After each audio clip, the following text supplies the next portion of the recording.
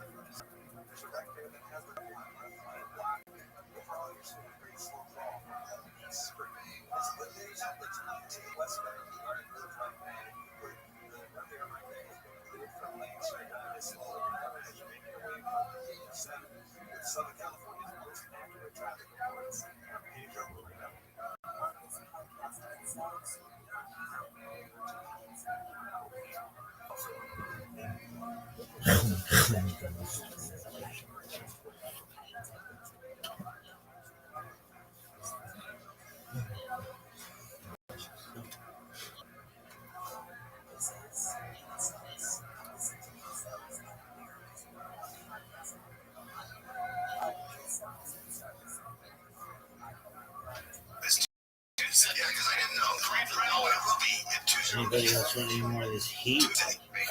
It's just Tuesday. Listen to Brian online. When you gonna come online? Let me know when. Come this week. When did you tell me? I leave town Friday. When you back? Friday's tomorrow, right? No, that's right. It's just too unprofessional for how big it is. Yeah. You know, like that's why I was like, what's that? What am I? I'll call next week. And then there are people walking in and out of the podcast somehow. Like they get interrupted by a guy. Yeah. We don't even get interrupted. Yeah. There's somebody else who lives here. You don't see us going, hey, what's up? And this they can't.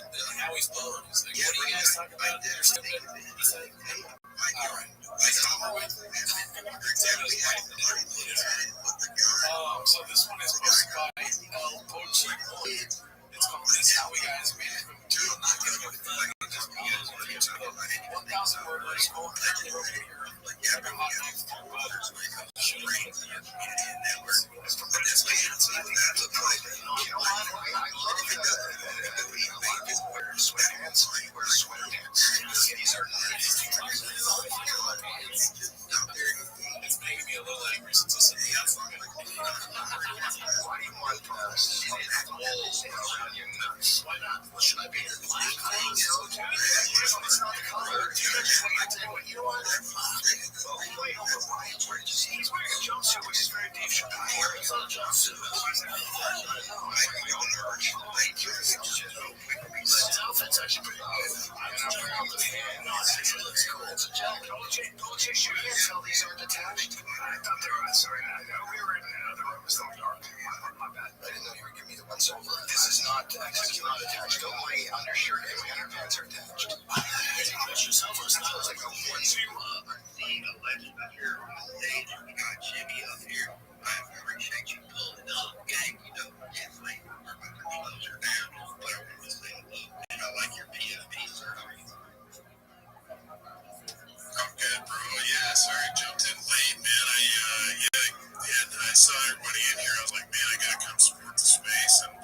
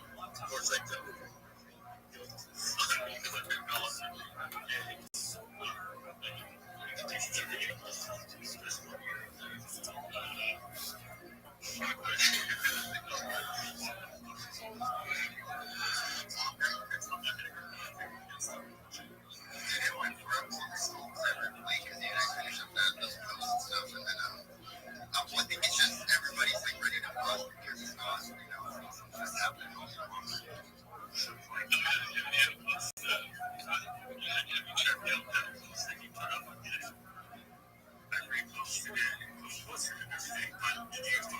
Yeah, I mean, I took a little bit of a look at it. I mean, but it sounds like it's a lot of shaky stuff. There's a leverage benefit to it. With Solana, one of them. It just seems like you got to do a bunch of different, like, you know what I mean? Kind of, I don't know how to describe it, but, besides some of these different things, and then you're just gaining, especially when the market's down, and it's a lot of staking mechanisms.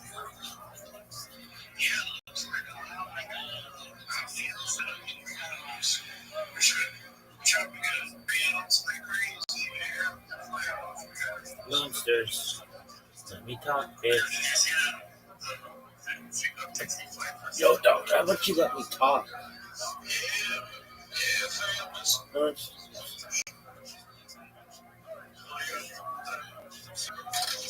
You're the biggest celebrity in the world here. It's like you have an Elvis in your face. Elvis!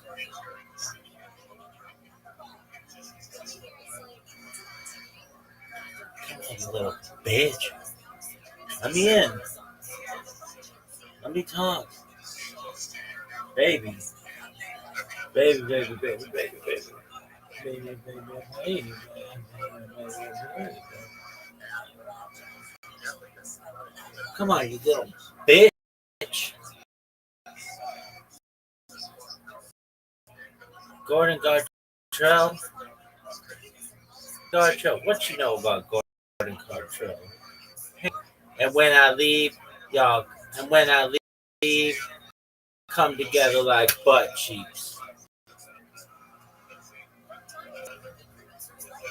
And when I leave, come together like butt cheeks. Look at this toe jam. Jam football.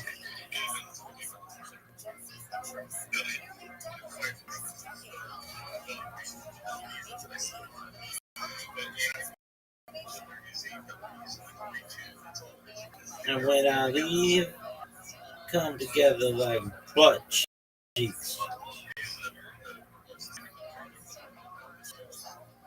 Grits and gravy.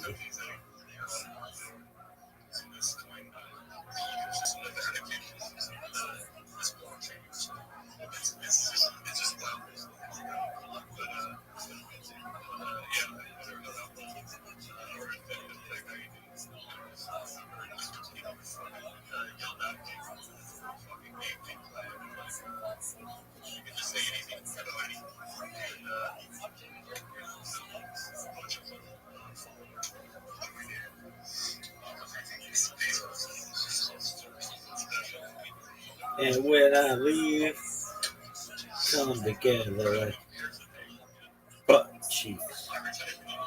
Now, how about referencing easy the shit? Oh, that is brilliant. And when I leave, come together like butt cheeks. And when I leave, come together like butt cheeks. Grits and gravy. World Series of Dice. World Series Dice.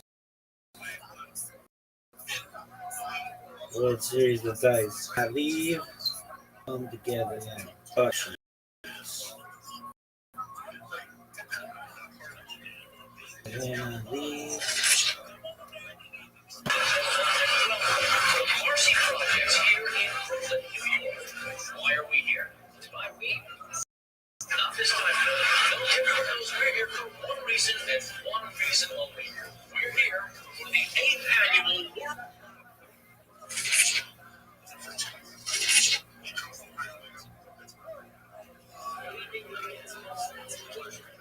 Film RC needs space.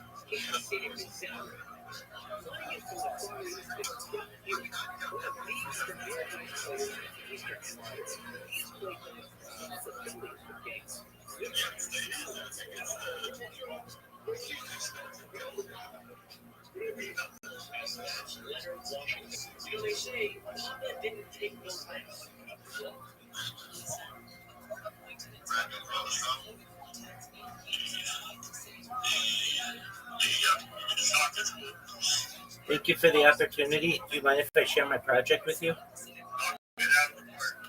And I will. Thank you for the opportunity. I'm Rabbi Rothschild. If you don't know who I am, who will? I stream my life 24 hours a day, 7 days a week, 365 days a year for peace. I've been doing so for more than 4 years since the pandemic. We've seen the death of a queen, the birth of AI, the coronation of a king, and everything between. This is the biggest event in global history. This is a real life Truman Show, a real life Big Brother. This is a timeline and a time capsule of an achievement. In the 1990s, Bill Gates coined the phrase king, and I'm making it today. I'm king of the internet. In 2018, The Economist magazine stated that data had overtaken petroleum as Earth's #1 resource, and I archived on the internet than anyone ever. And with that data, I'm becoming more and more influential. And eventually I'm going viral. And when I do, I want to make you, your friends, your family, all independently wealthy if you're not already. I want to ensure that you have generational wealth if you don't already. And I want you to be able to start charities and philanthropic organizations of your own. I'm unlike any influencer that you'll ever meet. I'm not live on one nor live on two streams. I'm live simultaneously on more than 20 YouTube streams. You can watch my life in 360 degrees. I even have a ceiling camera. If you want to see those cameras, go to my pinned profile post. You can see a link to my YouTube. You can also see a link to my link tree. I dare you to look at my link tree. Nobody's going to dare you to look at that link tree, but I do because I have so much social media. I have more content than you've ever seen. It would take you years to digest all of my content. You can also find a link to my Discord there, which is discord.me/rabbi. In addition to making you rich and streaming my life for world peace, I'm an advocate for ending world hunger through the use of technology such as agricultural drones, floating greenhouses, saltwater greenhouses, hydroponics, vertical farming, cloud seeding. I want to help end world. I'm sponsored by a cryptocurrency about $100 million. And one of the things that we do is we build wells and water towers in developing such as Nigeria for the benefit of the less. I'm an advocate for the Restream program and most importantly, desalination technology, where we pump Earth's seawater onto land to make it drink. If you are a crypto guru, if you are a social media manager, if you're a reply guy, if you're a shiller, you're a raider, connect with me. Send me a DM, send me a follow. I'll follow you right back.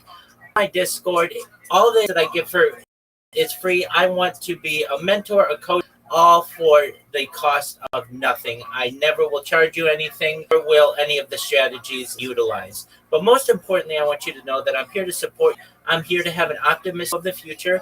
I'm here to be a positive person in your life. And most importantly, I want to give people hope. And with that, I sincerely want to thank you for the opportunity to share. Are you really a rabbi? I am.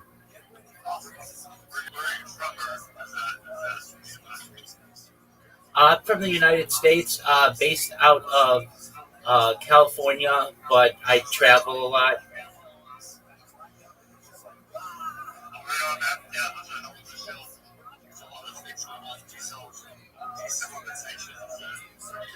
Process is going to have to do a lot more of that in the future here, and nuclear power is the only way to make it really doable in a realistic way because of the energy it takes for the desalination fire. You know what's up, but absolutely, I'm a major advocate of nuclear energy, both nuclear fusion and nuclear fission. I feel like that's the future. It's essentially a modern scientific miracle that we aren't utilizing enough. 100%. My thought is radiation and stuff like that. A little bit about it. I think it's interesting. It's one of the cleanest forms of power we have. That's more power, solar power. And I think there should be multiple different types of power. But honestly, we should be relying on just one. The more we can move towards nuclear power, for sense. I mean, the power issues comes down to like a lot of things you said, like world hunger, all the things going on. Basically, make power cheaper and more accessible to not just people in the United States, but more of the world, and that will solve a lot of the problems. I'm in agreement with you. The earth is two-thirds water, and the fact that people suffer from a lack of water, people suffer from drought, crops fail due to drought, to me is a ridiculous premise in 2025 when this type of technology exists and we have nuclear energy to be able to power it.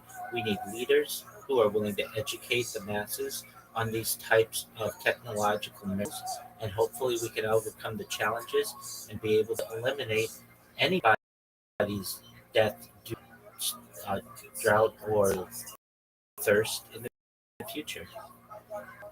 Yeah, I agree.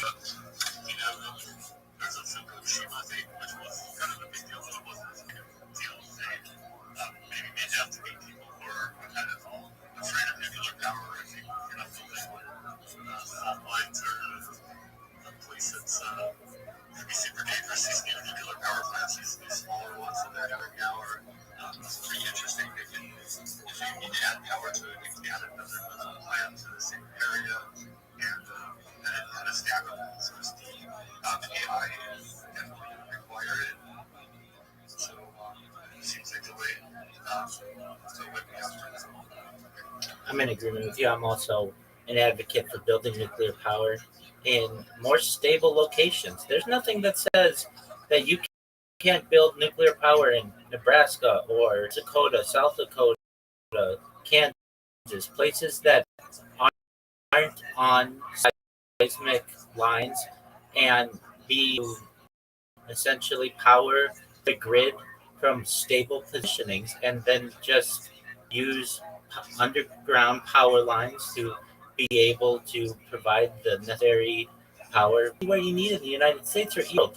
No one says that these be built on the San Andreas fault lines or in the Ring of Fire. It seems like that's where we're building them, which doesn't make a lot of sense to me. We could certainly put these power plants in more stable areas of the United States and the world for that matter to preserve the plant itself and nuclear fallout less of a possibility. What is amazing to me about nuclear, if you're not aware, is how safe it is. It's been around for over 80 years, and in 80 years, fewer than 50 people have ever died due to direct nuclear disasters.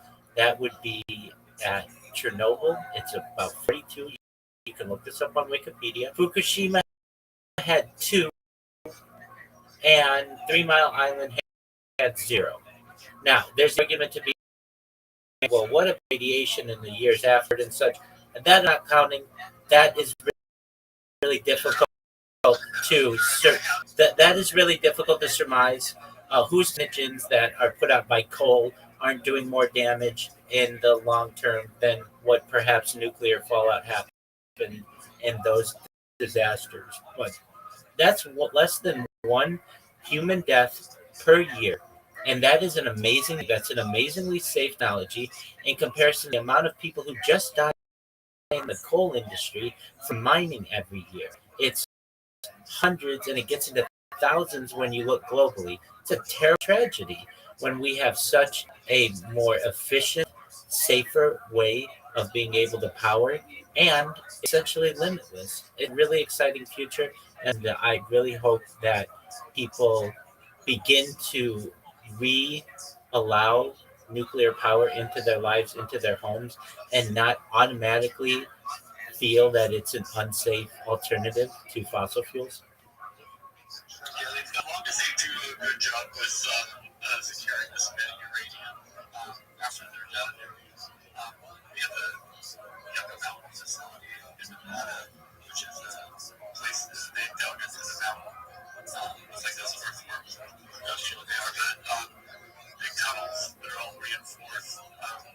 They drop the containers that the spent uranium goes in before they go in those tunnels, like off airplanes and all kinds of stuff to try to break them on purpose. And they just make these containers just super.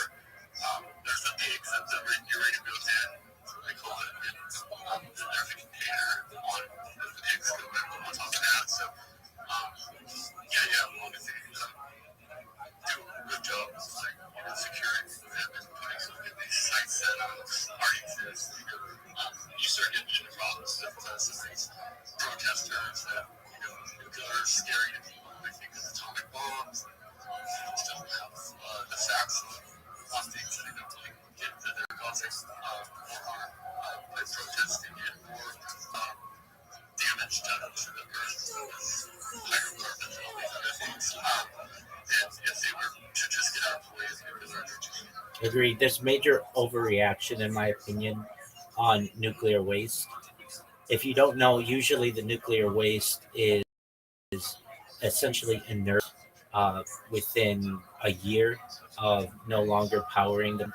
It is put in a swimming pool and essentially allowed to de-energize, and then it is put in what are called uh, like concrete coffins filled with feet of concrete to protect them and preserve them, and then dug into a mountain or perhaps underground. And no one says that these have to be put near urban places. I mean, Yucca Mountain's not that far from Las Vegas. No one says that you can't put this in desolate areas of Montana or South Dakota or even in Alaska. It's not necessarily going to do any more damage than it would in some of these more populated areas. In fact, its likelihood is far less damage. And these are alternatives that we really should be exploring. We're not overreaction. There's not a lot of education on nuclear power. People just automatically start thinking that if you have nuclear power, you're going to start turning into some kind of uh, mutant, and that really is just a lot of propaganda. And if we know, a lot of this propaganda is put out by some of these fossil fuel companies, has been for the last 80 years to scare people. But nuclear power runs more than half of all of France's energy. It's used in many Western countries much more than it is in the United States. It's in China. China has overtaken the United States for not only the amount of nuclear plants, but also the amount of nuclear plants that are being built. And they have been able to do it safely to be able to power the energy needs of over a billion people. There's no need for the United States to be creating some of these outdated systems and inefficient power systems. If you know wind power, it needs a diesel engine to continue to run, especially in areas where it can get cold and the turbine can freeze. And that engine is run on diesel fuel. That is incredibly inefficient. Nuclear energy is clean, it's safe, and frankly, in the big scheme of things, and in the long term, it's the future. Yeah, 100%. 100%. So I think you mentioned some stuff about like water supply and whatnot. So with your projects, do you have a lot of stuff that's like America focused as well? Because some shit's fucked up around here, and I'm just more curious than that. Which I mean, I'm all about helping other countries and stuff. There's some people with way more way worse situations than just here, but we got a lot of why it's not exactly healthy, in its own way. And I'm just curious about any of your plans for your project to do some local work. Yeah, most certainly. I feel it's important to start at home with any project. And I am just one individual, but I've done to stream in downtown Los Angeles in a place known as Skid Row.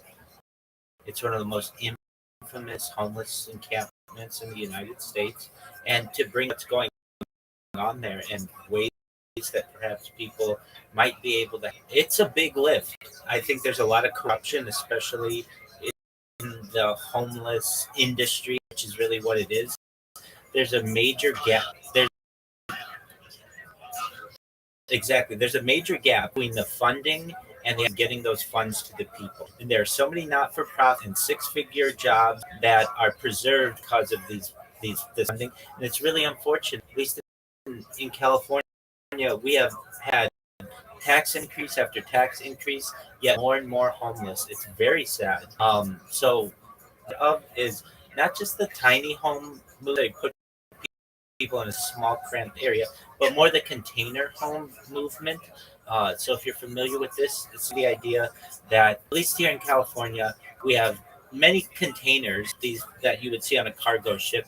You can take those and retrofit them to put air conditioning in there, have solar panels on the roof, ensure that inside they're basically like a mobile home, very comfortable, and you put them in communities, the desert, where there isn't necessarily the lack of real estate to be able for people to be able to spread out. They get a yard, they get an opportunity to be able to live independently, and they're powered by the sun and also use alternative fuels to be able to power those, but really to get people off the streets.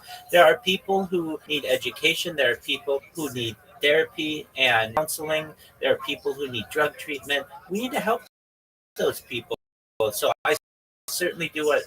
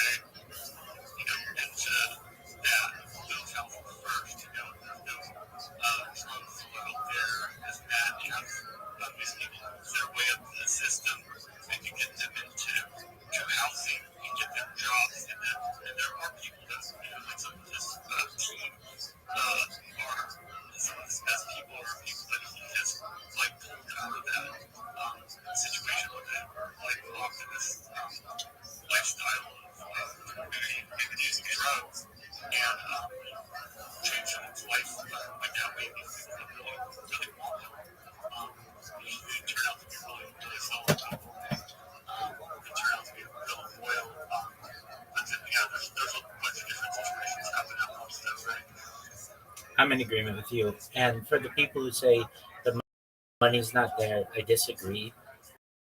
And frankly, people don't recognize that you could give every single homeless in the United States $1 million, which generally will take care of them for the rest of their life for less than it would take to just stop Department of Defense spending in half, Department of Defense spending half for 1 year. So that means for just like 6 months, we don't buy more planes to kill people, or more bombs to bomb people, or more bullets to hurt people. You could take half of that money and make sure the military is still being made.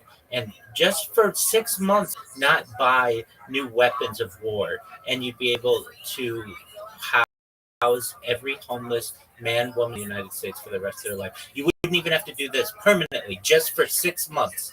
Yet that is seen as an impossible dream. That would that would solve a lot of the problems there. But yes, I understand that there are psychological problems that people have, addiction problems that people have. But for people who say that the money's not there, I refuse to believe it when I know what the defense spends.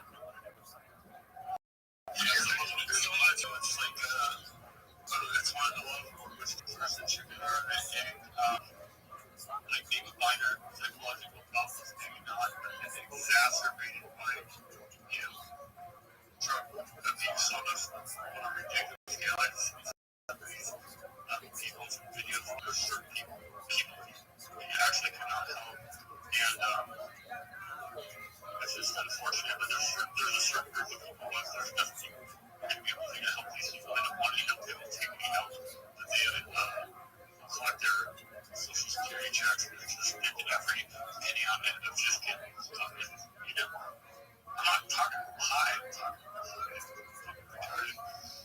I recognize that it takes a it would take a lot of getting high to blow through $1 million, though, and there are a lot of people, their businesses during the pandemic, or perhaps due to regulation, who just would need that extra boost. And if we were to say to them, look, we don't even have to give you $1 million, but $100,000 to get on your feet.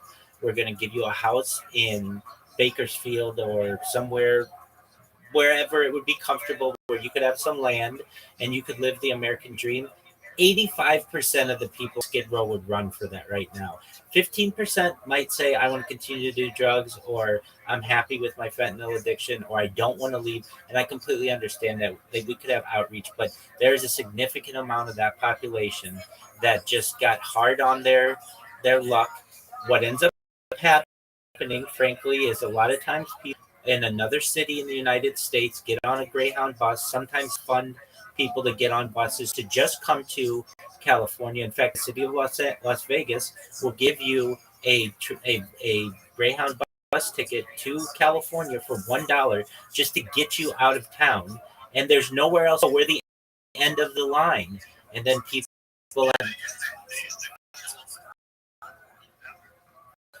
That's true, and not, certainly a policy.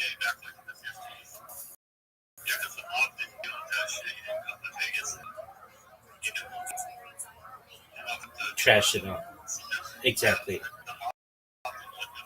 Most certainly.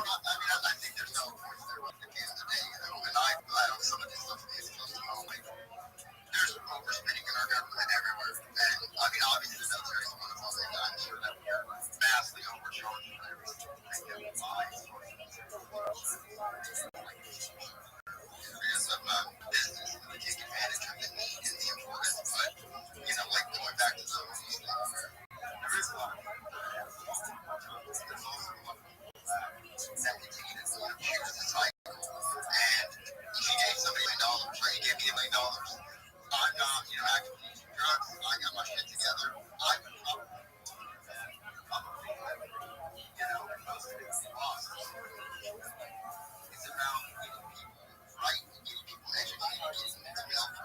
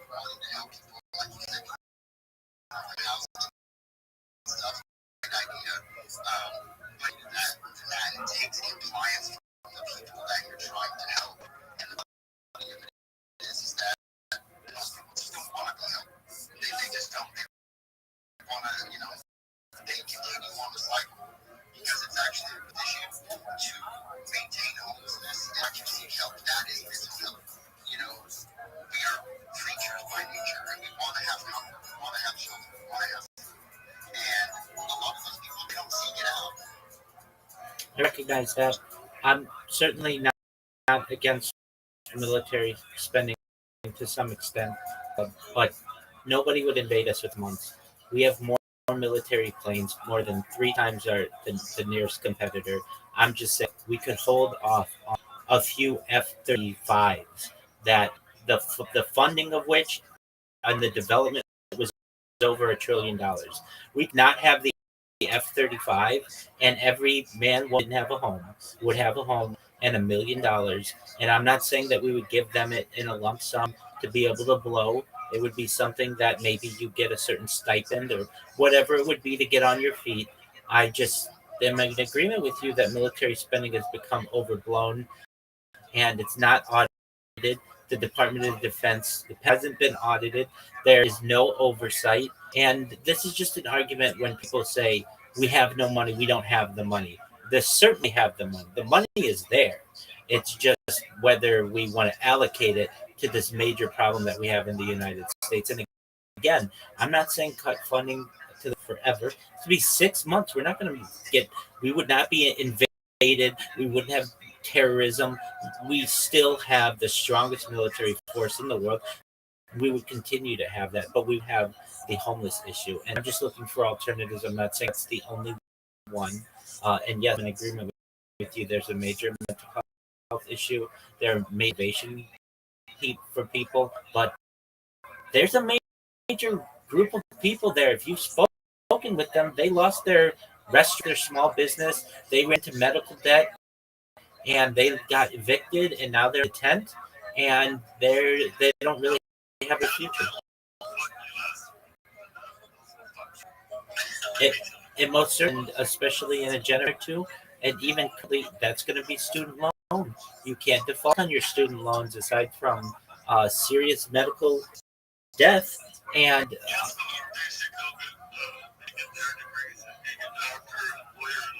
yeah, but even still, there are issues that occur. People get sick when they are attempting to get their degrees, and then they find themselves six-figure debt, and they'll never get out. Debt is slavery, and we are enslaving our youth. That's another topic. But in answer to the earlier question, what are you planning on doing to help the world, but specifically the United States? Homelessness is a major issue, and I'd like to address that. That's a major passion of mine.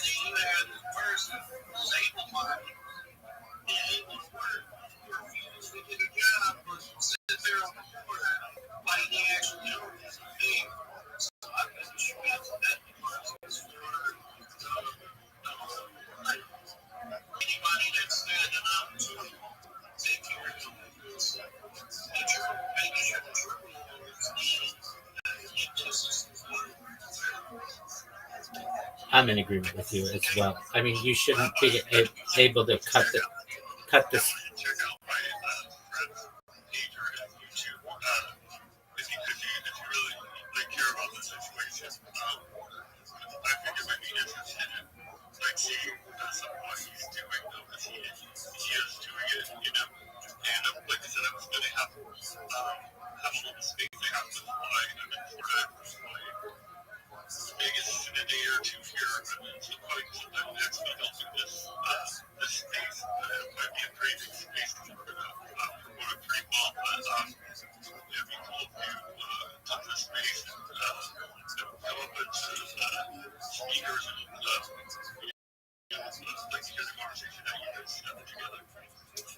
I appreciate the opportunity. If I'm able to make it, I certainly will.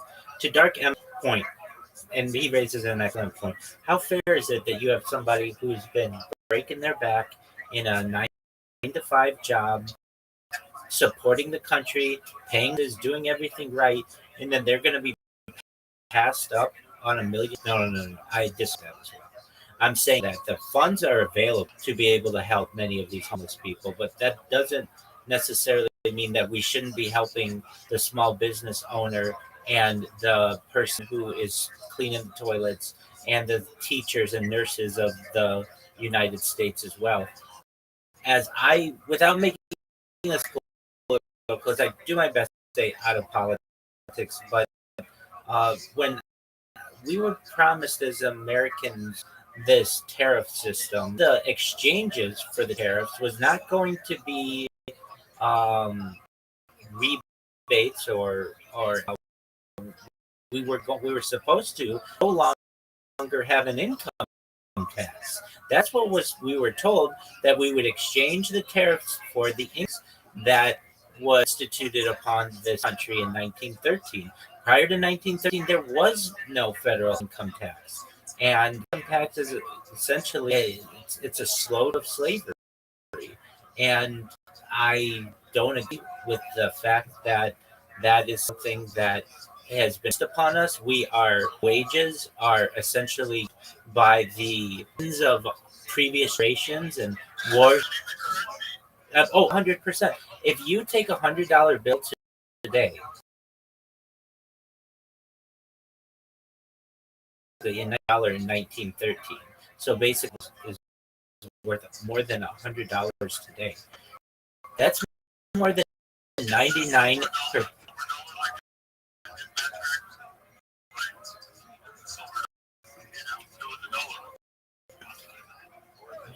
Yeah, since can be made against metals, especially because we were taken off the gold standard in 1971 by the Nixon administration. But just based on inflation, $1 in 1913 is worth $100 today, which basically means that our penny, or pardon me, the penny of 1913 is what a dollar is today, and it's even the penny in 1913 is actually worth more than what a dollar is. Devaluement we've seen in our currency, that's and should be avoided at all costs.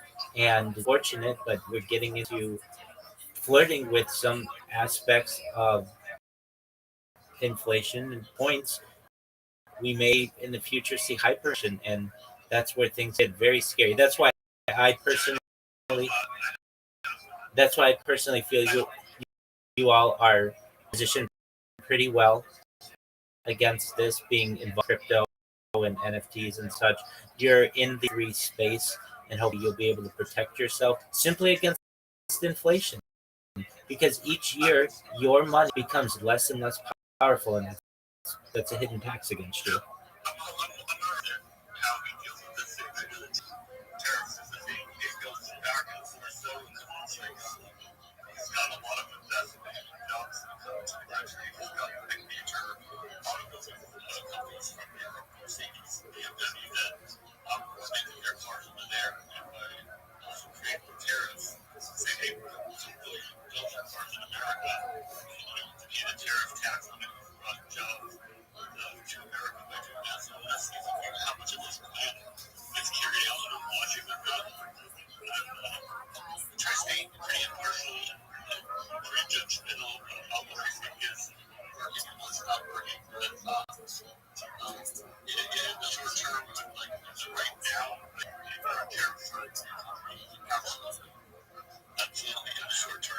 This was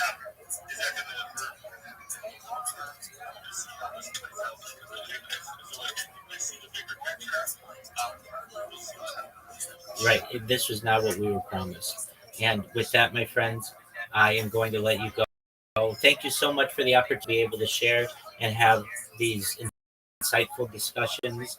And I have forward to speaking with you all again soon. Take care, everyone. Shalom, motherfucker.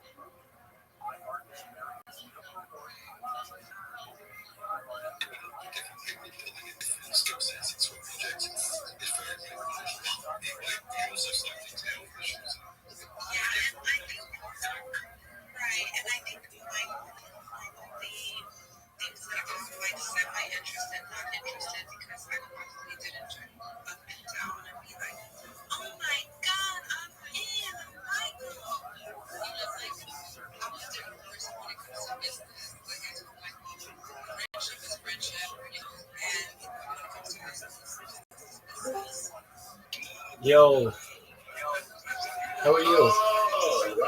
Rabbi. Yes, sir. How are you? Hey, you know what it is? Flax, yeah, Flax Life. How are you, baby? Hey, Rabbi. How are you, man? I haven't talked to you in a very long time. I know last time you were in here, I think we talked about how many people I have in this Discord, and we talked it was going to be 2,100, surpassed 2,500. How do you like that, son? Hey, good shit, bro. Nice. Hey, good shit. Excellent. Excellent. I appreciate it. My friend, you caught me at a tough time. I'm in the middle of a Twitter space, and there's some really big influencers in here. So if you just bear with me, I'm about to shield them. So this will be worth your time. Just one moment. You want to come back in 5 minutes? You want to come back in 5 minutes? You should listen to this. It's pretty good. Just one moment.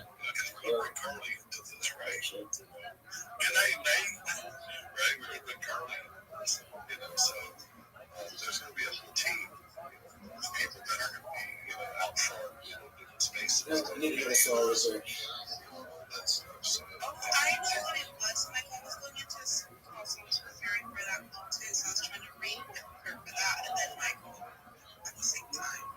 Yeah, so I was telling like the afternoon. That's normal. She always makes you feel like that. Let's just remember, I've got the two people being very, very patient. Team 100, you've had your hand up for ages, bro. Thank you for being so patient with this thing. Alright, someone just mute the entire room. That wasn't me. Alright, that's obviously fucking Leslie being fucked up again. Alright, but Team 100, if you don't get muted, you can talk. Oh, Michael did it. Alright, let's just blame Leslie though. It would have been me and you against So, Team 100, how are you? Chilling. Every day above ground's a blessing. Yep. Real good, mate. Thank you. Good, thank you. Yeah, I was just listening. If you guys are looking for capital finance, like we're pretty on point these days. So let us know. We built some really cool shit. We got some like super alpha contacts, but we built like a system that just goes to town. They can handle like 8,000 plus personal inquiries, custom written emails using like super rich real data from like Tim Grapper, like some of the most like insane Bitcoin businessmen. And it's been successful. Like the response, like from all the financial partners are just going nuts. So, let us know if you guys are looking for that. We got some cool stuff. Well, my book too for that. So like I'm just the trading mate. I'm not the fucking tools. I'm just the monkey that's gonna build the shit. So we're chilling. We got Team Alpha and Team Bravo intersected. Just chilling, barbecuing right now, waiting for tomorrow. Nice, mate. Nice. And we got another hand up. If you want to, this Rabbi Rothschild, if you want to grab the mic, mate, say it. Absolutely. Thank you for the opportunity. Do you mind if I share my project with you? Thank you so much for the opportunity. I'm Rabbi Rothschild. If you don't know who I am, you will. I stream my life 24 hours a day, 7 days a week, 365 days a year for world peace. I've been doing so for more than 4 years. My streams go back to the pandemic. We've seen the death of a queen, the birth of AI, the coronation of a king, and everything in between. This is a real-life Truman Show, a real-life Big Brother. This is a time capsule and a timeline of human achievement. In the 1990s, Bill Gates coined the phrase content is king, and I'm making it true today. I'm king of the internet. This is the biggest event in global history, and here's why. In 2018, The Economist magazine stated that data had overtaken petroleum as Earth's #1 resource. Am I being interrupted? Please, let me finish. Thank you. In 2018, The Economist magazine stated had overtaken petroleum as Earth's #1 resource, and I have more data archived on the internet than any person ever, which is making me a very influential person. And with that influence, I'm going to go viral. And when I do, I want to make you, your friends, your family, all independently wealthy. If you're not, I want to make sure that you have generational wealth if you don't already. And I want you to be able to start charities of your own. I'm unlike any influencer that you're ever going to meet. I'm not live on YouTube stream, nor two YouTube streams. I'm live on over 20 simultaneous YouTube streams 24 24 hours a day. You can watch my life in 360 degrees. I even have a ceiling camera. If you want to see a link to my pinned post in my profile, there's a link to my YouTube tree. I dare you to look at my link tree. No one else is going to dare you to look at link tree, but I do because I have social media than any person ever. I have more content than any person ever. There's also a link to my Discord.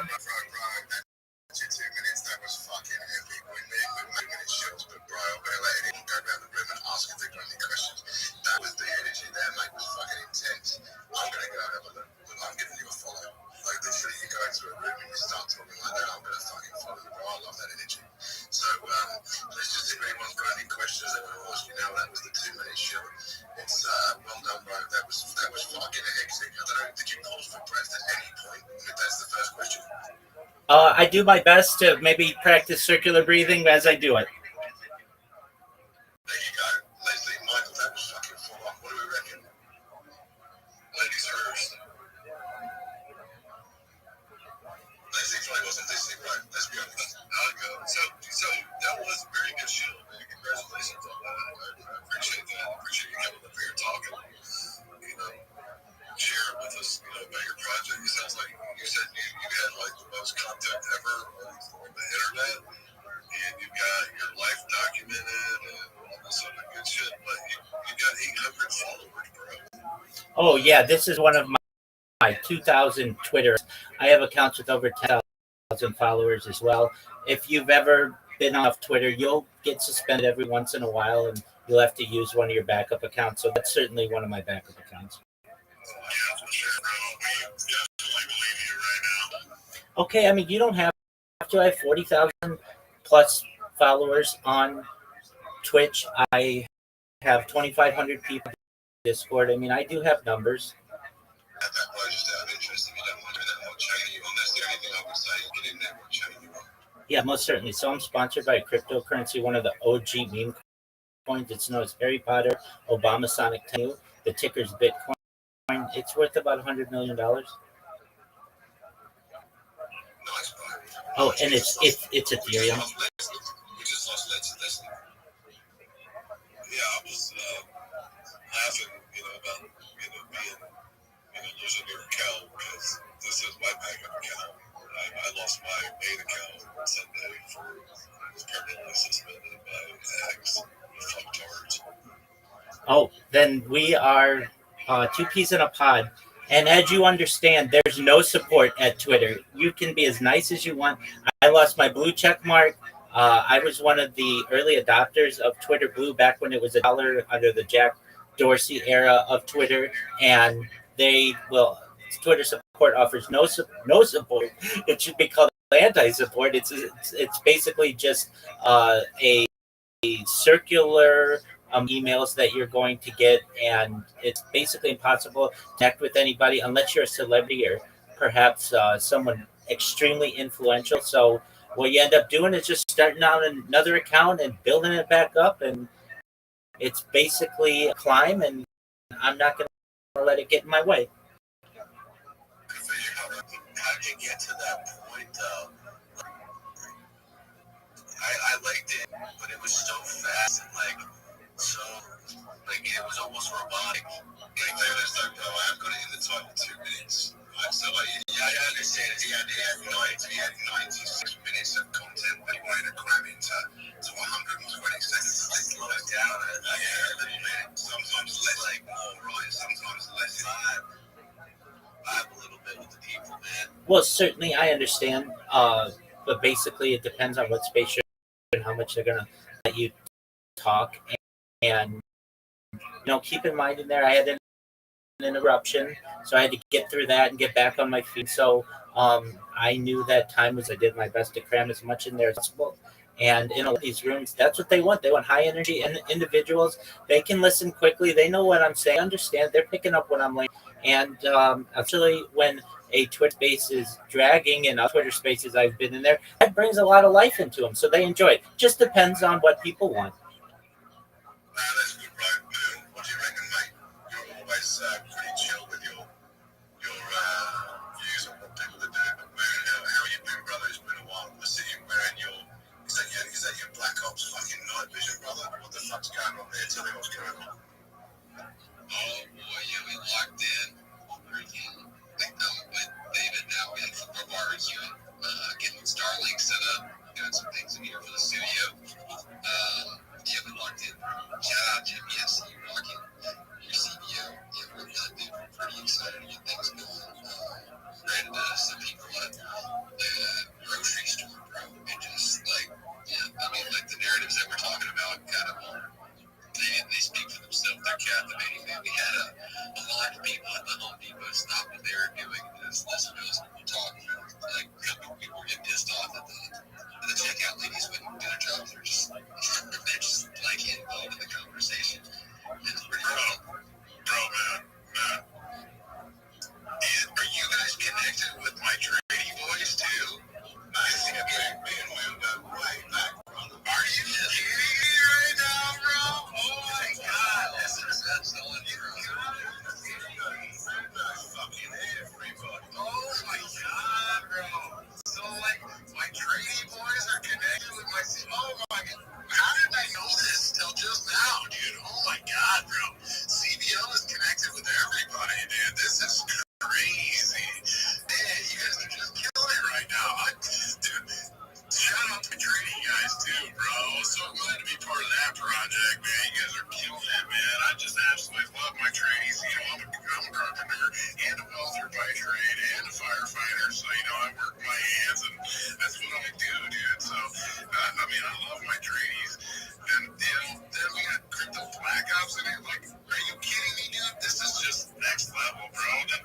Rusty shows up, rocking his long neck legends. So the long neck legends are in the house too. Like this is just like the community's here, and then we have Shiny Gal in here too. Oh my god, bro, this is a dope space. You know, trees I get vintage yet?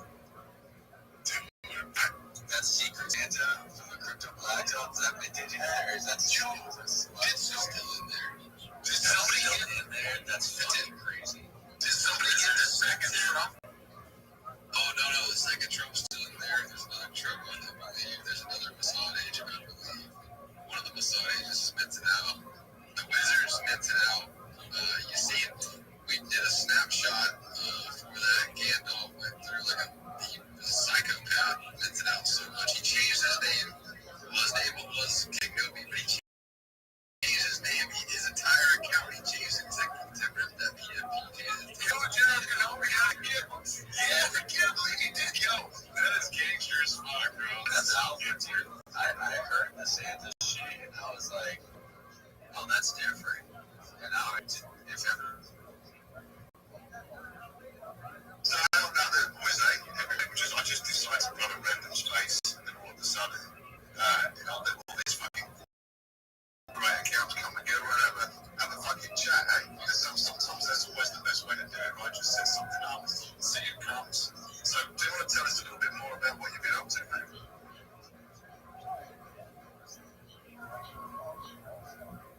Or you can just leave me fucking hanging, like, whatever works for you, you know?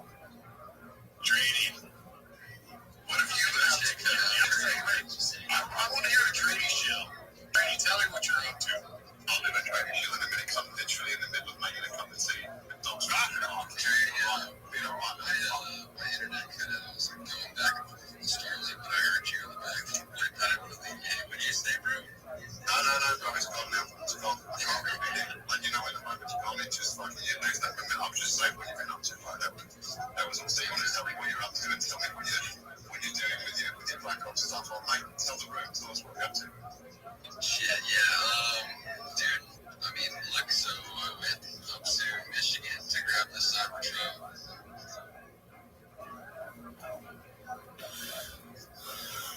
Flex.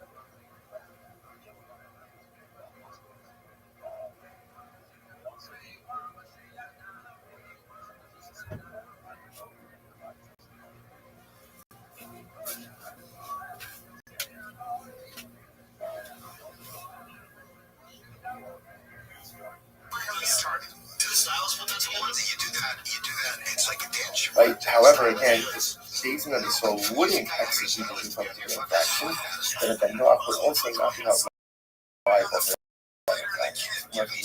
what he's come to explain. Loving the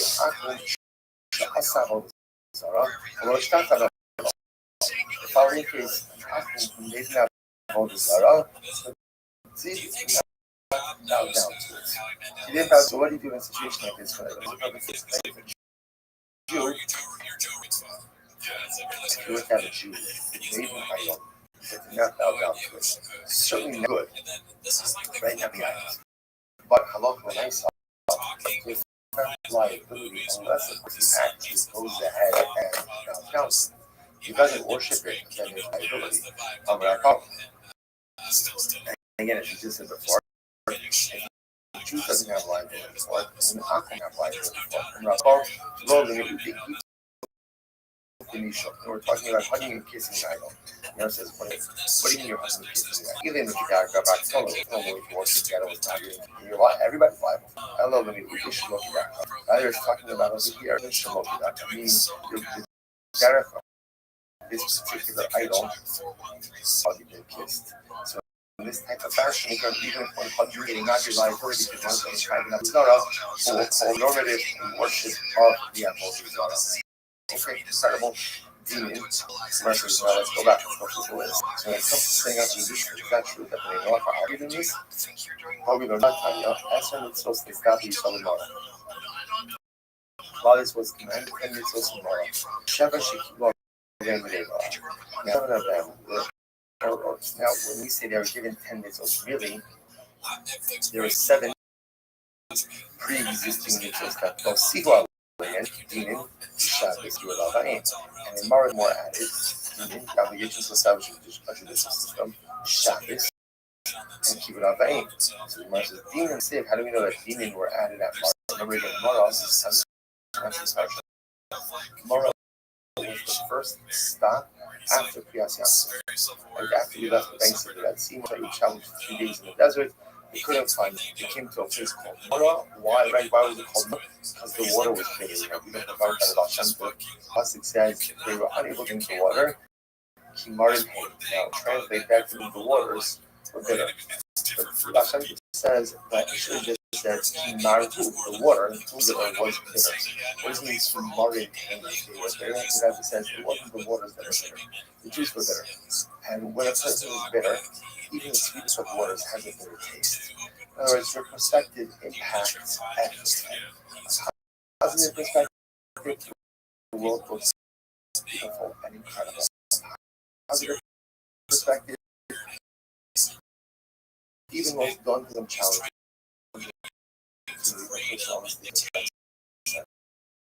But they have a negative attitude, even if it is rough, even the sweetest of waters becomes something overwhelming, negative, and troubling. Life is always a matter of balance.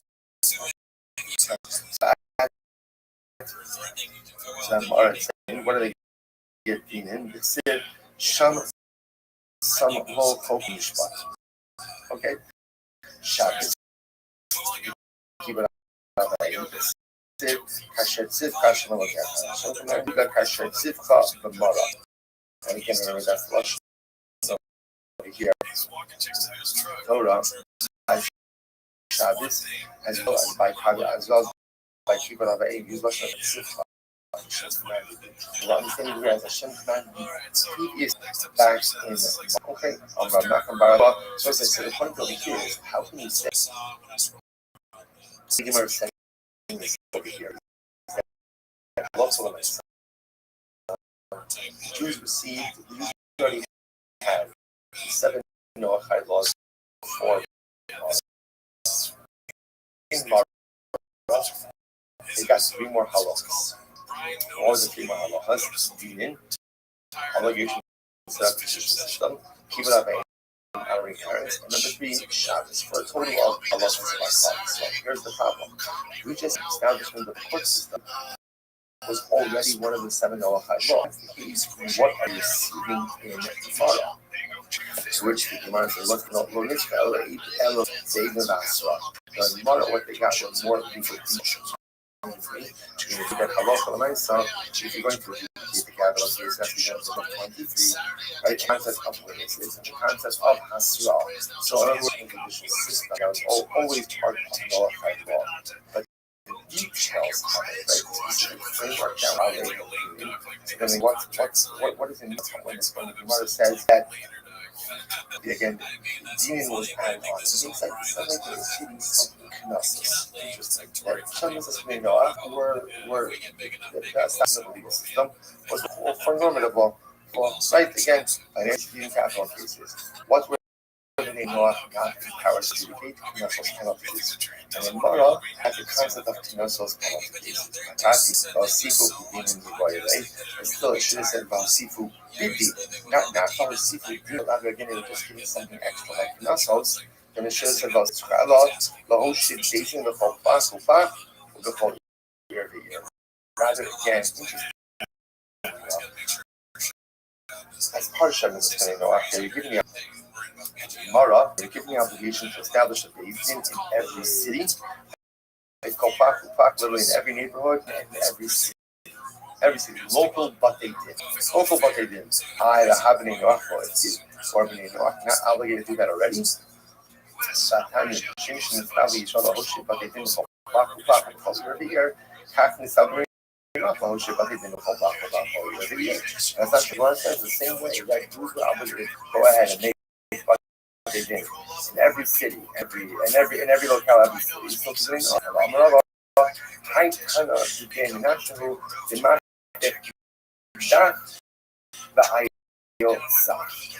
So this is what the Shem is. She takes out that. That is meaning, and Yechas Hashem, establishing the judicial system. And lastly, and instead he adds in sa, which is creation, and Chav Kilai. So this tunnel has an equivalence to what comprised original Shabbos of Noach. Actually holds that the establishment of the judicial system was not part of the original sa. Therefore, local was a system that probably saw received the time in the tunnel. They mashup Sheva Mitzvah Sheva Noach, Sheva Mitzvah Noach, Zara, Gila Rayos, Shivastan, Yazal the Elam and Akai, he was the killer. So this is the opinion of Nemasha, right? So the Yeshiva Nasha, they had a different opinion. Sheva is going to offer 7 different mitzvahs. Now they agree on 5, so they disagree on 2. So whereas the primary opinion said, when the Yeshiva was in the world establishment of the judicial system and blasphemy, Shimon Nasha, they took it, not blasphemy, they could take out blasphemy and judicial system. This is where Silus, castration, and killing, and blasphemy. Again, like so things. We're going to pick up with a beautiful Gemara about Abraham. Sorry again that I wasn't today inside for the last minute translation of the last year. But thank you for the opportunity.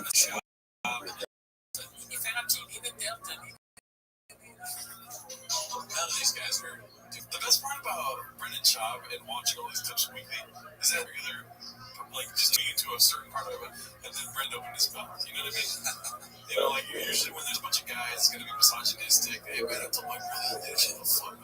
Good morning. And then Brendan's gonna be like, today's daf is Sanhedrin daf Nun Hey. We're going to pick up on the down of the veins surrounding ourselves and looking at the Gemara. We begin today by picking our sponsors.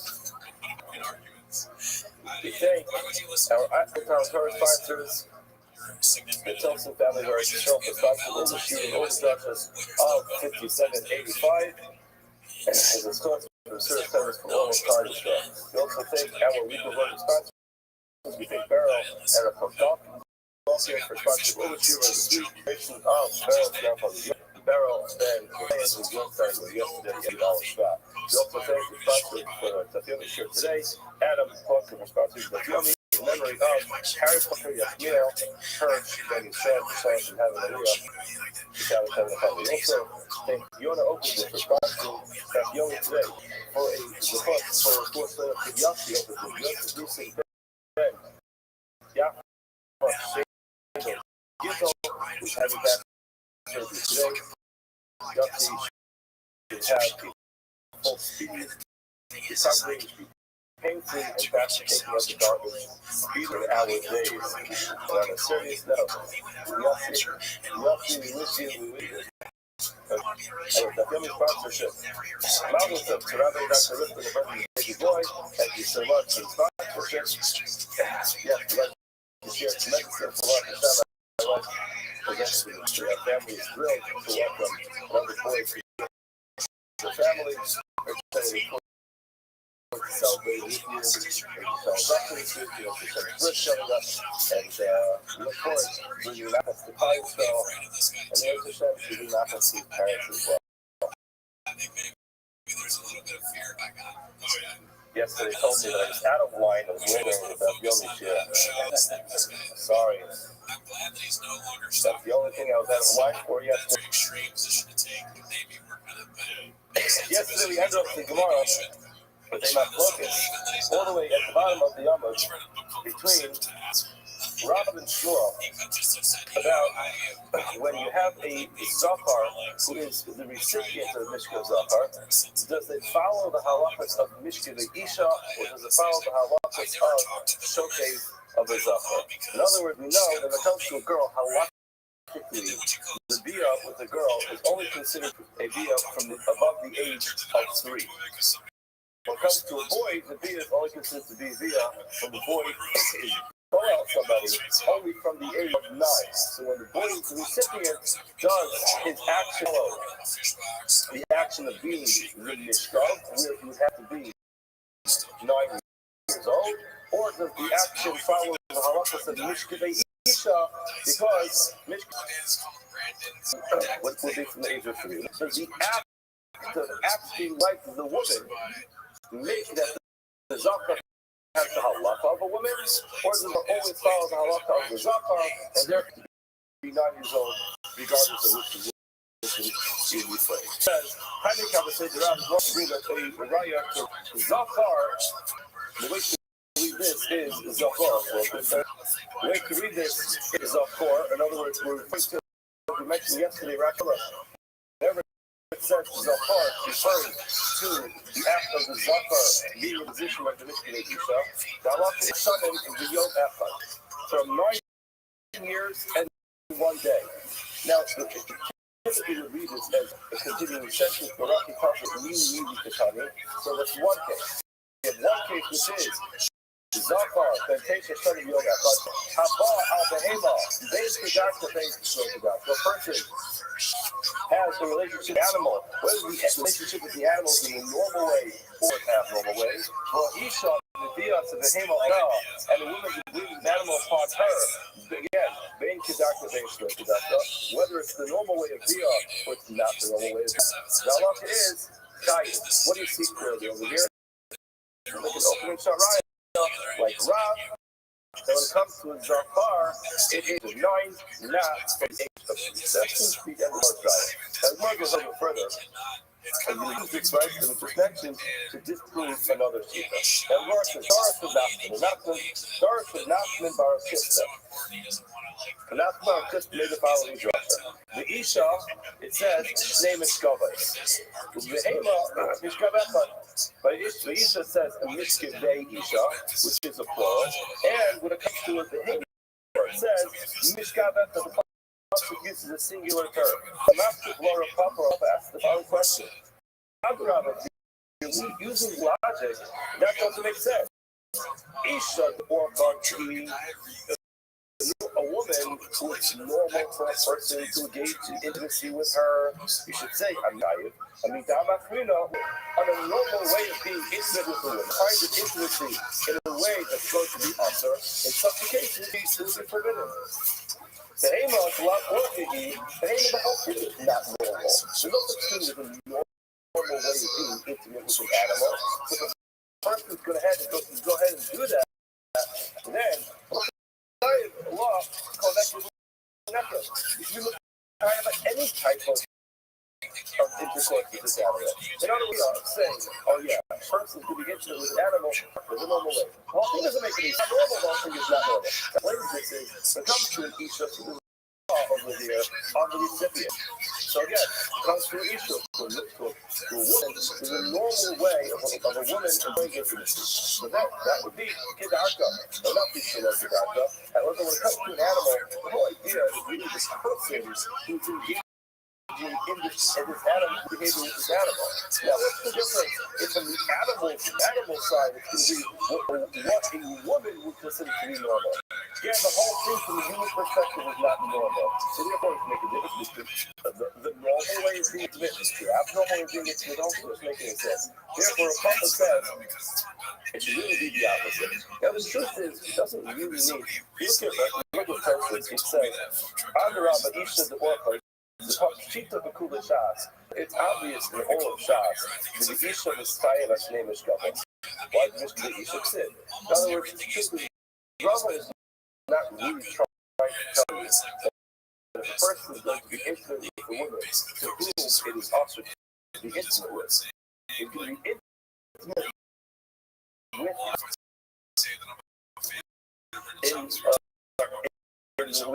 we call it Kedarka, and abnormal way, but it would not be. The Mark not trying to say that. Not because they're Psukim and they're misguided, so he is not.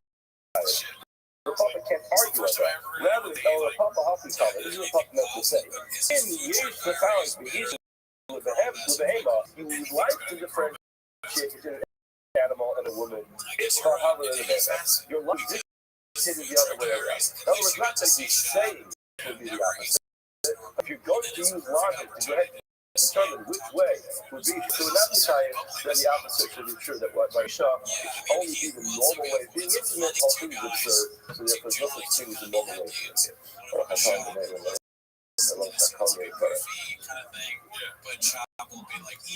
Thank you.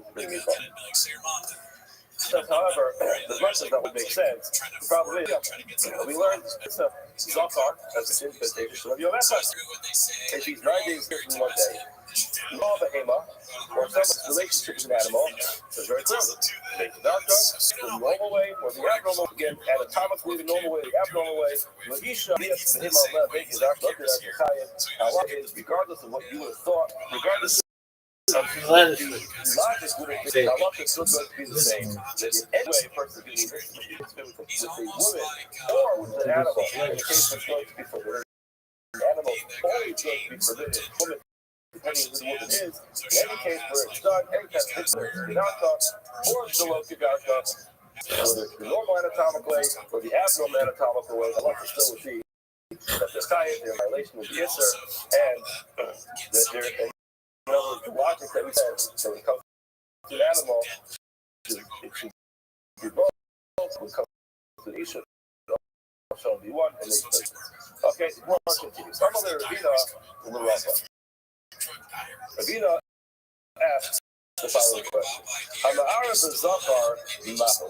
So when it comes to the halachas efforts, we basically, for today's visit, there's basically 3 levels of Bia. There's what's called the Shikata Eva, where it's just a touch of the human body from one to the next. There's a Hachnachas Eva, Hachnachas Kola, and then there's something called the Samat Bia.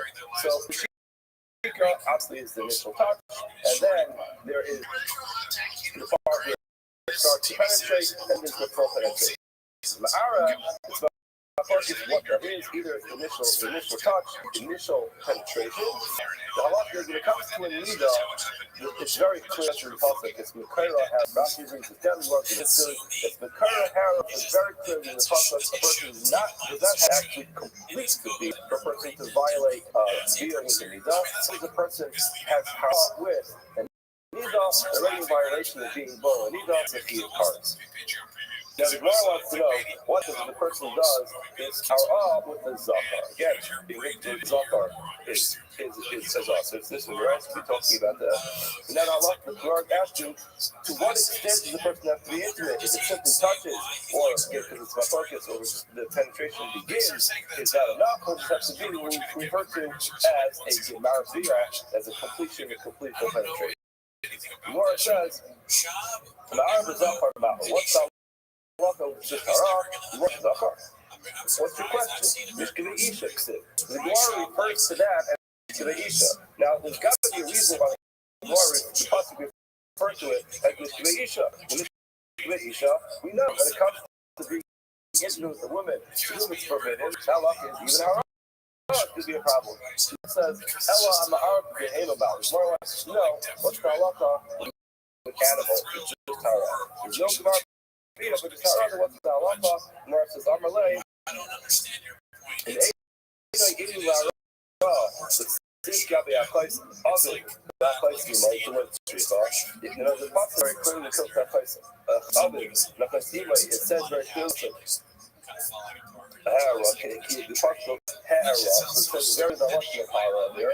Therefore, any time a person is in that kind of relationship does not have to be completely an initial penetration in the book. So then, why does it say it? It say when it comes to all Mishkele Isha, there's a hekesh which appears. It says very clearly in the Gemara. In the Harad, it's Gabi Apais under the Apais Imai. Why? The word Tzricha doesn't have to say why not. The Ha'itzkish the Harad, the Nida. Nida is the initial place where it says that the Kara Hara is the problem, and all other Arayas are juxtaposed to the halakha of. Therefore, it comes to all forbidden kinds of relationships, even if there's an initial penetration giving a sign because of this hekesh. So why does the pasuk have to say it when it comes to which is an aunt or a fazila, again, an aunt from the father or from the mother? Why does it say it there? As we mentioned yesterday, we have this clause. The pasuk tells us something which is not necessary, and we're allowed to borrow it and apply to the other case. Then in Indian. You can borrow those extra words in a pema, and therefore, just like any kind of receipt, there's also with an animal, hara is going to be of the animal as well, and it follows all the intimacy, and even the soul contact is going to be a problem. Hold on a second. Let's analyze a second. The hema, tithing needs to be special. You have to put these things in different ways. Of the hema, the person who violates the Isser, they're fine. From base. This is something which is adjudicated by a base based in a bus not by a but by a base. And then why the dog got the elders? Why is it that it's connected to family members that have to treated like an aunt? We're supposed to medicare barking. Those things are not adjudicated by Easter. So why would you write the extra words? Someone who's high Misa, they should not increase us. Why would you write it which is more similar to the fact that the Catholic of it here can listen. The least more easy to missing other music. The one says, the cool and calm of Joshua, see the not enough to do Joshua. Gemara says, repeated in Parshas Akelos and Supertukos said twice. So if you end up looking there said twice, there the entire second time that they're written is for a Joshua to teach you something to learn from. Now, since they're written an extra time to teach you extra halachos, Gemara says you have no problem adding some extra halachos in there to borrow other cases. In other words, the bottom line is, when it comes to Hara, it's going to be a problem. It's always a problem by Zachar and the Isha. The finish of today's year is a problem by the Hema as well. And how do you put up the extra words as kids to Eira and Hara, which is extra and unnecessary to write by hand to the mother or to the father. So since there's extra over there, because we need Allah or Mishkele Isha or forbidden intimate relationships are compared to one the next, and therefore you don't have to write those extra words there. When it comes to a behemoth, to an animal, the bestiality and Allah is even a haram is going to be a problem. Everyone asks the question. The son of Ami asked the following question. What if a person does this to himself? What's the Allah? Is that going to be a problem?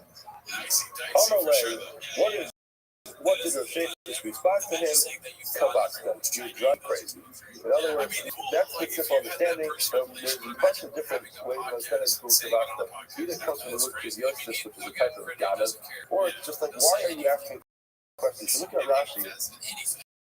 So he translates this word as Kavasim. You're bothering me. He actually asked me something which is impossible. Others say you're causing my stomach to turn by asking me such a ridiculous question. Now, Gemara explained why was it a ridiculous question? Actually, 19 boilers. What's your question? Let's analyze this. Because if it's something that a person with the Aver is term, it's just impossible. Anatomically, it's impossible for a person to do this to himself. When is this possible? The Mishabit made. We're talking about a case where a person does this with a limp Aver. Now imagine I'm a Mishabit made by Ra'is Potter, Haka.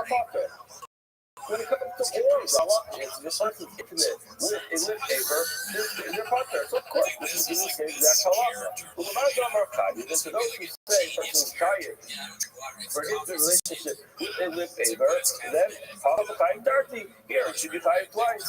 In other words, you can figure it out.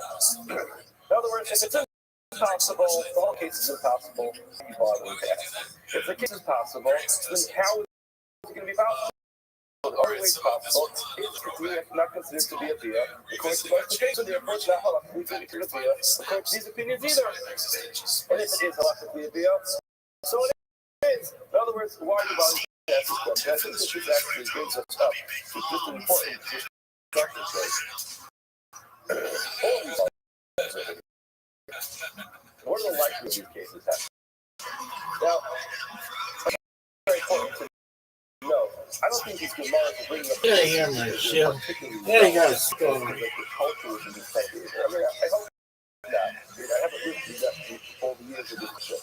But the reason why I'm trying to bring up is because the book has cases that are left to our imagination. The Torah is our life.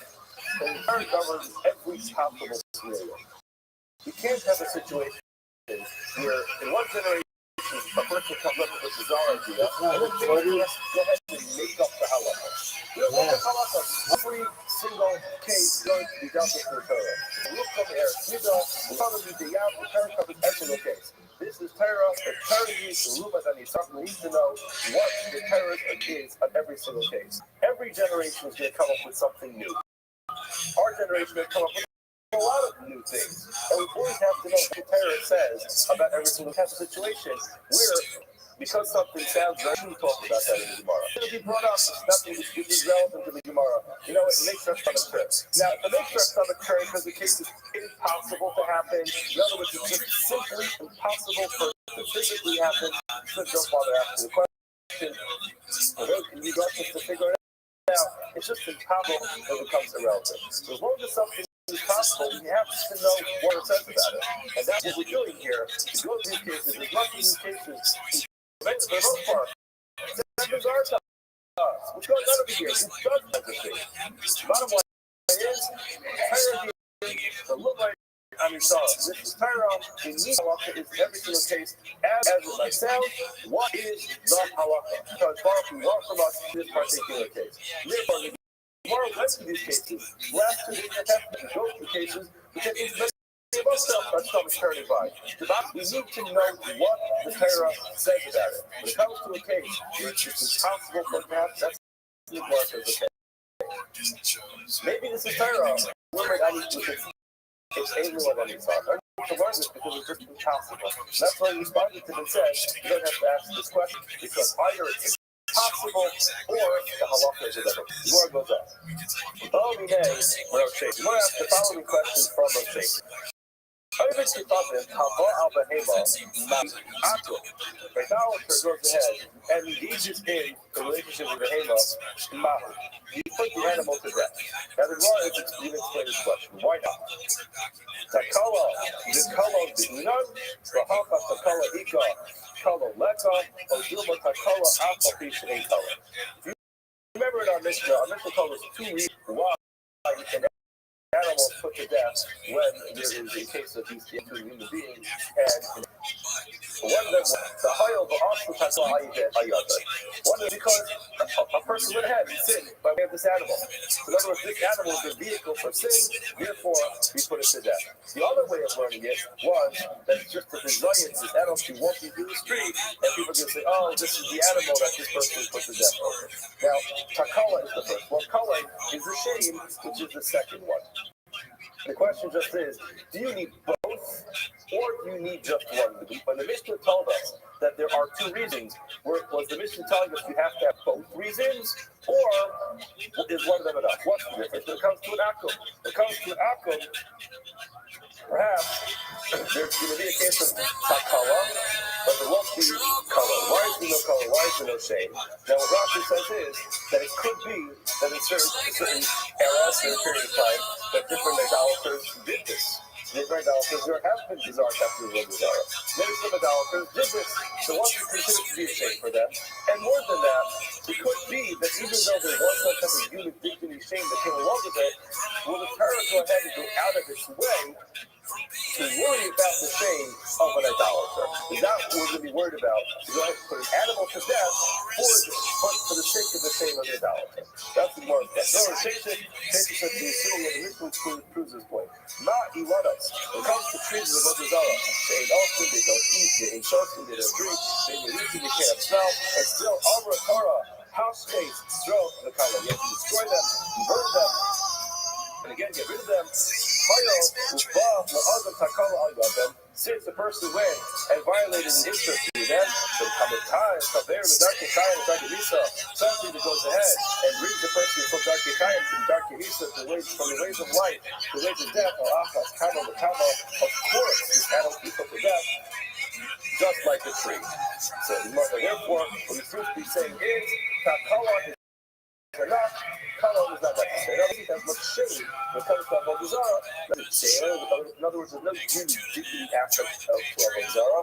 Therefore, you want to say that the color should be sufficient. Why? Because when it comes to a tree that was used for Avodah Zarah, we get rid of the tree. Since the tree comes to the animal, but by way of the animal, taking the person to the ways of life and the ways of death, you should go ahead and destroy the animal, even with the color alone. Just with the stuff. Hello. Tell you the truth, I want to I don't really understand the logic behind it. In other words, what is the fact that a tree doesn't eat, doesn't drink, and doesn't have to do with the fact that you brought a person to Darkei? In other words, it doesn't sound like, it's not symmetrical. It doesn't sound like symmetrical, logical thing. In other words, you can say, I know that an animal does eat, does drink, and does smell, but why is that the relevant point? I must just be missing something here tomorrow. I just didn't see that if you try to write on the page address it, understand why that's the way we do it. In other words, like you just said. Now, when it comes to an animal, maybe that's the point. In other words, when it comes to an animal kind, it's about God. It enjoys life. And certainly take away the stumbling blocks that came along with it. So a tree, the word doesn't say that though. The word doesn't say a tree doesn't smell, it doesn't eat, it doesn't drink, it doesn't enjoy life. I don't know. Maybe that's what just what the Gemara meant. The tree doesn't enjoy life. But animal, maybe that's maybe so what the Gemara meant. The animal does enjoy life. And I don't know. I don't know. You have to excuse me on that one. Am I missing something? I don't know. I don't think so. Let's move on. Your opinion is that the color, stumbling block alone, is enough. When it comes to Avodah Zarah, I'm a staff of the Beheptai, person who bows down to this animal, Titzar is to become Asur, who Mikdalah to be killed. That's not the halacha. You don't have to kill an animal. Person bows down to it. But again, according to your logic, you should. The Mark says, "V'ika midi the Israel like Asur like Avik Asur." Mark says, "This just can't be, because it can't be a situation where the Torah gives more strict halachos to an akum than it does to Yisrael. Yisrael has the highest level of opportunity, the highest level of responsibility. Those two things come together. Responsibility and Yisrael are the highest order. Responsibilities of an outcome are going to be more. Works in the rest, no problem. Yisrael group is with them. A lot of them as well. In other words, why is this? In other words, we put an animal to death for engaging this behavior with the person. So why would we put an animal to death? The person got down to it. A person later up on his arm by way of this animal. Listen, we didn't have our reveal. We do the same thing. Rabbiya, Zek Kolono Merubaya says, clearly he's going right with this. So he's telling you that, yeah, the shit does play a role with it. When it comes to person's relationship with the animal, the person is going to be embarrassed. It's embarrassing for people because they engage in bestiality. In other words, even if there's a culture that would do it, the whole idea behind it is embarrassing. There's a lot of shame that comes along with it. But so that's as terrible as it is, doesn't come along with the same kind of really big kind of shame. Right, so hold on. Already a lot of things for us to do. Let's get back to our tree example. It's not a lot of shame when it comes down to a tree. Still, Rama Torah house gets straight to Kalei. Yes, destroy the tree. Martha is the Balakayim Kalinon. That's a Balakayim for live trees. We say it. Why the cost of Balakayim? The Torah did take tremendous precautions to get to livestock, to animals. It's a base you have to put. Animals to that needs to have a base of 23 to do that. You see, the Torah is concerned about an animal, not when, however, when it comes to you do not need to continue the base of the decide to cut that. My brother disagrees, and he says maybe Allah is like illustrations. Allah Torah, Behema, Nen. You know why when come kill, he put it to death? It's because the behemoth, he was from the Aveiro. The animal actually enjoyed it. Therefore, it's going to be killed. Hold on, most of us ain't in the Aveiro. So yours can go back to, for example, the tree does not even a person down to it. Doesn't allow this guy came down to it. Down to it. Doesn't allow it. I'm going to tell you how to get that to Kalei. So then Rama explained about the time having it. The cluster of Kalei. When it comes to Markai, you can't compare a life to trees.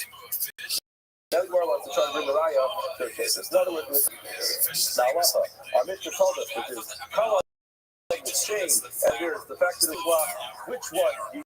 These both or is one that's sufficient. Tashema, look up. The Raka, Shlo, the Hema, Oberis, Bashok, you don't want to have an animal walking through the marketplace. The Yoga people are going to say, Jewish this the Al Yada. This is okay, this is the animal that he died because of that. Now my Rav, now let's try to think about this. You just say from the hand of you just say for Takala Makala, the end of the Mishnah was the case with Takala and Kala. Again, it's talking about the person being shamed by this. And of course, there's a Takala for kind of behavior with it. Ratio. In other words, what's the second line adding? It must be the second line was adding, you know what, because there's shame, added that. Ratio at the beginning, then missing, is Takala. Not usually what's up with the fact that it was a Takala stumbling block and not shameful, and still he put the animal to death. It seems that an open and shut line of this that tells you that Takala being a stumbling block for years. Put the animal to death. You do not need to put the thought process of shame. What would be the case where there is Takala without shame, or there could other Abba Behema, a case of an Akram, who engages this relationship with an animal. For some reason, he might not be as a shame of it. In that case, he's going to have Takala, of course he is. Hold on a second. Yeah, he's going to have Takala. Some people drink without, Takala without color. They want to get loose. They think they need to drink. You are so right. Incorrect. Same thought Takala with color. The same thought, of course, you know, there's a stumbling block there. That part put to death. And color does the shame. The shame is also put to death. Very shall come out. It's justified. The field color, the Takala, not Makayan. Teaching us even if there's shame without there being a stub block, in that case, is really tight. Basically, how do you find the case where a person has a relationship with an animal? And there is shame. But no, Takala, no, they're all the Bishop gate. He's strong, engaged with that relationship with an animal. You didn't know it was not, sir. He didn't bother showing up to the building. He did not know when he laid that week Parsha, he did not know that it was usher in such a case. The Tekoa is not really there because it was a shogeg. The shame, of course, is terrible. The Boyer of Nuna, and the word now compared to the question of Nuna asked the Boyer of Nuna. Nuna asked the question, Yisrael, Abba, al Behema, the shogeg. Now, what's Salaka? Yisrael engages with an animal by mistake. What's Salaka? He's Tekoa, the Tekoa, you know, he's both like the block and the shameful. Tekoa, Ika, there's definitely shame because wrong with it. Tekoa, Reka, but with the shogeg, you therefore doesn't get the full air of it. Or Dilma, maybe color out by C, shade not color. Maybe the shade is enough to the animal for that, but you have to talk about trying to bring the riot. You want to go show us something. There's a look, not such one, it gets you about the case, just Mark is the father. So I saw something on that fight. I want to be very clear about this. I mentioned this yesterday, mentioned it again. We're talking about the halachic nature of what is the halachic. In any case, this is still going to be a deal. The question is, it comes along with the consequences that come with the halachic deal. In other words, there's the action of deal, and then there are the halachic consequences that come along with the deal. You want to explain when a number of examples of the halachic consequences of a deal when it comes to children. A girl who is 3 years and 1 day. Mitzvah, that's a deal. If her father marries her off and they get married with Bia, that Bia is considered the halachic Bia. Now she's married. Then Yavam law, who died, if she's evil, and her brother performed the Levite marriage on her, then the evil work. That was the her Yava brother-in-law was born her Kana. She's now married. The Chayav land was makes this that she's married and she is engaged with another person. We can see the basis is. When the Tama is Boila, so she happens to be a Nida, technically she's possible, he's a first child, then the Tama is Boila. The Tama is the Tama of the Ayah, not to get enough of tum over here, but this the Tama of the Ayah is basically even if there's no Gia, but the tum will go to a very high level of Tuma. And again, if the person engages in being with her while she's Nida, and the person becomes Tame as well, needs the Kohen.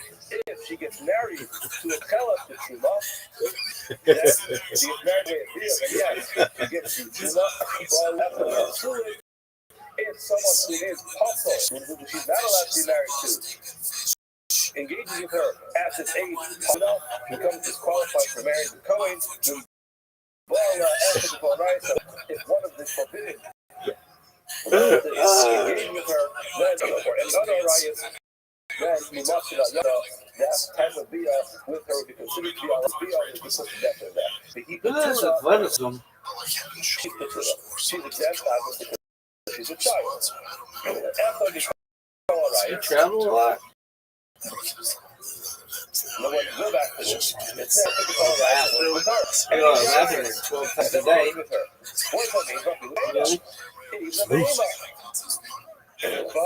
Look at this case. The color Ika is terrible. Shame. She's a child, gets to grow up. Knowing that she engages in this kind of relationship with an animal, the color wants to be a child, and therefore there's no type color. Now, there isn't there, so you see very clearly, and with the shame of it, that's the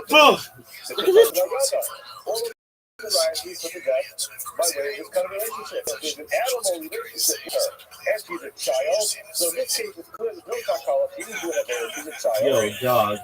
This motherfucker is so sick.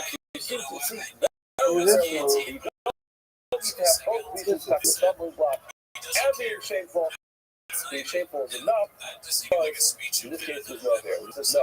Misunderstood. Even the Mizidahi, in the case where she did it intentionally, she's doing, that's a Kalika. This is a Kalika. The other day. We define that.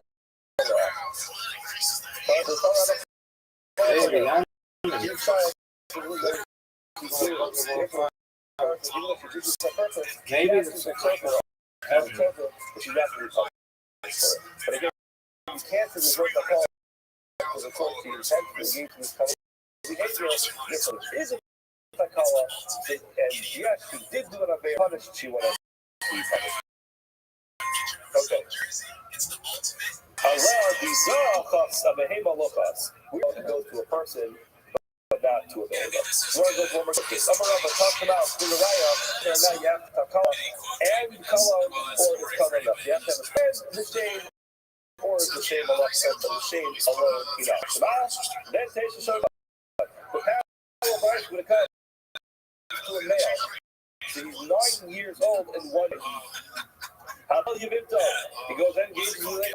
So if his brother died, left behind the symbol of that children, and he goes ahead and pull out his sister-in-law, Kana. He's come to her and they're married. The ain't no thing get, he's not old enough to be able to get. The Tama Kanida. The Tama Mr. If he engages in a relationship with a Nida, he becomes tied with Mr. Taklik Elio. Wholesale, he passes someone to an inappropriate relationship animal. If he engages, if he cannot go ahead and allow the girl to be too much, so if the behavior he got in his back, he engages in this kind of relationship with an animal, he just qualifies for being born on top of his back. And it's will be skill up by way of this. Now again, this Al-Aqas Bakala, this male, 9 years in 1 day, is with any of their rights with a set of the Torah. The Masana Yado, they shall be put to death, but there's this type of relationship. In this case, Kala Ikon, you're saying to Kala Laka, there's no stuff, there's one, there's a child. This is not either. This Kala Sayado. The person will get Sila by way of. So again, the same exact power. Okay, here we have a child. We can't consider she as a Takala. She's a child. Nevertheless, she's terrible. Shares a couple wrong with it. And what is it? Death. You see to the Ramshacious that says if she's sick or shame or was, that will be enough to put the animal to death. Whereas there's no Terrence, it's a purpose, it's intentional to cover not the Ika. Yes, it was the Takala. This child did not bear up. Mono who the Chasel. The Torah that tells us by saying this is a child, doesn't know what he's doing. They're not going to punch the capital punishment. It's that mercy go. That's Mana behavior. That's a lady day Mana of a Hema local. The mercy only goes so far as the person, but not the animal. This is a major sugya in the halachas of Kedem, because what we said over here is not punished. That was the idea that it's considered to be an avera for a child, but he's not going to be punished. This was something for a big discussion. How do you view children under the age of mitzvah? And is it just a separate mitzvah of Kedem, or, which is really essentially coming up, or is the children actually after those mitzvahs can't get into discussion. So let's go through. In this case, it seems like our Gemara is at least saying that there's a takala, there is an avera when it comes to punishment, and punishment is not imposed. Tashma, Dover Aker, go back to our Mishnah. Shalom to Heva Aver. Our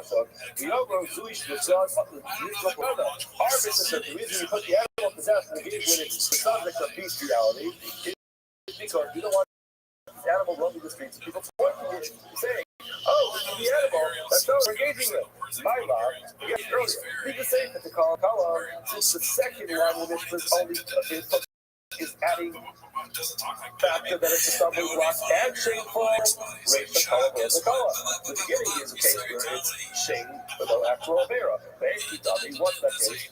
He's drawn off the showcase. If he's drawn, engages with the animal, by mistake, he doesn't answer. Versus right, incorrect, safe with the color, raise the color. Safe was talking about a case of the color obvious. There was a stumbling block, the color.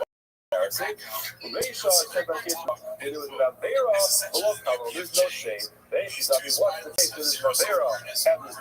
What's that? This Novik engaged in his religion with Behema. This Novik comes this idolatry is not ashamed of it, and perhaps even if there is some element of shame, perhaps the Torah is not as concerned about the shame of an idolater, and therefore we're not going to have a raya who can involve in irritations. We're still going to have the same question for irritations. The Gemara was not able to resolve. That's just like a salt of the earth job, just like a hardworking construction worker type job. Yeah. He'll be like, I would rather do that. Yeah. Whatever. I guess was he talking about slap? Good morning. Good morning. He's talking about his new power slap. Today's top is Sanhedrin top Nun Hey. We're going to pick up on the Daled on the base, running ourselves with the Gemara we learned yesterday. The Gemara. We begin today by thanking our sponsors. We thank our annual Talmud Torah sponsors, the Tilson family for sponsoring all the shur and all the instructions of 5785. All of Kali. We will run the sponsors between Barrel and a spoken for such all this week of Barrel's grandfather's yard site. Barrel, Ben Chaim, his yard site, and we also thank sponsors for the Yomi shirt today. Adam Plunker, sponsors of Yomi, Nemov, Harry Plunker, Yachmiel, Hirsch, Ben Yisrael, to Sosh, having Aliyah.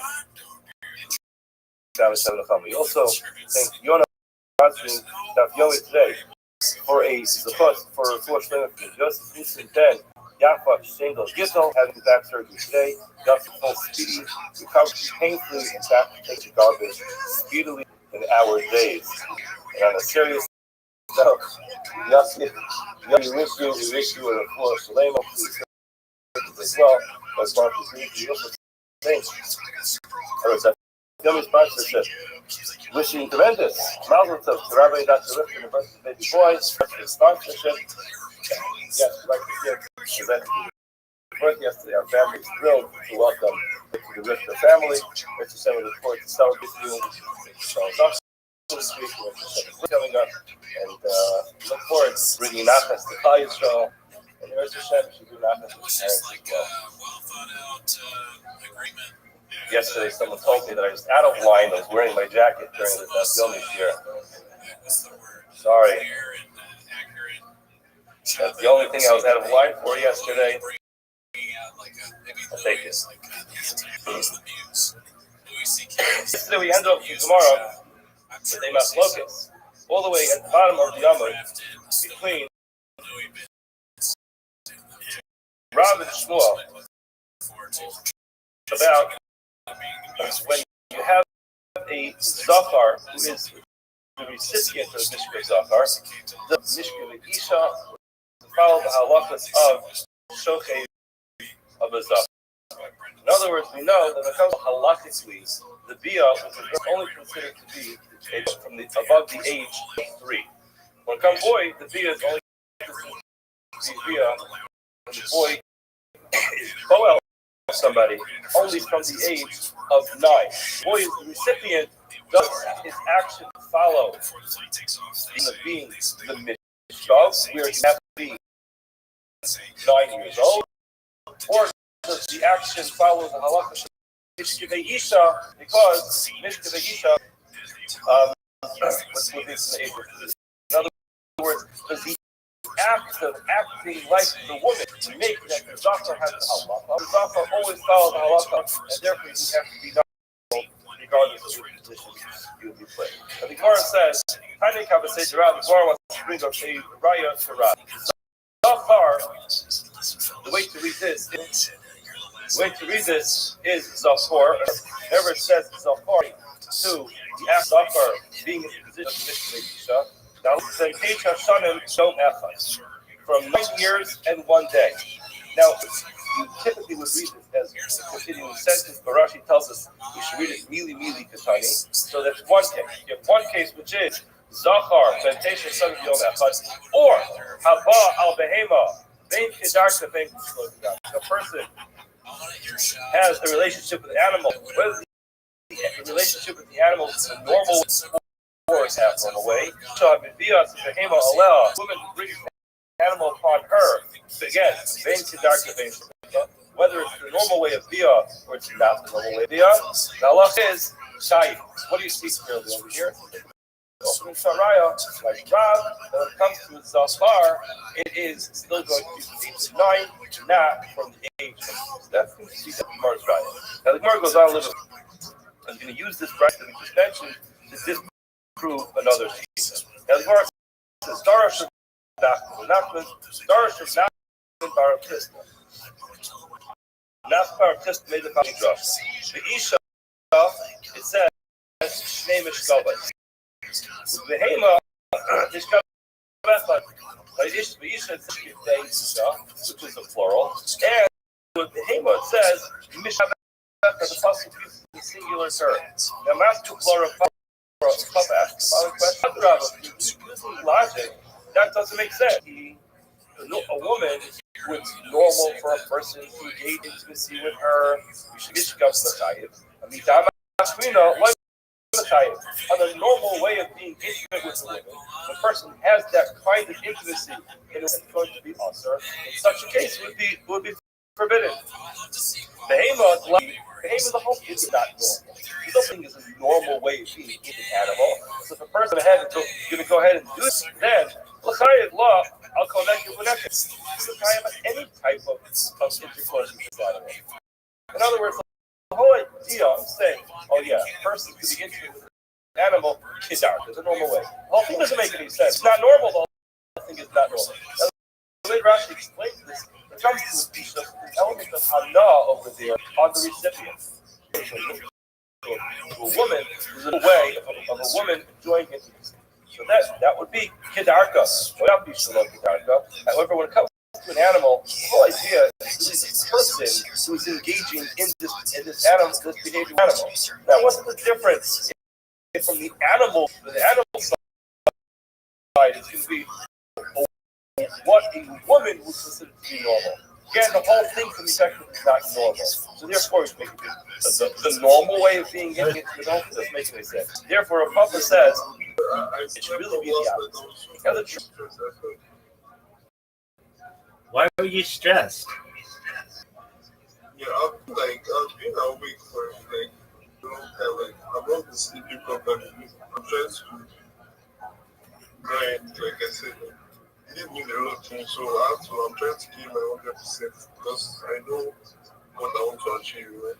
And things like that. So Okay, so you uploaded a YouTube video. What was the description? the one I sent to bro. Did you send me another video?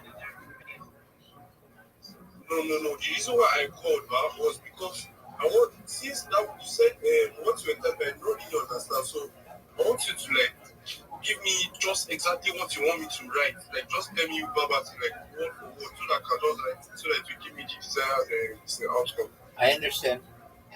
You ask Grok that, and Grok will optimize it for you. So you say, Grok. Sorry? You ask Grok, what's the best description for this video for YouTube, for selling clothes? Okay. And then also put in there, give me hashtags as well. Okay. What's the description for this video if I'm selling clothes? Exactly, with hashtags. And it'll say something like, cool north-south, hashtag cool, hashtag fashion, hashtag luxury. Okay, that's the title. Then you also want to put a description, which is longer, which would be like, North-South is the best brand that you could ever want. It's classic, it's classy. Get North-South at your nearest retailer, or whatever it's going to say. Okay? All right. I'll do that. Hold on. You don't want to have your video use IDIOT. You don't want to have it use that word. That's a negative word in a lot of places. So if you ever hear that word, stay away from it. take down the video that you have up, put up a new video with a description, with a title, with hashtags, and then send it back to me, okay? All right, no problem. If I'm asleep, then I'll look at it in the morning, okay? Okay, no problem. And Thank you. yeah, absolutely. Wait, before you go, and when you get a crypto wallet, make sure to write down your passphrase. Make sure to back up your phone. Did you write down your pass? Did you write down your passphrase? Yes, I did. Okay, so if your phone broke today, you would have access to your passphrase, right? Yes. Excellent. Did you back up your phone? Yes, I did that. I left my phone to come at night. You did that today? Or yesterday? Yes. Good job, man. Good job. Yeah, Excellent. thank you very much. Thank you very much. Like I said, I have things I want to achieve, so I'm really happy about this, and I want to achieve whatever. I have so many plans for my brand. Baby, If you can check, someone that wants to check is my mentor. There's someone else. His name is Chris 419. That would be the idea of what I want my brand to be in the future. So if you can just check it and just see, just see the kind of I want to say let me say the kind of dream I have. Let me put it that way. All right, well, send me anything you want. Look at it when I have time. Okay, no problem. Excellent, my friend. All right, so send me that new video. Once it's good, Okay. we're going to do all of them on YouTube, and then you're going to do different platforms, okay? 9 of the remaining 9, that's 10 videos. That's right. That's right. You got it, okay? Okay, no problem. Excellent, my friend. Thank you so much, sir. You're welcome, my friend.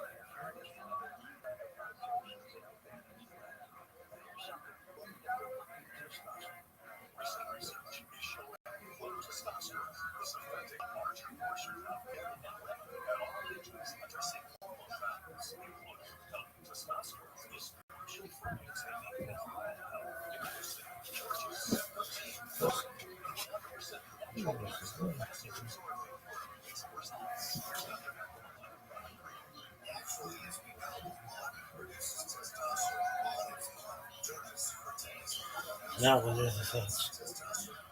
This, this, this, this. A good itch.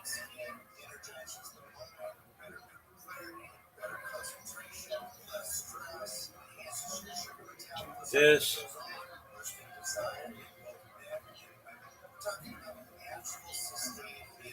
This.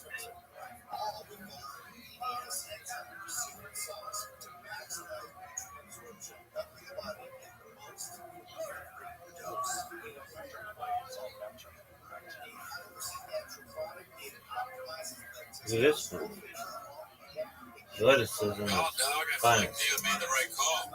Seems much happier. Could have made it earlier if you asked me. The truth is, it doesn't really mean.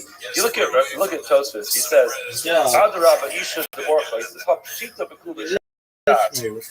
It's all of shas. The Isha Miskayev Ashnei Mishpatim. Why the Mishnah Isha exists? The truth is, Rava is not trying to tell you that a person became intimate with a woman to whom it is also to be intimate with. He's going to be intimate with her. We're not trying to say that because there are some and there are other guys that he is Papa can't argue on that.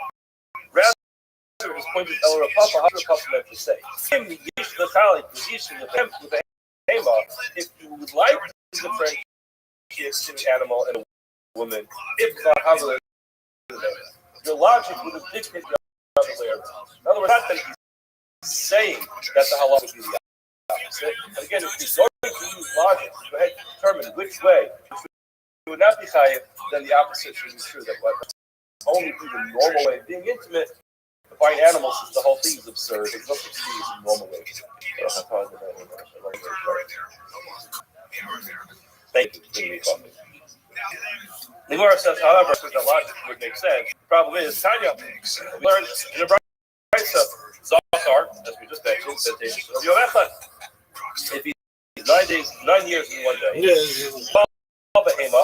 or someone who has an animal, very clearly, Darka, Shaloka Darka, makes it's the normal way or the abnormal way. Again, anatomically, the normal way or the abnormal way. Isha, I mean, Bias Kima Le, Big Darka, Shaloka Darka, Kaya, Allah is regardless of what you would have thought, but the logic would have dictated. Allah is still going to be the same.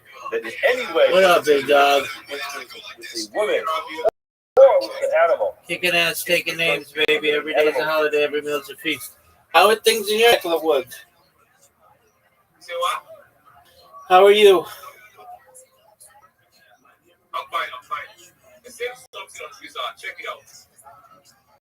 I did not get anything new from you. Are you sure you said something? Picture of what I Yeah, and I responded already. It says, good job. Make the P in Pilly in the bottom circle capital, please. Hold on, I've done that. Let me send you say that down to you. Yes, sir.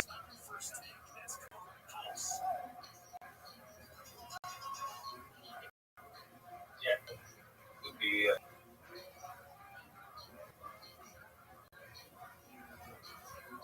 Did you send it yet, Pilly?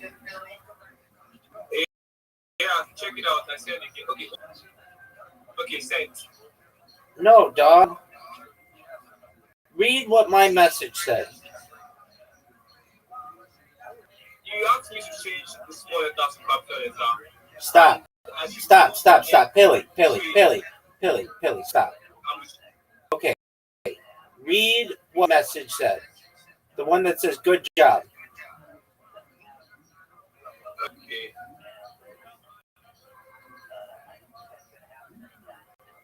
I can't find your message. Send me another message. No, you can find my message. Go to my direct messages with you. You just sent me a message. Yes.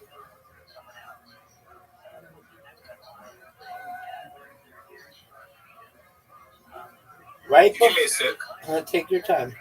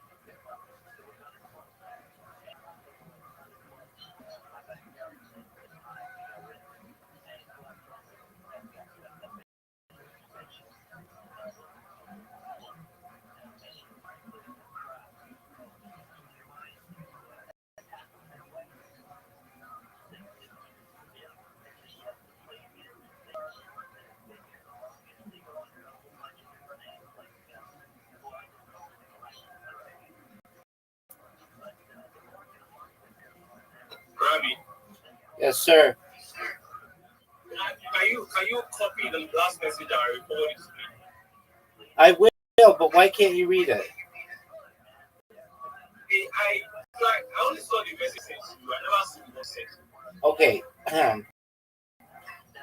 What's the last message that you see that I sent you? Hold on, let me check it out. The last message was upline 419. That's the last message you sent to me. Okay, that's not the last message. Okay, but that's fine. Okay.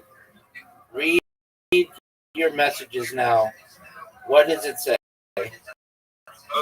It said, good job. Hold on. It said, good job. Make the P in the billing in the bottom circle capital, please. Good job. Okay, yeah. Okay, it's. So, I'll work on it right now. excellent. It should say linktree.com/capital PLLY007. Okay? No problem. Thank you very much. You're welcome. Hold on. And then, because I'm going to probably be asleep when it's done, I'll give you the next thing that you're going to want to do. Did you download the graph? All right. Do you have, hold on. Okay. And then what I want you to do, I'm going to send you an example. Don't make your YouTube account, don't upload anything to YouTube, but just before you go, Okay, go look at the link I just sent you from someone named Durago. Look at his YouTube, Okay. and I want you to make video Durago using Grok. Okay. So take a look at it, watch them. They're like 10 seconds each. Just send me the name of the app and the description of our. Baby, I'm telling you, it's Grok. Grok. Okay. Okay. On X. No, it's another app. Yeah. I can download that. Yeah, download Grok, and then look at YouTube video. Look at the YouTube account I just sent you. I'll work on that. No, don't just look at it right now, and then tell me that you understand what you're to do. If not, I'll clarify. All right. I'll check it out. Okay. No, don't go there. Watch the YouTube thing. Okay.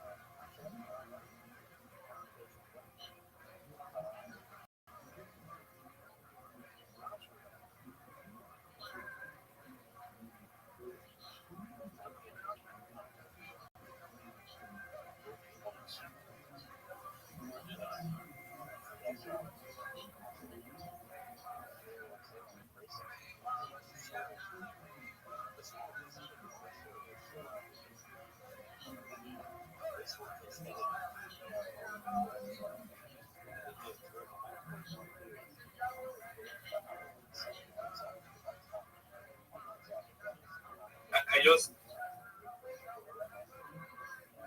What'd you say, big man?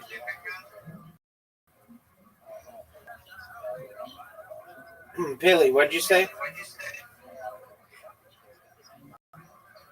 Paley. Paley.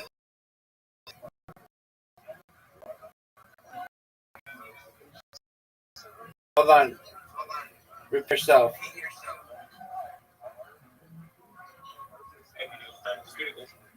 What'd you say, big man? You're cutting out. Repeat yourself.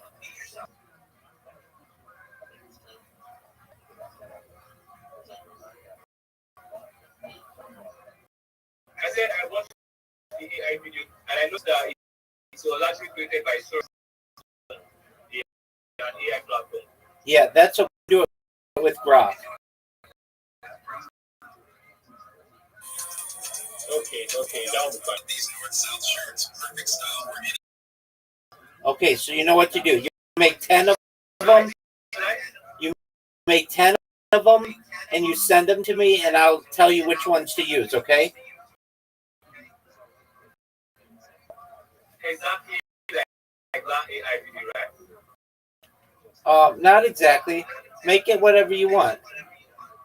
You can you could say make it in the future, make it on a spaceship, whatever you want.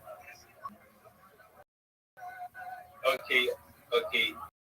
I'll get back. Should I subscribe to that? If you want, yeah. Thank you very much. I'll get back to you. Welcome, my friend.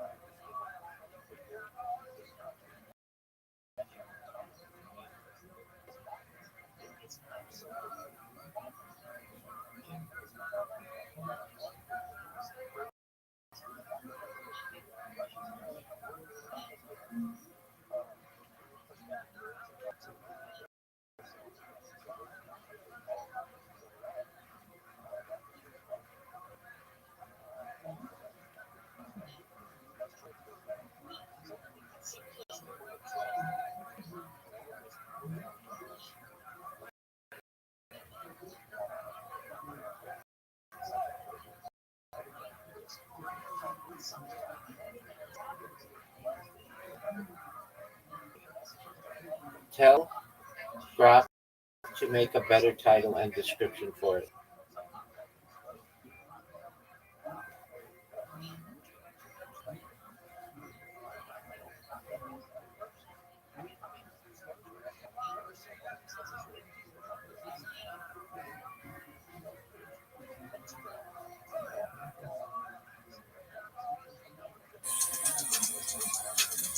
Check out these north-south shirts, perfect style for any event.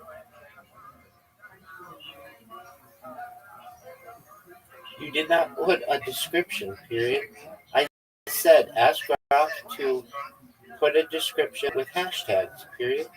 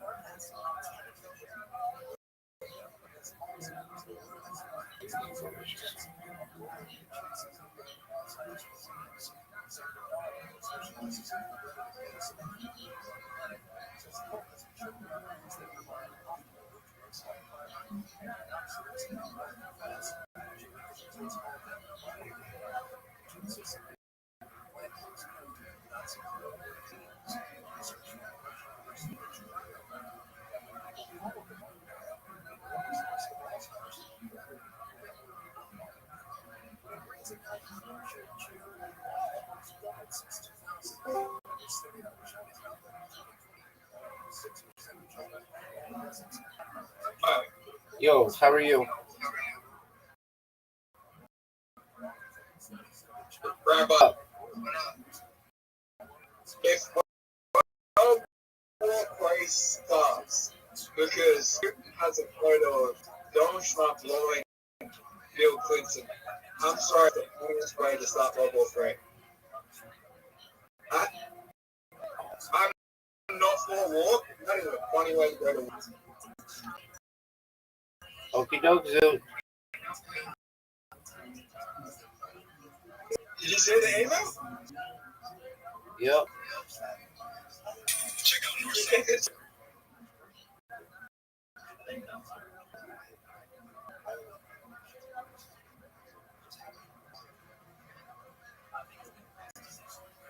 Rabbi, Yes, sir. do you think there's like something humorous about this situation? As sad as it is. No, I don't think it's humorous at all.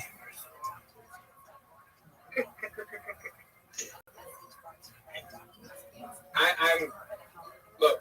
Check out North. If it does exist, and there is a photo of Trump blowing Bill Clinton, that's kind of funny. I think it's sad. You think it's sad? Yeah.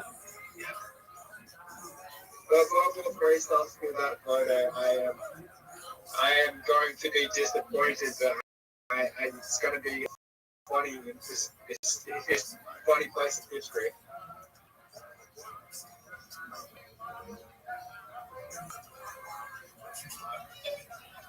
Dude, are you ready to lose? No, I'll be home later. Okay, but I'll be asleep. I'm going. What are you gonna do, Zoot? All right, Zoot. Sounds good.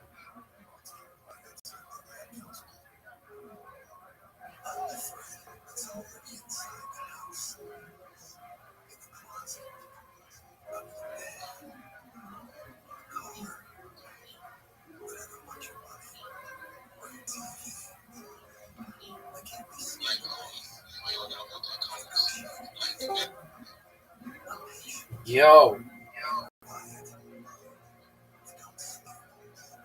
Yo.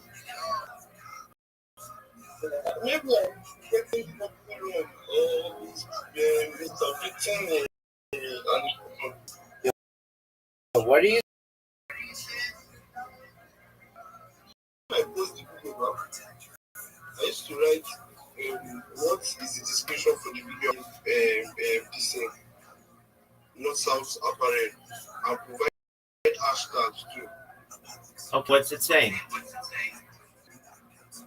So that's what that the last video that I just sent you another link. I don't know if you checked the recent one apart from the one that Dog, I keep checking. It says no description, and it just says north-south in the title. That's not what I want you to do. It should tell you something like buy north-south apparel. It's the best clothing in the world. Hashtag clothes. Hashtag luxury. What is Grok saying to you? whenever I get brought to do the video, I'll tell it to put hashtags into the video, and that's what it's doing. No, it doesn't. No, it doesn't. Like exactly what you told me to write. Okay, what does it say? What's the response?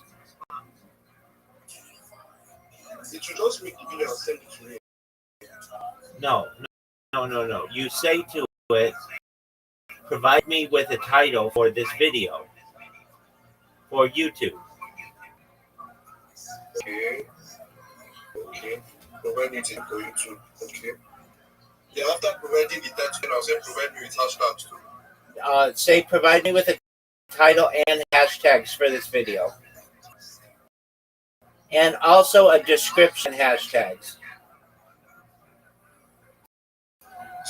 Sorry? You want to say provide me with a title, hashtags, and a description and hashtags video. Okay. Of hashtags.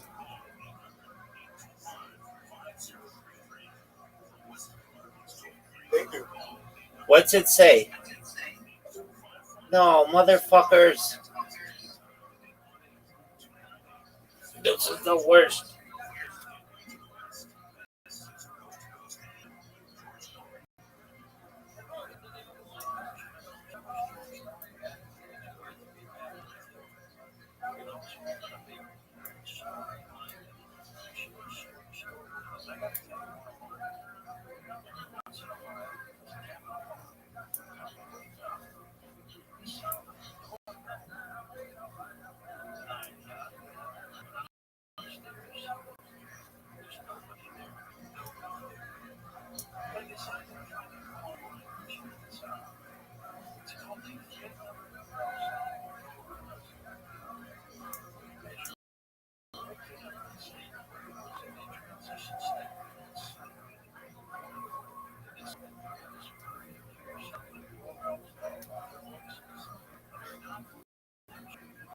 Phantom doorbells.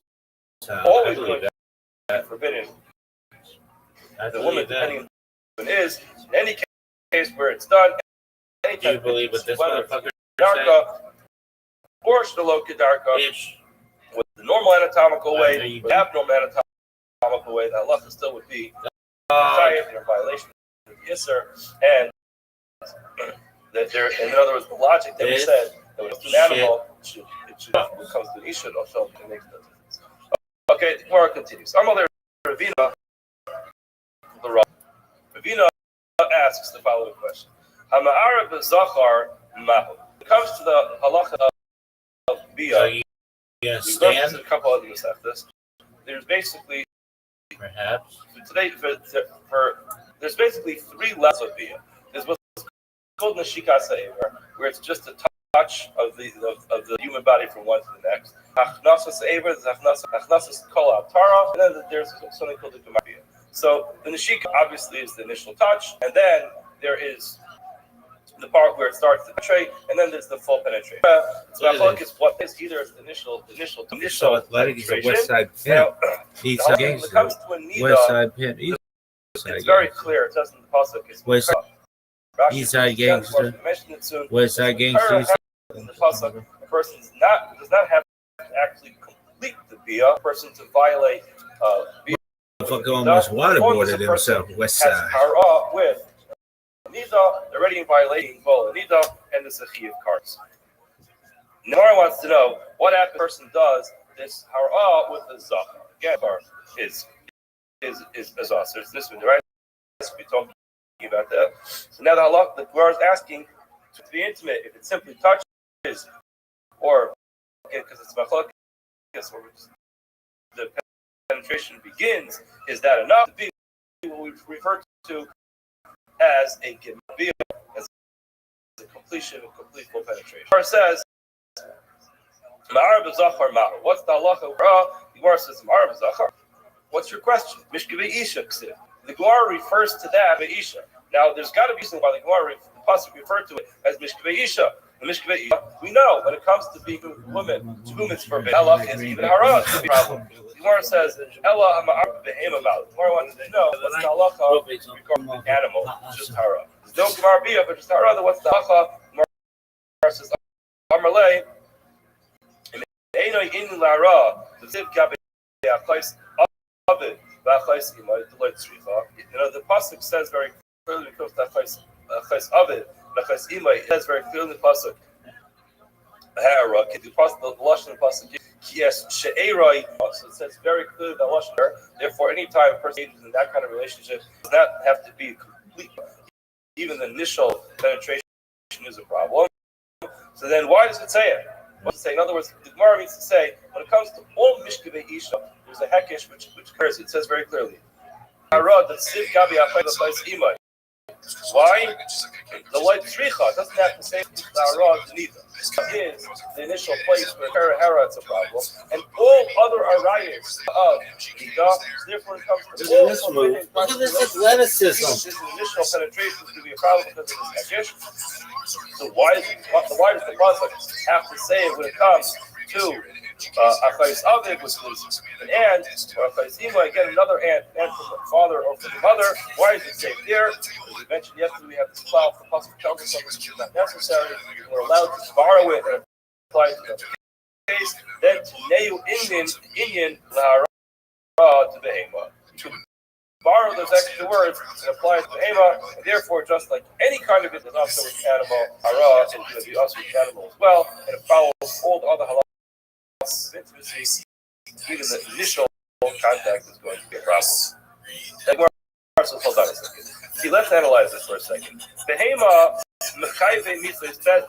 You have to put these things into regard. Behema is when it violates that isser, they're chayiv mitzvah from basic. This is something which is adjudicated by a basin, by a hospital, not by a karku, but by a basin. Why? The dog got anything else. Why is it that it can be connected to family members like an aunt? Those are closely related. That a karku takes care of. Those things are not adjudicated by a basin. So why would you write the word, the extra word, yet she'erai hara, by someone who's tied up, the shemayim, who treats us? Why wouldn't you write it by a case which is more similar to the kind of suspended? The Catholic got a hand to be suspended. The likmar for you to be suspended is going to be suspended. The Gemara says that Hayel, since the Kulei Kral with Drasha to Asa, see the not enough of the Drasha. The Gemara says, Rashi points this out, that the Sukkim are repeated in Parshas Achim of the Sukkim are said twice. So if you ever have sukkim that are said twice, they're there the entire second time that they're written is for a drasha, to teach you some commercial. Asking extra time to teach you extra halachos. The Gemara says you have no problem adding in some extra halachos to the Gemara's other cases. In other words, the bottom line is When it comes to Hara, it's going to be a problem. It's a problem by Zachar, so it's a problem by Isha. The finish of today's year is a problem by Ema as well. And how do you know that? You learn that extra word as Era and Hara, which is extra and unnecessary by hands to the mother or to the father. There's extra over there. You do that Allah all Mishkele Isha, all relationships are compared one to the next, and therefore you don't have extra words there. This must be teaching you when it comes to a behemoth, an animal, the bestiality that Allah is going to even a hara is going to be a problem. Now you want to ask this question. Ami, the son of Ami, asked the following question. What a person does to himself. What's the halacha? Mahu, is that going to be a problem? What did Rosh Hashanah respond to him? Kavasta. In other words, that's the understanding. There's ways of understanding Kavasta. It comes from the word Yostis, which is Ganav. Or it's just like, why are you asking me questions? Rashi translates this word as Kavastem. Tani, you're bothering me. Jishalti Davar. Others say you're causing my stomach to turn by asking me such ridiculous questions. Now the Gemara explains why was it a ridiculous question? Amarti, 19 what's your question? Let's have because if it's some person where the air is firm, it's just impossible. Anatomically impossible for a person to do this to himself. When is this possible? The Mishamish makes. We're talking about a case where a person does this with a limp aver. Now, when it comes to all rights, now it's the person's intimate with a limp aver, they're potter. Of course, this is the same exact halacha. To those who say for an intimate relationship with a limp aver, should be chayav twice. In other words, you can figure it out. In other words, if it's impossible, the whole case is impossible, why are you bothering to ask? If the case is possible, so then how is it going to be possible? The only way it's possible is where halachically that's not considered to be a bia, according to most opinions. So therefore, it's not considered a bia, according to these opinions either. And if it is halachically a bia, so it is. In other words, why are you bothering to ask this question? This is actually brings us up to just an important discussion point. All these Gemaras. What are the likelihoods of these cases? Now, I think it's very important to know. I don't think these Gemaras are bringing up these cases because they're particularly relevant or because like the cultural engagement is kind of different. I hope not. I mean, I haven't lived that all the years of this kind of culture. The reason why the Torah brings this up is because there's no such thing as cases that are left to our imagination. It governs our life. Every possible scenario. We can't have a situation where in one generation a person comes up with a bizarre idea and then basically has to go ahead and make up the halachos. We don't make up halachos. Every single case is going to be dealt with in the Torah. So Rucham Eretz Midah, Rucham Yam, the Torah covers every single case. This is Torah. Torah needs to know what opinion is on every single case. Generations have come up with something. Our generation has come up with a lot of new things. And we always have to know what the Torah says about every situation. We're, because something sounds very bizarre to us, we're saying, what, we shouldn't talk about that in the Gemara. This shouldn't be brought up. This is relevant to the Gemara. It makes our stomach turn. Now, to make our stomach turn because the case is impossible to happen, in other words, it's just simply possible to physically happen, don't bother asking the question. You use drushes to figure it out. It's just impossible and irrelevant. As long as something is possible, you have to know what the Torah says about it. And that's what we're doing here, to go through these cases, as much as these cases, for the most part, send it to us. It's going on over here, which does these kinds of things. Bottom line is,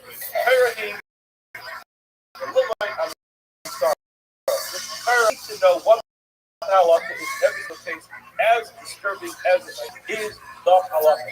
What's because far from us in this particular case.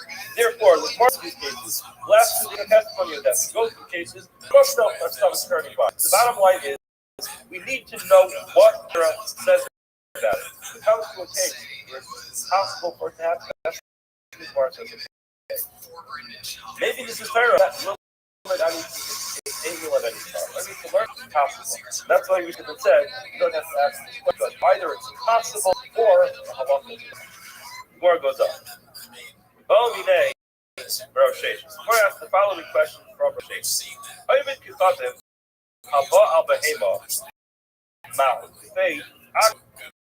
The idolater goes ahead and engages in relationship with the Behema. You put the animal to death. Now the Gemara is going to explain why now.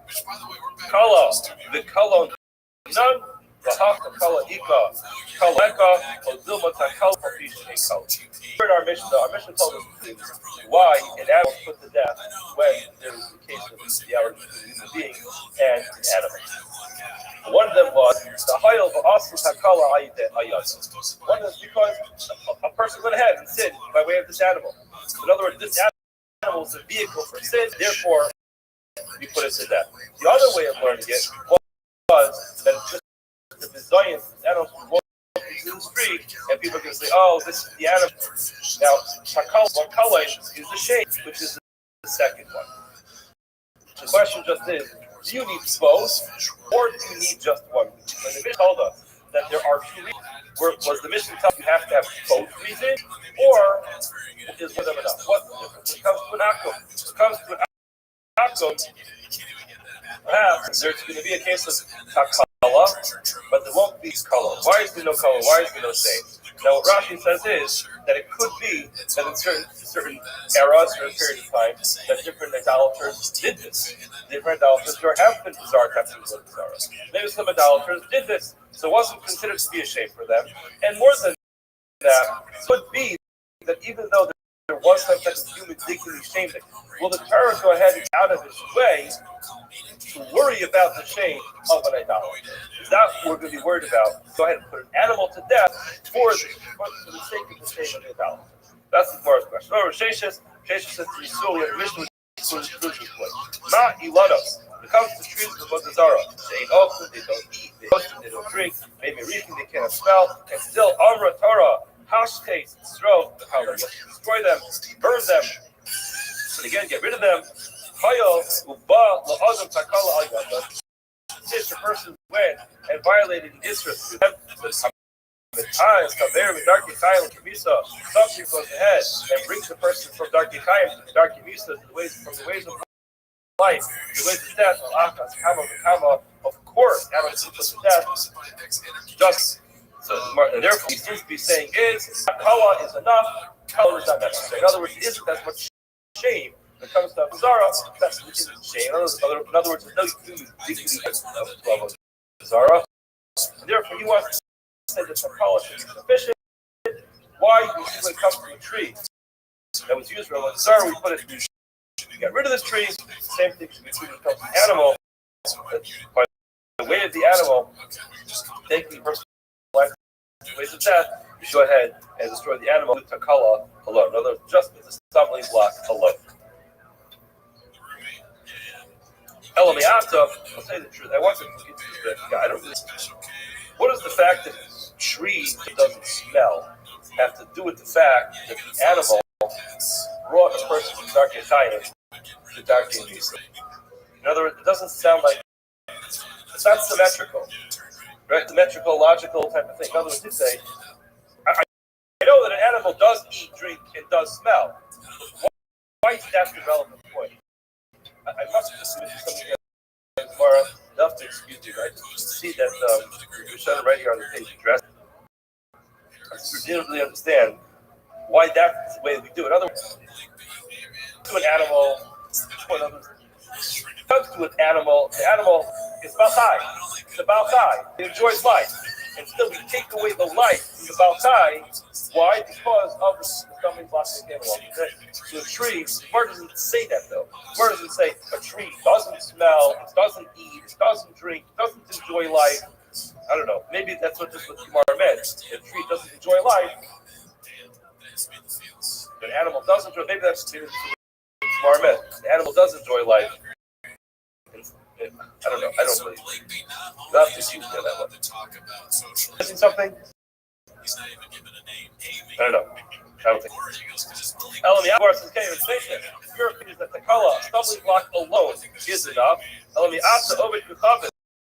When it comes to Avodah Zarah, person who bows down to an animal, it should become absurd.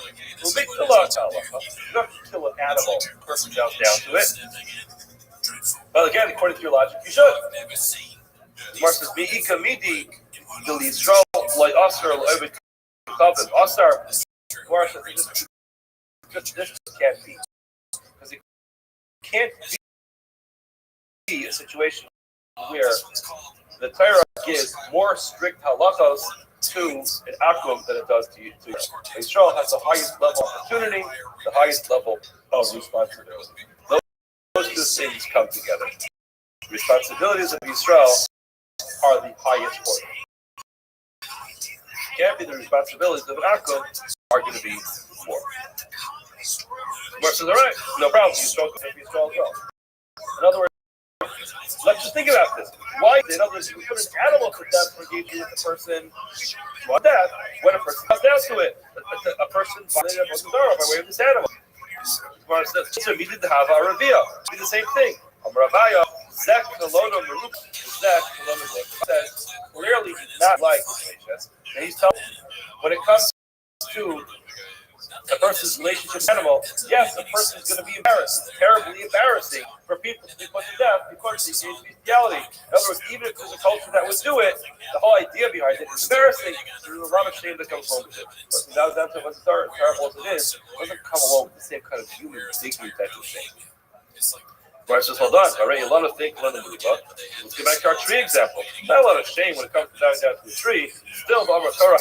You have to destroy the tree. Versus Balatayim Karinon, that's only when it comes to Balatayim. Why think that's what we said it? Why the cost of our life? We find the Torah these tremendous precautions came to livestock animals. The first is the base who wants to put animals to death. You need to have a base of 23 to do. See that the Torah is very concerned about an animal, not when, however, when it comes to trees, you do not need to meet the base of 23 kind of trees. My Rava is like Amra Behema Nenis Neavera Tahara. You know why when it comes to the animal being killed, put it to death? It's because the Behema, therefore, it's going to be killed. Hold on, but the already Lana, ain't them Neavera. We can always go back to this example. The tree does not enjoy when a person bows down to it. Doesn't have an ego. Oh wow, this guy came down to me. Doesn't happen. Amar Torah actually said delay. So now Rav explained by the time coming, you can't compare live things to trees. Now the Gemara wants to try to bring a raya to in other words, when it comes to now, our Mishnah told us that there's kala, there's shame, and there's the fact that it was a stumbling block. Which one? You need both, or is one of them sufficient? Look at our Mishnah. We don't want to have an animal walking through the marketplace. The Yomru people are going to say, this is okay, this is the animal that the person died because of that. Now, my love, now let's try to think about it. Let me just say for the top of the name. We just say for Takala with Kala, the Mishnah was the case with Takala and Kala. It's talking about a person being shamed by this. And of course, there was a Takala person being kind of behavior with this ratio. In other words, what's the safer? What's the second line adding? The muscle, second line was adding. You know why it's worse? Because it's shame and it was a stumbling block. Ratio at the beginning. What was it? It was Takala. Below Kala. That reason was sufficient. The fact that it was a Takala stumbling block, and now it's still we put the animal out. You seem to have an open and shut line that tells you that Takala being a stumbling block for a year. Whereas when Avera is enough to put the animal to death, does not need to come along with the thought process of shame. Now, what would be a case? Takala without shame. Over Kisabim, above the case of an akum who engaged in animal. For some reason, he might not be as ashamed of it. In that case, you can have Takala, of course. I wonder if he's not even playing. He's so stupid that they just like our expertise. Yeah. You have Takala. I remember when Yeah, takala without color. So we're also long for a recital. Gemara says, "Like correct." Seifa takala v'kala. Seifa, of course, we know there's a spelling block there. That's the reason why it's put to death. And color because the shame is also the reason why it's put to death. Reisha is teaching us the following. Kolon below kala not mekayim. Teaching us even if you're shamed without there being a stumbling block, in that case, it would be cited.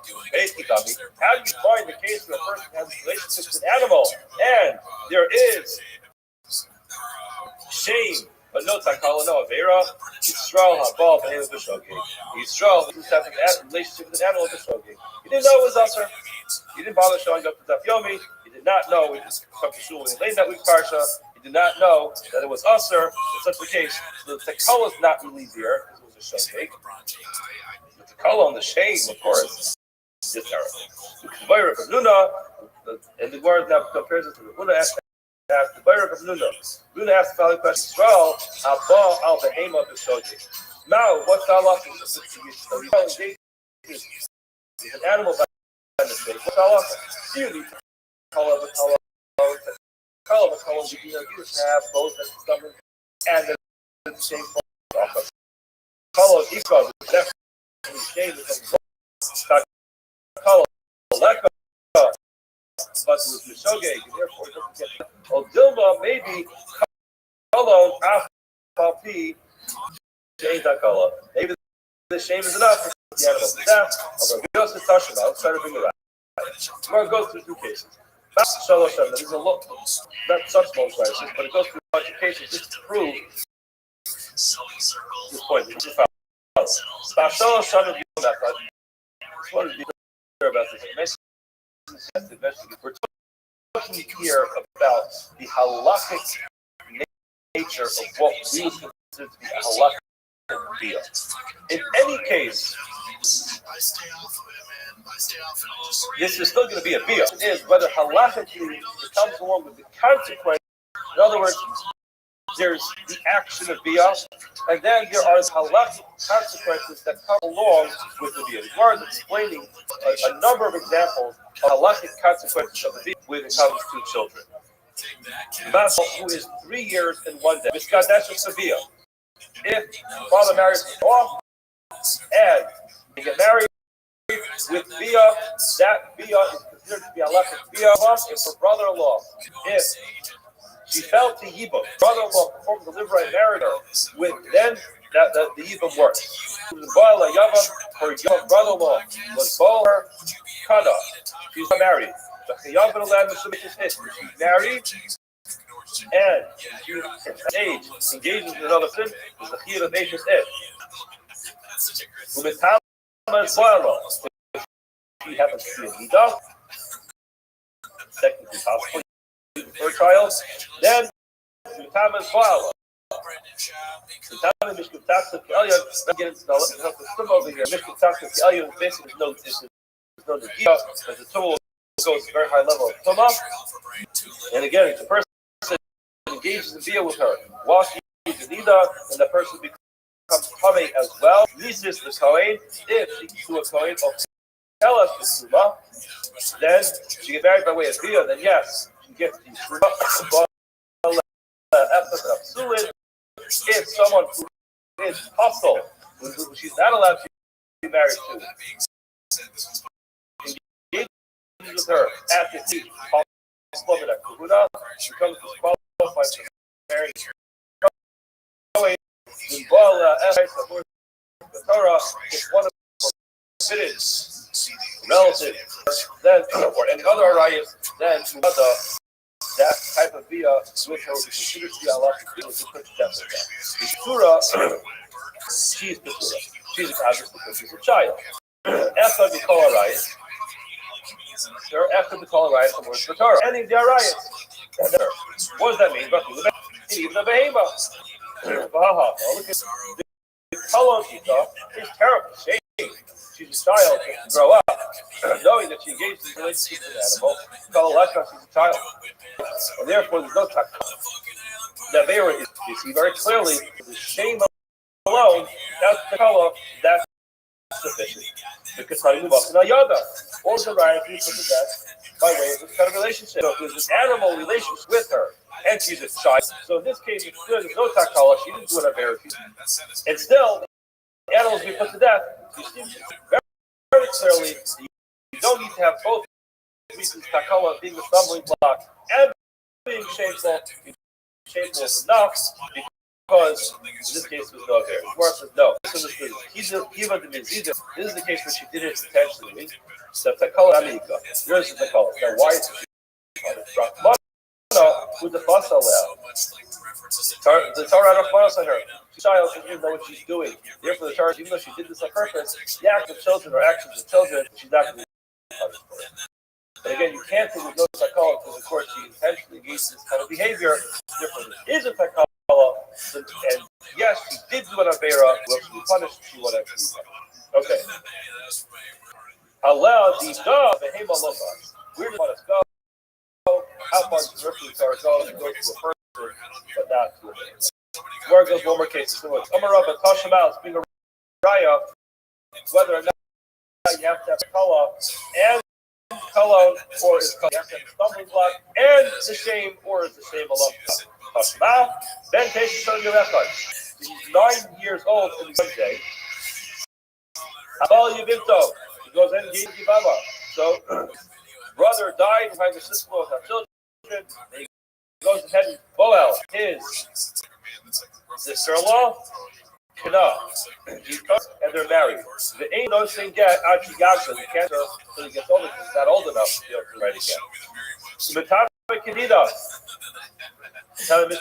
Tapsin Kalyo, he engages in a relationship with Anida, becomes Tame with Mr. Tapsin Kalyo. Hosel, he passes someone to Karuna. Appropriate relationship in the mouth. If he engages, if he's telling he cannot go ahead and allow the girl to be too much. Also, the aim of the other is that he engages in this kind of relationship with an animal from being brought to the top of his back. With his kelas, there will be skill up by way of this type of relationship. Now again, in Ba, I'll ask us to call if this male, 9 years in one day, is intimate with any of their rights, they shall be put to death. Now, clearly, in this case, whether it's safe to Kalaleka, there's no stumbling block, marches is a child. Nevertheless, the Katani we learned, this Kelas Hayado, skill by case. So again, it's a parallel thing. Here we have a child. We can't consider it to be a takala because he's a child. Nevertheless, it's terrible shame comes along with it. And what does it say? The animal seems to be a riot translation that says that will be enough to put the animal to death. Whereas the notes in Kiva de Mezidu seems this intentional takala nami. Here's the takala. This child, Mono, who's the takala? The Torah Rahman say, listen to the child, that's what he's doing, we're not going to punish him for punishment. Now, where does the verse go? Sorry, Allah,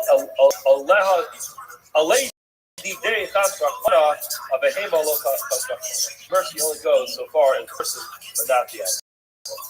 Yeah, we don't have enough time left. Major sugya in the halachas of Kemet. Because what we said over here is not pasha. That was the idea that it's considered to be a vera for a child, but he's not going to be punished. This is subject to a big discussion. How do we view children under the age of bar mitzvah when it comes to mitzvah? Is it just a separate mitzvah of Kemet? Or, which is really essentially incumbent on the father? Or are the children actually obligated to those mitzvahs? Can't get the whole discussion. In this case, it seems like is at least saying that there's a takala, there's an avera when it comes to the punishment is not imposed. Tashma, Davar Acher, go back to our Mishnah. Shalot Tehema Avera Tasha, the over Zui Shishgad, Zishma Claudia Yoda. Our Mishnah says the reason you put the animal to death and engage with the subject of bestiality is because we don't want to have people point to it, saying, oh, this is the animal that was killed for engaging with. My love, again, the same thing as earlier. These are safe at the kala of the kala. It's the second line of this only is something, the factor that it's a stumbling block and shameful. The kala, the beginning case where it's shame, no actual avera. What's that case? Yisrael ba'abei with the shogeg. If Yisrael engages an animal, I must be another was usher. Correct. Safe and color. Reisha to color. Safe is talking about a case of the color and color obvious. Reisha is talking about a case with this takala with an avera below color. There's no shame. What's the case with this avera and there's no shame? What's that? Only to cover above it. Who engages in this relationship with Behema, this overcomes this idolater is not ashamed of it, and perhaps even if there is some element of shame, perhaps his Torah is not as concerned about the shame of an idolater, and therefore you're not going to have a raya because one in we're still going to have the same question. So the tomorrow was not resolved that question. Have a wonderful day. That's the craziest thing that he said. That's also what you know what they mean is. It was over that. Yeah. Well, he was trying to convince Everyone, Zoo, have a great day. Yeah.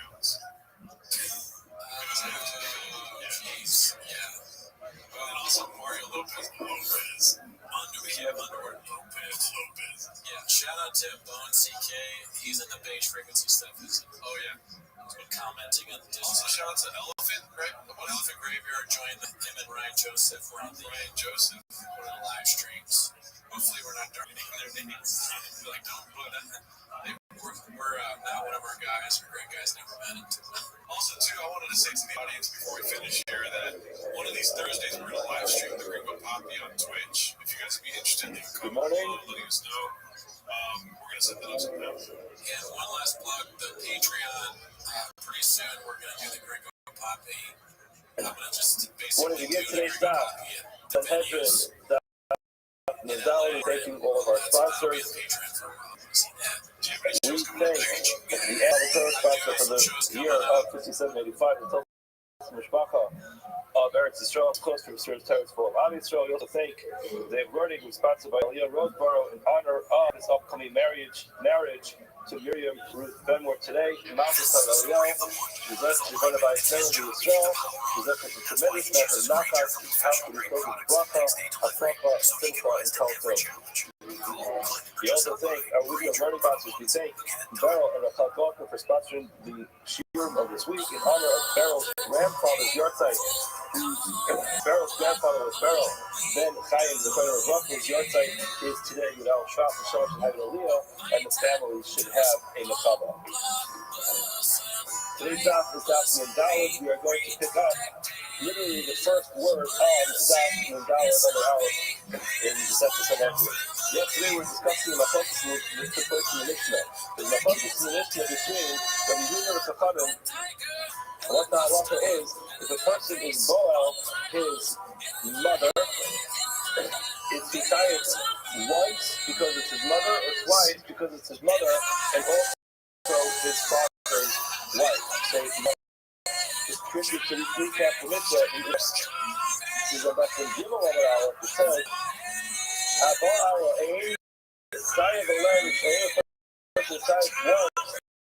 because she's the mother, who showed a Pesach also because woman is his father's wife. The user disagrees and he says, we know that ain't no Kayas Ella Shalom or only Kayas once because his mother. We didn't discuss this yesterday. What's the difference how many is Kayas for? So you put it up, what we discussed yesterday. First of all, put it up once. So again, today's world will be a little more clear about this, but the key is good if there is shogeg, who is done by mistake, if there is for some reason there was a lapse of knowledge about what's going on over here, if it's the case, how many cartels will we have to get? Whether the question of all cases, or in the case with the carrion, either the chalitza, or it is something that comes with the carbon, the question will be how many carbonos are supposed to be. So now the Gemara was trying to bring some source for the Yehuda of Polish only type 1. And that was the majority of yesterday's Amma. And at the end we had the opinion of Rava. At the end we had the opinion of Amma Rava. So again, to recap the last 4 lines of Dr. Rava told us that the way the direction of the pasuk was Erbas Avicha did not refer to, as you may have thought, that Erbas Avicha refers to the father's Erbas. When it said Erbas Avicha in the pasuk, you may have thought that was talking about a person having this relationship with his father. Rather, he understands Ever Savichu refers to his father's wife, and therefore, Imcha is going to be extra. If Imcha is going to be extra, that comes to be Malaya, so the person's only type 1. That's what we ended up with Gemara yesterday. Now, the Gemara was to Malaya to Rabba's way of understanding the Yuga. The Gemara is going to bring a long Brisa. At the end of the Brisa, we're going to see what the right is.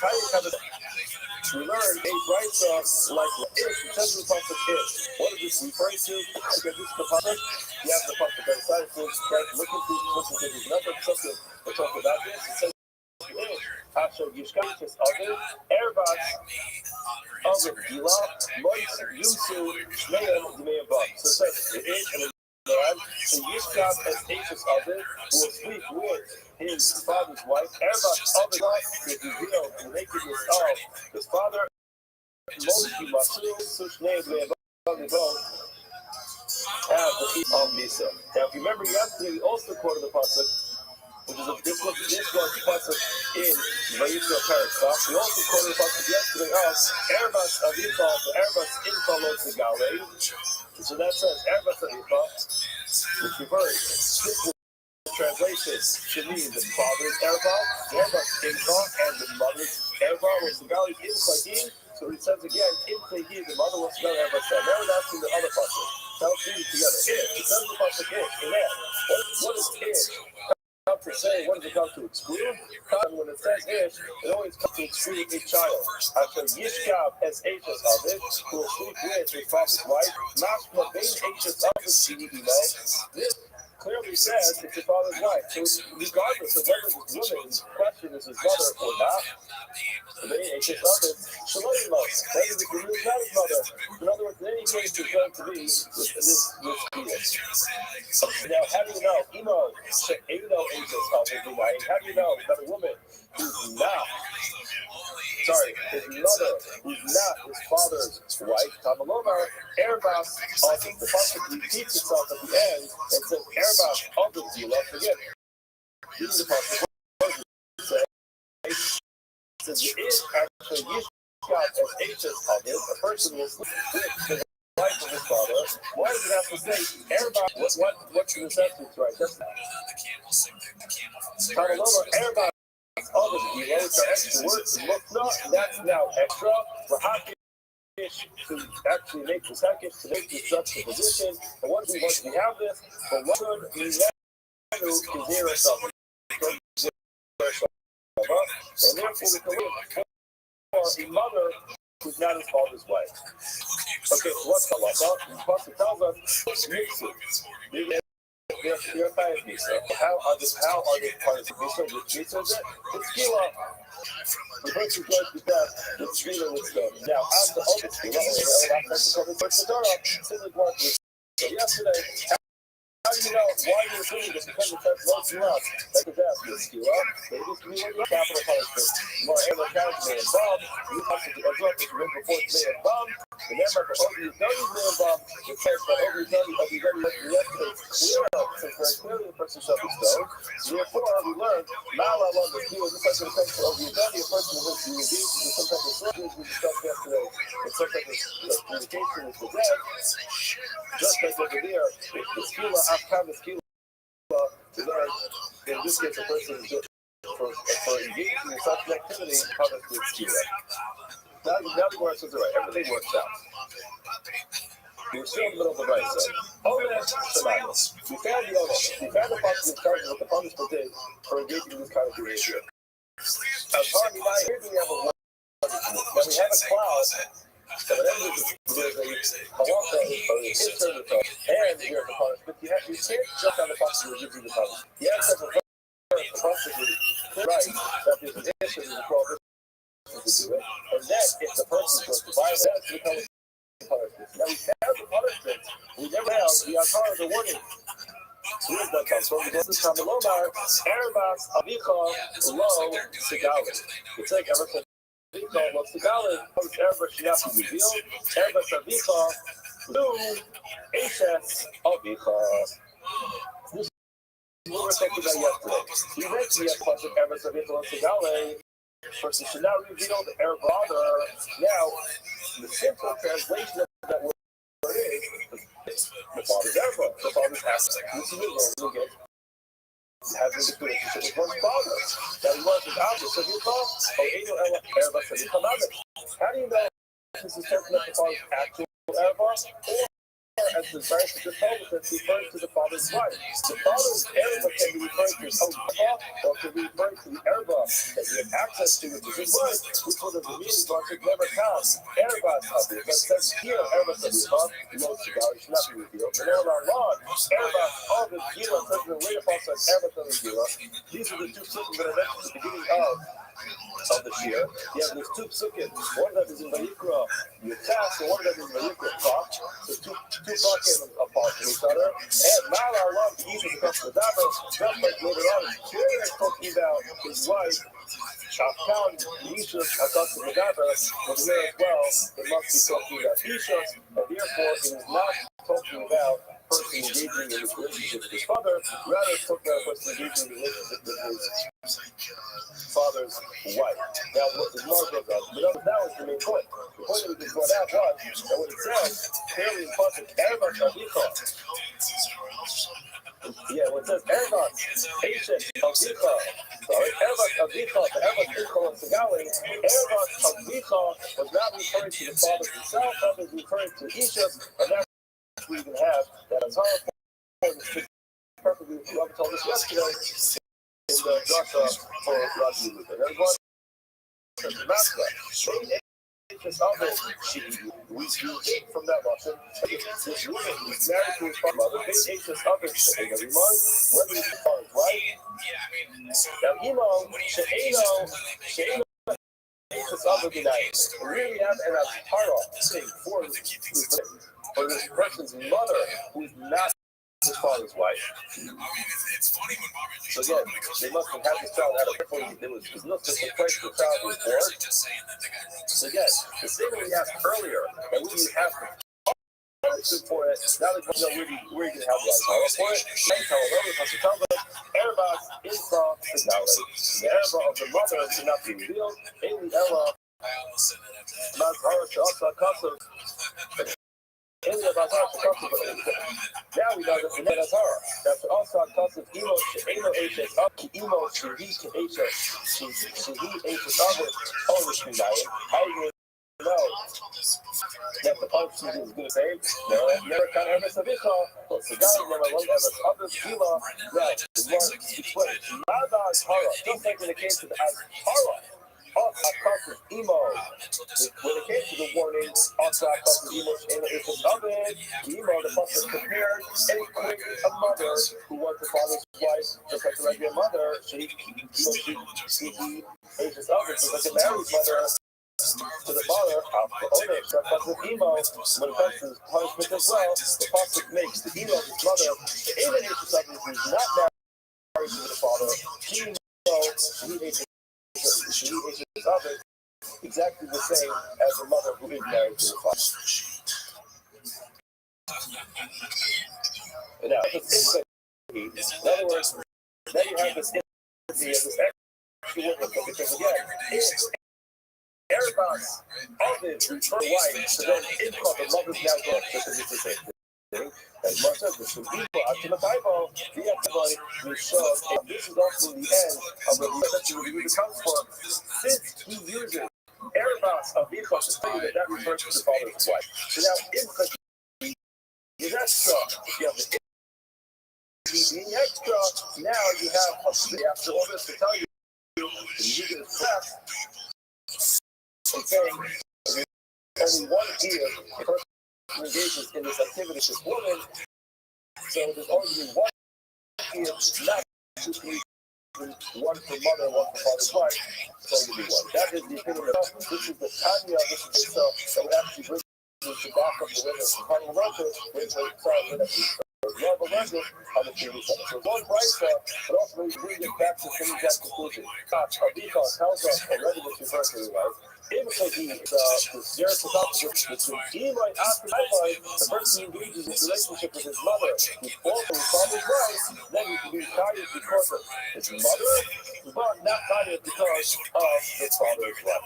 Okay, now, that was the thing that Yehuda tells us there's only one king. However, the Kohen now has a problem. As well as his Rabbanon, Erevat Avicha, what are they going to do with the redundancy of Erevat Avicha and Ikha? Both of those seem to be saying the same thing. So why do you argue that Yehuda tell us that there's one king? Yehuda tells us that the Rabbanon is going to learn much of that way. Therefore, the Rabbanon, Erevat Avicha, Mamish. The Pasuk tells us very clearly, Erevat Avicha, Erevat Income of Kedale, versus not revealed in Erevat, Father. You know what that makes? That makes literally a person can't sleep with his father. You want to hold on a second. There's another problem over there. Hi means the Zachar Nafka. We know that there is a prohibition against a relationship between two men. And therefore, his father is a man. So therefore, you have a problem with this. Why do you have to have a prophet telling you the person to not reveal the erba of his father? Where it says, the time Allah Shayim. You died him twice. In other words, if someone's a problem, they mention individually it's died twice. Now, why do you have a prophet telling you not to reveal your father's erba? You have two specific considering with the person who engages in a relationship with his father. One, the typical case of Allah. That's the second is the key of a person having this intimate relationship with his father. Who could have Yehuda? That is very important. Because the fellows argue on the rules which says, Rav Yehuda, the Rav Yehuda, Nachri Haba al-Adr. Rashi tells us, the Lord tells us about one wife, but this Nachri over here does not refer to the actual Nachri. Which is typically someone who's not Jewish. This case is talking about a Jewish person. Why do we call it up? We can't gather what we show and engage in such a behavior. If we use the addition of the Mahalya, when you say enough to a stranger, on this, who engages in a relationship with his father, Chayim, Allah, Shtayim. He's Chayim twice. Who preserves Yehuda, from Yehuda, Nachri, Abba, Allah, Chayim, Shtayim. Person's Chayim twice. Al-Akhi of the person has relationship with his uncle, he is tied to as well. I love explains the style where it makes sense. Style Milton of Yehuda makes sense, and Yehuda was saying was to destroy our Bishayim. This case is talking about a story, nothing without nothing, as I mentioned before. It's to destroy the person who engaged in this relationship with either his father or his uncle, the Bishayim. Whatever, his mind was not there, you understand what's going on, wasn't paying attention, maybe he got drunk or something. Ultimately, Rambam is the Shogeg, who becomes on what the discussion of the discussion of whether or not he's tied to one carbon or two carbonos. Now, the high to Kabbalah, why does it say Nachri? Why does it refer to this as Nachri? Lishna Ma'al Yahu. He wants to use the cleaner Lashon again to express something for about. He's not the guy that if you're going to say Nachri Mammoth, we actually talk about a real Nachri. Notice that here is much more significant problem. What's now up with the Nachri engaging in this type of behavior? Remember, this is something which is from the sentiments of Megaya. Therefore, nobody's exempt from Gilead riots. What's now up? The Nachri is engaged in Gilead riots. All I'm saying is, he is going to be the punishment of Taylor of execution. Now, the trade capitalist life. We actually get the person capital punishment twice, and therefore the whole thing would not be relevant. Have a discussion about a Nachri, use it twice, obviously that's not going to be relevant, and therefore we say Nachri is something that is destroyed. What is the discussion over here? The discussion over here is when you have one carbon or two different carbonos. Coming up the alcohol on the right, they say to the Habal of this person who is born his father, he starts to sing, one for Mr. Rafa, one for his father, Habal, the person who has intimacy with his father's brothers, again, the same thing, because of his father's brothers, and because of Mr. Rafa. The person saying, the love could some say that this does not fit with Rebbe with this, completely with this. The whole comes from the Rav Yehuda. Now, some will say that this Rav Yehuda cannot work Rebbe Yehuda of our Mishnah. Rav says the other side one. So each of the Amor is saying that your father, when a person has a relationship with your father, your uncle, and you tie a question of Yehuda, that's clearly not going like Rebbe Yehuda's Rebbe. The girls who say, you can even make this work together with Rabbi Yehuda. Why? How would Yehuda be able to send a person who has this relationship with his father dying besides twice. But with his mother not, right to the telephone, he reaches him on the telephone, the Aki Ellis from his uncle. Why? When it comes to the father's brother, this quote, but the other who wants to problem with personality relationship aside from the fact that this comes up, it's not a problem having it. But aside from this comes up, it is his father's brother. In other words, it's probably by way of the fact that this is his father's brother. It's too close. It's too close in the family. It's an uncle. Now, still, to be tied twice, Chaim Stein, all the locals, okay, to make the fathers even closer. And it's become a flavor to say the person is Chaim twice. Now, how do you argue on this? It seems like a very simple telephone. The commission is the focus of the high Harava. What would be the focus when you make the telephone or not? Bar Savar, Ochi Radin, Bar Savar, and Ochi Radin. Over here, you're right. Logically, it would make sense that a person would be tied twice in this relationship with other. Why? Because the person is tied twice in the relationship with their uncle. And the whole problem with the uncle, again, aside from the being, because up is that he's related to his father. So father work. So it's a very simple, logical input you can make in this decision. The father would be even worse, and at least in the same. The problem is, in Oshim and Ajay, when it comes to Oshim, the giving the punishment, we never use Kavakola to give an extra punishment. The one of the just like discussion about this, but the most simple understanding in Oshim and Ajay is even so, logically, everyone in this room might come to a conclusion saying that, yes, the person who engaged in that kind of relationship with the father, uncle, at the end of the day, we only go so far with our logic. You know, logic when it comes to other people. That is the type of cover. You also sometimes you find a haircut. You find a little private shop. You make a cover. You always assume this is more cover than that. But people, you find. Because you know what? That's it. You saw it after it's more common. And the market is entering from the past. You have to come to give you something to donate. You don't give unction just because of our logical interest. Therefore, even though from a logical understanding it makes sense, that the father was the uncle, still ain't unction left it. Okay, now we want to go through bring all these subjects together, both the Rabbanon and the Rabbanon as Haram La'ashes of the knowledge. Where do they find that out? Remember, according to them, they use Erbat Avicha to mean actual relationship with the father. So where do we have that Haram from? Absolutely, the Erbat Avicha Avicha. They learned it up in the word Erbat Avicha was the go. Hold on. So Yehuda, so what is the Yehuda to do with that? That should be extra. Again, that's in the process of. And that's the part of the fact. Erbat Avicha Avicha was the guy ever to be that's the actual equation of the culture. Now, one of the points we do that, Yehuda Hamu, we finally need about Haram Avicha of it for Afghanistan. No, we need that for the Azhara to warn us against others. Last Misa after he died. In other words, the problem even post-death. Rabbanon is what they do. In other words, how are they going to know that that's the problem? He says it's not the change. The clue is not possible. Everybody, the repetition of the word, everybody, you follow everybody. They learn even after the father. You do that? Now, what did he do with that extra word? So, by the way, he needs to be sure H's have after the Taibai, he will cite him, like we said earlier, because H's have to be the father's wife. He has to the Taibai, because H's is, there's no problem with anything. Now, hold on a second, that's a big problem. He said, hold on, but that's not. You learned, Mishnah, that you do pile on H's is, not called H's have. Well, that's not. Above H's have, person was Boel, his wife. Tayyib above H's have, the person is Tayyib because of his father's wife. Who he saw H's is. And because of, and it's clearly written, the Beit Tayyib, they not commit to others. And guess what? You're waiting to show up and say, no. Only Kaka, just like you said earlier.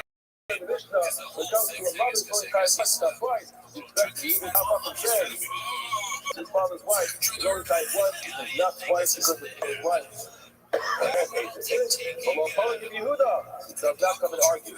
Therefore, it can't be that he uses that teaches the halacha, but he's tired. Twice, this time only once. Rabbiya, sorry, this did not reported. However, Polish the place. You can't stop learning if you learn the Mishnayos, you learn all the Rises, because there's the Rises. He does argue that since the person is Boel, his father's wife, only times once, and that's right, because it's a fish and H's up. Okay, from other opponents, the H's of it, laugh at me, so that's not Torah. But we already find the opponent, the father's wife after he dies, he was he makes such nice rough zero. He made this zero summer. Because you remember, later on the summer, that was left open. We don't know where they get it from. They get that from whoever. Again, the Malchus will use of the zero. Malculate, lay into the owner. The numbers limit you use. They use that as for H's of it. Which one? Is after back to the bottom. H's of it. How do you know this punishment for a person who is born with his mother, who's not his father's wife, didn't get that from? She's the basic eating, the whole race was through the end of after yesterday's Ahmad Martin's reference to she's the basic eating the town for he wants to really is coming. That's some good news for you. Here's the probably shows up here in the Gemara, which is on our cross in the success in Sahi, Asa, Costa, Yekimo, the 8 H's of it. The Pasuk says, and equates that whether to a married mother, so they whether to marry, or any case is going to be a problem. Back to the Mishnah, boss, I love this. Person is Boel, his daughter-in-law. That was more asked, besides Nabi, which is not mentioned that there's a violation of basic of Rabbiya Pasuk. Also, the Pasuk opens up way with two separate problems. There's one problem that it's the father's daughter-in-law. Just make sure you understand it correctly. There's the idea that it's the father's daughter-in-law. There's a relationship between this woman and this man because she is his daughter-in-law. In other words, daughter-in-law is not just a phrase. In law, halachically, there's something called his daughter-in-law. It becomes mother-in-law by virtue of the fact that she married his son, and there's now the daughter-in-law. So at least what Gemara, and there's a separate relationship, which is that this woman is his father's son. So Gemara wants to say she meets type twice. One for being his daughter-in-law, another one for being his wife. Gemara says, besides that, it's just to know. Also, besides it's to know, love our love. No difference between his daughter-in-law and his son's wife. Today, is exactly the same. You would like you would say relation to daughter-in-law, which is again it's impossible to separate the two. You would have thought it was the issue of daughter-in-law and son's wife. No, it has to be exactly what the same. It's just a semantic difference. What the reverse is as daughter-in-law or your son's wife. In any case, it's going to be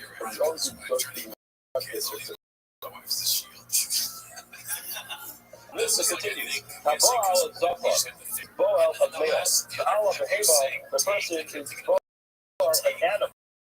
The Isha Mavia, as a woman who brings the animal upon herself, Allah is that there is tefillah for all parties involved.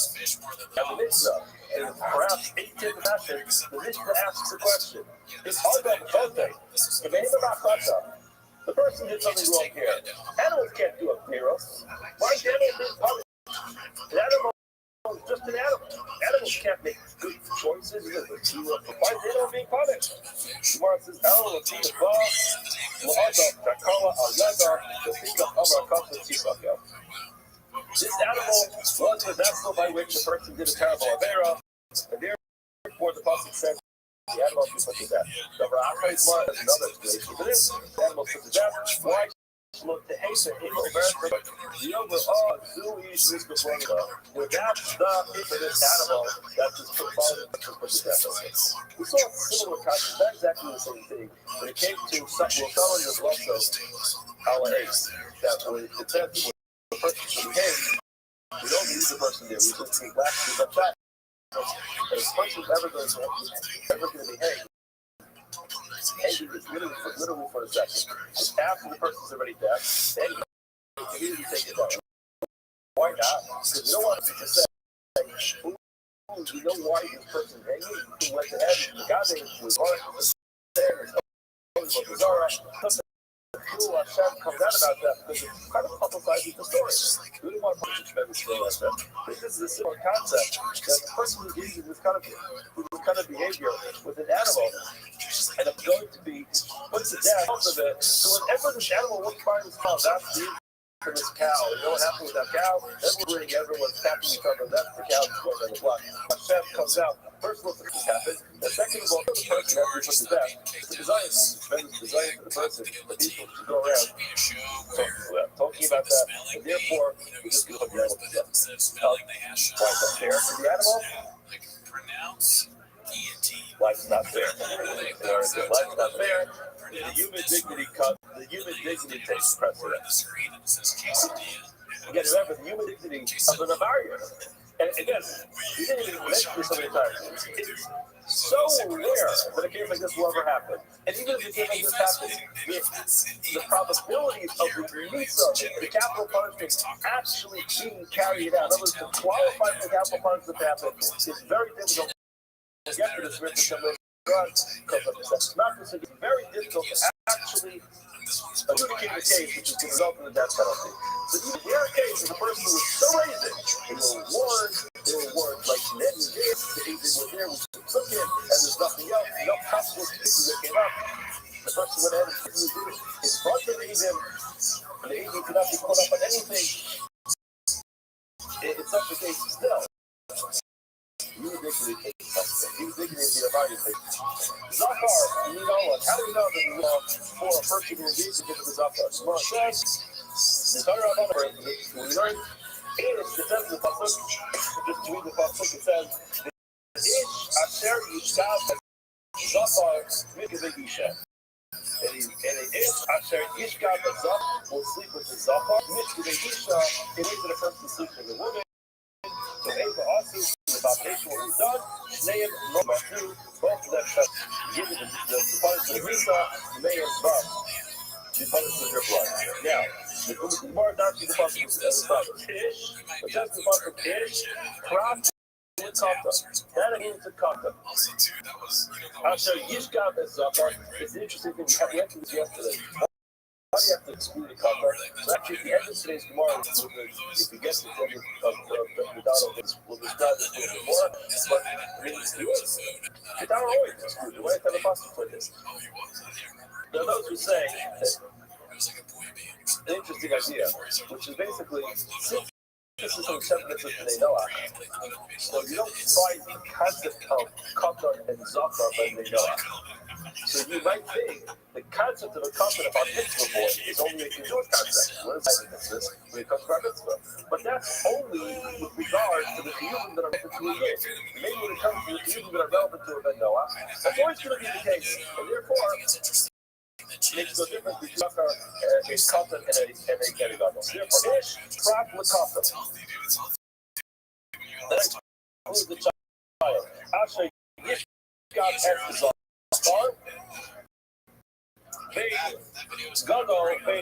so if the subject in the case is a child, it's still going to be a problem. In other words, as long as the gadol, they are not.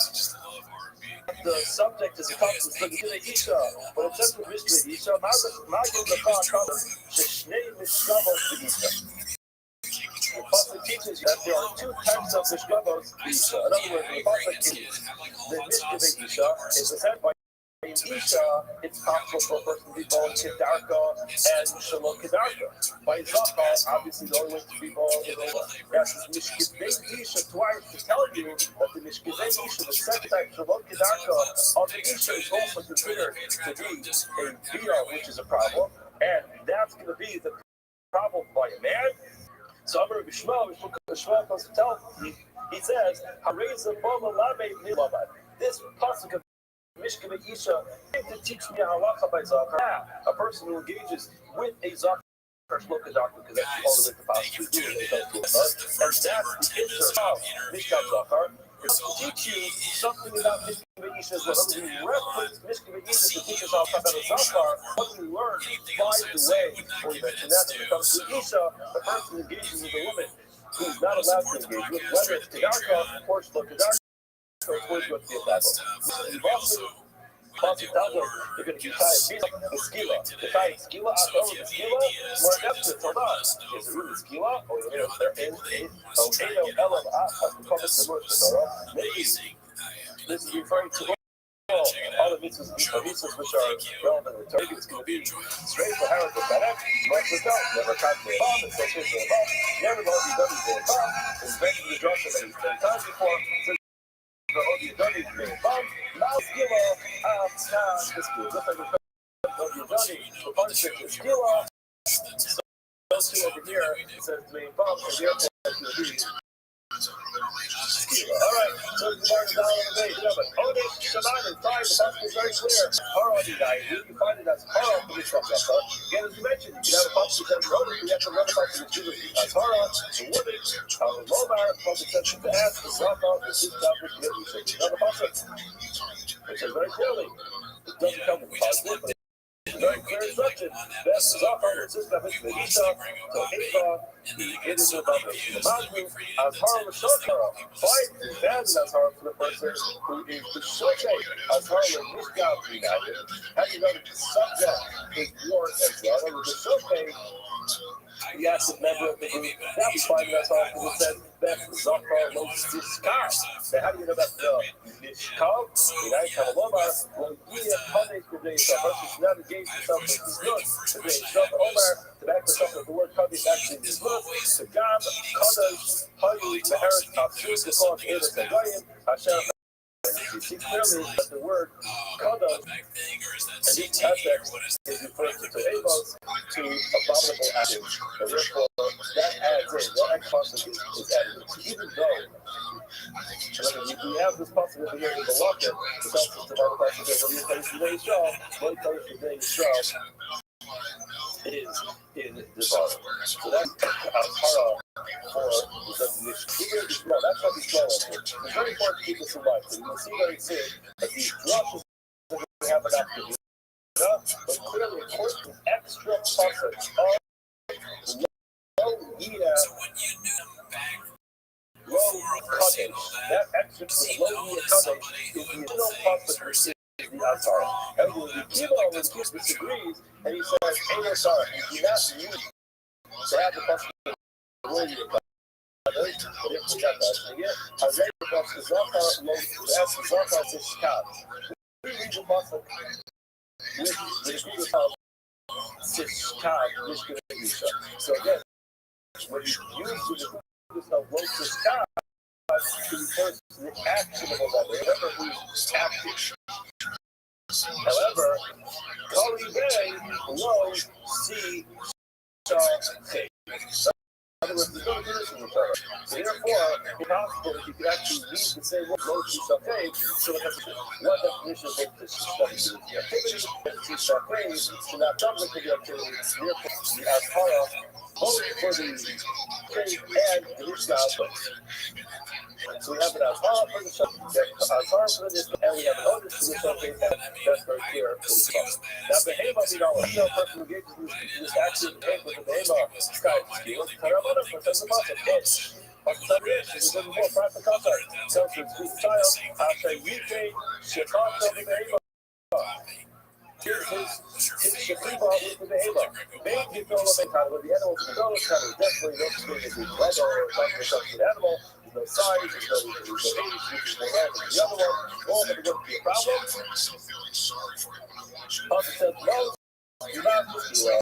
Pastor says, this Gila. Pastor says, no, and we understand this Gila. The more asked to say something with absolute time. Answer over the Gila or even Ellen has to come into meetings and work with us. Having no Gila, maybe it's one of the other sides of the counterpart. Live our cows, our road. Never know what. See how low. Target of the Tarozo and said by and we just the deal. What's over there is yeah, road and the yard for chief of the but it's yes for another product and we need switching are here with the area or something where it says that he's so that a person is trying to Zara, yes, so, okay, it's not a lot of skill up, definitely that case is very clearly from the skill up, the skill, we have a road car, the road work of the video is teaching us skill up. King 5, the other so we learn it's punishment for the person who sleeps. Always when you job, the person is in the behavior of animals and blah blah. How do you know that? We're called subjects, behavior. We are supposed to stop us from returning. Anybody is sleeping with animals, only punishment so. If they don't get in the something, we don't need all the Allah for a person who is action-based person over there. Why? Because we already have a policy for that. No Indian, we discussed their point that's repeated, and it's not necessarily to say something about a person who is yourself. So now the audit, right? You got the audit. However, as you mentioned many times, the audit is not enough. The stuff available in this class is hard to that. Here you have an entire in your days in the ticket for a person who engages in such behavior with an animal. I'm a lower if I'm said, the call, the Hema, no cites, the cup to call, the top of a person should not put himself with Shativa in front of any animal because Tame was not as on the shopping. It's very good. Remember, this will be real 4 cases over here. Look at the showcase and the job and the Azhara and the owner. Surprise, you got me one more process to give me the Azhara. However, it's simple. See this to come from Alpha. The Lamandra Alpha, we've got the warning, the showcase for the showcase. So we've got the subject united. We can have an Azhara warning to the subject. Tamalama, Logia, Kari, Israel. So these the same time we used earlier, persons that be involved in nuts, these types of behaviors, that's the one. The owner is the government here, and earlier, this subject can be used. As a warning for any type of mess. Now, the words are really small. That is where we structure. We smell where it's from, or you cut. That is, we smell from before. The word is body comes off of, because we're the same exact way you cut it when it comes to the behavior. If you give off, remember to give off keyword earlier that you didn't learn before you cut it as that. Rather, you said, the words were that Zachar wrote this guy, and this guy that's the guy that sees okay? So therefore, both of them are included. What if you do the Kilo Omer, and it's our Hare Omer, the seating, the top, the bar, which means you can also pronounce that as the seating, the kiva, the bar. So, place any of your kiva, whether the person is the actionable person or one who is the subject, in that case, in every case, is the outside.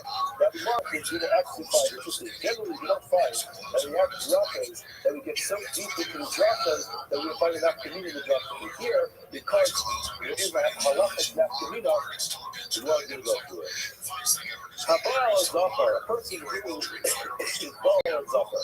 Now, Rashi points out, whenever you see Zafar with the Vav, it refers to the place of the Zafar that a person is engaging. So Baal Zafar in this case means the person is the one who is the shelter, the one who is what's just called the one who is sleeping with the other Zafar. And even a love Zafar, that he actually, at the same time, also brought himself in the other way, as having his Zafar with him. That doesn't necessarily mean exactly the same element. You heard the first concept of it, you're not saying forget the person violated the Zafar by being the okay? And he's also violated as the Zafar by being the Nishkav. Now, it's like it's over revolt. You think about this. It says the revolt, the Dvarov, the inner small, of course, can be small, times, right? Because it's a separate cutoff for for a showcase, and a different person's both and a discount is 2 separate affairs. Now, as I said, Kavim was the Scott, Kavim was the other. The difference between Yeshiva, his Ashara is not a separate person. It just goes to the kudos. So you say, Sishka or Sishka, it's the same person. So therefore, it can't be one. You need the Kiva in the Kabbalah Achas. But the Sishka on one page called the and also have the animal in the so again, other than will probably be true. The difference is type 5 because it's separate drop and where you accommodate these type twice. It's 2 separate materials that being the showcase and the discount. Hard to teach us about Probably you cover. You can keep it in the kind of atas, no type one, like the cross the kind of stream of God. Again, just an absolute pronunciation of the word. Just about pronunciation of the word is separate, sir. So therefore, the issue of being the active animal, the subject of an animal is the same issue. Therefore, for a person who violates both at the same time, only the time was.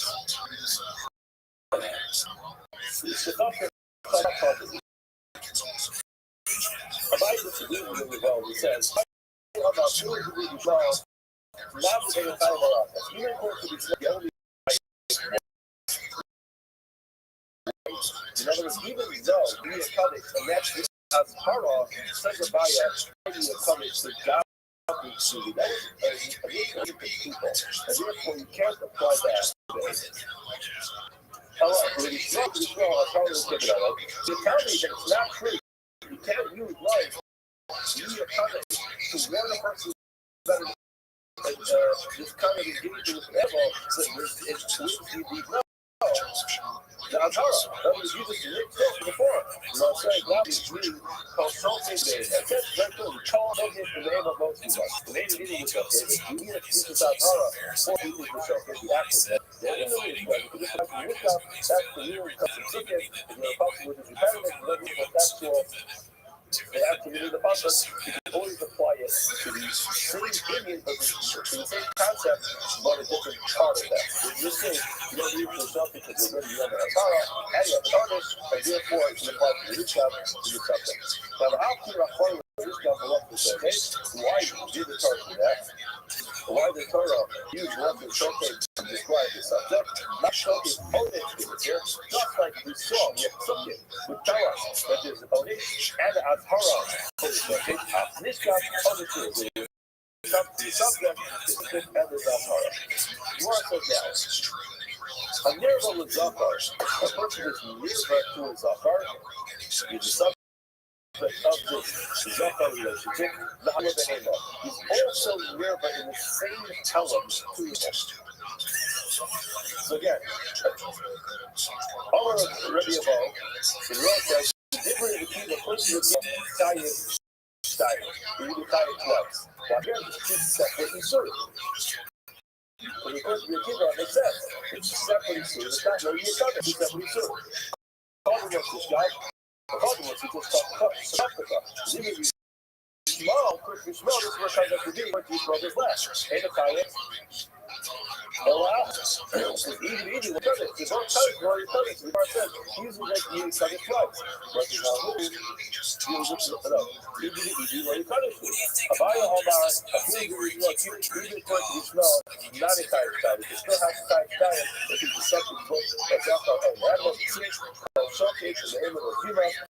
You never hit the second, the Indian stuff. If you don't need that possible, you have to go left. That's before. For a showcase, you can borrow the stuff. The value of one of this will work for some. We said before, the term used a showcase of the discount for the luxury. So, last second on this video, discount notes here. You get the same word, this is the showcase. There's a punishment, there's a warning. I will have a person who is a member of the Royal Zakra. Baby Zakar Allah and Zakar on him. Or Abal Behema. Person who's Baal Behema, Behema Allah. All those cases together. Now, Baby Rebabo, Bela Baya, and there's no so, according to his type 3 times, the Kiva type cycle, the Kiva only type twice. Let's go further about it. Zafar, it's actually possible. Zafar, with the bar. Lord Ashabar, cotton katan. He did not make a cotton like a gunner. In other words, when it came to an animal, we equated Zafar to cotton in the gunner. Behema, when it came to a person who suffered with the Behema, Ashabar, Kana. We did equate it to go. It's a different kind of animals. Now, I said it's with me. You will also ball comes with the governor. What do you didn't make it a child like the governor? I'm around also via Papa to Ventation Sugar, to Ventation Sugar. You did not make the via of a child who's 9 who's less than 9, and like the child who's 9. We'll explain this in a minute. Shmuel says, well, that's the being talked about the Ben Shalom Shabbos is written to Ben Shalom. So we didn't make the beat down the Ben Shalom of less than 3 years like what's the argument over here? Rav said it called the use of the self to use of this house, called the left the self, the rest of this house, that the person can be a blowout if you do this now, the love of the Shadisha said, that's the new piece. In other words, we know by what is that the beta of a male child under the 9, under the age of 9 is not considered. If you have a student child under the age of 9 has to be able to perform a beta.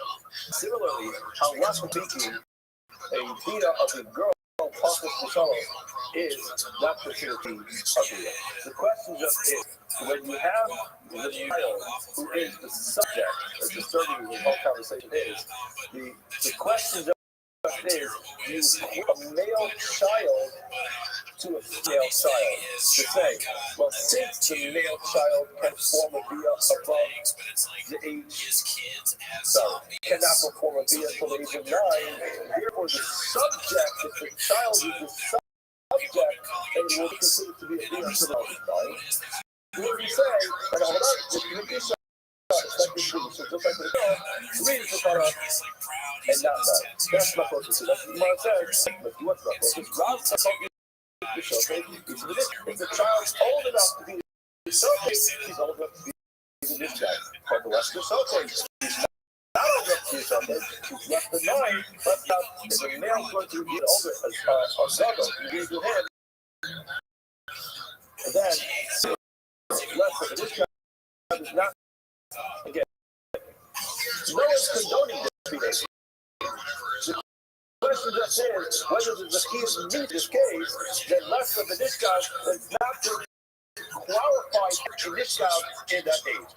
Most of Nishkav, he said, has to be this. So therefore, Isha 3 years old, and therefore, you'll visit the Zakar of the female in this context. We'll stop here for today. Everyone has. December, I got on November a couple months ago. I was out in San Diego for a wedding, and I saw Theo Vaughn was performing. Want to begin today's stop? Sanhedrin, staff and Gonzalez, we begin by thanking all of our sponsors.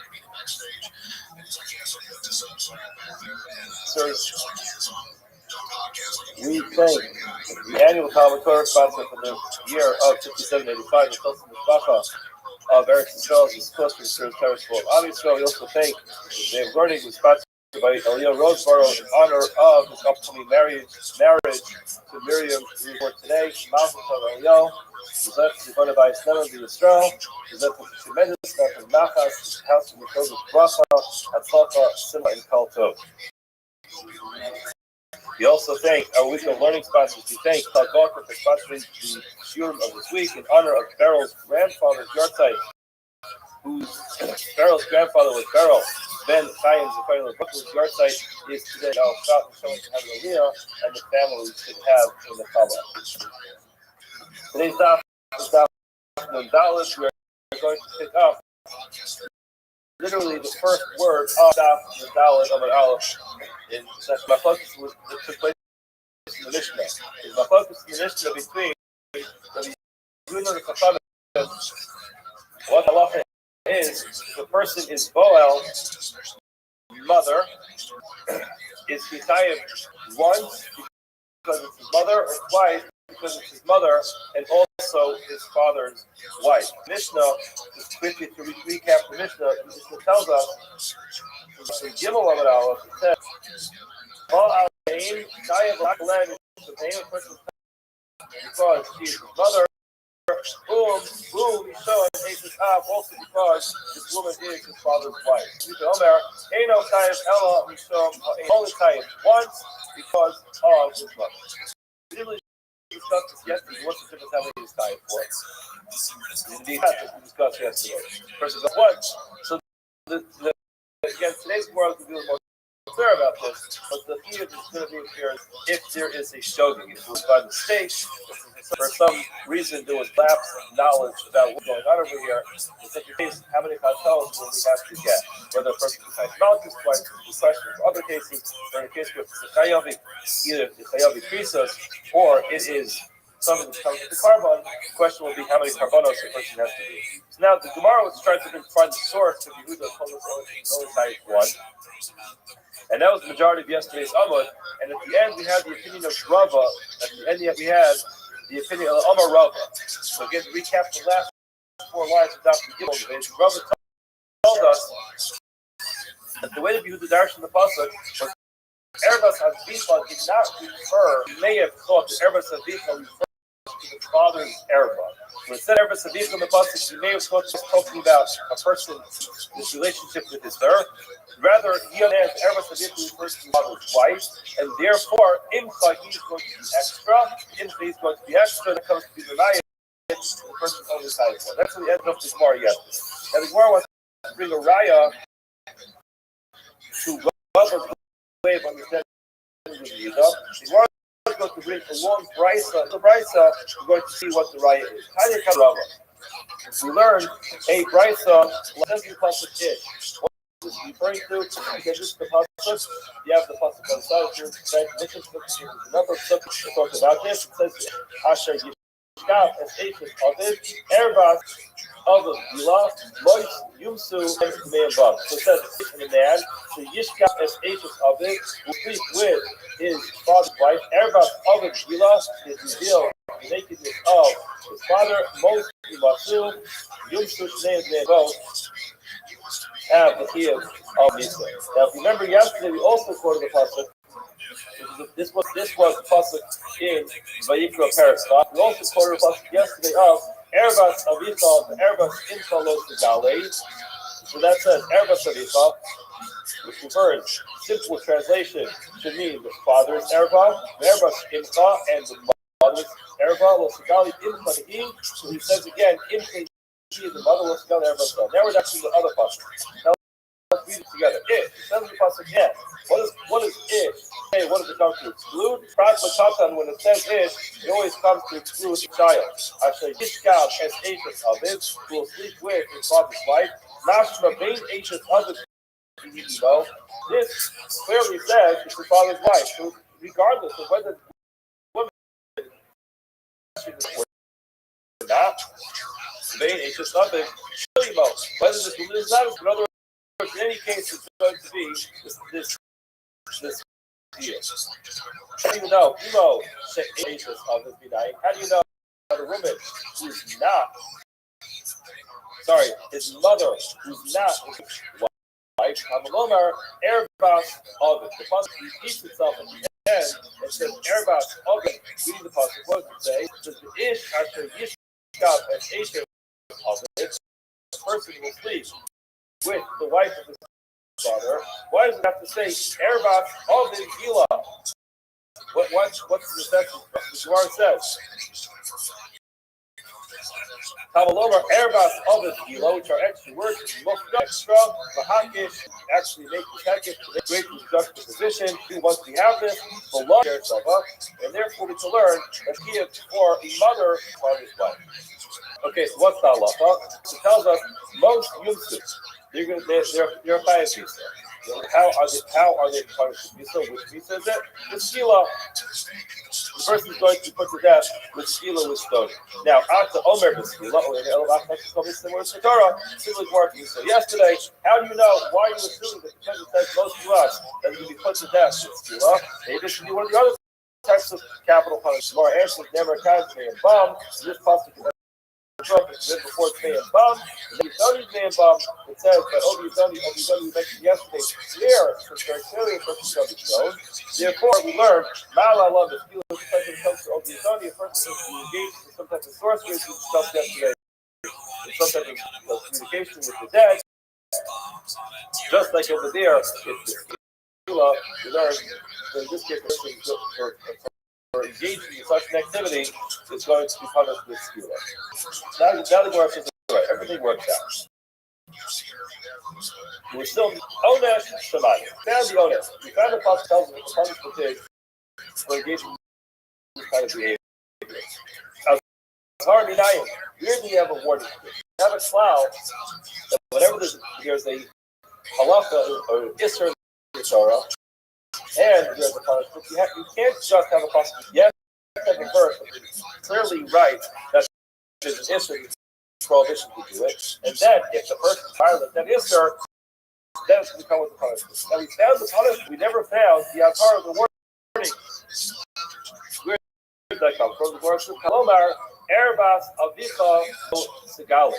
It's Avicha Lo Sigali, the father not be revealed. Erebas Zu Ashes Avicha. We mentioned yesterday the second pasuk Erebas Avicha Lo Sigali, but she not revealed the Ereba of his father.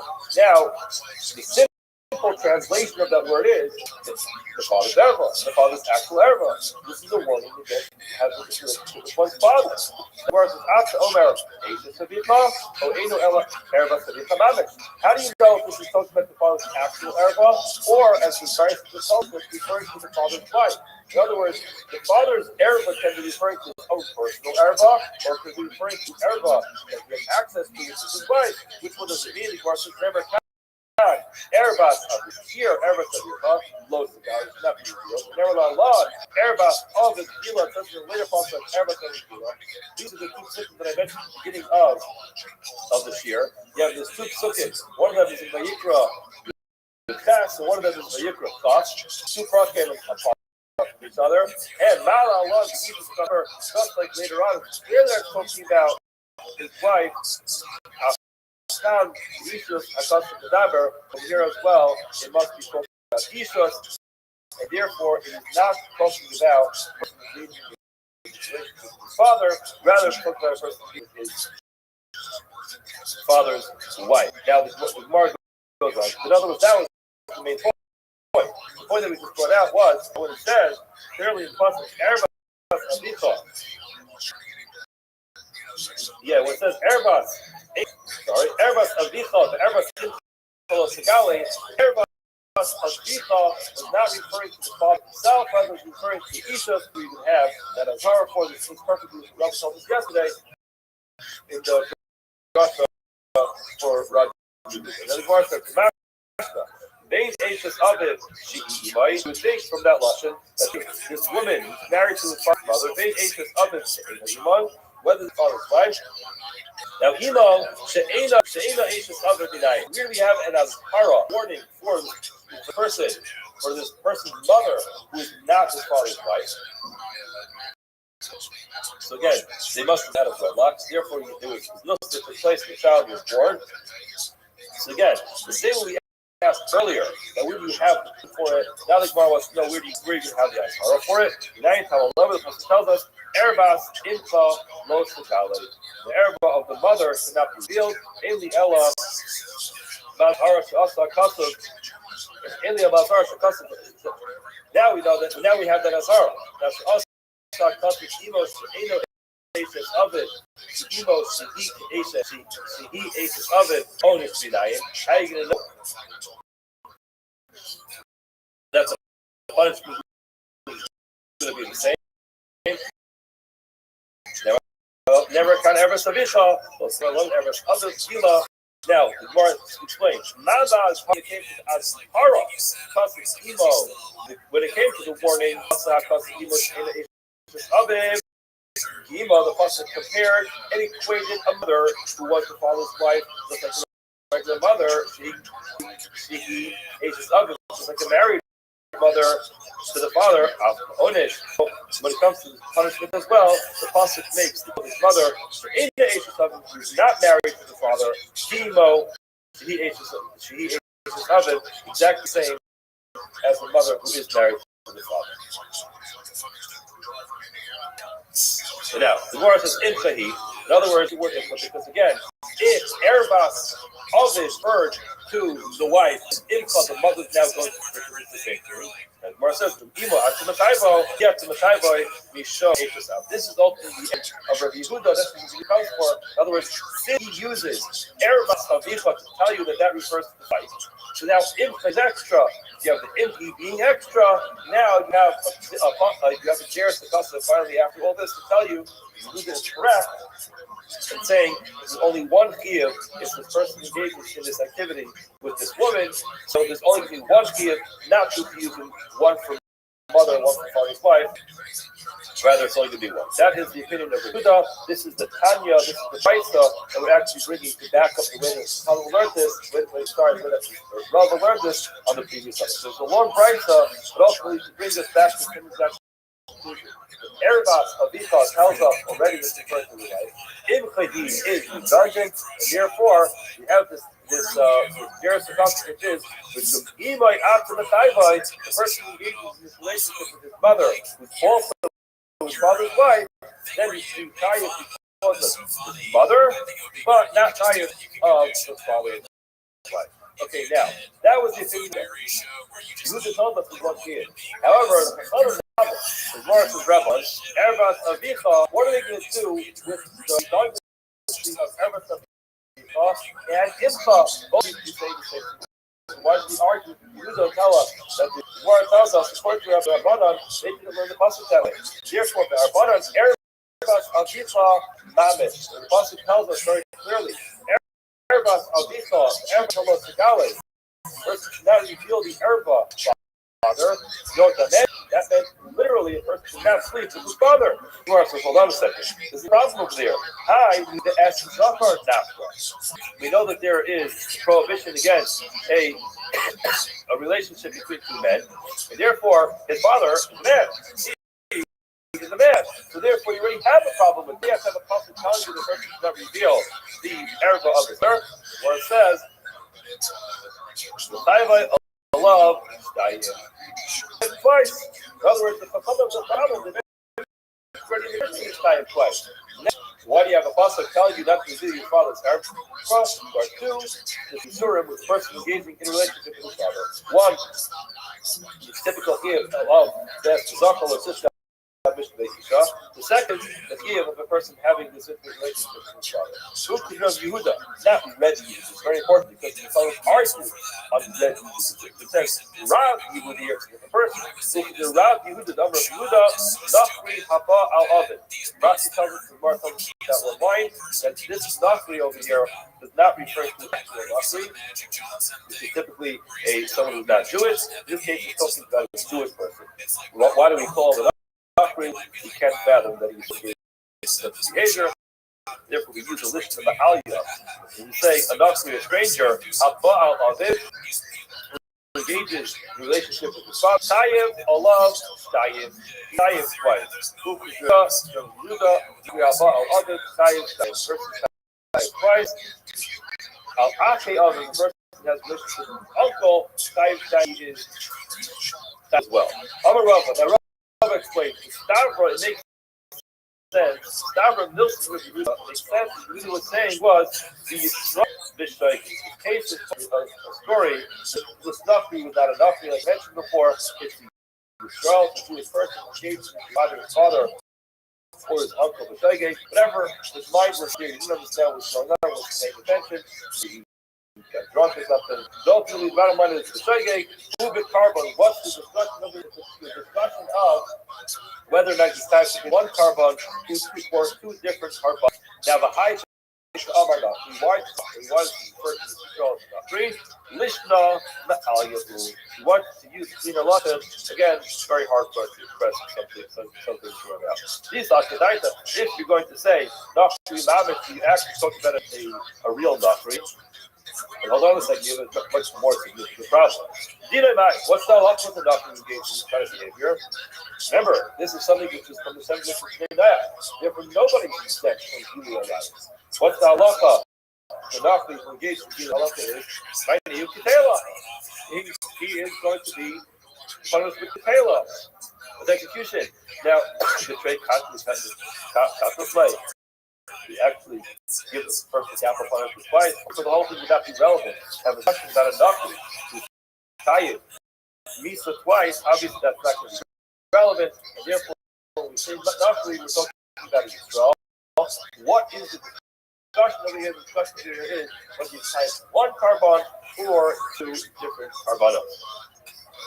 The right is similar to the Baal Ovid, person who is Baal, his father, Tayyip Zachar, one of them is going to be his father. Abal Acheyav, person who has intimacy with his father's brothers.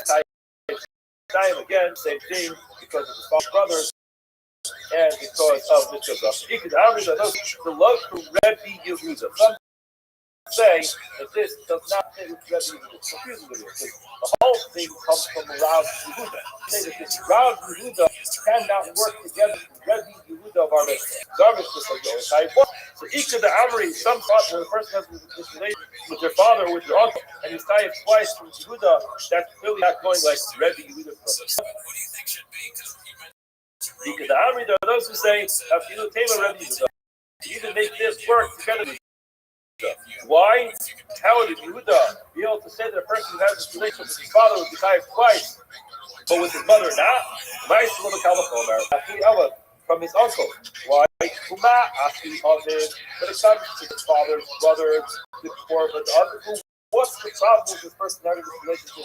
Aside from the fact that it's Mr. Zachar, it's not enough problem as it is. But aside from the Mr. Zachar problem, it is because of his father's brother. In other words, the whole thing comes by way of the fact that this is his father's brother. In other words, it's too close in the family. It's an uncle. Now, still, it could be tied twice. Tayyip, all this locos, okay, maybe fathers even closer. Before you can make a common fiber to say the person be Tayyip twice. Now, how can you argue on this? It seems like very simple common fiber. To commit to give the foot to the Rava, what would be the machlokes whether you make the cover or not? Mar Savar, Otim Miladin, Mar Savar, Pain, Otim Miladin. You're right. Logically, it would make sense. A person would be Tayyip twice with father.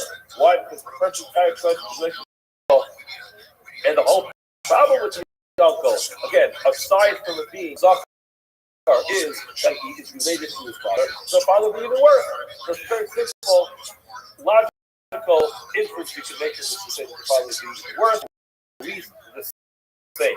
Now the problem is, in Ochi, we're giving a punishment. We never use have a chomer to be able to give an extra punishment. There's a lot of discussion about this. You can see for today's year, but the most simple understanding of English in that thing is even though logically everyone in this group might come to a conclusion saying worse to engage in that kind of the father than for an uncle, you only go so far with our logic. When you stop using logic, it comes to punishment. In other words, when it comes to a chomer, sometimes you find a paracha. You find a little time in shot. You make a chomer. You always assume this is more chomer than that. You find something which says, you know what? How actually was more chomer? And the whole logical inference falls apart. Therefore, when it comes to someone with onesh, you don't get onesh just because of our logical inference. Therefore, even though from a logical understanding it makes sense that a father's worse than uncle, still ain't no nothing. Okay, now the Gemara goes through putting all these systems together, both the Rabbanan and the Rabbanan of Azhara La'esis of his Shvidalim. Where do they find Azhara? Remember, according to them, they use Erbas Avicha to mean actual relationship with the father. So where do they have the Azhara from? Not who? The Erbas Avicha Lo Sigalis. They learned it out in the words Erbas Avicha Lo Sigalis. Hold on. The Yehuda, so what is the to do with that? That should be X. Again, that's in the pasuk of in essence of Erbas Eish Mikol Sigali Erbas Avichahi. That's the actual equation of the pasuk. Now, what are the equations to do with that? Yehuda Hahu the Boyle we need that last Harat Eish other Ashar. We need that for the Ashara to warn us that that Eishes of his Lisa after he died. Your problem even post death. Rabbanan, so what do they do with that? How are they going to know that after death is a problem? So who be safe to cross? Now, they learned it out the pasuk which is in that pasuk, Erbas Avicha, the repetition of the words Erbas, that's how they learn after the father's death. Yehuda, now what is the extra word?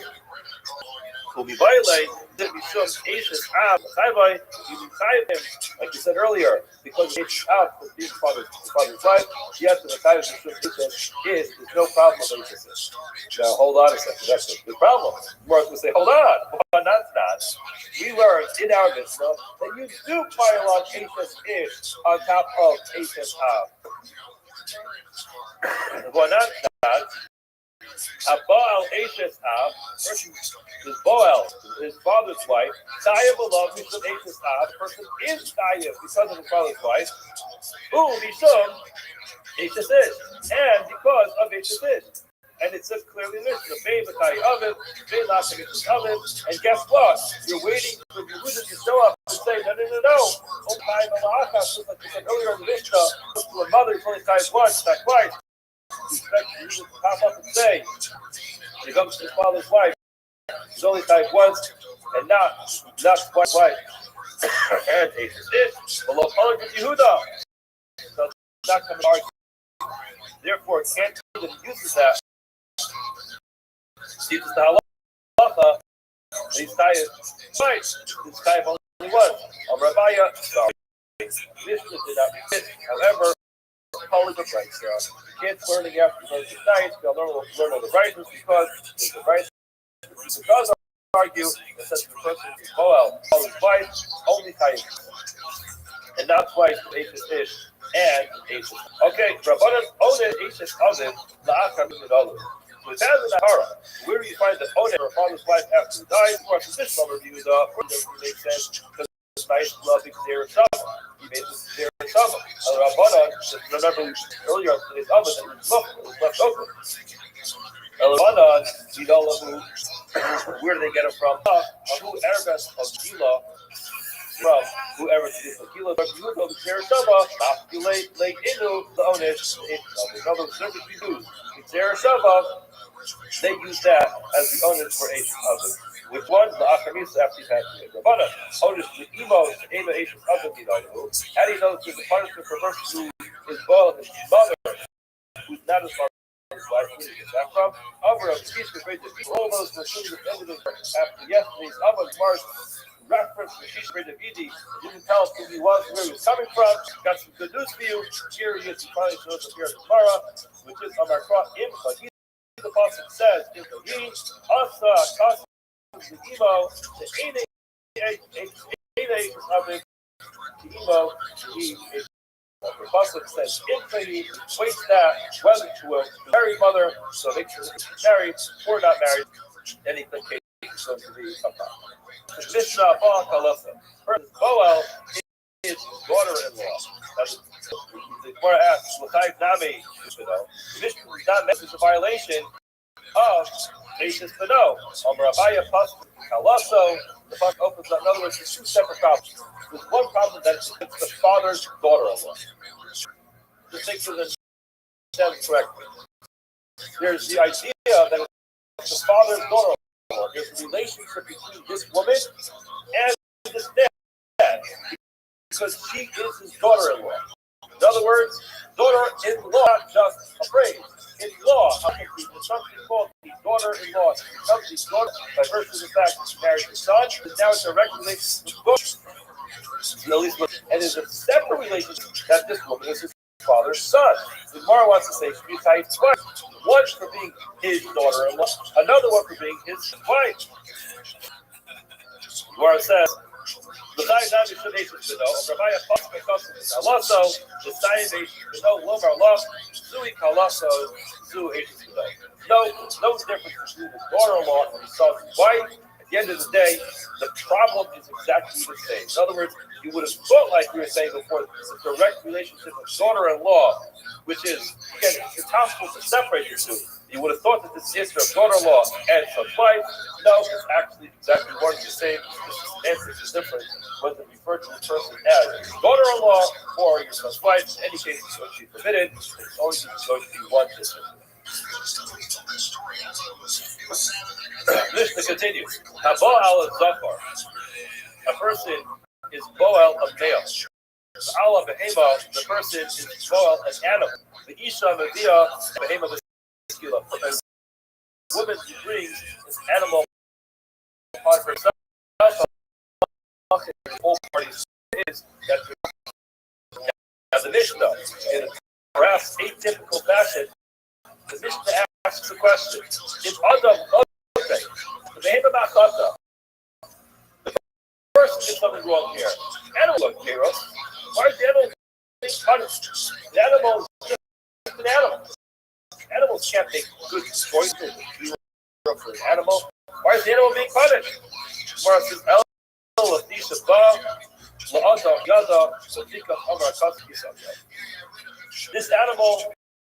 the vessel by which a person did a terrible avera, and therefore the Pasuk says that.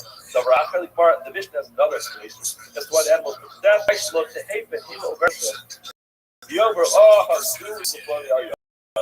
So that's the infamous animal that the fallen person put to death. We saw a similar, it's not exactly the same thing, but it came to Allah 8, that when it says the person, we don't leave the person there. We mentioned in the last Shabbos that if the person's ever going to be hanging is literally for a second. After the person's already dead, the body immediately takes it back. Why not? Because we don't want a person to say, why is this person hanging? Because this person went to head, God made such a kill Hashem comes out about that because it's kind of publicizing the story. We don't want to spend this kill Hashem. Take this concept that a person engages this kind of and a person is going to be as a result of it. So when everyone in the street says, oh, that's this cow, or you know what happened with that cow? Everyone's too whispering, that's this cow that's on the block. Kill Hashem comes out, what's kill Hashem just happened. Second of all, even though the person has to put to death, it's tremendous desire for the person, the people should go around talking about that, and we're just going to put the animal stuff. Why is that fair to the animal? Life's not fair. Very good. Life's not fair. The human dignity takes precedence. You got to remember the human dignity of an Avarian. And again, we didn't even mention this so many times. It's so rare that a case like this will ever happen. And even if a case like this happens, the probabilities of the misa, the capital punishment, actually being carried out, in other words, to qualify for the capital punishment to happen, is very difficult to get to this Hashem later on. It comes up to practice again. It's very difficult to actually adjudicate it as a result of that penalty. So even the rare case of the person was so brazen, they were warned right then and there, the agents were there. Took it, and there's nothing else. The possible excuses that came up. The person went ahead and raised in front of agent. The agent should not be put up on anything. In such a case, still, human dignity of the adult. How do you know that the key is law for a person who engages in relationships with Zafar? Gemara says, the Torah Rabbana, we learned, Ish, it says in the Pasuk, this read the Pasuk, it says, the Ish, Asher Yishkav, as Zafar, Mishkeve Yisha. And an ish, Asher Yishkav Zachar, will sleep with the Isha in the way that a person, woman, so Ava also an abomination with her son, Shneim, Mos, and Basu, both of them shall be the punishment of Misa, May and Bav, the punishment of their blood. Now, the Gemara dashes the Pasuk as follows: Ish, it says the Pasuk Ish, Prat Lakata. That explains. It's interesting because we have to yesterday. Why do you have to exclude a kata? So actually, at the end of today's part, we get to the end of the Dada business. We'll describe this a little bit more. But, I mean, you always, Katana are always excluded. Why is that a kata? Now, those who say that an interesting, I've 7 minutes today, Noah. So you don't like the concept of Clark and Zachar by Noah. So you might think the concept of a covenant of our mitzvah boy is only a Jewish concept. What I is this when it comes to our mitzvah. But that's only with regard to the piyuvim that are relevant. Maybe when it comes to the piyuvim that are relevant to Noah, that's always going to be the case. And therefore, it makes no difference between the Zachar, a katan, and a gadol. Therefore, ish, pra the katan. That includes a child. Ishkav es Zachar, main katan. So if the subject case is a child, it's still going to be a problem. In other words, as long as the ball is a gadol, then whether or not the subject is a conscious thing to be a problem. Mishkele Isha, when it says in the passage Mishkele Isha, Magid the Kasav, Shnei Mishkavos to Isha. The pasuk teaches you that there are two types of mishkavos Isha. In other words, when the pasuk includes the Mishkele Isha, it's essentially telling you that why it's possible for a person to be called Kedarka and Shalom Kedarka. By Zachar, obviously the only people is only Kedarka. Now, the Mishkei Isha requires to tell you that the Mishkei Isha, the second type of Kedarka of the Isha, is also considered to be a Bia, which is a problem, and that's going to be the problem by man. So Amar Bishmo himself, he says, "Hareza Bola Lame Nitzalama." This pasuk of Mishkei Isha came to teach the halacha by Zachar, or that a person who engages with a Zachar looking doctor, that's the only way to possibly do it when it comes to this. And that's the Isser of Mishkei Zachar. It comes to teach you something about Mishkei Isha as well. We reference Mishkei Isha to teach us halacha about Zachar. What do we learn? By the way, when it comes to Isha, the person who engages with a woman who is not allowed to engage, whether it's Kedarka or Shlosh-Kedarka, it's always going to be a problem. Most Yumasu tells us you're going to be Kayisa, the Skila. The Kayis Skila, Ash over the Skila, or down the Shalnah. It's really Skila. Elam, comments and words. Maybe this is referring to all other mitzvahs which are relevant with Torah, to be straight for Harak or Kanek, Martha don't, never come, it says here's the above, never will be done in the above. We've mentioned this structure many times before, Odi Yodoshi, the above, Mala on the Skila, just like it's Odi Yodoni, the punishment is Skila, so too it says the above, here be Skila. Alright, so this is the Gemara Malam Abayz, Kafel Yamet, Onish, Shamanu, fine, the passage is very clear. We have an audience over here as Hara B'Nai. We find it as Hara for this customer. Again, as we mentioned, we have a passage as notice. We have another passage to as Hara. Good morning. Talmud Lomar. Talmud says the essence of Zachar was this down to another passage. It says very clearly. It doesn't come from punishment, but it's very clear instruction. That's Zachar was this down to Isha. So Eva, he did it in the public. Magnu, as case in Gemara. My family as Hara is the person who is okay. As Harlan is not how do you know that the subject is warned? Now, then you can showcase the active member of the group. Now we find it as Harlan because it says that Zachar was Mishkav. Now, how do you know about the Mishkav? Right? Tamalomar, when he had Kodesh today, so a person should not engage himself in discuss. So Omar, it actually something the word Kodesh actually discuss. Kadosh, Kayu, the Arab Asud before you see clearly that the word Kadosh in this context is referred to Evos, to abominable action, and therefore that adds in, that extra possibility is added in. In other words, we have this possibility here in Malachim, which helps us to find the possibility of Yisrael. Yisrael, Kadosh Yisrael is in Javar. So that's the Azhara for the Mishkan. It's very important to keep this in mind. You see that these drushes are going to have an opportunity. Clearly, according to Rabbi Shmuel, there's an extra pasuk of Lo Iya Kadesh. That Lo Iya Kadesh is the Azhar. However, Rabbi Kiva disagrees, and he says, Edo Sar do not need to have the pasuk of Lo Iya Kadesh. Therefore, we have to get Arei Machar Lo Sar Lo Siskav. We read the pasuk with the nekudas of Siskav Mishkei. So again, when you use the nekudas of Lo Siskav to refer to the action of a member, and the member who's acting. However, Karibei Lo Si Sha Kate. In other words, there's no nekudas in the Torah. So therefore, if possible, we can actually use the same word Lo Si Sha Kate, so it has a dual definition. One definition is supposed to be Gav versus activity. The other one is Shakeh should not be the subject of the activity. Therefore, you have the Azhar. Both Shokeh and Mishkan do the same thing. Okay, so we have an Azhar for the Shokeh, we have an Azhar for the Mishkan, and we have an Onish for the Shokeh and for the Mishkan. That's very clear. Now, Behema How do you know a person who engages in this act with the behavior? Sky is skilled. So Rabbanon says the Basel. Before comes to the child, Asha Yitain Shabba Behema. His Shechiva with the Behema. Main Gedola make it out of the animals, Gedola kind of definitely other or it doesn't become the animals, no size, no age, more relative to the other one. All of them are going to be problems. Like those, we understand the skila. Whereas the same question was asked many times before, answer over the skila or even elevation from its research and words. How do you know skila? Maybe it's one of the other types of capital. Never kan tarogu. Never that long.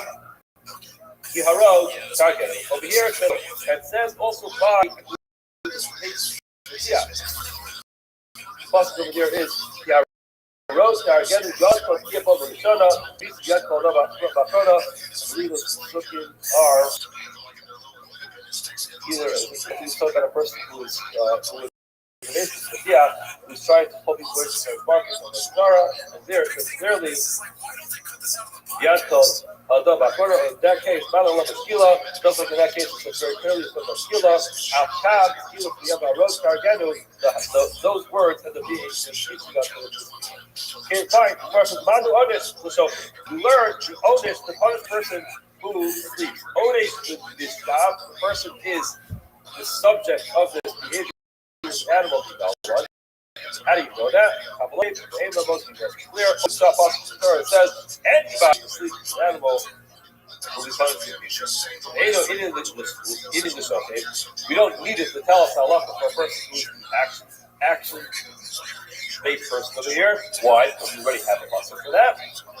Indian British cups, therefore, if it's repeated and it's not necessary, just say something for the person who is the Lamadu Onish, very good, Lamadu Onish. However, as the next day time in the summit, the Onish is not enough. Then it's up to them that this guy by Carbonite, if you have an Azhara, a warning to the Psukim for a person who engages in behavior with the animal, on the lower the Pasuk says, who befall the Hema, the time of not putting himself in his Shiva and punishing the animals to become Tame, the Madu Azhara is very good. Remember, there's going to be four cases. There is the okay, and the Dishka, and the Azhara, and the Onish. You got me. However, we found the warning, the showcase for the showcase. We just got from the subject, we have an Azhara, a warning to the subject. So he used the same possible use earlier. The person's going to be involved with these types of behaviors. That is the warning. For Omar, it says down to Shia Barat, as we said earlier, this possible use as a warning for any type of stuff. Now, the Gemara says, that is very Gishmaler. Learned it from Yekas. That was Gishmal before. We learned this five years comes up. We learned the same exact Yekas when it comes to the Kiva. Remember, the Kiva, he was Yekas and Azhara. Rather, he said the words were Best Zachar Lo Sishkav, and Sishkav could be pronounced Sishkav or Sisha. Okay? So therefore, what is the Kiva Omer? Edotzar Charei Omer Lo Sitein Tav, which means also pronounce that as a Sitei Shekiba. So place any of this Shiva. Whether this person is an actionable person or is one who is the subject, in that case, in any case, it's the outcome. Now the Mark is going to actually find it interesting. Generally, we don't fight. We have drashas, and we get so deep into the drashas that we're going to find the drashas here because there is a halachic nafkamina. We're going to go through it. Abal Zafar. Now Rashi points out whenever you see Zafar with the vav, it refers to the place of the Zafar that a person is engaged in. So Abal Zafar in this case means the person is the one who is the showcase. It's the one who is called the one who is sleeping with the others. Maybe a love Zafar. Now he actually at the same time also himself the other way as having a Zafar with it. That doesn't exactly the same time as the same element. He refers to the person who's doing the exact same for the violated the Zachar by being okay, and he was also out of the Zachar as being the Mishkan.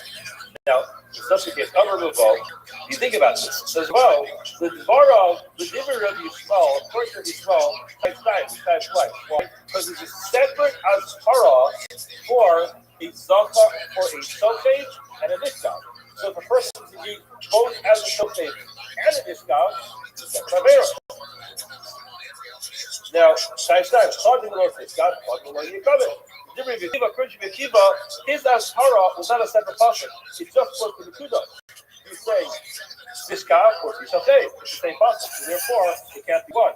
Even Yeshiva in the kind of but lo siskav or lo sishakev chodin. A baal behema, person is baal an animal, behema love, and he also has the animal in the other way. So again, Amar Vavam, the same thing would probably be true. The difference is small, of course, we small, separate drasha, lo yeh kadesh, twice, two separate issues, and the nishka. Chodin lo stuff. Lo yeh kadesh. You do the kiva, the kind of what the call the shiva stuff. Again, it's just a matter of the pronunciation of the word. So it's just a matter of separate, sure. So there's the isser of being. The active one with the animal, or the subject of the animal, is the same isra. Therefore, for first place, both at the same time, only defines one.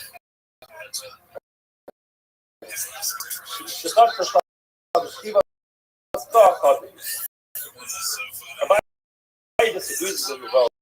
He says, Abai Amar, Filu Dibri Yishmael, not according to Yishmael, the only type once. Why? In other words, even though it says, "Oh, yeah, Kadesh," and that's the Abaya, the Gavri Tzidi, that was a mitzvah that was given to people to behave. Yishmael, I'm probably going to if you're going to tell me that it's not true, you can't use lo to warn a person about this kind of engagement with an animal. Says where does he know the Azhara? In other words, you just nick off what we said before, where it says not related to the called Soket and Behema. It says very clearly, called Soket and Behema both of them. You don't need a people Azhara for the one who is the Soket, who's after. Remember? In English, you can just apply to the Nishka. That's the rule of Soket. The possibly is repetitive. You don't need it for actual. They actually need the pasuk. Always apply it to the same Indian, but the same concept, but a different part of that. In this case, you don't need it for the shofet because you have an atara and you have a punish, and therefore you can apply it to the nishkav to the subject. Now the afkir achbanu nishkav philosophy. So, okay, why did the Torah do that? Why did the Torah use philosophy? Here, just like we saw, we have Sukkot, which tell us that there was an Odesh and an Azhara for the Sukkot. So when it comes to the subject, Odesh and Azhara. Now, a Nirva L'Zachar, a person is Nirva L'Zachar, is the subject of this Zachar, the Nirva L'Behema. He's also near the same element animal. So again, Amar of Rabbi Abba says, the Dibri of Akiva, according to Akiva, Chayiv Shtayim. You read it twice. Watch again, separate Isurim. So according to Akiva, it makes sense. It's two separate Isurim. It's not coming. It's two separate Isurim. Chodelos Ishkav, Chodelos Ishkav. Dibri of Yishmael, according to Yishmael, this is where it comes in. According to Yishmael, this last. The last, that's the only time as well. They're both times, well, you're covered. The Gemara says, you will both be covered twice. Who? Abaya Omar, even according to not a time. You can still have the time science if it's the subject of both Zachar and animals of sin, Soket, the animal of Kimas, and the English Soket, and the English Soket. You don't need that passage to tell you the halacha. Like before, so Soket, you could borrow it from the English Soket. The after Rahman list of Soket, as we said before, the Torah uses a Soket, the Nishkav, the Soket, not Soket, or this is Nishkav, or this is you get the same word, this is the Soket, is the punishment. The warning, Allah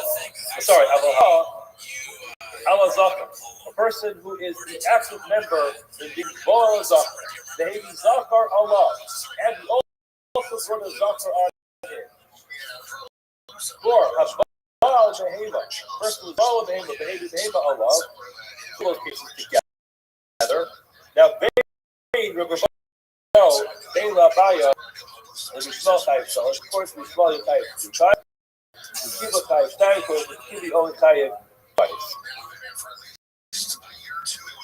Turn about it. Zachar, with the vav. Lo asifo katan together. Did not make a katan like a gadol. In other words, we said when it came in animal, he equated Zachar of the katan. Behema, when it came to a person, asifa kana kidola. We did equate a katana and a gadol. It makes a difference how old we have. Now, the question is, what does this mean? My lo katan with gadol. Child like a god. Amarav will also be up. We did not make the via of a child 9 like less than 9, like a child who was 9. We'll explain this in a minute. Amar says no. Also, via we didn't make the via of the ben shalosh of less than 3 years, like 3 years. What's the argument over here? Rav Sarah told the Shot that he's a Nishkav, or the less Nishkav, which a person can be a Boel, he can be a Nishkav, so love Yishiktiv, that's the Mishkav. In other words, as follows. We know that Allah is that the male child under the age of 9 is not considered a Bia. We do not assume that the child under the age of 9 has the ability to be able to perform Bia. Similarly, how speaking, a Bia the girl is not just a Bia. The question just is, when you have the male child subject, as disturbing as the whole conversation is, the question just is, you equate a male child to a female child. Say, well, since the male child can perform cannot perform or be at the age of 9, their subject, the child is the subject, then it will not be considered to be a child. Right? And hold on, this big Isha, instead of touching the girl, freeze the cutoff, not God. That's my focus. That's what Gemara says. Actually, what's that for? Rav Samar told you to showcase, he's the Nishkav. Child's old enough to be the showcase, he's the Nishkav. But the less okay, he's not old enough to be a showcase. In other words, he's less than 9, less than this. The male's going to engage with him, an older Gadol to engage with him. Then, less than the Nishkav, he's not, again, no one's condoning this behavior. The question just is, whether there's a Tiyah Nisa in this case, then less of a Nishkav, that's not going to qualify as a Nishkav in that age. Shmuel says, Mishkeve Isha has to be Mishkeve Isha, and therefore Mishkeve Isha, what's the time of Mishkeve Isha? 3 years old, and therefore you'll give the Zachar about the female in this context. Today, everyone has a wonderful day.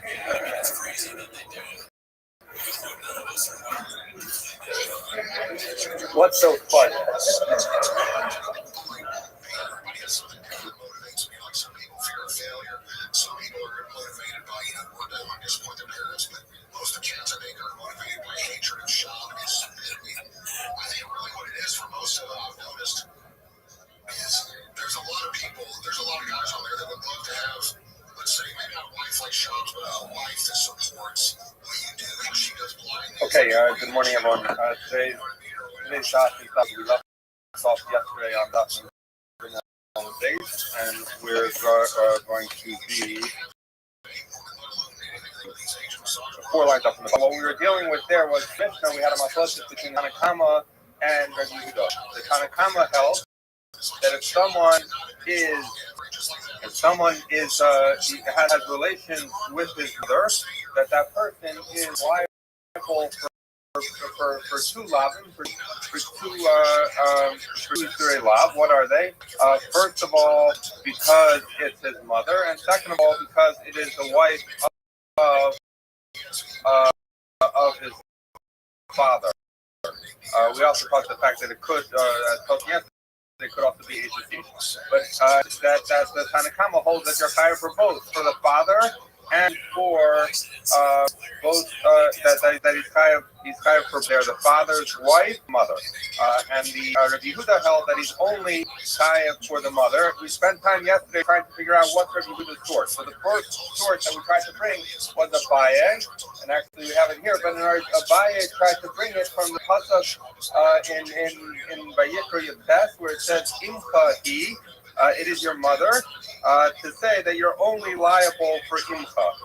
What happened? That we rejected that for two reasons. The Gemara has two kashas on that. The Gemara's first kasha was that if that's true, that imcha hi tells you that it's just your mother and not your father's wife, then similarly you should argue from the pasuk that says Savita, who that we say in Vayikra Yud Tes, which is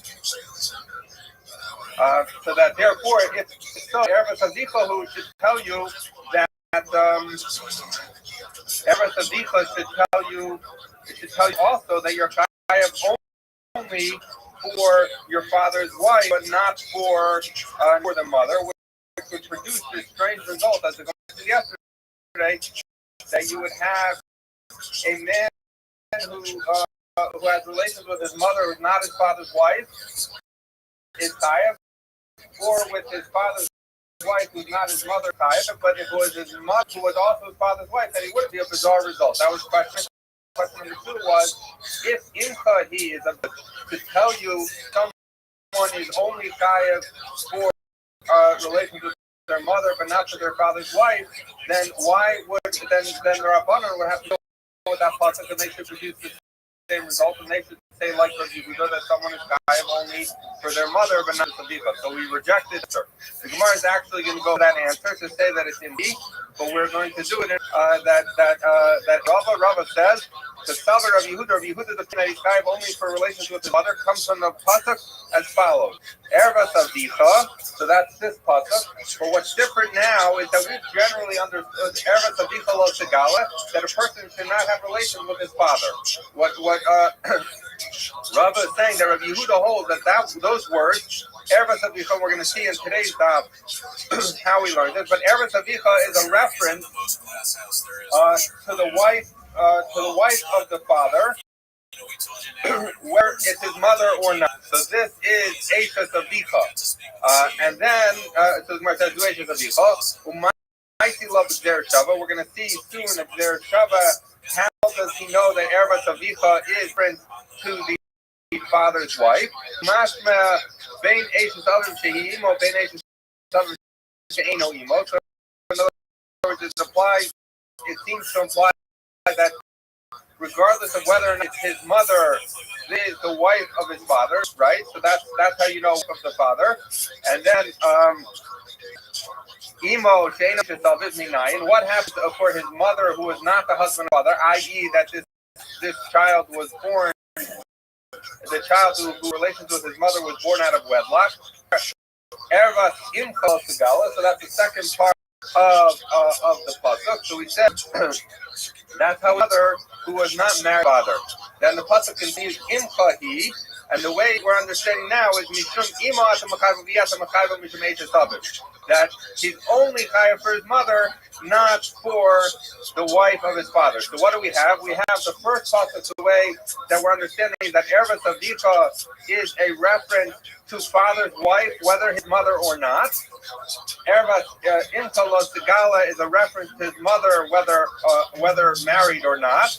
And Imcha he then comes back and modifies Erva Savdicha. So we were saying Erva Savdicha includes whether it's his mother or not, and now we're saying no, the part that it says even other, that we're knocking out, because Imcha he knocks that part that says it's his mother and tells you that if we're dealing in a case where it is both the wife of the father and his mother, he's only chayav for Imcha he. Okay, so how does this answer the two questions we had when we tried using Imcha he? The first question was you produce. If you say he tells you your mother and not the wife of your father, the Gemara said Erva Savdicha who should tell the opposite, that it's the wife of your father, but not your mother. So they would produce this strange that if it was his mother and his father, he'll be punished. So we say no.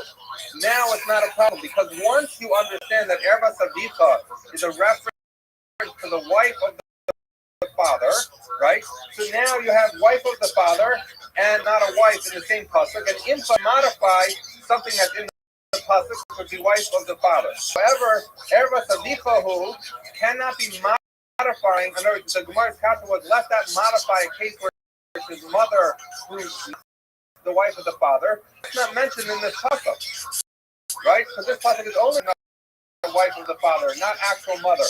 So nothing could go on to negate it and say he can't be chayav for a relationship. As opposed to this pasuk, both categories in it. It has a tzadika, which is wife of the father, and mother. Therefore, imchahi can come and modify every tzadika. So that's why we're not worried that we darshan imchahi, but don't darshan every tzadika. So that's the answer to the Gemara's first question. The Gemara's second question was, it's right that imchahi is such a good drasha, then the one should also make the same drasha. And if they're going to make the same drasha, then they should produce the same result as Rabbi Yehuda, where Imchahi modified Erva Savicha to say that he's only chayav for his mother, but not his father's wife. He's going to say, no, we're not worried about that because this whole thing is Rabbi Yehuda's understanding of Erva Savicha, which we're going to learn in the Bnei Shabbat, that Rabbi Yehuda understands the wife of his father, and that's why Imcha he can modify it. But according to the Rabbanan, the pasuk Erva Savicha is actually according to the Rabbanan coming to that he shouldn't have relationship with mother. That he shouldn't mix himself over his father. It has nothing to do with wife of the husband. So therefore, according to that, Imcha, if you only have Erva Imcha Lo Sigala, which is talking mother, so then Imcha he has nothing to go on where it's talking about the wife of the father to negate it. So that's why it doesn't work to the Rabbanan. So we've now answered, we're not worried about Erva Savicha because it has nothing to modify. Only Imcha he has to modify. And we're not worried that Chazal should make the same drasha as Rabbi Yehuda from Imcha. He agrees fundamentally about what the beginning of the pasuk is talking about. Whereas Rabbi Yehuda holds that it's talking about the wife of the father, Rabbanan holds the relations with father. Okay, so that answer, Rabbi Yehuda is going to bring a brisa that supports his answer, and we're going to whole thing in a little bit more detail. And it's technical. That's why we're doing the video today. We'll see if this works. Okay, so Tanya Kavasi de Rabba. The brisa in accordance with Rabba. Rabba was explaining that the main finish of Rava was that Rabbi Yehuda learned Erva Savicha to include the wife of the husband. Now, Rashi points out, how do you know that this bride that you're going to bring is the view of Rabbi Yehuda? Because the bride we're going to bring is from Safra. And we know that Dam Safra, Rabbi Yehuda, that any time that you have plain Safra, that's Rabbi Yehuda. So we know we're going to bring from Safra. We're going to see that Rabbi Yehuda, in fact, was said and how he died in this pasuk. So here we go. Ish. So it's talking about someone who that's the pasuk we're going to die. We can't tell. He tells you that if a katan relationship has a relation with his father, he's not chayav. After Yishkav et Aviv, so he says who had relation with the wife of his father, Mashma Eshes Aviv Shehi Imo, Ubein Eshes Aviv Shelo Imo. Right? So this is telling you that relations with the wife's father, whether it's his mother or not, is now we're talking about the end of the pasuk is written so what are we talking about? It's telling you the punishment. So we know every avera in the Torah, we need the onish and the altara. We need both the punishment and the warning. So the punishment we're going to deal with first. Tells you wife or father, whether his mother or not, is an onish. He's going to get killed. Now the pasuk continues. What if his mother who's not married to his father, i.e., he was born out of wedlock, that's covered him. Where do we know that from? Talmud Lomar. So he says, I'm going to learn of Erbas of Gilo that he is the Erba of father. Now, that does not in any way apply to a woman who is not married to his father. Why? Father is not considered Erbas of it. It's not considered the Erba of his father. He's saying, Mufna lahakit.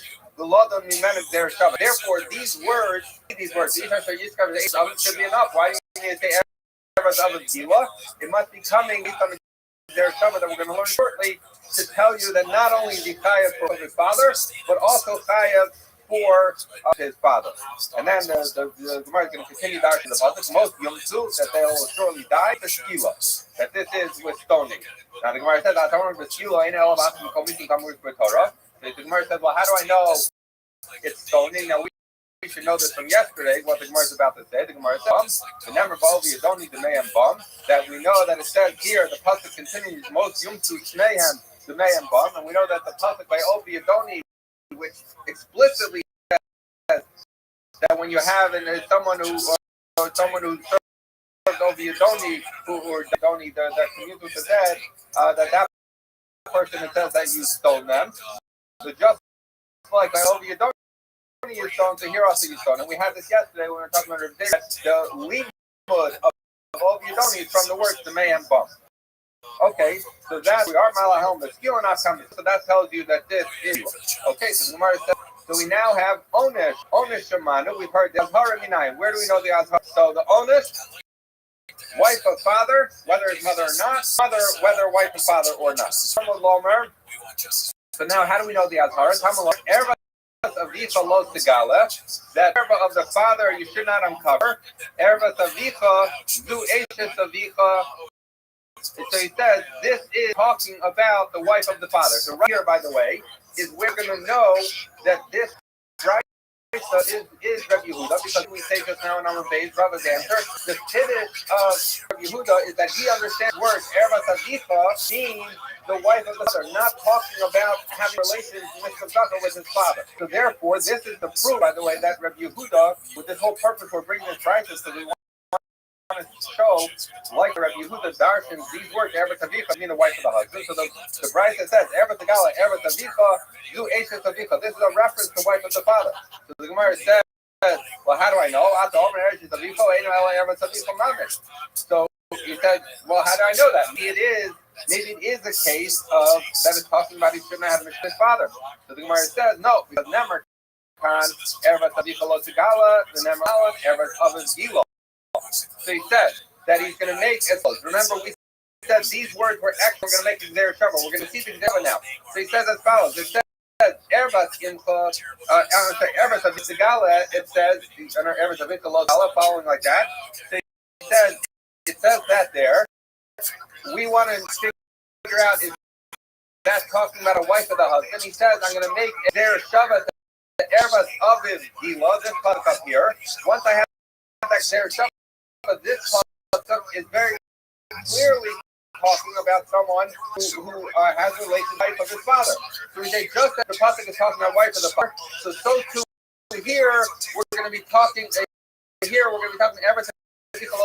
Talking about wife of the father. So that's how Rabbi Yehuda knows his kiddush to darshan that Erbas Avicha is not talking about Mr. father, but rather is talking about wife of the so Mala Halam the Isha Medaber. Just like in this passage, really is talking about a marriage Ashes of Amkam the Isha Zakasam. Or here also is talking about wife of the father. Mashma and the fact that it says Erbas Avicha, it doesn't distinguish between his mother or not. Mashma Bein Eishav Imo, Bein Eino Imo, that regardless of whether or not mother, then is Kaya. Now continues Pasuk Imo, or continues the limud Imo She'eno Eishes Tavim Minai. And how do I know if his mother bore him out of wedlock, meaning she was not to the father? Tamalomer Imsa Lo Tigala, that it says Eretz Imsa Lo Tigala, is coming to tell you that even his mother, who was not married to the father. Okay? So he says, now the Gemara gives a little bit of a funny language, but basically what it's coming back to is saying as follows. Ainli Elabaz Para Shasta Katas Imo Sheno Eshes Aviv, Ki Imo Shehi Eshes Aviv. Onish Minayim. So he says as follows. Now this is really the Gzera Shava that we referenced earlier. But he's saying as follows.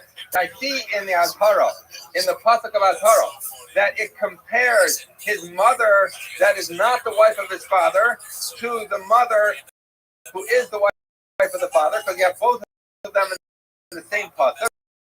But how do I know that at the Onish level? So we say, Nemer kan Eretz Avicha lo Tegala. It's written here, Eretz Avicha lo Tegala. The Nemer Lahalon is written up here, Eretz Avigilo. Ma Be'azhara Asa Kasas Imo She'eno Eshes Aviv Imo She. Just like in this pasuk, it compares when it's the father and it's the mother who married him. So too, therefore, this pasuk is talking about both, that both for purposes of Onesh and for Azhara, Tukim, based on that clear between Eretz Avicha, Lo Tegal, Avos Gila, is coming, both of them, both the Onesh and Azhara, apply to wife of the father as well as his mother, who's not the wife of the father. Okay? So therefore, Aspa Onesh, Asa Kasam, so therefore, just like in Azhara, both wife of father and so to here by the wife of father and mother. So now continues the brother. This is the second aspect of what we're proving, Rava. The pasuk continues. Imchahi. What does Imchahi tell you? Mishum imo asamachayvo, biasamachayvo mishum ages of. That we're going to say that Imchahi comes to negate what we were learning from Eretz Avicha. From Eretz Avicha, we were learning wife of the father, whether it's his mother or not. And now we're saying, Imfahi, sorry, he's not Chaya for wife of his father if it's also his mother. Right? So therefore, this is coming to tell you only wife of the father who's not his mother, and this is coming to tell you mother who's not the wife of the father.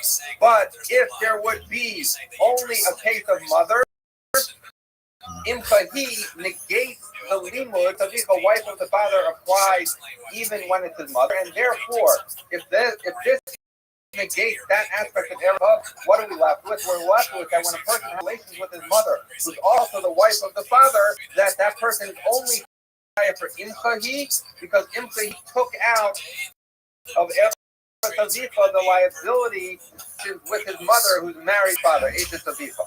So that's how we're going to learn. Okay, so now we've completed the brayso. So what have we proven from this brayso? On the base that we actually did this morning, Rava said that the reason Imchahi can modify pasuk, but we're not worried about Eretz because Imchahi negates half of what we learned from Eretz. Because to say that Imchahi tells you he's only chaya for relations with his mother, with his father. He's only got mother part because of the word Imchahi. So we've now seen a brayso that very clearly says exactly the way Rava explained Rabbi Yehuda. Okay, so now we have to figure out some things that are missing. V'Rabbanan, V'Rabbanan, what do the Rabbanan do with this pasuk of Eretz Avicha? So we had Eretz Avicha, which should come to tell us Eretz Avicha, which is by Imchahi, should come to tell you that you're only on relations with the mother, but not for the wife of his father when he has relations with his mother with his father. Why don't the Rabbanan learn like that? So the Rabbanan say very simple why I don't learn like that. Because I don't believe that Eretz Avicha is talking about relations with the wife of the father. I think Eretz Avicha is talking about having relations with your father. So that's what it says. The Rabbanan, what do the Rabbanan say? They say Eretz Avicha mamish. So the Gemara says, well, if you're coming to tell me that the pasuk is coming to tell you that you can't have relations with mother, what do I need this pasuk for? Hi, maybe as zach nafko. So l'chayim. He says the pasuk says yes, zachar like tishkav mishkavei isha, that a person should not have a homosexual relations. So what do I need it to tell me that I shouldn't have relations with my father? I'm not having relations with any man. So the Gemara says l'chayim alav shayim, to make him chayiv for two. And what does that mean? We learned yesterday that obviously, if we're talking about killing him, he gets killed for even one. What's the point of two? Is to say that if somehow he did it by accident, and by accident doesn't mean fully by accident, it means for whatever reason he thought it was permitted, that he has to bring two chatas off. Because Rabbi Yehuda, this is similar like we learned like Rabbi Yehuda, which is different than Rabbi Yehuda who we've been dealing with is Rabbi Yehuda. Dam Rav Yehuda, Nakri Habala Aviv Chayev Shtayim. That it says a Nakri. Now, we're going to see in the Gemara in a moment that this does not mean really a Nakri, it means a Jew. It says a Jew who comes on his father is Chayev Shtayim. What are the two? He's Chayev for ervat of the Cholo Sigala, that you shouldn't have relations with your father, and he's chayav for the Adzakar Lasishkav Mishkava Isha, that you shouldn't have Mishkav Zakar, so he's chayav too. Similarly, Habala Hi Aviv Chayav Shtayim, that someone who has relations, who has homosexual relations with his uncle, is also chayav Shtayim. Why? Because how do we know? Because the pasuk says. That's my one suggestion. It says Eretz Avicha Lo Sigala. I'm sorry. I'm not an Alice guy, but that's. Well, basically, the pasuk says that someone cannot uncover the erva. Oh, okay. The erva Avi Sigala. The pasuk says that the erva of your father you should not uncover. Now, you might say. So you might say that is maybe that's talking about his wife and not about having relations with the uncle himself. So we say no, because at the end of the pasuk it says his wife expressly. So therefore, in the beginning when it says Achi Avicha, it must be talking about not having homosexual relations with him. So what do you see? Rabbi Yehuda is saying that you're chayav too, right? So if you're chayav too, that if you're chayav too, it must be one because you thought for Eretz Achi Avicha, and the other because of the general prohibition on so Amar Rava says Mistabra the Rabbi Yehuda Yisrael B'Shogeg U'Bekar. So he says what we're focused on right now is why does it say Nasri? If you tell me it's a Jew, and we're talking about where he did it by accident, meaning he didn't realize that he was doing some harm. And we're talking about Arbanas, so then it's significant to understand why he would be chayav twice. But if we're talking behind the common Nafri, and well, then why would it say Nafri less normally? So that makes sense. But if you would think that Nafri Mam, so if you think that it's literally saying that a guy is chayav double misa, dino ma'inihu. What's the halacha of a guy who has homosexual relations? Kapla, he gets killed. If you cut him slayer, are you going to kill him twice? It doesn't make sense. So if you're talking about being over on two death penalties, it's only relevant to talking about a Jew who did it without realizing he did it, so we're not actually killing him, and now he has to bring a korban, so he has to bring two korbanos because he was over on two lavim. So what do you see? You see that literally that the Rabbanan explain Eretz Avicha to mean a prohibition literally on having relations, a man to have relations with his father. And that's why we know he's chayav twice. Once for Eretz Avicha and one for the regular prohibition on Mishkav Zaka. Okay, so the Gemara says, Tani Nami Haki, so we learned another brayso that said similar to this, Habal Aviv chayav Shtayim, Habal Achi Aviv chayav Shtayim. That someone who comes with his father, man has relations with his father, is chayav two lavim, and similarly, someone has relations with his uncle twice. Okay, so now the question would be, on its face, this would seem to negate Ika the Amri, the low Rabbi Yehuda. So some say that this brayso that talks about him being chayav twice is not Rabbi Yehuda. Why? Because remember, Rabbi Yehuda learned that Eretz Avicha of his father is not talking about homosexual relations with his father. So therefore, the only thing that Rabbi Yehuda has relations with his father is the general prohibition on Mishkav Zakar. It does not have this pasuk. So when the brayso says that he's chayav twice, it has to be the Rabban Rabbi Yehuda. That's one version. The Ika the Army, there are others who said Afilu Rabbi Yehuda. You could even say that that's Rabbi Yehuda. Rabbi Yehuda would agree that when a person has relations with his father, he's over on two lines and he needs two chatas offerings. Why? When he bring it, he's going to say, I'm going to bring you a kavachomer. Then when someone has relations with his father, he's over on two isurim. So why? Because the korban who chayev shtayim others will koshikim. So he says, what's the kavachomer? He says as follows: we have a pasuk that says you can't have mishkav zakar with your father's brother, right? What's his relationship to his father's brother? It's through his father.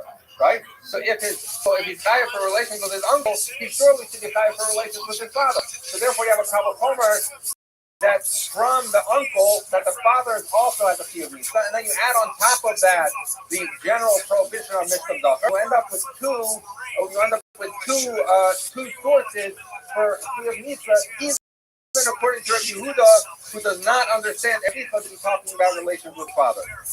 Okay, so we have one group who says that in fact, this brayta that says you're over on 2 is not like Rabbi Yehuda because it can't use Eretz Avicha to talk about relations with his father. And the other brayta says no, even Rabbi Yehuda would agree that someone has relations with his father don't have a couple of What are they arguing about? Because this will give a look at the Bible, but they're arguing about them, which we're going to see later on in Sanhedrin. Mar Savar on Shibnadin, Savar Ein on Shibnadin. So he says that one of them hold that you can punish someone using a logical argument of Kabbalah, the other hold you can't. You understand that you can make a Kabbalah to punish someone and make him so then it's fine. We agree that he's over on 2 lots for his father, one because of the general prohibition on mishkav davar, and one from the Kavachomer from his uncle. But if you understand that you cannot Kavachomer to be Machai so then you no longer have the Kavachomer, and you don't have the public ever tell you relations with the father. So all you're left with is the general prohibition of mishkav davar, and then therefore the prices that you're chayav on 2 must be like the Rabbanan and not because Rabbi Yehuda would say Eretz Avicha is used up for talking on Azhara Leishes. So where do the Rabbanan learn the Azhara? Because remember what happened is this pasuk, which is the Azhara pasuk, is the pasuk that teaches you about relations with your father's wife or the mother. He learned Eretz Avicha talking about mishkav davar, right? So that's what the Rabbanan learned. So then therefore you know Eretz Imcha, you know mother who's not married to the father. But how do you know where is the Azhara for the wife of the father? So the Gemara says, Nafsulu me Eretz Eishes Avicha lo Segala.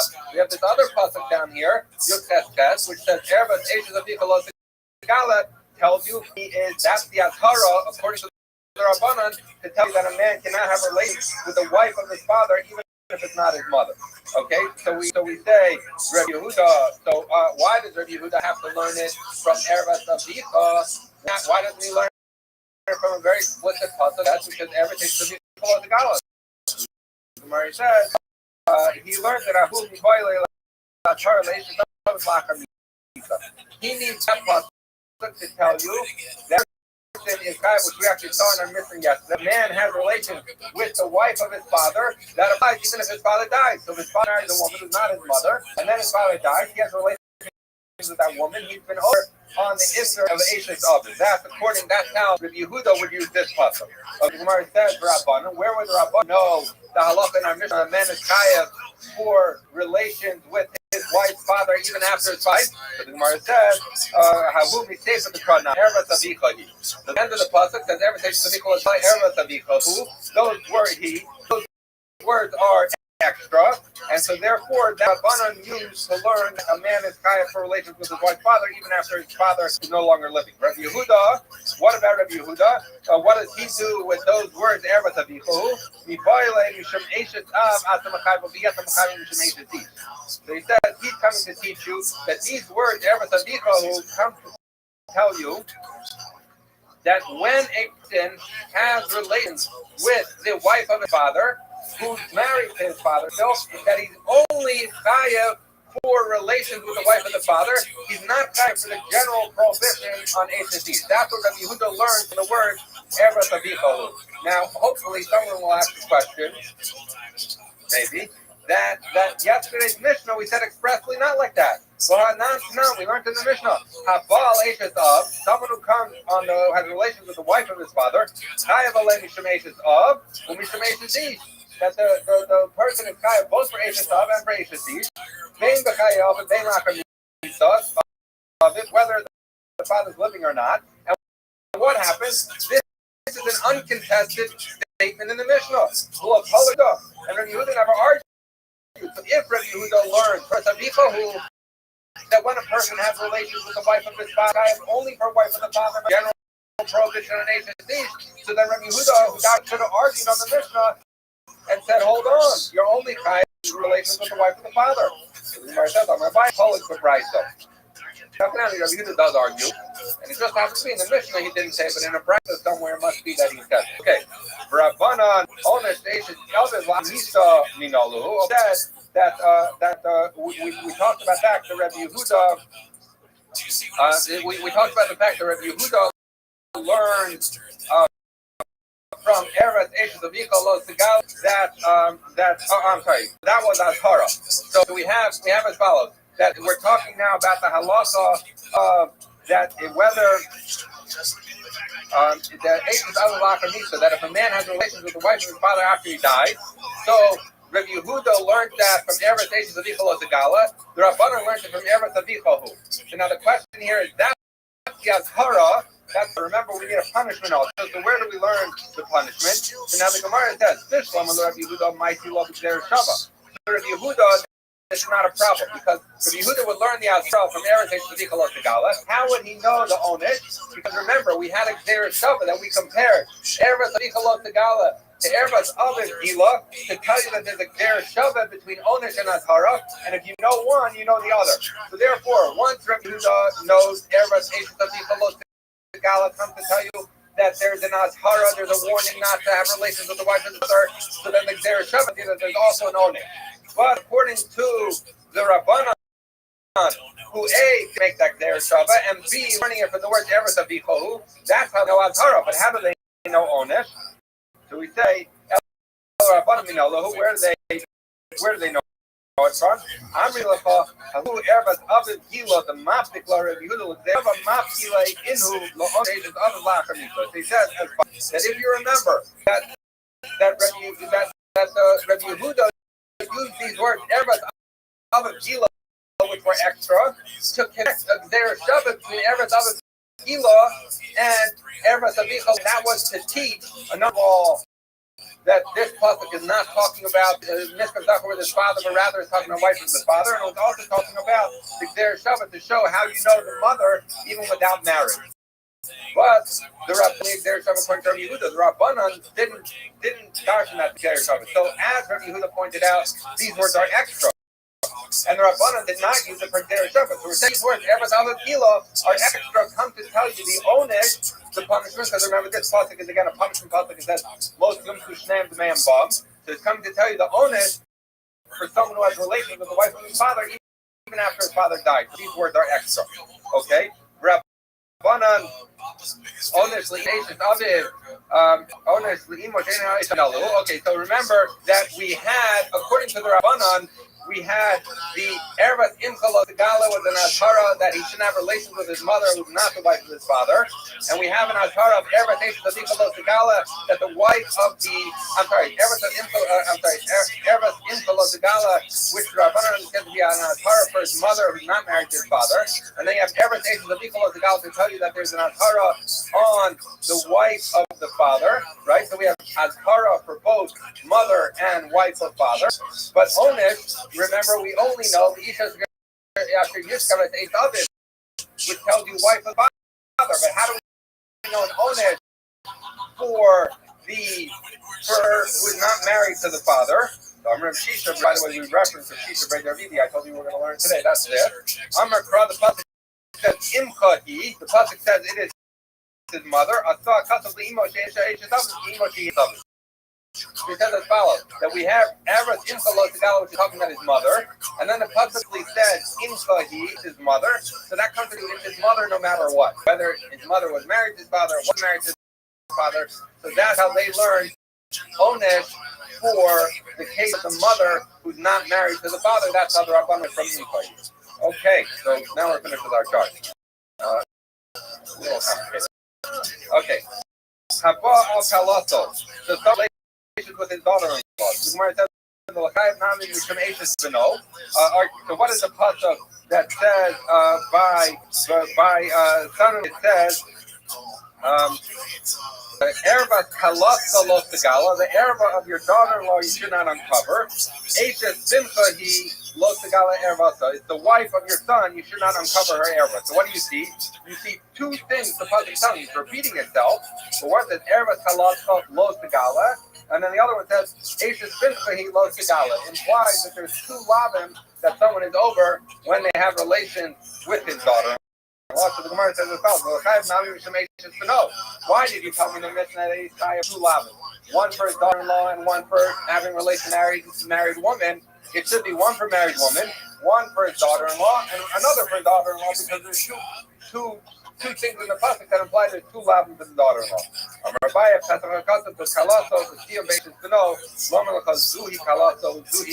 He says no. You're figuring out that it's two psukim when it says Eretz Kalascha Lo Tigala Ashes Pinchahi Lo Tigala Erbasi. You're saying two psukim. It's not really two psukim. It's the same person. It's both daughter-in-law, and therefore there's only one lav daughter-in-law and one lav of Ashes. These are what our mission told us. So you might ask, well, if so, why repeat it twice? So they say, Rashi points out that this is in order to be Machayev in Yisra, it says twice his daughter-in-law, once for his daughter-in-law when his son is still alive, daughter-in-law even after the son dies. But it's after the day, still only one left. Okay? And that's why our mission said he's over on two lots, one for daughter-in-law, prohibition on Ashes. Okay, Mishnah.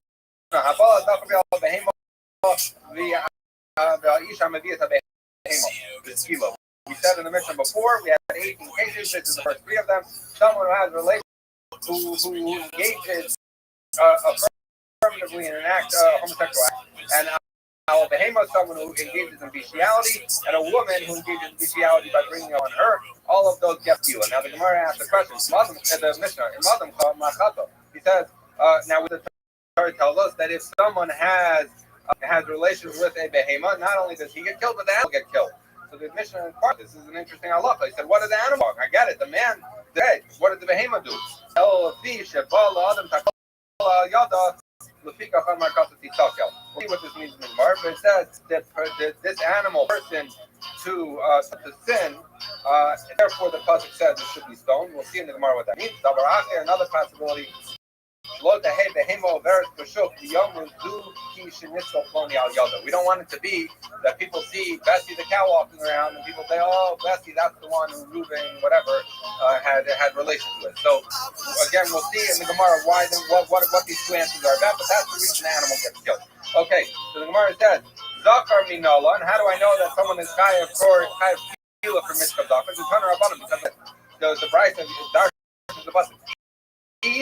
So it says, that's saying it's talking about a man but not a cousin. After Yishkav as Zafar, who has relations with a Zafar, Bain Gadol Bain Katan, so it's saying that if someone has relations with a katan, so someone sodomizes a 10-year-old, that he's Chayav, even though the recipient of his act was a katan.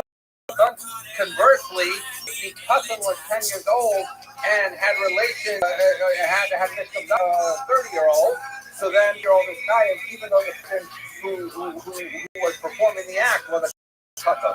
So we see that applies as some will get into a little more clarification on detail. Hopefully we can get to the end of the dot. Okay, Mishkavei Isha, the party Mishkavei Isha who had implied plural forms of relationship similar to a woman. So we say as follows, his name that it's not coming to teach us anything about Mishkav Zafar, it's coming to teach us about relations with a woman. As follows, because since it says Mishkavei Isha plural, it comes to tell you that if a man has relations, let's say with his sister, anyone he's not permitted to, it comes to tell you that not only is that true if he has ordinary relations with his sister, but even if he has, if he has anal intercourse with his sister, that would also be a violation of the Erev, and he would be Chayav Misa. So interestingly, this you would think we're going to tell you a lot of Mishkav Zafar, but actually it's coming to teach you from Mishkav Zafar that it says Mishkavei Isha, and it equates the two forms of intercourse with a woman with a man. With a woman, comes to tell you that therefore any case that relations with a woman is impermissible. That's true, whether it's a unnatural way. Okay. Most Yom Tov, the pasuk continues, they shall surely die with skila. Stoning. The Gemara says, how do you know maybe it's skila when it says they should die? Maybe it means straight or Herod or Fennec. Where it says, never come to man above, never above you. So we've had this before that since here by Mr. Zucker and by the Adoni says the man above, how the Tila outcome. Tila just like in the case of the Adoni, clear that it's Tila, so too here in the scripture that it is skila. Okay, that's fine. So now I have a pasuk that teaches us that people Mr. Zachar get killed. So that's the onus. Shemanu as hard nine. How do I not supposed to have that you have to be warned in the Torah to tell you that you're not allowed to have Mr. Zachar? Tamulamar that Zachar latishkav Mr. Isha toeva. So we say the pasuk says you should not have. It's another pasuk that says you shouldn't have relations with toeva. Azhara, Lamadno Azhara Lasholte, Azhara Lanishka Minayin. So he says as follows. So what are we proving? So we had an Oneg who talked about both of them, right? So both the person says that two people should not have the man bum, both of them are Chayav Misa. So the Oneg we know is true both for the performer, the actor, and the recipient of the Mishkav Zachar. But in the case of Azhara, we learned from the pasuk that says Zachar Lanishka Mishkav, you should not engage in homosexual relations with a man. That's talking about an actor. But how do we know that the recipient has an azhara? Okay, azhara l'nishka b'nayis. Hamalomar lo yia kadosh mipnei Yisrael. The pasuk says in Devarim that there should not be a kadosh mipnei Yisrael. And we have a pasuk in Malachim Aleph which says the gam kadosh ki ba'aretz. I'm sorry. The gam kadosh. There was kadesh in the land. He did like all of the toevas of the goyim that the Rabbanu Shalom out of Eretz Yisrael. So what do you see? So you see that it says the word kadesh in Malachim Aleph dealing with toevos, right? And we know that one of the toevos that's dealt in the Torah is Mishkav. That when it talks about kadesh being done in Eretz Yisrael, including Mishkav Zachar. Then when the Devarim says, "Well, yeah, Kadesh means Bnei Yisrael," there should be a Kadesh.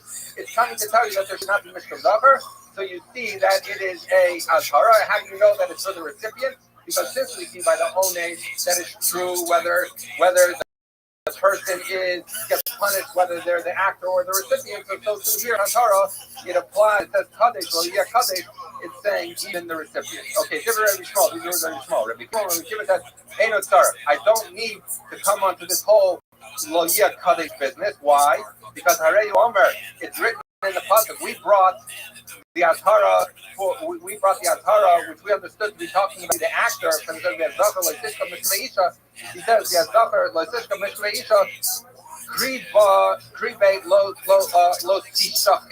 He says that pasuk that said you should not engage in acts of Mishkav Zachar can be read Lo Tishkav, you should not be the actor, or Lo Tishachev, you should not have the acts done upon you. So the same pasuk can keep both cases, actor and recipient, for purposes of Azhara. The Hema Minalan, how do I know that a person gets Hila for relations with a Behema? The Tanur Rabban, because the Rabban learned Ish.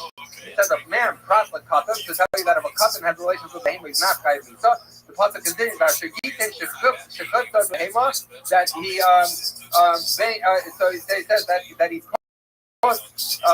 he engages in relations with the Behema, Ben Gedola, Ben Ketan. The animal is old, young, it doesn't matter. We're going to get into this because by there's a distinction, but by animal there's no distinction. The animal could be 1 hour old, it could be 50 years old, and you're kind of, okay? Most you must, the pasuk continues, you should surely be killed. We say it's a kilo. After the kilo, ain't no about how many some words for her. Same question we said, how do you know it's kilo? Maybe it's mechanic. Where it says Nemar, it's written here, Taharogu. The Nemar, so it's written in our pasuk Taharogu. The Nemar Lahalaki Harak Tahargenu, that we have a pasuk later that's written in Dvar Gimel, which I think was talking about. I don't remember. Maybe talking by Dachas. I don't remember, but it says Harak Tahargenu. They strongly be killed. No, it's not Dachas. I don't remember, but the pasuk is talking about Kila. The Kila we learned from that there Shava, and even though Tehare, that even though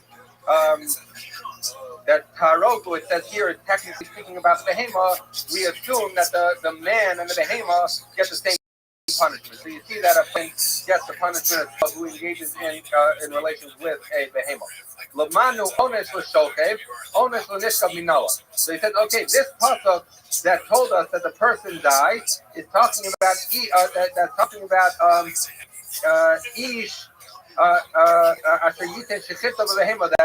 put his shiva in the behemoth implies that he's the actor and that he gets killed. How do I know that a person who allows himself to be sodomized, a man who allows himself to be sodomized by an animal gets death? So now the pasuk says any person who lies over the behemoth gets killed. Now technically this pasuk seems to apply to someone who's the actor. We're looking for something of someone who's a recipient. But why is it relevant? Because since established that the actor gets killed, so what do you need this pasuk of in the behemoth most human? We already learned it from Isha Shayitin Shechit over the behemoth. So the Gemara says, therefore, it's an extra pasuk telling us that he gets killed. So that if we have this concept that if you don't need it for a person who's the actor, then we'll use it instead for the person who's the recipient. Lamano onesh. He says, okay, fine, I accept that drasha. So we've learned the onesh, that there's a punishment whether the person is the one performing tzedakah or the one who's the recipient of the mishkav tzedakah. Azhara minayin. How do I know azhara? Tamalomer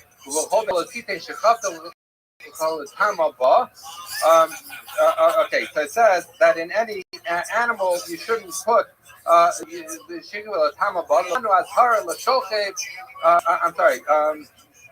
sorry. So he says that is that you should not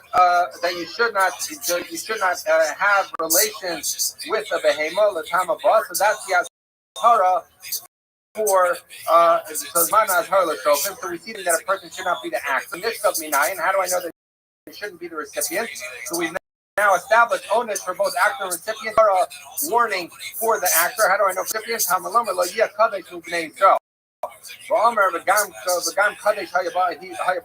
The same Joshua we had before, that when it says it's reference to things that are toeva.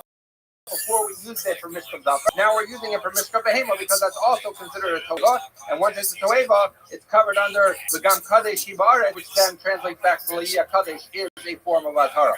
The different Rabbi Shmuel, these are small. Rabbi Akiva, much like he did before, Rabbi Akiva Omer said they Nazareth. Harayu Omer Lotikafa, which we said was the actor. He says the fact that the Torah picks a funny way to say it, you could also read it or understand it. Lositin Shchif Seif. To tell you that should not be a recipient either. Okay, so now we have both the azhara for the actor and the recipient, and we have it for the actor and recipient. So now we're going to say as follows: somehow both perform mishkav zachar and receive mishkav zachar by accident somehow, or without realizing it was wrong. So according to Rabbi Shmuel, he's over on two things, that he needs to bring two chas. Why? Because one is the pasuk that says that lotishka, which tells you that it is that he should not have relations where he's the actor. Because Loyia Kadesh, we learned that he should not be the recipient, right? So according to Rabbi Shmuel, it worked well. He has to bring two carbonates because we had one pasuk that tells us he shouldn't be the actor, one pasuk that he shouldn't be the recipient. Because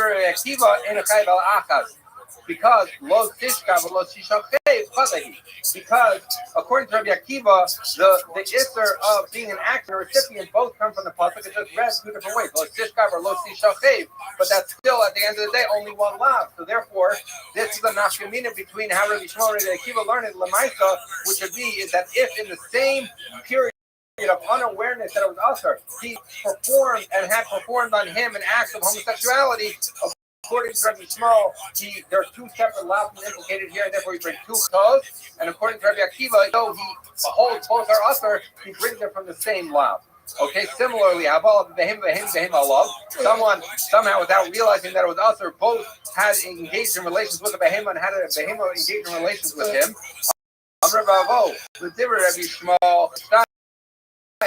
So he says, Rabbi Avo says, according to Rabbi Shmuel, he's chayav to one because it So one that said he shouldn't be the actor, and one that said with a behemo, and one that he shouldn't be a toev, that he's the recipient. So Rabbi Akiva ain't a chayav ala achad, but if Rabbi Akiva, he would only be chayav one because why? Rabbi Akiva learned both actor and recipient by Mishkav Zachar, by Mishkav Behema, from the same pasuk, Losit and Shekhavka, and then we darshan never say, but they're both coming one pasuk, so therefore there's only lav, that's one lav. Okay. Abaya Amar, Abaya argues on Rabbi Abo. It says no. According to Rabbi Shmuel, he's also only chayav one. Why did he think he was chayav two? Because one, number two, because lo yiyah kadesh. But he says, Abaya argues. He says the chitziv lo yiyah kadesh begavsiv. He says that pasuk lo yiyah kadesh is when it talks about a toeva, is speaking specifically about a toeva of Mishkav Zachar. So therefore, problem with saying that Rabbi Shmuel holds there's two of Mishkav Zachar, but Mishkav Behema he has a problem because he says that Kadesh is not talking about Mishkav Behema, it's only talking about Mishkav Zachar. So we say, okay, so then according to Rabbiya, if you're saying that Lo Yeh Kadesh can't be talking about Mishkav Behema, we just use that pasuk to be our source for an azhara on a recipient of Mishkav Behema. So Elo Rabbi Shmuel azhara Mishkav Minole. How would he know it? Because we've just knocked out using Losia Kadesh from telling us an azhara for the recipient of an bestiality. So Gemara says, Naphtali, he learned it out, because Shochet in the Hema too much, that it says that if someone lies with the Behema, he should surely die. Now, Indian L'Shochet, Taneu Indian L'Nishka, we already, right? So we have before, this is how we learned the Oneg. I'm sorry, this is how we learned the azhara on someone who is the recipient, because we said the pasuk by onish, since we don't need it by onish, we'll use it for azhara. But the Gemara wants to know at the end, if you were trying to teach us, why would the Torah put it in the language? I'm sorry, if you were trying to teach the recipient, why would the Torah put it into the actor? The Gemara says, and it chose to do that to tell you, is there so he says, how do I know that a person has an azhara, a warning not to be a recipient? Is because since the way I knew azhara of an actor was because the pasuk had an extra pasuk written by actor, and I'm sorry, the way I knew azhara by recipient is because it was an extra pasuk by actor. If it doesn't apply to actor, let it apply to recipient. Azhara of the recipient. I'm sorry, that's when you azhara the actor. Why did the Torah at the end of the day to tell you the azhara of the actor as opposed to the onus of the actor? So you should have said it by azhara. Why are you telling it to me by onus? It's coming to tell you that there's a comparison between a shochet and a nishkav, and therefore he's warned even by a recipient. I'm sorry, I didn't say that very well, but at the end I think that is the correct thing. Okay, so the Gemara says, okay, so now we're a little bit of a bad day. So if someone got sodomized by both a man and a behema, I'm sorry, this is someone who did okay, so he says we're going to be chayav for two. One, because it's also Lostishka Mishka Behema. The other, because it says Losita and Shekhav to both. So different Rabbi Shmuel, but according to Rabbi Shmuel, in a chayav achad. Because why? Because how did he learn the recipient? According to Rabbi Shmuel, the recipient at the end of the day is Idi Lo Yeh Kadeshu. That either that the way that learns out is that according to Rabbi Shmuel, that someone who is the recipient of Mishkav Zachar from Leah, according to Rabbi Shmuel and the view of Rabbi Bohu, that the source, someone who is the recipient of a behema, is also Leah Kaddish. So therefore, we'd only be chayav one. Abaya said, "Afilu the Rabbi Shmuel nami chayav shayim." Abaya said, if you remember, before Abaya argued and said the recipient of Mishkav behema cannot be learned from Leah Kaddish because Leah Kaddish cannot be referring to, and it only refers to a man. So he therefore learned it out. So therefore, Abaya is consistent when he says, "You're also chayav too." They don't the Sifko Shokit Behema, most you must, Meno Indian Shokit, Meno Indian Nishkov, the After Rahman and Nishkov, the Lashon Shokit, my Shokit on Shveder, after Nishkov on his behavior. So that limud that Abaya just learned. So Abaya is saying, according to me, Rabbi Shmuel learned from two different sukkim the recipient of Mishkav Zachar and Mishkav Behema, and so therefore he chayav for two chayv. Now here's someone who really had an interesting day. Habala Zachar, Behevi Zachar Love, both he was the actor in Mishkav Zachar and the recipient of Mishkav Zachar and Behevi Behema Love, and he was also the actor in bestiality and the recipient in bestiality. So he had all four going on. So Bein L'Rebavo, Bein L'Abaya, that whether you say like Rabbi Avo, say like Abaya, Rabbi Shmuel, Rabbi Akiva, why? All right, so it follows. So remember, so he did all four things. He was the actor for Mishkav Zachar and Mishkav Behema. He was the recipient for Mishkav Zachar and Mishkav Behema. So according to Rabbi, according to how do we know actor? As Zachar Lo Tishka, that's one lav.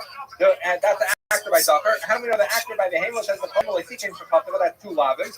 Then when he's the recipient, according to Rabbi Shmuel, he knows Zachar from Lo Yeh Kadesh. So that is three, right? And then Rabbi Abo, according to Rabbi Abo, he learned out the recipient of Behema also from the Kadesh. But therefore, that you don't get a fourth because you can't use Lo Yeh Kadesh a second time. So therefore, according to Rabbi Abo, it's three. Now, according to Abaye, you also have only three because you have as Zachar Lo Tishka tells you Zachar the actor. So because Behema like he takes the Chassafa tells you actor by Behema.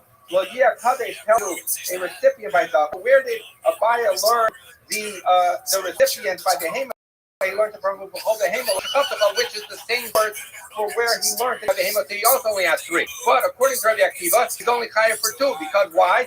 Rabbi Akiva held in both the case of Zachar and Behema, you learn from the pasuk just how you read it. And similarly by the Behema, but at the end of the day, for all four issues, he only has two lavin. So Rabbi Akiva says you have two. All right, we'll have to stop here. 89. That's called Snot Tom Hanks, which I think means not Tom Hanks. Let's see what it's all about. Obviously, you've done a million things, right? You've done some big shows, stuff like that, movies. When your dad's Tom Hanks and anybody else, that's a successful career. Like acting and stuff as a kid. Do you make any of those sets? Like the level of entry is a nightmare. So by all regards, you've had a successful acting career. But when your dad's Tom Hanks, it's like Michael Jordan said, if he played one AA basketball, that ain't gonna cut it. Your dad's like, oh, he's a failure. It's like, you know, it doesn't matter. It's like your dad would give you a size, but your dad's, Michael Jordan. So people are expecting you to he's the least you can do. If you're not 7 All-Star games, all right, so let's say good morning. Good morning, let's begin all of our responses for this morning debate. Howard comes to response to 4. Hey, I will have some for choosing stuff about representing to the only criminal justice this year. So that's all about this. So that's the only sponsors for today. Welcome, Karen Gold. Following in Baltimore now, breaking up Father Bruce Gold is one of the lucky of American Life. Family in the college, the European transition to see the release of more hostages. This Shabbos and meditation of the days our holy soldiers should be successful. The call of mass saving. That let us be the days after the days 52 11 up on and then out of age 51B. 51B. Did we get to Rabbi Akiva over? So now, okay, good. So the emergency. I was so mad at the song. Let's pick up 2, 4, 6, 8, and up 8 lines up from the 40 gets wide. Remember again, still steeped in the conversation regarding straightforward. And we'll get straightforward. The interesting idea is that the word now is establishing is Ella, Zona, the Plan Nisas and Bola. You should share my basis in your cash, so some of us of office, the low laugh also, you rate that you small. Like I ended up literally like in of Rabbi Shmuel's position. Salon nice again. The Gemara says like it's Rabbi Shmuel understand, and this is the conventional understood approach as well. That halakha nice and unique did it for a Bat's Kohen is only to her. It doesn't apply to her accomplishing the crime. the man who thinks she committed adultery, nor does it apply to the agent zoning. Now again, remember, everyone is going to get penalty, right? So in other words, the man who thinks she commits adultery is also going to get a death penalty. The witnesses will also get a reciprocal penalty, but they do not get full straight off. Her unique straight off is for her and her alone. So you know what Jesus says, whether the bas coin is her herself or whether she is a suah, either way, the punishment is going to be straight. You want to touch that this applies to a single. In other words, maybe a bas coin, is held to such a high standard that halakha lemaisa, even if she commits an act of immorality as a single woman, maybe she's going to be subject to straight false. We saw this already yesterday. So it says over here, the previous context that it says Obushir Avila is a bas coin. It says Avila in the context of incest. So the Gemara says, it says in both Sukim Avila, Mala Halon is listening to Kazbal, Afkan is listening to Kazbal. Just like earlier talking about again acts of immorality, where there is an element of marriage, so too again Halon. What we're talking about with an element of marriage. I'm going to be small.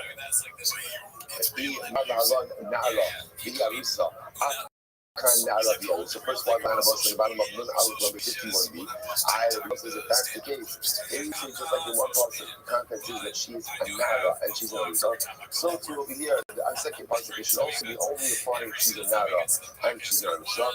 I'm going to be keeping Shmalati, Bas, Ubas, and Gorish. It's interesting enough, so you keep this back to be Shmal.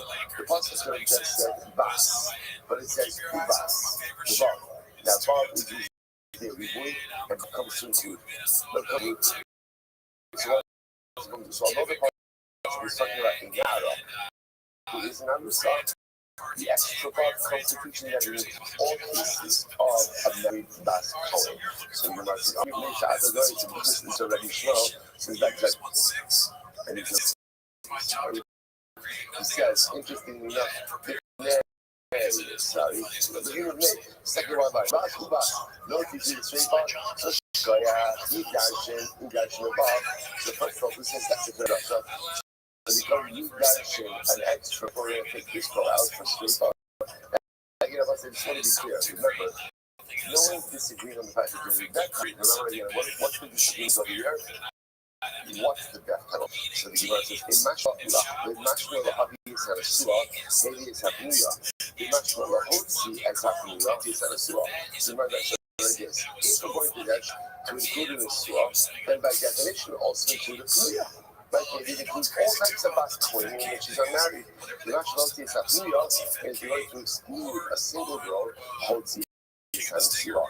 In fact, you should exclude the ultimate Yeshua as Rabbi Akiva says as follows: Ahani Shabbat, Lemeute Kiyot, Bahani Bas Ubas, Rabbi says Rabbi Akiva will say like this: the Zero Shabbat will help to accept Kiyot. Their single girl, single bas going, is not subject to any of these halachas, and ultimately again the Bob or Bas Ubas, the extra one, Rabbi as Hanasua comes to include the Yeshua. Rabbi Shmuel will say, if you come out of Bas, Shmanina, Hagir, Exer Shabbat. Rabbi Shmuel says, from the fact that we're saying Bas, Ubas, it makes it sound like he's only Hagir, Exer Shabbat. Rabbi Shmuel, hi, Bas, Ubas, my birthday. So again, remember, Rabbi Akiva uses the Ubas, the Vav to include all different cases of a Bas coin who's married. Rabbi Shmuel rejects that. Rabbi Shmuel also has to admit to the fact that the Torah could have said Bas coin. Why does it say Ubas? What is the extra Vav? The Gemara says, "Mivayle is tani abuli Yishmuel bar Adam." Very interesting. The sheep are seeing shechalak akasha between the meaning of Adam. Yaakov nachlok no say. I'm not talking like this. It's very interesting. I'm not talking the same way. The Torah makes a distinction about Kohanim, by male Kohanim, who are called blemished and unblemished Kohanim. Like, the distinction that Allah makes the Kohen is about is not able to do the avodah. The distinction between blemished and I might have thought that same distinction applies to a bas coin. Interesting, right? And maybe the thing of bas coin, specifically the thing of surfa by a bas coin, only applies to an unblemished bas coin. To which the Gemara said, get about this report. This report, and they tell us that whenever there's a din that applied to a Bas Kohen, it doesn't make a difference. There's no din of union by a Bas Kohen, only din of moving by Kohen. It's the Rabbi Akiva. Where's Rabbi Akiva learning this out? With the hammer. Makridim Abayu Kodesh. You have to pass the cup, and they Makridim, they will offer up the kabbalah for Abayu Kodesh, and they will be sanctified. Teaching us what? That the sanctity of a male Kohen is fundamentally tethered to his we'll call it unblemished state. But that's only because that by male Kohen there's an element of hakrava, of kabbalah. But by a Bas Kohen, because there is no element of hakrava, of kabbalah, therefore again, her status is independent of whether or not she has a moon. Incredible. That's what I was going to say. Saying hello. So again, Rabbi Shmuel says it's from the time I thought that maybe the only people who have calling status are calling themselves. Maybe their daughters don't have at all. So it's the Mercy. No. Okay. Good. Rabbi Shmuel says, what's the top of the base? 52. Rabbi Shmuel. Hi, as Aviyah Dina Kalalas. My guy, she made. So what does the Rabbi So what does Rabbi Shmuel do with the fish? As Aviyah Dina Kalalas. What does he do with it? So you want to say, so if you need it for the following that we what did we learn? Things to this. What does it mean when the Pasuk says that she profanes her father? What does that mean? This is incredible. Shem Hayu Nagin Bakodesh, Nagin Bakol. The Pasuk is actually telling us how to relate to the Bas Kohen. So remember, I'm going to just figure this out. Right? So Rachel means whatever. Arus's sword really doesn't matter. She rubbed the daughter of Aaron. Aaron is a Kohen. Rachel now commits adultery. So the Pasuk says, through Rachel's adultery, she profanes her father. What does it mean practically that she profanes her father? So the Gemara says, it means that her father's sin changes as a result of her behavior. So for example, the Gemara says, Shimayu Bonagi Kodesh. If again you're normally treating in a more, we'll call it, in a more exalted way, in a holy way, you're treating in a more mundane way. Covered, if you're normally getting covered, you're treating in a disparaging way. The idea is that because of the daughter's behavior, again, to be clear, he's still a Kohen. Right, he's still a Kohen, and he can still do the avodah, but he's stripped of Kohen.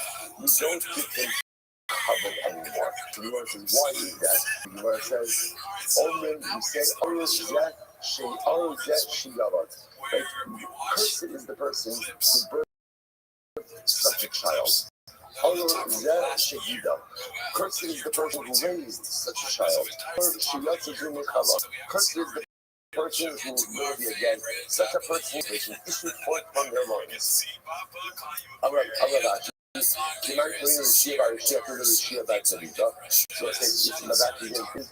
according to Hebrew, we say, when a person is a Russian, a person does terrible things, we call them a Russia, the son of a Russia, even though their parent may really be a tzaddik, even though they really may be a Russian tzaddik. So who is that? Kiman, so this is a fascinating discussion. This definitely goes into the notebook of so many topics that we need to find the time so we delve into a little bit. Because what you are saying over here is that there is parental culpability for the actions and decisions of a child. Right? And therefore, again, Rachel, the daughter's adultery, we see clearly there's something mentally flawed in the gave your child. Something fundamentally flawed home in which you raised your child. Because for a child to make these type of lifestyle decisions means that obviously, again, you did something wrong. You did something wrong. And the Gemara says over here, this has an impact on the father. So now, father, we will give you the honor you deserve because this is the child you raised. Cursed is the person who raised such a child. Cursed is the person. So okay, so he's going to point out, it's fine, this is fascinating. And I was going to point out that in Chazal himself, there is such a fundamental machlokes about the liability or responsibility of parents for how their children turn out. And you see very competing motifs in Chazal. And again, we notice as parents, there are times that parents every single thing right. Yet, my kid makes their own decisions. Right? Children become adults, make their own decisions. And a parent might have done every single thing and every single thing they were supposed to do. My kid is still going to make their own decision. But on the other hand, it is also quite possible that the decisions that children are absolutely steeped in the upbringing and the chinuch and the values or lack of values they gave them. And that's a difficult pill to swallow because you want to say, doesn't tell us, move us when you tell us it's bad. Right? Something that cannot be made straight.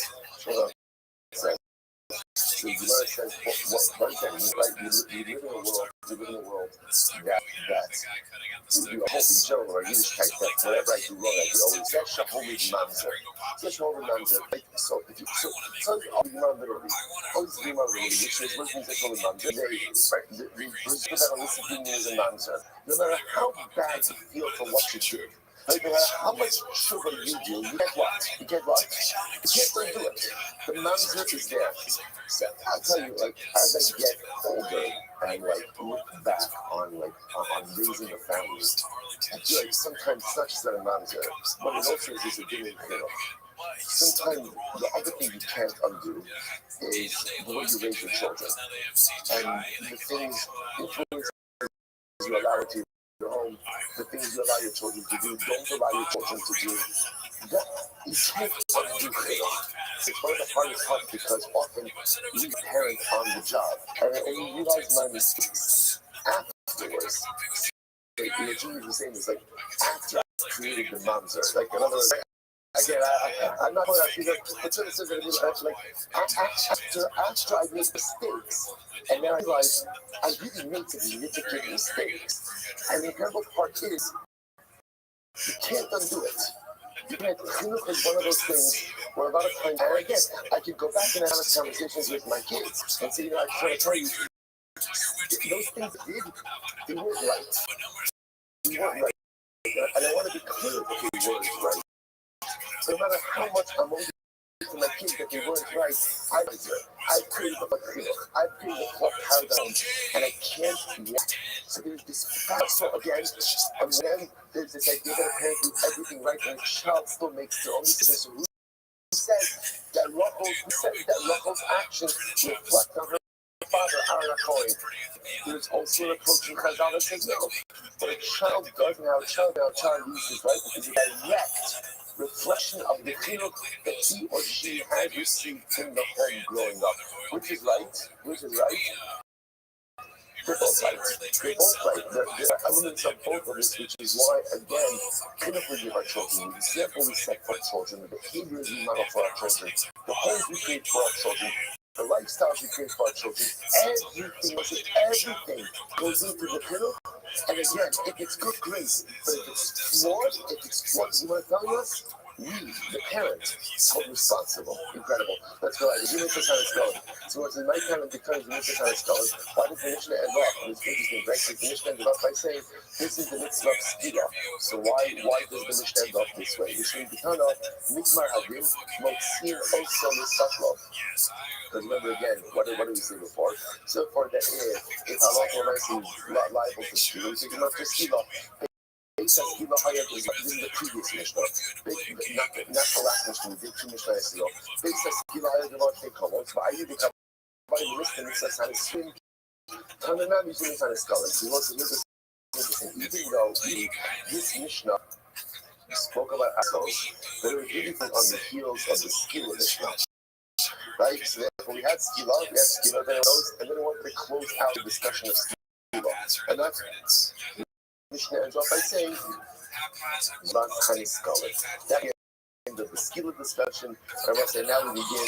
Here we go. Mishnah kind of scholar. Also, this is pretty wild stuff. So, what is Sreifa? Now, I was going to point out. Just sorry, hold on. Halach Halamaisa. What do you do with the bas coin? So that not passes the local CC the more. Bas coin to use the HSH. Big Shaya by the coin, big Shaya. So, Taki the higher bar manager on us, and the Latins are in this straight off. But you know, what is the bus going? Where did she gonna resort? Or she's gonna sue? Where did she make her coin? Lady, Israel, manager, Nissin, Clifty, Giovanni, whatever it is, right? So, I'm actually that's such a happy Jewish, right? So, the man said again, her judgment for adultery is straight off. It's straight off. However, right? But yeah, once again, the halacha is the man with whom she commits adultery, and by extension, also doesn't say it over here, but ultimately again, but even Zom Minasel will get chenek.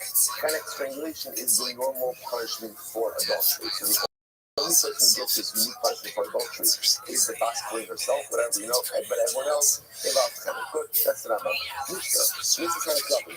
We say, how do we administer the punishment of sleifa? So we go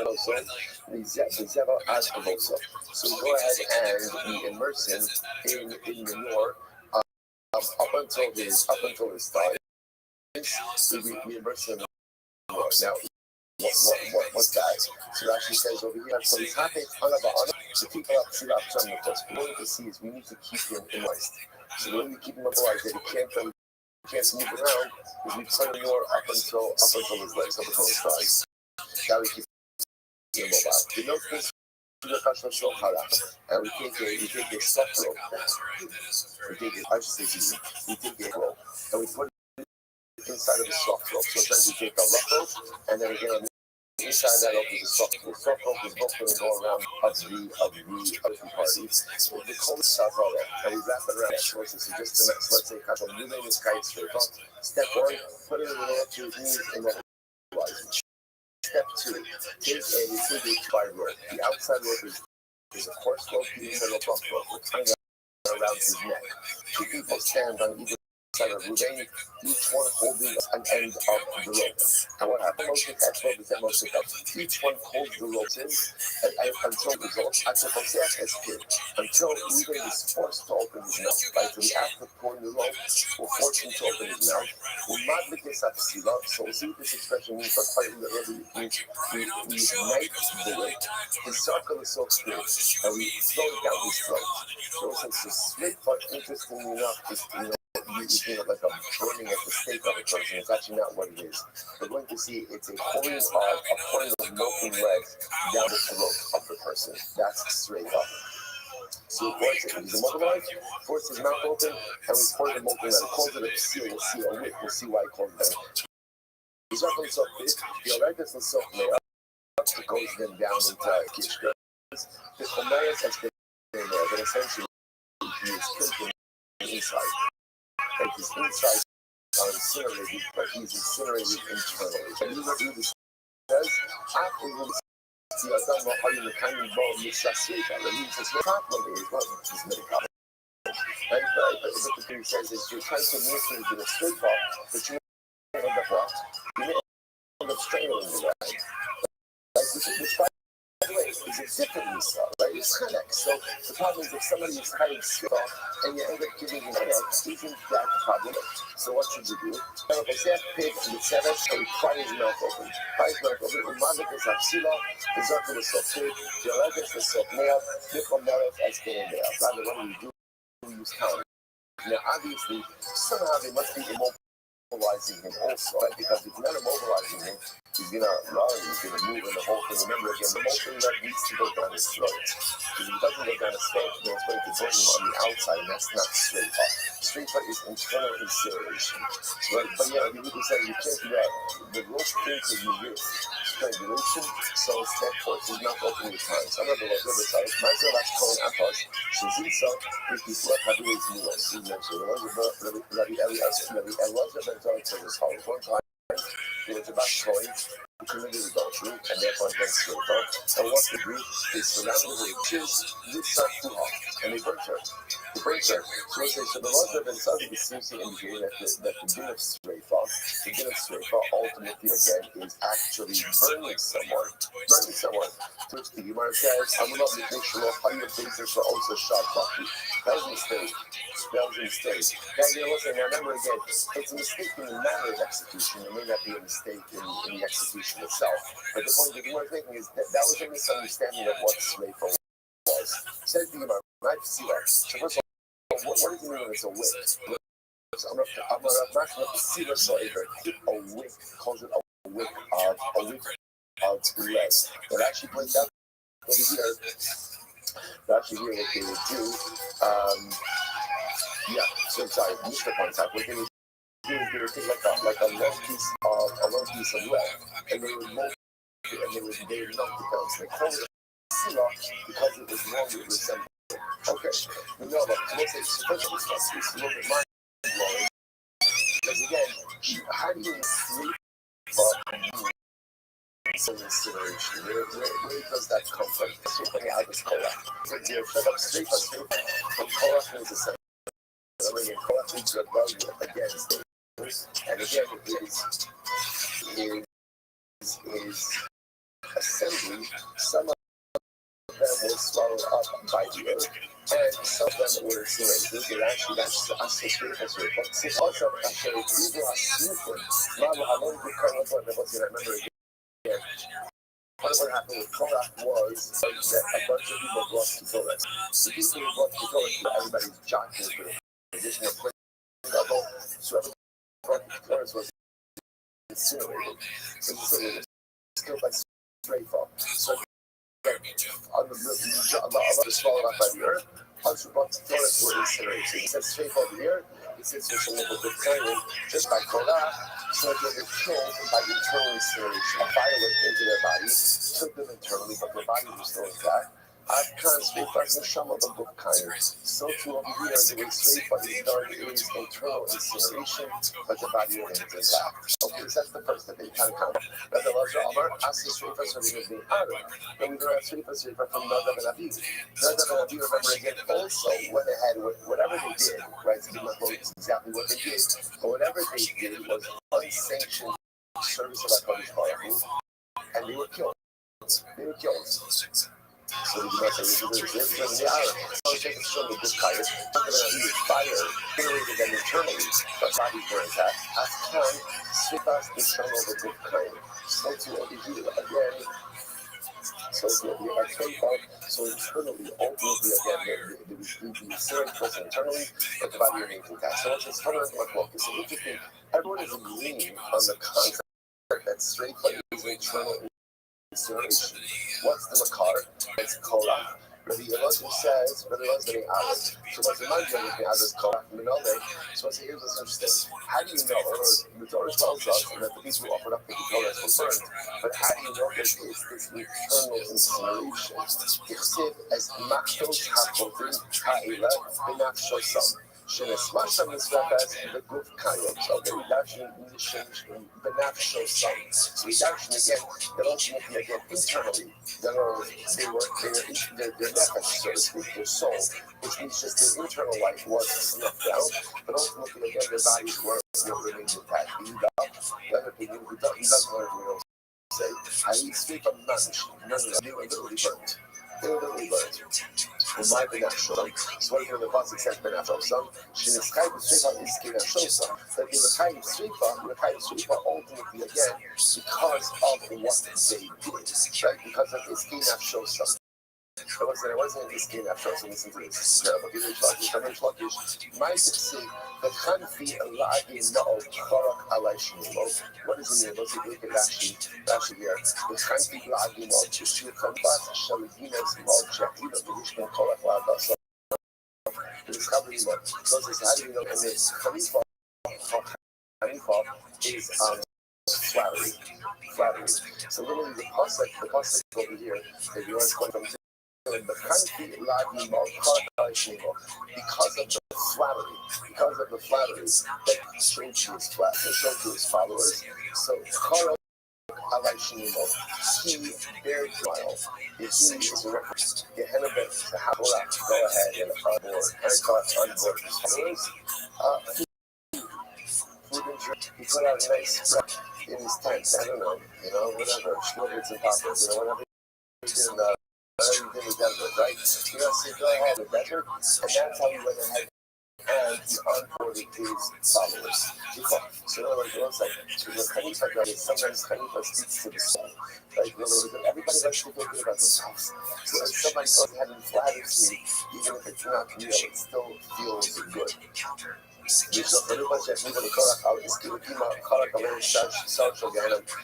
Because of the Khalifa, that Korach went ahead and it was full flattery.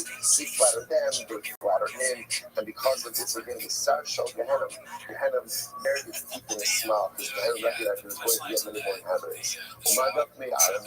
So according to one who learned that straight off, the state is internal incineration from many hours. Where does he know that from? By a Muslim Hashem, was it the positive by that they done before Hashem. The verse saying that it was like death. What does it mean like? It was like a normal death. Now what does it mean like a normal death? When a person was like, what's a normal death? The body is intact, but the internal processes stop working. That's a normal death. When none of them died, they died before a regular Misa, which means everything that happened was internal, but externally everything remains the same. The other thing will say, I will say from my child. No, it's not true. You're not going to be actually incinerated, fully incinerated. You might be saved by a Muslim, the other thing that by incinerated. So what do you mean by this? It means that the incineration began internally and then spread externally. The Sanya, how do you actually get the start over? How do you understand? Remember again, all the classes by another Rabbi is by people with Hashem, by Yisrael.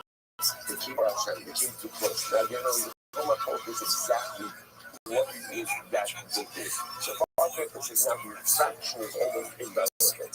What matters is that they died, right? God mercies on how they died. 2 milliliters, 2 petals of fast emerged from the oblique holes in the stomach. The neck looked at the arm and exploded to fall. The neck was trying to hold more shows out, trying to hold more shows out. 2 pairs of fire raising to the nose of Naga, 2 to the nose of Abu, the son of Antarctica. And burning them. The Lord says, that kind of like, so in other words, he wants to get them again. So the incineration began internally, at least according to the other thing, and then when it had expressed externally. I've obviously Batokal Osam. The Prophet says it consumed them, and some belong to different. It consumed them, but not for clothing. See that one thing that says that it's only them and not for their clothing. It's incredible. So therefore, what we emerge with over here is the image is everyone agrees. Right? Everyone is in agreement. What is everyone in agreement about? Then Havok Elamais is straight off, but it's internal incineration. Right? It's the process outlined in the Mishnah. Where do we learn from? Machlokas, similar to Torah, one learned in Torah, one in another. Okay, so much the Irish. We pardon on instruction. So why not learn out from Karbanas? Some pardon on instruction, you want to say. We have like a paradigm for straight. We burn Karbanas, right? You burn Karbanas. So say that. Pardon on instruction. Then remember, again, listen, generally, whenever we talk about pardon, it's the Par Helam Davar Shal Tzibor, Par Koin Mashiach. These are generally like sin offerings, fully consumed. So why not learn it from Parman Esrafim? Mala, long straight up Mamish, Afkan straight up Mamish. So Parman Esrafim again, it's total incineration. Total incineration, which the says the Stavra is interesting. The Stavra, the Adam Hamelech, Shekin Adam, Hodei, the Shama, Pickle. It looks like it makes more sense to learn how to do this straight up by people from Adam. Why? Because again, if you learn from Adam, you have 4 elements. Number 1, Adam, they both apply to people. Number 1, they both called Hodei, right? Number 3 is the element of the Shama, right? The Tom's Lashon of the Shama. And number 4, they're not subject to people. Okay, I would like to just the opposite. The Parman Esrafim, no Parman Esrafim, why? Shekin Machshir Mitzolos. Because ultimately, again, Harid, like we have over here, is a Machshir Mitzolos. Ultimately, again, tell us what you actually, as you Machshir, almost trying to cross a Machshir. Machir, straight by the Machir, Hechir, Sasamakum.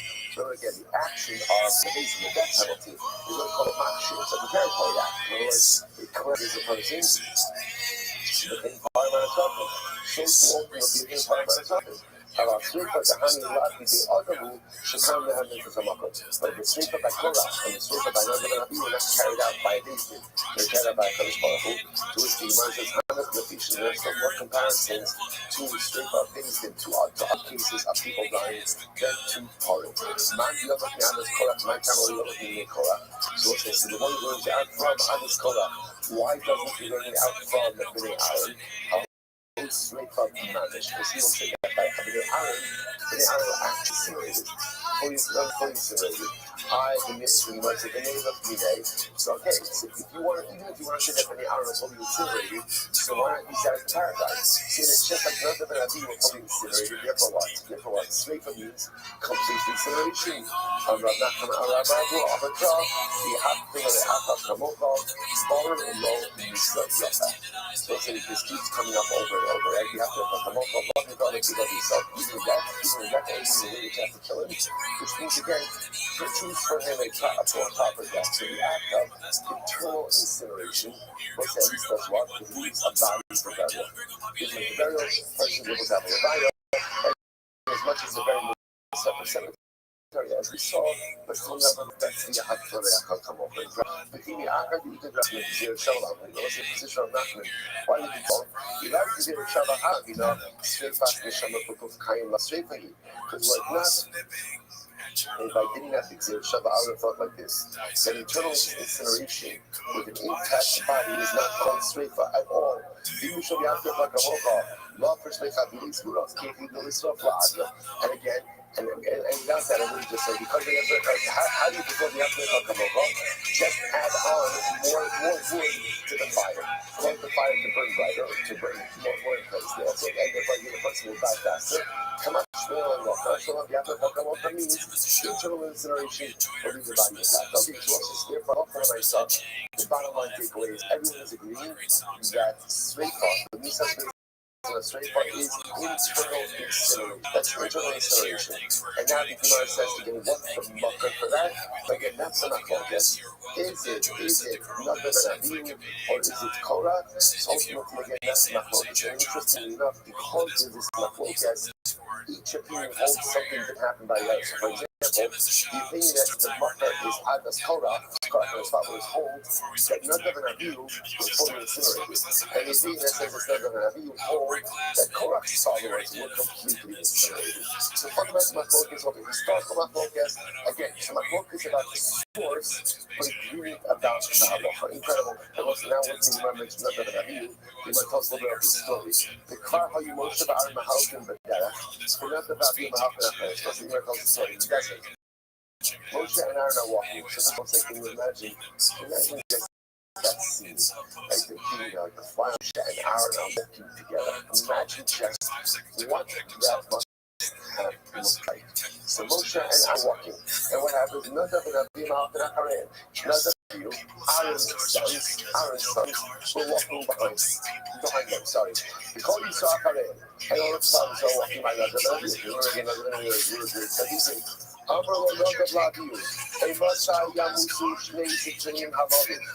they're going to say to each other, when are these two old men to die?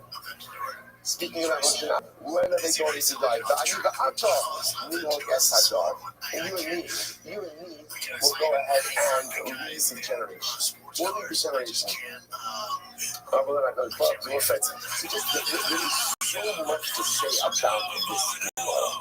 Like, what is this? What is happening over here? And I just want to point out something amazing.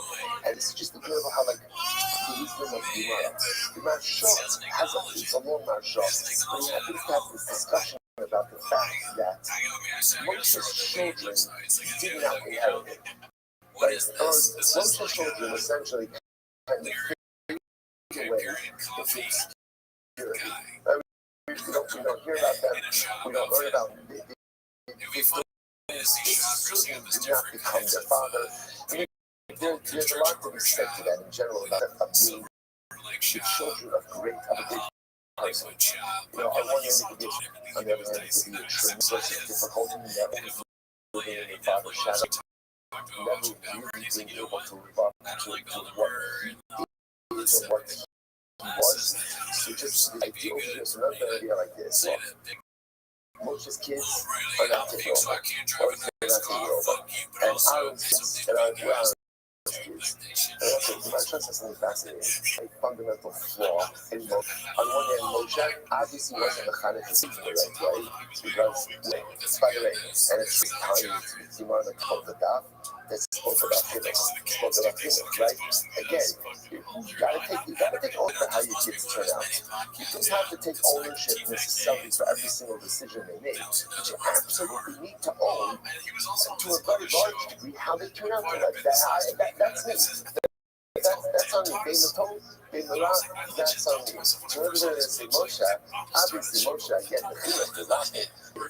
We're his kids. Right? Aaron, Dad, you're great. Dad, you're great. Only number two. But you're only two. And you are a career number two. Moshe can't keep it together with his kids. Aaron, Dad, you're great, but you're only number two. I think it's time for us to step in. But I think at the end of the day, most of you are great in your own ways to a degree, but clearly neither of you have discovered the complete secret. The secret sauce, so to speak, right? You don't have the secret to success. So Kevin, maybe it's time for new ideas. We'll be standing down. So the Gemara's level. How do you have to be covered? We'll see who's going to better you. Right? We'll see who's going to better you. Ultimately, again, it's kind of I'm going to pop off. I think that's great. But Papa says, you know, famous adage. What's the adage? You fish it down the side, it's only emotionally the hungry. So the adage is like this. There are many old camels carrying the hides of young camels. Right? It sounds like very out there, right? But the idea is just like a lot of times young people think they know everything. Right? And yet they know absolutely nothing. There's a lot of old camels carrying the hides of young camels. Right? But my saying is sometimes there was the beauty of youth. The beauty of youth is an idealism and a recognition that like I feel like we conquered the world. And I know everything. Challenge of youth is I think I know everything. And sometimes again, as we get older, we recognize that the truth is we don't know everything. We know very little, and the truth is there's much to be learned from people who are older than us. Even if they're not unquote as successful as we think they should have been, but when I say there's wisdom that comes with age that youth simply does not have. Incredible Gemara. I'm gonna love the rest of all of this. We're not come talking about what is incredible Gemara. We're not come talking about it. So what's the come talking? He compared. He said, so let's say so again. This is talking about the relationship between a Talmud Chacham and an Amaretz. How is a Talmud Chacham viewed by an Amaretz, by the new person? So the Gemara says, the Tila, don't look you don't show us. So we get it, right? So even an Amaretz sees a Talmud Chacham, ultimately as a golden vessel. Sees every metal given to this. When Talmud Chacham schmoozes with the Amaretz, don't look at you don't show us. His standing is finished. Everything finished. I'm going to tell you it's one of the words. Why the word itself is more than schmoozing. Right? Because what does schmoozing sound like? What does schmoozing sound like? It's just like talking for the sake of talking. Why would anyone talk for the sake of talking? If you have something to say it. If there's something meaningful to discuss it. But if there's nothing to talk about, or there's nothing meaningful, you don't just shoot the breeze. There's no such thing. Shooting the breeze is this fundamental waste of time. If there's targeted conversations to be had, then have it. But not, again, nothing to do with it. It's a waste of time. So we says is incredible. The Amaretz, she's a Talmud Chacham, shooting the breeze. What does that do? It diminishes the standard of the Talmud Chacham. Talmud Chacham doesn't shoot the breeze. He doesn't get together to have a schmooze, right? If there's something to talk about, let's talk about it. But if there's nothing to talk about, there's not a targeted discussion, then again, there are so many better things to do with one's time. So therefore, Talmud Chacham schmoozes. shows the Amoris that he doesn't treat his time seriously. It diminishes his standing in the eyes of the Amoris. No. So let's do this. Once the Amoris takes something from the Amoris. So it's in general, the most human nature is when you give something to someone, so what the automatic default is, you feel that person owes you something. That person is owing you. That person is beholden. So once the Amoris gives something to Kamkakam accepts it, then again now the Kamkakam, now the Amoris feels like Kamkakam is beholden to him, and his status is diminished even more. So Kito shall tell us. Ultimately, again, comes to the vessel, gave us responsibility in the vessel.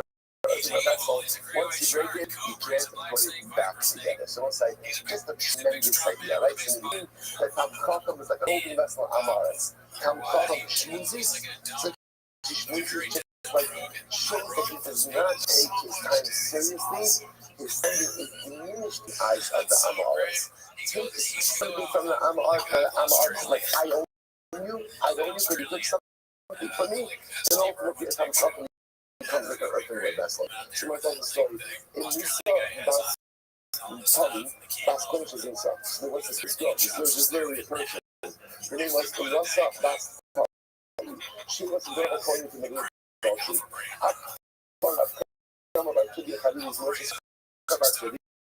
Back to the ability against so that Judge turned that she was liable to death, surrounded her with branches, and they burned her outside to all the characters. But this is a key mistake here. Number one, topic is right. You talk about master. You made a mistake with, like you made a mistake about not master. Now remember, it looks like master says that's not how you do straight part. Straight part is not with branches. Straight part is with red, with molten red. That's number one. That was the first mistake. You're talking to Sanya. That's all calling out, now Shepard Shed, there's not she's calling this part. There's not she ain't calling English part. Okay, so the other mistake that they made was Basin is not empowered for death to make a death penalty as a way. Unless, of course, there's a coin, there's a Basin English, there's a Sanhedrin. So Allah again, so two mistakes he made. Number one, he should have administered the death penalty altogether. Number one. Number two, he administered the death penalty in the right way. Incredible. All right, I'm going to so it's nice last punches interest. What's about the story?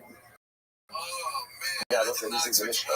Right? It says at the end of the Mishnah, there was a story of a Bas Kohen who committed adultery. They surrounded her with branches and they burnt her. And they said back to Belazar, Barak Ben Sano, mistake of the day's name. So said the Gemara. Says the Gemara as follows. This was the basin of Stukim. Everybody else said the Stukim were the ones who took about that. They took a very good interpretation of everything. And I'm also saying this was the basin of Stukim. So the Gemara says, how do you have so I said, so this is what that's how you Allah said of Zukrani, Kishayishi we work about Sigo Sha'aba. So those are the times it says, I never know the child. Right? I was a child. I was riding on my father's shoulders. The view back calling Shazisa, the Kifua, Kabili, Zishafua. And they brought a Baskoyan to the tree, surrounded with branches, and they talk about a traumatic memory. And once again, I was right there on my father's shoulders, and they burned the Baskoyan. Karulo, Kazan, you said, they said to him, okay, thank you, you were a child when you saw this, and the person was very confused before. A person is not believed to give testimony as an adult about events they witnessed as a child. Right? That's the halacha. So number one, so therefore they kind of reject that story in its entirety.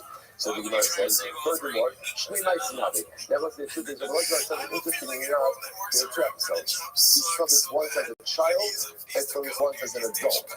The one we just mentioned was a child. The one that we mentioned in the Mishnah is the one he saw as an adult. So the Gemara says, hey, I'm going to break. So which one of us and Tzadok would count first?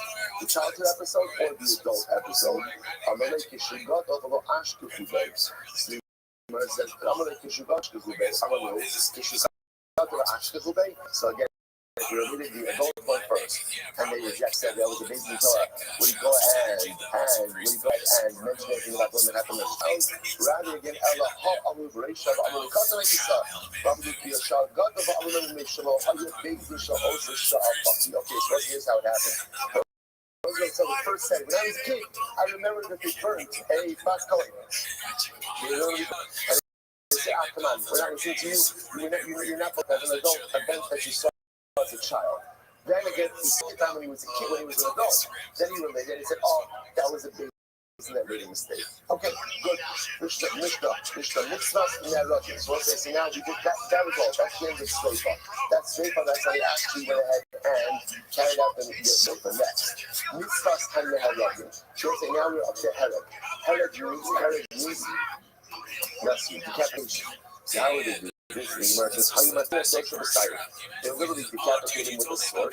The Gemara says, first of all, going to that Shamal is also the same way that the monarchy executes people. So the monarchy has to take a sword, sharp sword, you decapitate the individual. Because he says, evil will shut him. That would create, evil means that would be a lack of respect to the dead. Just the messiness of decapitation is not going to be good. Rather, what do you do to make it a little bit cleaner?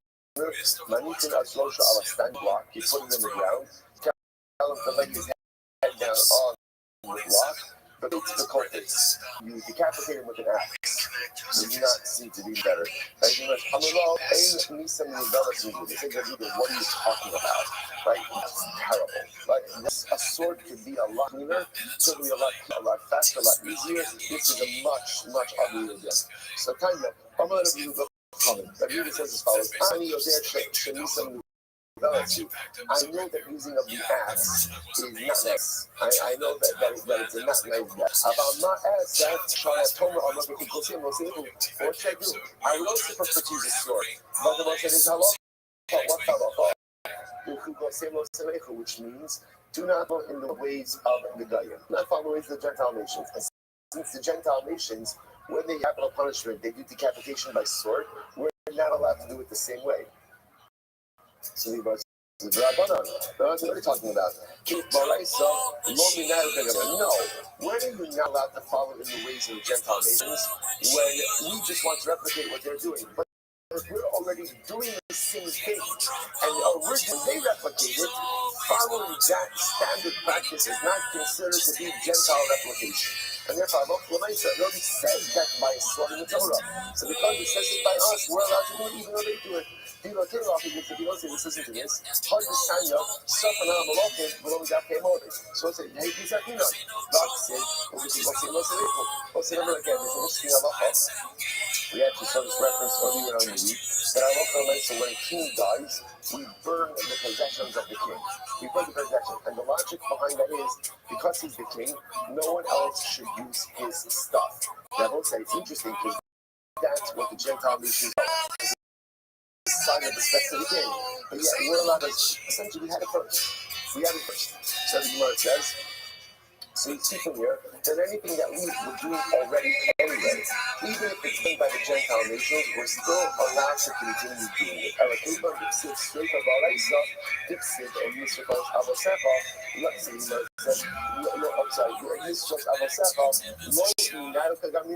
therefore you see it by the burning of the king's possessions. Since we already had it first, we were doing it already. Even Gentile nations started to do it, considered to be Gentile replication and emulation. So let me not go into Hakanami, over here, since it said sword, and we'll talk about this more and we'll go on, but since it says sword in the Torah, therefore again, death and by sword is something you were already doing, and even the Gentile nations are not using it as well. It is not considered to be our replication. Everyone will have to stop over here. We're going to try to record the rest up until the for Shabbos. So the Shabbos we start from this. What a week, everyone. All right, everyone's Zoom. Sorry, Shabbos, good Shabbos. Tell him when he's wrong. You know, he's constantly wrong about things, and he wants to pitch this to somebody, saying, those cheaters. And maybe he didn't give it, but if he didn't think of it, it's like, it's really Cheetos. A lot of people pointed that out in the comments. They're like, he's so stupid, he doesn't. And also, they misspelled strip club in the text of this. Do you see that? Okay, good morning. Please stop this. Your multi-free. We're going to pick up on that one days on days.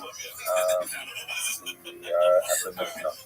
Okay, so we've been analyzing the different forms of how Besson would administer a death penalty. So we've been talking about, we spoke about the tefillah, stoning, about the shreifa, the burning. We've spoken about the diet, the herod, the sword.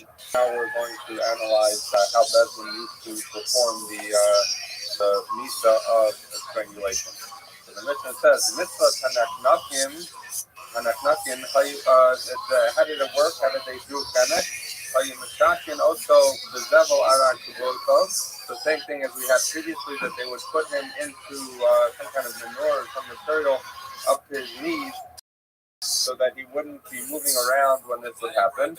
The note saying, Sudar Kashala Kolkaraka Kalsavaro. So that's similar to what we spoke about this as one version in the Mishnah yesterday, about how they would open the mouth person for straight. So what would they do? They would put a hard cloth inside the soft one. We spoke about this yesterday, that the hard one is necessary in that case was to open the mouth. In this case it would be to perform the tefillah, but the soft one makes the nicer form so that it does not actually cause damage to the neck of the person. So you take hard sugar and you put it inside the soft one and you put it around the neck. So each of the agents pull in the opposite direction. Until his soul goes out, basically. So that is the misa of Kenek of Taner Abanan. So the pasuk is going to analyze. The Gemara is going to analyze the pasuk in Vayikra, which says as follows: the ish asher yinaf es eshes reyehu. So this is the classic source for adultery. A man that commits adultery with the wife of another man, after Yinaf that performed adultery with the wife of your friend, most Yuma Tanoe Banoefet, that both the man and the woman involved in this act of adultery, most Yuma they get killed. So we're going to analyze this pasuk word by word. When it says Ish Asher Yinaf talking about a man, not a katan. So katan who would perform an act with a married woman would not be a case of Eshes Ish Minatah. Asher Yinaf Eshes Ish. Father said that he performed adultery with the wife of a man, Ish, a man.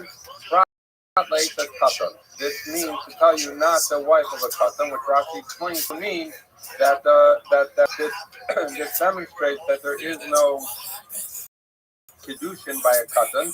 So a katan performs an act or attempts to perform an act of kedushin woman, they're still not married. And if someone were to have a relationship with that woman, that's not considered an eshes ish. The pasuk says eshes reyehu. That it says that the yinaf is reyehu. So this comes to exclude that if someone has a relationship with someone who is married to someone who's not reyehu, which would be a guy. So if a Jewish woman married a guy, a man, and then subsequently someone had a relationship with that woman, that she is not considered eshes because she's not eshes reyehu, but she's married to a non-Jew. Okay, most you must the pasuk for the answer. Most you must know if I know after. The Gemara says b'kenek. So this means that you give her the misa of strangulation. Now the Gemara said that b'kenek. He says you're saying it's kenek, but how do you know? One of the other misas, maybe it's straight for herod. How do you know? So we say I'm a komakim to misa b'torah tam and a torah lemosh lahachmer el. Rav Yoshia says, anytime it says in the Torah that you just kill someone, you cannot give that person you have to give them the lightest misa, because it's the Torah doesn't designate a harsher misa. It doesn't say, for example, skila or straighta. So then all you can apply when a target says to kill her, you have to kill him or her. You have to kill him or her with the misa that is the lightest. And so what is the lightest misa? We know that this is going to our funnel. We'll get into that. Skila, straighta, herod, v'chenek. Translation is the least somewhere case of misa. And that's what she says. That's how you know that that's what the noef and the noef, the adulterers get. Rav Yonasan Kala, that the reason that we give 10, we'll see why he says that in a minute. Ella, rather, what's the reason that Tanakh applies in the case of adultery?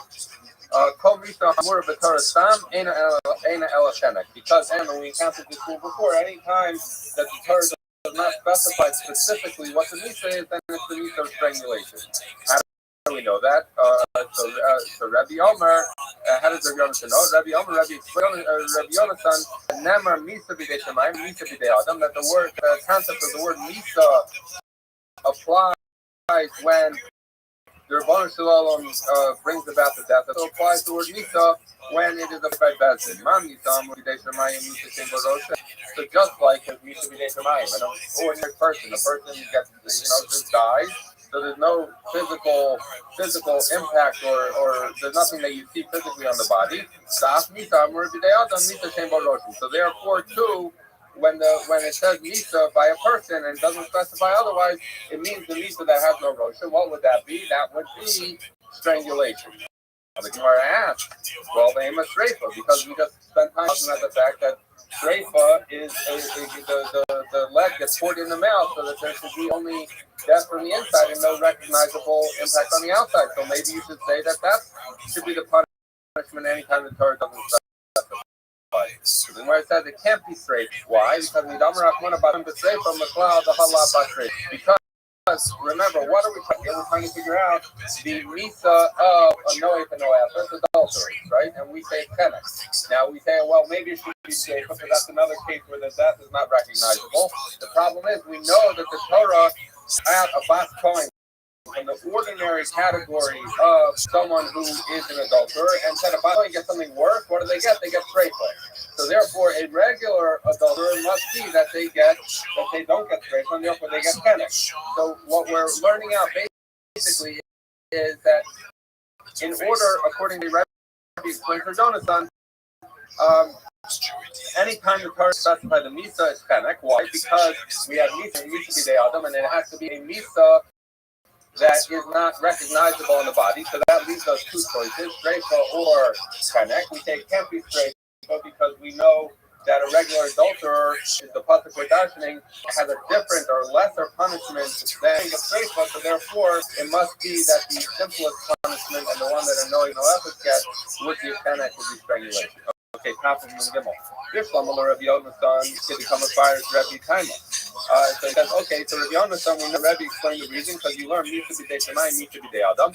Elo Rabbi Yoshia, but according to Rabbi Yoshia, you might eat a tenek for Olam. So he says, and so Rabbi Yoshia basically said, we need to give the lightest mitzvah, right? So the question is, how do you even know that there is a misa of tenek, Gilos, Reisva, and Herod? All of those are referenced.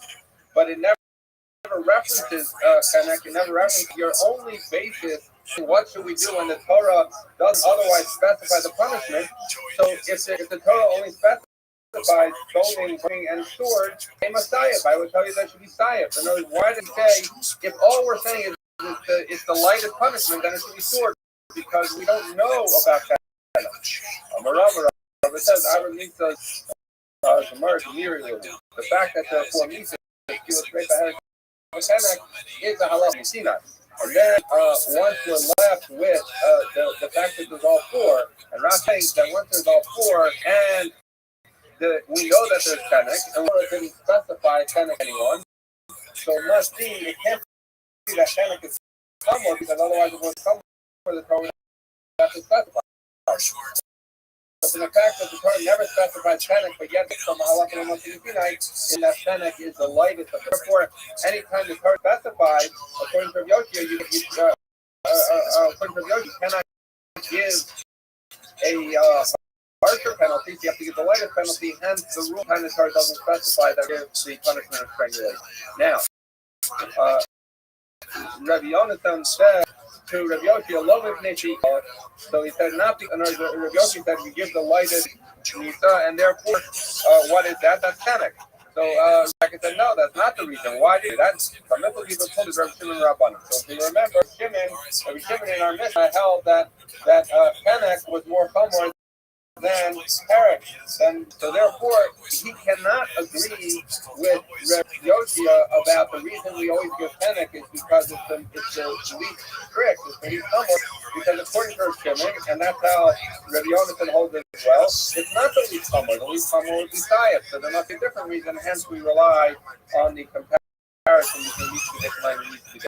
Okay, Amar Zerla Abaya, Sharon Sculling, the Disciple Kilo, the Miri, the Ogli, the My Gumri, the most Yumsu Gumri of the man Bumri. Okay, so long reading there, but this is actually going to become relevant in the next Mishnah, but we're getting a little bit of a preview here. They said as follows, that the people who receive Skila fall into two categories. Those where it says Skila expressly, and those not expressly say Skila, but it's learned out. In most cases, it's learned out of the Adoni. The Adoni were formed of whatever they call it, people who speak with the dead, commune with the dead, right? So it is written specifically that they get Skila, right? And so what happens is as follows. In O, it's written most you must, and it's written the Mayam Bum. And now that Skila is written expressly, but where it's not written expressly, those categories also have most you must and the Mayam Bum. So we're saying in any case that Skila is not written specifically, we're learning it from Oviadon. And what Razera is asking Abaya is, well, all of those cases have most you must and the Mayam Bum. Which one is their Shabbat that tells you that they have the punishment of Skila? So the Gemara says, he said back in the Mayam Bum Gamri. They learn it from the fact that one says the Mayam Bum, and the other, that's how we learn it out. The most Yumsu Gamri, the Mayam Lumber. It says because it must be learning it out from the Mayam Bum, because if you're learning it out from most Yumas, what would you otherwise do with the Mayam Bum? So the Gemara says, LMI, the Mayam Gamri, you're going to say we learn it from the Mayam Bum, but then most Yumas do Lumali. But then fine. So you're saying the reason you have to do it most Yumas. And the reason you have to do it with the man bum is because otherwise, what would you do with the man bum? The Gemara says, well, if you're learning from the man bum, what do you do with most yumas? Now, how do you know that proves it? We say, because no, most yumas we have a use for to the sanya, like we learned in the Brisa. Most yumas have ma'akev, roteach. The pasuk says that the person is talking about he told the yado, the yamas most hamaka roteach. We're talking about when someone hits with intention that he gets killed. So it says most you must. It's a double language, and the Brisa Darshan ain't element mitaksuba. Minayin shemiyati yakal amisa mitaksuba botatam amisa b'komisa shata yakal amisa. So because I only know that you can give someone the punishment that is specified for that. So what happens if we cannot give that punishment and we want to give a different punishment? Right? Elsewhere brings the case. Let's say a guy is escaping on a ship, and he's kind of straight. So you can't give him straight up, but you're gun and you shoot at him on the ship, or your arrow, or whatever, you're going to get him on the ship. So you're not giving him the proper meat. But since it says most, so if we can give Misha that we're supposed to give him, then yes. If not, you must, you're going to give him the Misha, is not the one special. We see that the word most you must be learned, and therefore it's an extra word that we learn out that the Misha is with Skila in case we're specified, it must be from the word bum. Okay, so the Gemara says, I'm sorry, most you must have okay, so Amalei, Ravacham resisted the Ravina, the most you must do Gamri, my Kashrele. So he's saying as follows. It's entirely clear to me, and it seems some of the parts are not entirely clear either, exactly what the Gemara means here, but he's saying as follows, that when Rav Zera asked the question, which one did you learn it from, he seems to have a problem there was some kind of problem. He wasn't just asking which way is it. So it seemed, and then he was pleased with the outcome when you said he learned it from the man bum. So it's clear somehow that Zera had a problem with learning it out from most Muslims. So the Gemara said, what was Zera's problem from learning it out from most Muslims that was by learning it out from the man bum? Okay, so the Gemara is going to put forth a couple of choices and eventually come to a third answer, which is going to be the reason that Zera was concerned about learning it from most Muslims. Elema, you're going to say HSE calculate. Zera had a problem with now from Oviadoni to other cases of Misa to Kilo. If it's learned from most Yumas, he has a disease. Why? Because most Yumas so he says as follows, because if you're learning in our Yumas, so that's written by no effort, the one we just dealt with, adultery, the pasuk does not say Misa, and we said that therefore it means panic, it means strangulation. But why do you say it doesn't say Misa? It has the word most Yumas, and if we know that most Yumas you can learn from Oviadoni that it's Chayav Kila, so then don't say it doesn't say it does say it says most Yumas, which means Kila based on the Ger Shava. So the Gemara, and maybe that would be Zera's problem if you learn out from Oviadoni from most Yumas, then you should say that adultery should be Kila, not panic. The Gemara says no, because I would know not to learn it out from there.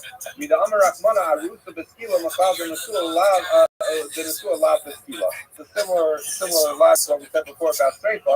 He's saying as follows, that once I know that the Torah took the punishment of Arusa and made that a more serious punishment and gave it Skila, so it took it out of the punishment of Kemet, right? So now if you're telling me every case of adultery is Kemet because I would learn it from Oviadoni. I'm sorry, you tell me that every case of adultery is skila because I learned out from most Yumas, then what's the second punishment you're giving to an Arusa over a Tua? So we would know that HSE can't be skila, so it would be what's bothering the Zera. Say, okay, no, rather, Zera is bothered if you learn it out from most Yumas with our halacha, someone because you made it in there may so he says as follows. He says, why not learn that someone who hits his father or mother were written most Yumas that gets Kila, and yet we say that it gets Herek. Even though it says, at the government may all be living room the HSE. He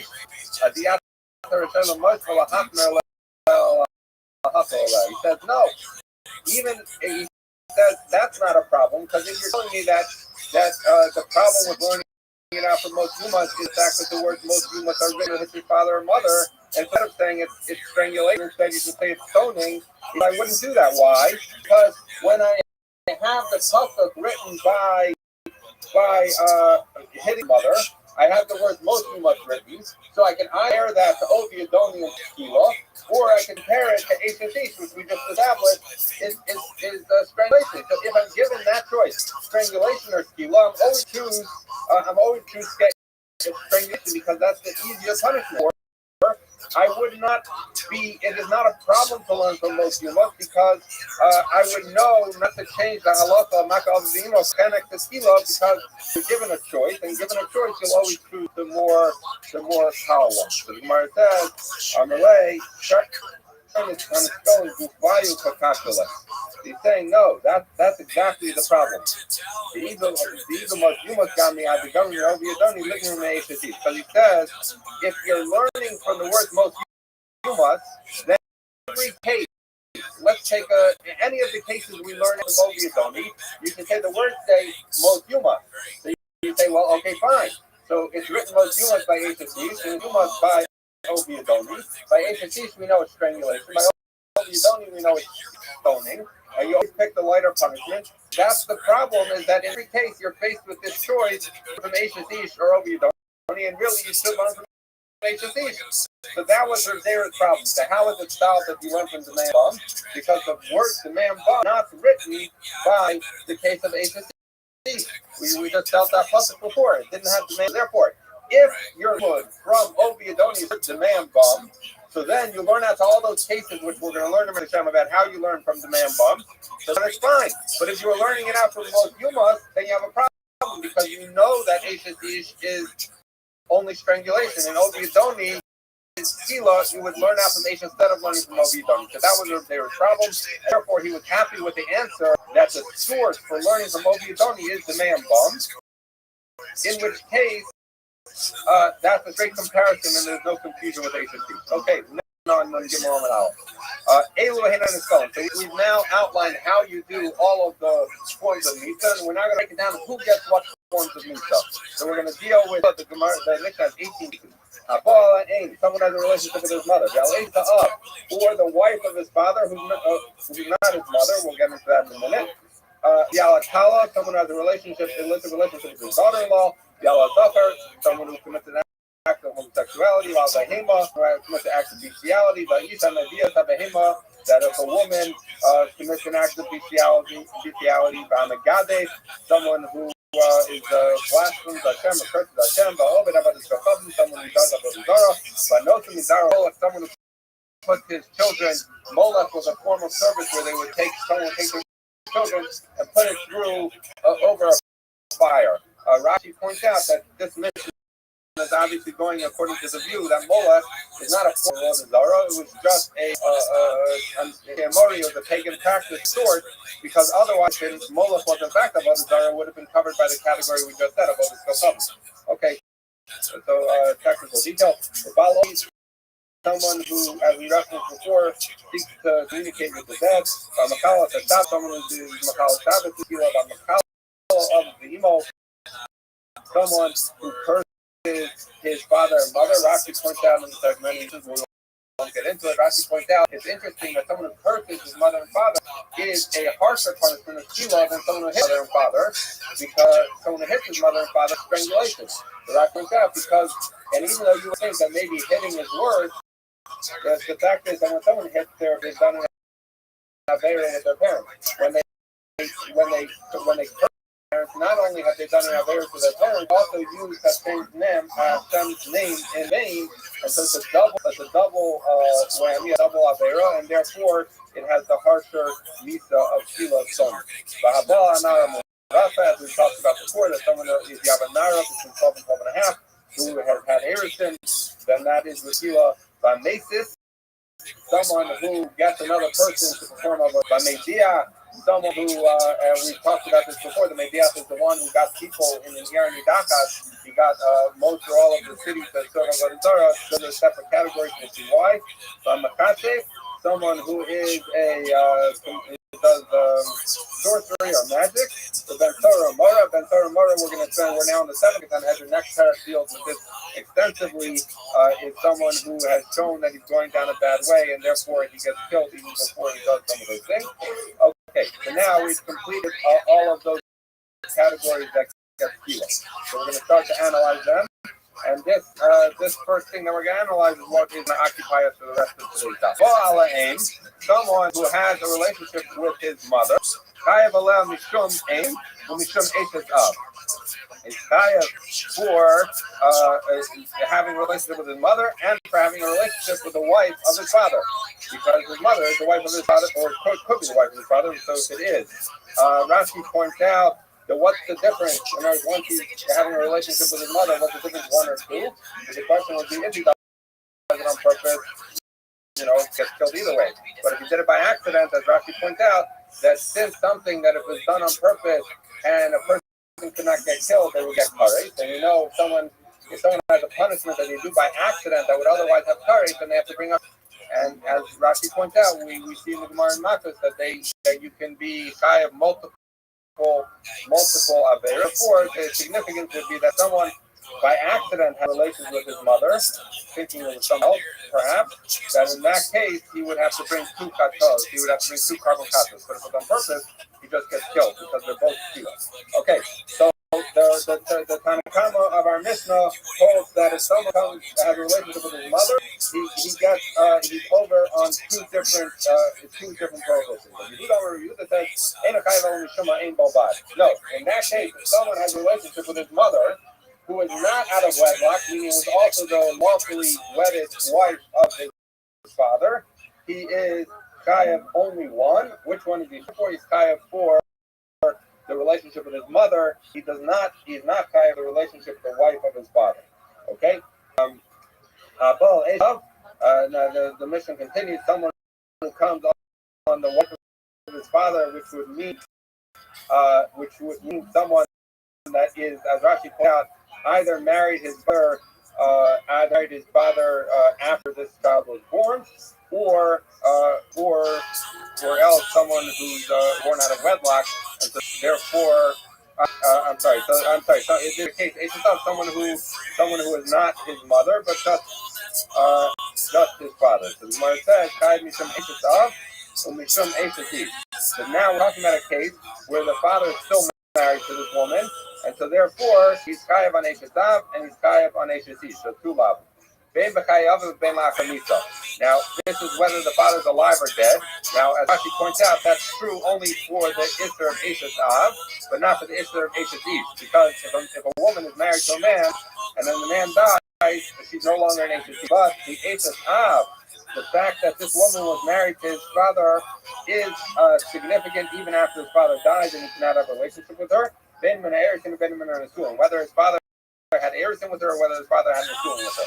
So someone who has a illicit relationship with his daughter-in-law, so if his son is still married to this woman and he has a relationship with her, so then he's done two lavim. First of all, it's his daughter-in-law. Second of all, she's a married woman.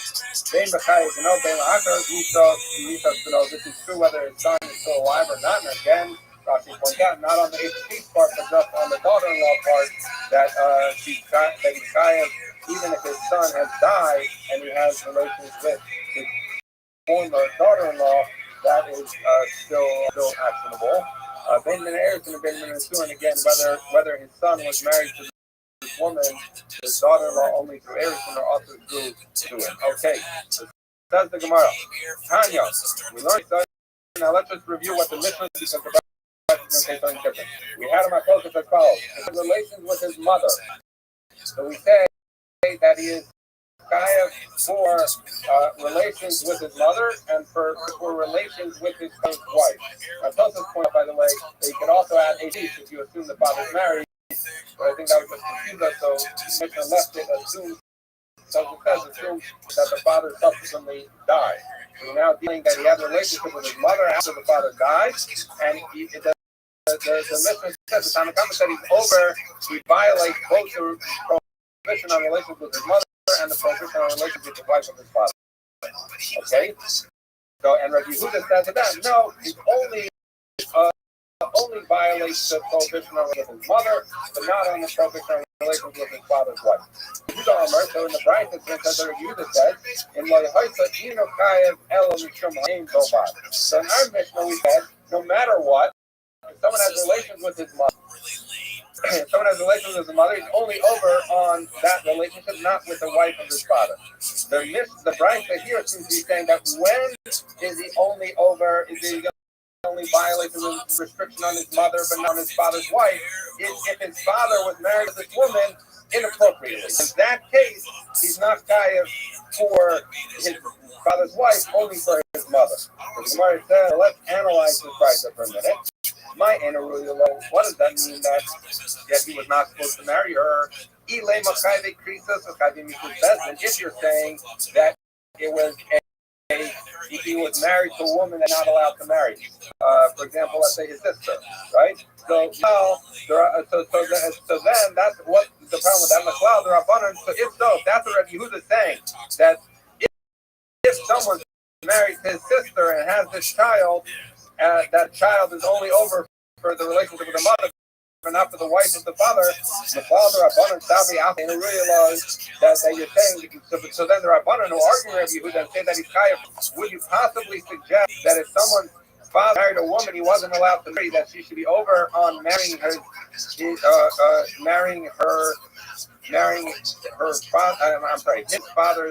his father's wife? That doesn't make sense because how long could you give the gabah? But that doesn't make sense because you cannot hold the person accountable for having a relationship with his father's wife if the woman was not his wife. Because if Kedushin works, if Kedushin is Tofes, you can't call it his wife. So the Gemara says, so it can't be talking about Chayve Mitzvah Chayve Krisus, but rather Ela Chayve Lavin. It must be talking about if his father was married to this woman in a way that was over on the law. For example, Rashi says that his father married a mamzer or a nitzin, or if his father was a Kohen who married someone he shouldn't have married. Those are Chayve Lavin. Rabbi Yehuda, Savar Rabbi Akiva, the Amar Ein Kiddushin Tofsin, the Chayve Lavin. Rabbi Yehuda holds like Rabbi Akiva, who says that Kiddushin are not Tofis B'Chayve Lavin, and so therefore the reason that Yehuda is saying that Rabbi Yehuda is saying that according to this view, that he's only the reason he's only for his mother, but not his wife of his mother, is because Rabbi Yehuda holds Rabbi Akiva that in fact that Chayve Lavin, let's say someone marrying a mamzer, is just like someone marrying his sister. Kiddushin is not Tofes. If Kiddushin is not Tofes, you can't say that this woman is his father's wife. If the woman is not the father's wife, then he can't be held liable for having a relationship with his father's wife, and therefore it's only he's only over on the prohibition of being married to his mother, but not with his father's wife. So that is the the understanding of Rabbi Yehuda and the Bride. So what's the difference between the Bride and the Mishnah? The Mishnah, Yehuda says a person who has a relationship with his mother, who's the lawfully wedded, who whether lawfully wedded or not, or have a Lavin wedded, is only chayav for relationship with his mother, but the wife of his father. Whereas the Yehuda of the Brisa says that when is he only over on mother is if his mother, and which is the reason that he can't be over on having a relationship with his father's wife. Okay, Brisa and the Mishnah.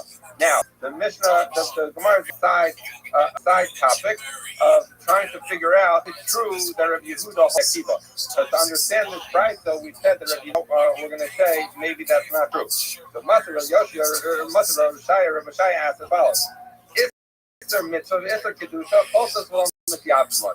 Okay, so I'm going to explain it. And remember from our Yevamim stage, so we know that if a man dies and he doesn't have children, his brother marries his wife, and if he which would be Yivam, and if not, he does Chalitza.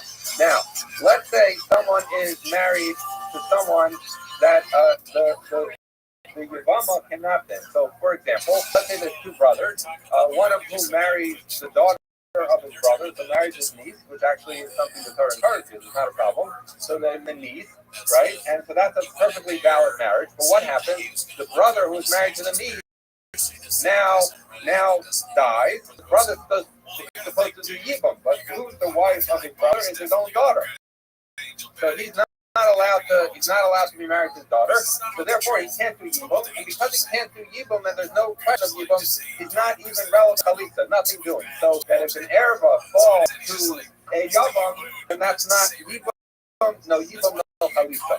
However, there is a case where someone, a Yavama can fall to someone who it's not a guy that creases. It's not a case where it's not like that, but rather it's a case where there's only an Isser.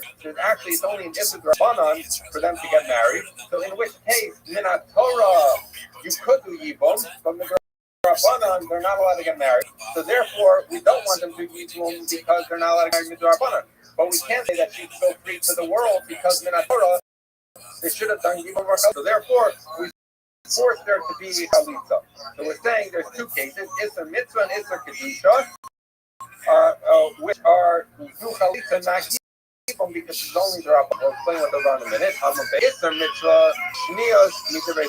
So what does it mean when it says Isra is talking about the Shnios, which the Chachamim put in, which were basically people who were similar to the Torah Erva. So what is the classic case of a Shnia would be for someone to marry his grandmother. It doesn't Torah, you can't do that. As Val said, you should marry your grandmother. So that's a Shnia, that is a secondary era, which is only Rabbanan. So therefore, if someone's brother, and they do not share a mother, someone's brother married his brother's maternal grandmother, mother, and then the maternal grandmother fell to the person as the Yavama. So the problem is, Minatorah, they're allowed to get married. So you have to do Yibum or Chalitza, but the Rabbanan, they're not allowed to get married. So we say you do Chalitza, you don't do Yibum. Okay, so that's the Tana says this, as Rashi points out. The Gemara in says that my Karilu is a mitzvah. Shemitzvah l'shmo because it's something that Chachamim put into place. It's a mitzvah from the Chachamim, so that's why we call it Isser mitzvah. It's an Isser that comes through listening to Chazal. Okay, so that's one case of Chalitza and not Yibum. It's a Kedusha. What about Isser Kedusha? In case of Almana l'kohen gadol, Grusha v'chalutza l'kohen hedyot, you have some woman and he dies, and the wife falls to the kohen gadol. By definition, in Almana, a kohen gadol is not allowed to marry an Almana. Torah, so therefore we say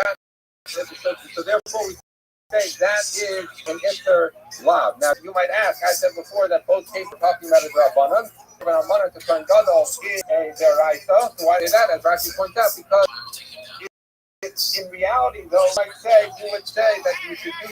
You put the Yibum. Why? Because as a positive commandment negates the negative commandment. So there's a negative commandment that a Kohen Gadol should not marry an Almana, but there's a positive commandment that he should do Yibum. So in a Torah, you would say, as a Gavalosa says. But why did Chazal not want that? Want them to do it? Because as we've encountered earlier in this Masechta in a different context, but the idea is that when you have an essay Gavalosa say, he would forgive the first act of Bia, so that when they do Bia, he does the mitzvah of Yibum. At that point, no longer has the mitzvah to be married to this woman, and yet he's the couple he'd be married to an Almana. So Chazal said, we'd rather he not do Yibum because we're afraid that if they do Bia Rishona, they'll do Bia Shmiya. So therefore, it ends up, even though the Isser, Almana l'kohen gadol, the Daraisa, it's because Rabbana didn't want to apply. So the reason he's not supposed to do Yibum is Midrabanan. So in both cases, Midrabanan, and therefore you have to do Chalitza. You can't say it's like a regular case of Erva because where there's no need for Chalitza, because in this case it's only Erva Midrabanan. So Almana l'kohen gadol, Chalitza kohen hedyot. That's the case of it's a Kedusha. It's a Kedusha. Why do they call it a Kedusha? Because the Kohanim should be cut to their God. So that you call matters of Kohuna getting married is a Kedusha. Okay? The Tanya Allah, we learned on this. The Machlef Rav Yehuda said no. That when you're dealing with things like Shniyas, those are it's a Kedusha.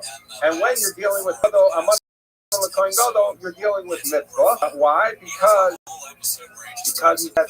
why do we call it Kedusha when the Shniyah, like for someone should marry his grandmother? Is because Rashi says Kadesh Asmo, what they're love, that you should make a siyah, you should do something to be careful they don't get. So since grandmother, similar to other things, we say you shouldn't do it. It's to sanctify yourself with something that's permitted to you and make it impermissible to you.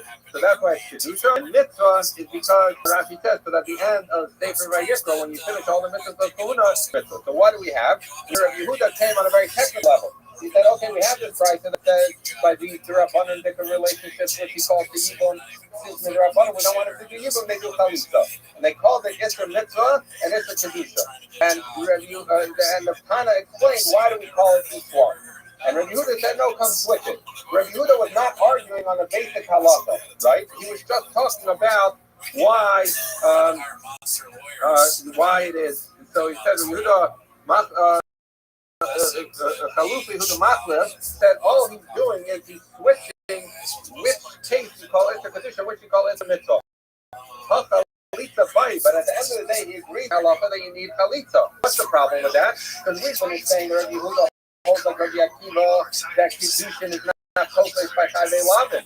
That Kiddushin doesn't work when someone is just uttered by love but not by courage. So he says the Isaka. And if you're going to say that Rabbi Yehuda, Rabbi Akiva, that Rabbi Yehuda holds like Rabbi Akiva, that Chayvei Lavin Kiddushin is not co-placed. Let's see. Chayvei Lavin and Rabbi Akiva, Chayvei Krisus coming. That Chayvei Lavin, according to Rabbi Akiva, are just like Chayvei Krisus. Kiddushin doesn't take effect. So like I said before, the Chayve Krisus Lav Bnei Chalitza V'Yibam Ninu, and Chayve Krisus are not Bnei Chalitza. So where a person fell, where he felt that his daughter became his, there's no Chalitza, there's no. Why? Because there's an Isser Krisus and Kedusha is not helping. But according to Rabbi Akiva, he's not helping even by Chayve Lavin. Like, for example, on Mana L'Kohen Gadol. So why did you tell me Rabbi Yehuda is not arguing with the basic halacha that a Mana L'Kohen Gadol should do so? But why should he do so? Because according to Rabbi Akiva, Kedusha is not helping. So the Gemara says, so that's a question on saying that Rabbi Yehuda holds like Rabbi Akiva. So the Gemara says, the Tanakama Kama, the Leila. He said no. That all Yehuda was doing was coming to say, I think what you call this is called the Kedusha, I think what you call this Kedusha is called the Mitzvah, but he wasn't coming to opine on the basic halacha. And in fact, he would disagree because he holds like Rabbi Akiva that Chayve Lavin is not focused, Kedusha is not focused, and therefore there would be no Kedusha. There's no Yibam and there's no Chalitza because Kedusha is focused. Okay, fine. So we now have, what do we have? We have a Makos. We have a mother that says that Yehuda's halacha that he's only chayav for relations with his mother but not his father's wife is in a case where it's an inappropriate marriage. And Tanakama says no, regardless, even if it's his mother who's the lawful wedded wife of his father, he's only chayav for the relationship with the mother according to Yehuda. That's what it says. Yasser says honey kid is not Yehuda. When Rabbi Yitzchak came, he brought his teaching like he learned in the Mishnah, which is what Rabbi Yehuda Amar says in a chayav only killing that he's only chayav for relations with his mother, but not for relations with his father's wife. Okay, so we now resolve according to Rabbi Yitzchak that we go with our Mishnah, not with the Bride. So now the Gemara is going to try and figure out what is the reason that Rabbi Yehuda says that he's only for his mother, but not for his father's wife. The time of my, what does Abai says, Amar Krabit says, Imcha Ki. Okay, so he says as follows. That the puzzle, there's two psukim written by a father and his wife as follows. The puzzle in Mayikra has Zion says, Ervat Avicha, the Erev of your father, the Ervat Imcha, and the Erev of your mother, Lo Tegala, you should not uncover. Imcha Hi, she is your mother, focus on his word. Lo Tegala, Ervat God, do not reveal her Erva. So this is the pasuk that's written by someone, this is his mother. The next pasuk says, Ervat Eshes Avicha, Lo Tegala, that the Erva of the wife of your father, you say Ervat Avicha, who is the heir of your father. Right? So there, it's talking that someone who is married to the father, it's not discussing whether it's his mother. Okay? So he says the issue is as follows. That when it says Ervat Avicha, Ervat Imcha Lo Tegala, so it says you should not uncover your mother. Imcha, she is your mother. There's an exclusion to say that when someone has relations with his mother, Imcha, he is over the Isser of his mother, but not the Isser of the wife of his father. So the Gemara says, well, that's the drasha Elameata, Ervat Eshes Avicha Lo Tegala, Ervat Avicha, who the next pasuk test, which I read, says that so the Erev of the wife of father you should not uncover. It is the Erev of your father. It is the Erev of your father. So that seems to be saying that you are that he's only chayav for the wife of his father, but not for the relationship with his mother. Imcha, he tells you only for the mother, then why not say Erev Avicha, who that tells you only the wife of the father. So in order you have consent.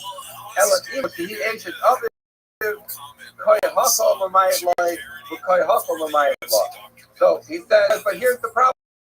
So you're going to end up with a drasha as follows. That one tells you you're only chayav mother, but not for your father's wife. One said you're only chayav for your father's wife, not for your mother. So we can say, okay, those are each saying one case. One is talking where he was married, and one is talking where he wasn't married. Right? So one was wedlock, one was legitimately married. So you're covering both cases. But the problem is, if you have these conflicting limudim, what happens in the case where it is his mother and it's the wife of his father?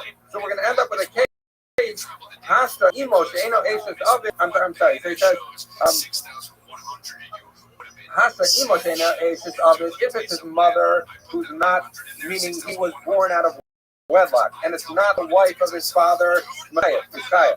Ashes of his Emo, or it's his wife of his father, who's not his mother, also Micaiah. But Emo, in the case of his mother, Shehi Ashes of it, that's also married to his father, Lo Micaiah Klau, then he wouldn't be Chayav at all. So that's a bizarre result. So if you have one pasuk that tells you when it's only mother, but not wife of father, and only wife of father but not mother, each of those chayav, but a case where it says mother and the wife, you're not chayav, so that can't be. So it must be that Imkahi and Eretz Avikahu are not the reason to do it. And the second question was still Rabbanan Nami, how could Imkahi? Moreover, if we're learning it from Imka, that kind of drasha, what are the Rabbanan who argue that? Why wouldn't they use it? Ahumi violated the Shisha break what halacha is break Ravidi. It talks about whether how you know an onesh for someone who has a relationship with his mother. But in any event, so we're going to say what would the Rabbanan do with him? But they must use it for that limud. But Yehuda needs it for that limud also. So we have a double question on Abaya's answer about how we know it. So we're going to say no, it's not that. El Amar Ravacha Bredra Ika Amar Kra Ervasa. So it says as follows: that the prophet says by his mother, you shouldn't uncover the erva of your mother. She is your mother. You should not uncover her erva. So what does this tell you? This tells you that when the prophet comes to tell you that you can be chayav having a relation with your mother, her erva singular tells you that you can only be chayav for one isser. And therefore, you're kind of on the sister of mother, but not wife of father, because only one erva is allowed. So the Gemara says, Elameata, if that's true, erva sa in singular tells you can only be chayav for one erva. I have a problem with our Mishnah. Because erva kalas lo sigala, eshes bin kahi lo sigala erva sa. The pasuk by daughter-in-law says you should uncover the erva of your daughter-in-law. She's the wife of your son. You should not cover erva sa, her erva, the singular. So according to your limud, you should say that she can only be chayav for one, not two. Right? What's the problem with that? Now we learned in our Mishnah, someone who comes on his daughter-in-law, he's chayav for his daughter-in-law, and for the wife, his son. So what do you see? You see that a man who comes on his daughter-in-law is chayav erva, even though it says erva the singular. So it must be that this limud is not good. The Lord Rabbi Yehuda, you didn't see Rabbi Yehuda come and argue there and say no, he's only chayav for his daughter-in-law, but HSE because it's written erva. Ella, how would you explain the in the case of daughter-in-law? He's on the Chad Kufa who I forgot the trade Surah Ninu erva. The reason it wrote erva singular is because we're talking about one person. We're talking about two Surah. But we say at the end of the day, erva sa, it is her erva, meaning because it's only one person. So hakanami, therefore here too, you can't learn from erva sa, because we're going to say that the reason it's written erva sa, even the Chatupo, I forgot the Surah Ninu said erva sa, because you're going to say the reason it's written is because it's written erva sa. Is because it's a singular person with two Isurim. So I think we're going to stop here because the next parak is a little more complicated. I tried starting 5 minutes early today. We had our technical difficulties, so I'll send around the WhatsApp. We'll probably start a few minutes early tomorrow because this will take a couple minutes to explain, and then I'll let you know what time we're starting. The show is your special. It's just really predictable bits about Mexican women having a lot of kids and black people can't swim, and I just don't think any of it's funny. And also, all right, so let's say good morning. Good morning. Let us begin by thanking all of our sponsors for this morning trip to faith. Our Talmud Torah sponsor for Top Shin Pay. Hey, our annual Talmud Torah sponsor, Tosin Shvach, our staff for dedicating all the Shum and Roshos year. As it's close to the Sarah all about Israel. I've got sponsors for today. Gold. Formerly of Baltimore, now Lakewood, in memory of Bach's father's gold is formerly Brachi of the American Bar Talmud Torah. Michelle will have the family in the Kamish Resort and Meditation see the release of more of our hostages this Shabbos and meditation in the coming days, and our holy soldiers to be successful. The fall of Maaseh. Let us begin. Today's daf is Nun Days. We are picking up on Aleph Amud Beis 51b. 51b. Did we get up to Rabbi Akiva over? Zomel. Okay, good. So we'll say Zomel. So again, let's pick up 2 lines up from the 45th wide. So remember again, still conversation regarding Sreifa. And we'll get to it. One of the interesting ideas that we are now espousing is Ella Zomel B'Lam Nisas B'Ala. Shabasisa Mo Kasha Zamasos La'achiv, Below that also Divrei Rabbi Yishmael. Like I ended up a little bit like in the middle of Rabbi Yishmael's position. So Allah again, the Gemara says like this. Rabbi Yishmael understands, and this is the conventionally understood approach as well, that halach l'maisa, the unique din of sreifa for a bas kohen is only a din in her. It doesn't apply to her accomplishing the crime, like the night she committed adultery, nor does it apply to the agent zoning. Now again, remember, everyone is going to get a death penalty, right? So that in other words, the man with whom she commits adultery is also going to get a death penalty. The witnesses will also get a reciprocal death penalty, but they do not get her sreifa. Her unique sreifa is for her and her alone. Incredible. So the Gemara here says, "Achas v'yachas nesuah yachas v'sreifa." Rabbi Akiva says, whether Bas Kohen is an arusa or whether she is a suah, either way, the punishment is going to be sreifa.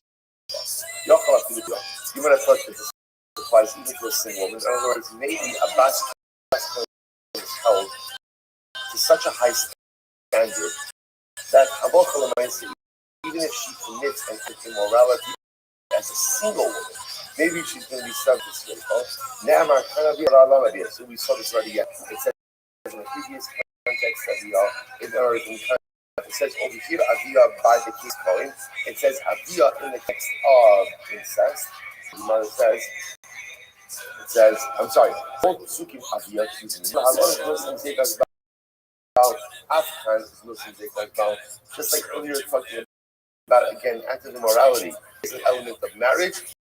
So too again Allah over here is talking about whether it's of marriage. I'm going to the Yarusa, Afghan Arab Yarusa. First one line about the bottom of the Aleph number 51b. The Yishmael says if that's the case, maybe we say just like the one person context is that she's a Nara and she's an Arusa.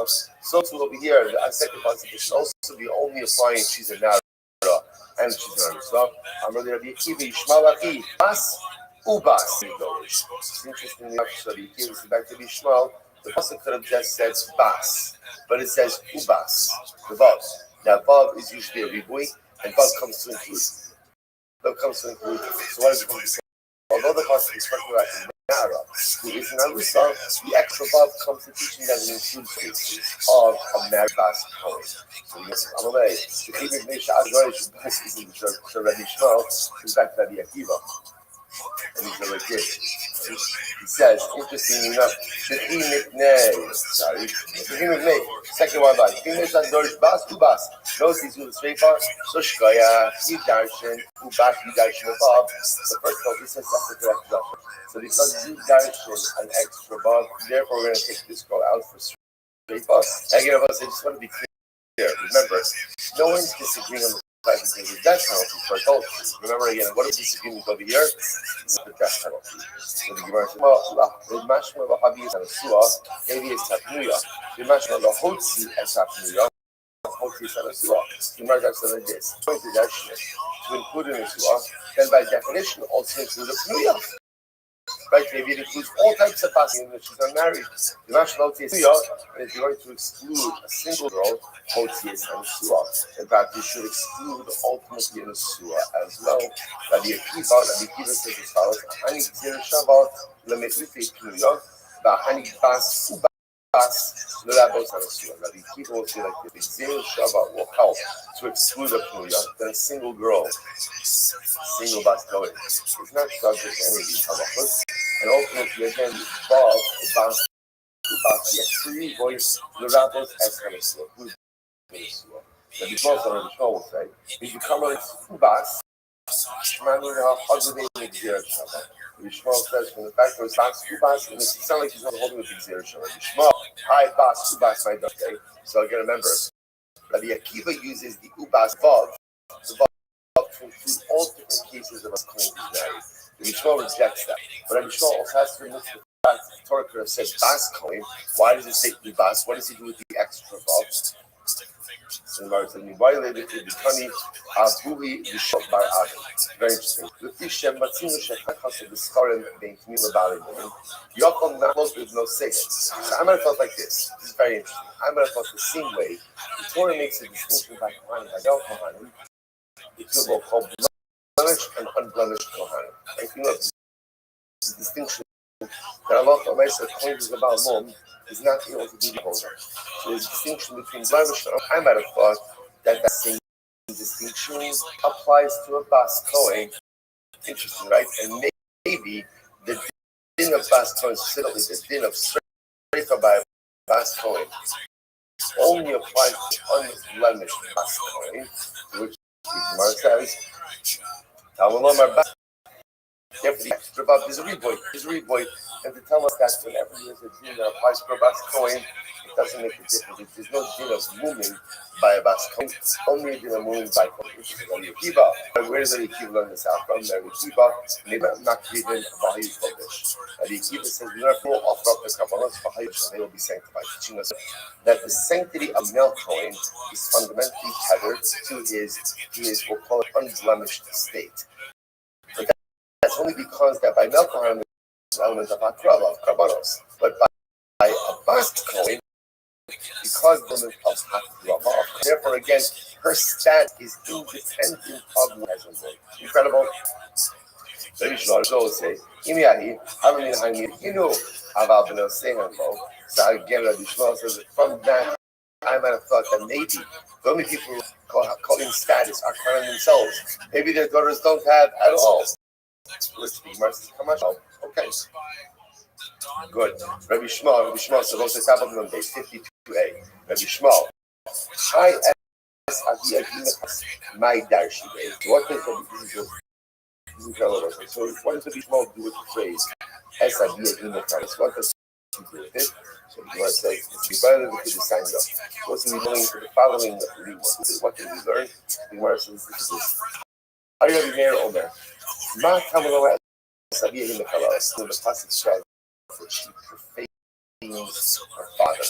What does that mean? Incredible. Shem Hayu Nogin Bal Kodesh, Nogin Bal Chol. The passage is actually telling us how to relate to the father of. So remember again, let's just get this out. I said it's Rachel, whatever. I was on the sword, doesn't matter. She Rachel, the daughter of Aaron is a Kohen. Rachel now commits adultery. So the pasuk says through Rachel's adultery, what does it mean to be that she profanes her father? So the Gemara says it means that her father's status changes behavior. So for example, the Gemara says, if again they were normally treated in a more, we'll call it, in a more exalted, in a holy way. Nogin Bochol, treat them in a more mundane way. Covet, if they were normally given covet. Nogin Bochizayon, they would treat them in a disparaging way. The idea is, his behavior, again, to be clear, he's still a Kohen, and he's Avoda, but he's stripped of covet. You don't give him covet anymore. The Gemara says, why read that? So the Gemara says, Omrim, you say, Arur Zeh Shigavad. Cursed is the person who birthed such a child. Arur Zeh Shagiva. Cursed is the person who raised such a child. Arur Shiyatzazume Kavatzav. Cursed is the person who, literally again, such a person, in this little translation, issued forth from their loins. Rav Ashi, Kiman Karina Rishia Bar Rishia Fila Rishia Bar Tzadika. So I say, this Rav Ashi says, this is in accordance with who do we say, when a person is a Russian, a person does terrible things, we call them a Rasha, the son of a Rasha, even though their parent may really be a tzaddik, even though they really may be a Rasha, so who is that? Kiman? This time. So I said, this is a fascinating discussion. It goes into the note that German topics that we need to find the time to really delve into a little bit. Because what the Gemara is saying over here that there is parental culpability for the active decisions of a child. Right? And therefore, again, Rachel, the daughter, commits adultery you see, Aaron clearly something fundamentally flawed in the chinuch you gave your child. There's something fundamentally flawed in the home in which you raised your child. Because for a child to make these type of lifestyle decisions means that obviously again you did something wrong. You did something wrong, and the Gemara here. So that's when Esavia us. This has an impact on us. So now, Father, we will no longer give the honor you deserve because the child you raised. First, it is the person who raised them. You'll find it's fascinating. And I was going to find out that in Chazal, there's such a fundamental guess about the liability and responsibility of parents for how their children turn out. And you see very different between motifs and Chazal. And again, we know this as parents. There are times where parents do every single thing right. But yet, my kid makes their own decisions. Right? Children become adults, and adults make their own. And a parent might have done every single thing and every single thing they were supposed to do. My kid is still going to make their own decision. But, on the other hand, it is also quite possible that the decisions that children make are absolutely steeped in the upbringing and the chinuch and the values or lack of values that we gave them. And that's a difficult pill to swallow because, the Gemara says, Shlomo says this, right? Something that cannot be made straight. Shlomo says, so he says, what does that mean? Right? We live in a world that we hope in general, or Yiddish type, that whatever I do wrong, I can always fix. So what do these say that spent cannot be made straight? It says, Zesh Shahol Mamzer. Zesh Shahol Mamzer, right? So I was literally. Which is what means this Mamzer. So a person has a relationship, they present a illicit union as a Mamzer. No matter how you feel for what you did, no matter how much you do, you can't what? You can't undo it. The mamzer is there. So as I get older and look back I feel like sometimes it's not just a mamzer, but it also is a din in kernel. Sometimes the other thing you can't undo is the way you raise your children. And the things, influences you allow into your home, the things you allow your children to do, don't allow your children to do. That you can't undo chinuch. And it's one of the hardest parts because often we learn to be a parent on the job. And I only do my mistakes afterwards. So, something you're saying is like, after I've created the mamzer. Like, in other words, I'm not calling out because but you understand that I mean, after I make the mistakes, and then I realize I really made some significant mistakes. And the incredible part is, you can't undo it. You can't. Chinuch is one of those things. A lot of times, and again, I can go back and have open and honest conversations with my kids and say, I just want to tell you, those things that I did, they weren't right. They weren't right, and I want to be clear that they weren't right. But no matter how much I told to my kids that they weren't right, I've created the mamzer. I've created the flawed chinuch. I've created the flawed paradigms in the home, and I can't walk it back. So there's this fast. So again. On one hand, there's this idea that a parent can do everything right when a child still makes their own decisions. So who says that Rachel's actions reflect on her father, Aaron HaKohen? But again, there's also an approach in Chazal that says no. What a child does and how a child behaves and how a child leads his life is a direct reflection of the chinuch that he or she has received in the home growing up. Which is right.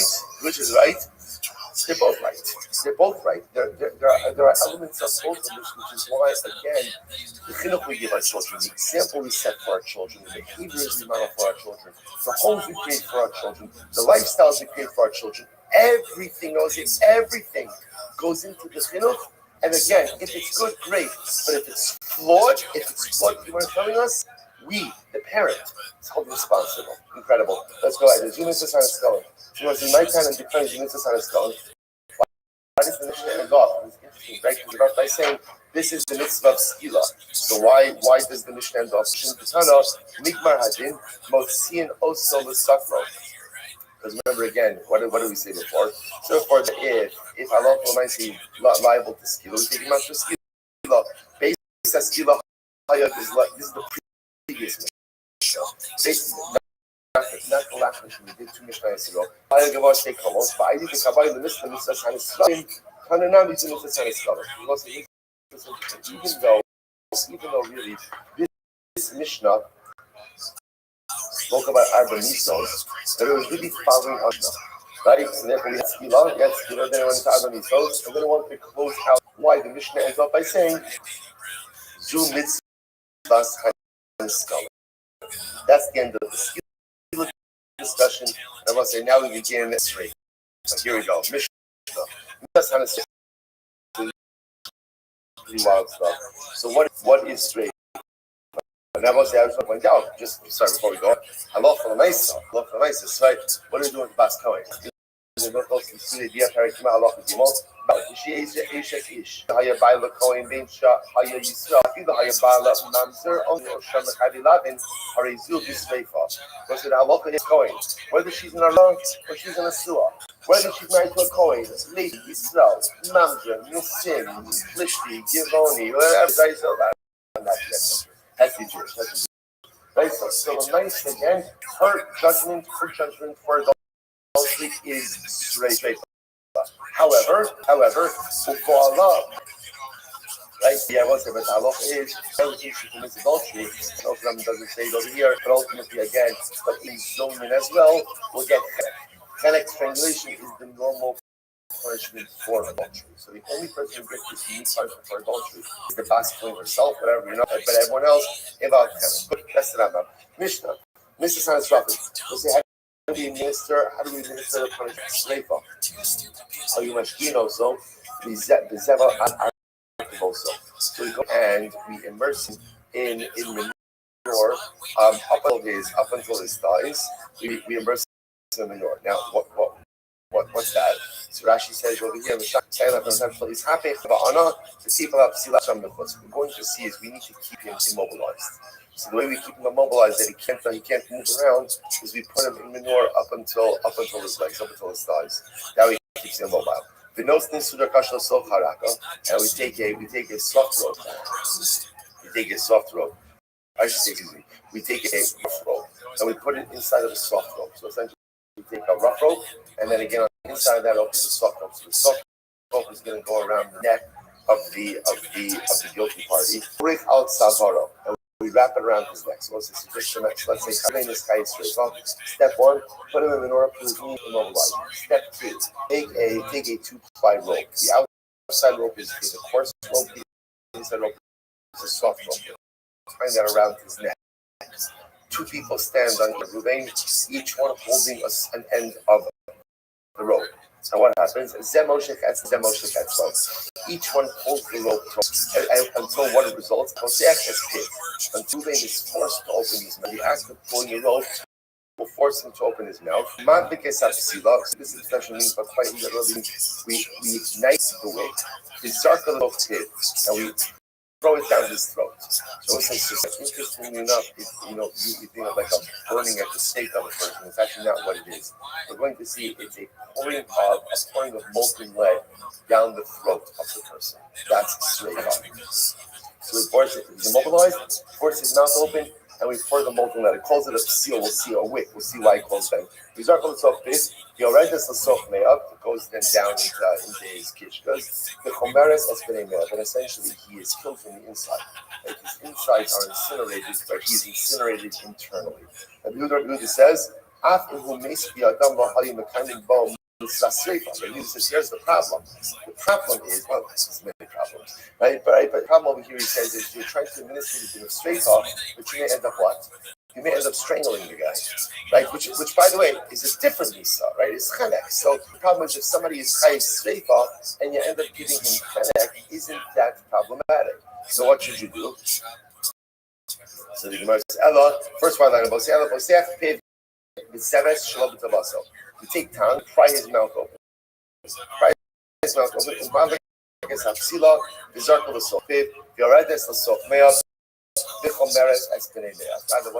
Now, obviously, something immobilizing him also. If you're not immobilizing him, he's going to move. And remember again, the issue is the molten lead needs to go down his throat. Because if it doesn't go to the throat, then it's going to burn him on the outside, and that's not streifa. Streifa is internal incineration. But yeah, Rabbi Huda says we can't do the roping because you risk isolation, so instead force it in the time. Some Rabbi Elazar, but nice to ask Kohen Achos, Rabbi Elazar ben Zach says as follows. One time, there was a Bas Kohen who committed adultery and therefore against Shreifa. And what did they do? They surrounded her with branches, Visar Fuha, and they burnt her. So we'll say, Rabbi Elazar ben Tzaddik seems to indicate that the din of Shreifa ultimately again is actually burning someone. To which the Gemara says, Amrullah mipnei shelo hayu bezin shelo also shab baki. That was a mistake. Now you're going to say, now remember again, it's a mistake in the manner of execution. It may not be a mistake in the execution itself. But the point that the Gemara is making is that was a misunderstanding of what Sreifa was. It says the Gemara, so first of all, what does it mean when it's a wick? Calls it a wick of lead. Now Rashi points out over here what they would do. Mishra points out what they would do is they would take like a long piece of lead and they would mold it and they would melt it down. So they call it a psila because it was long, it resembled a wick.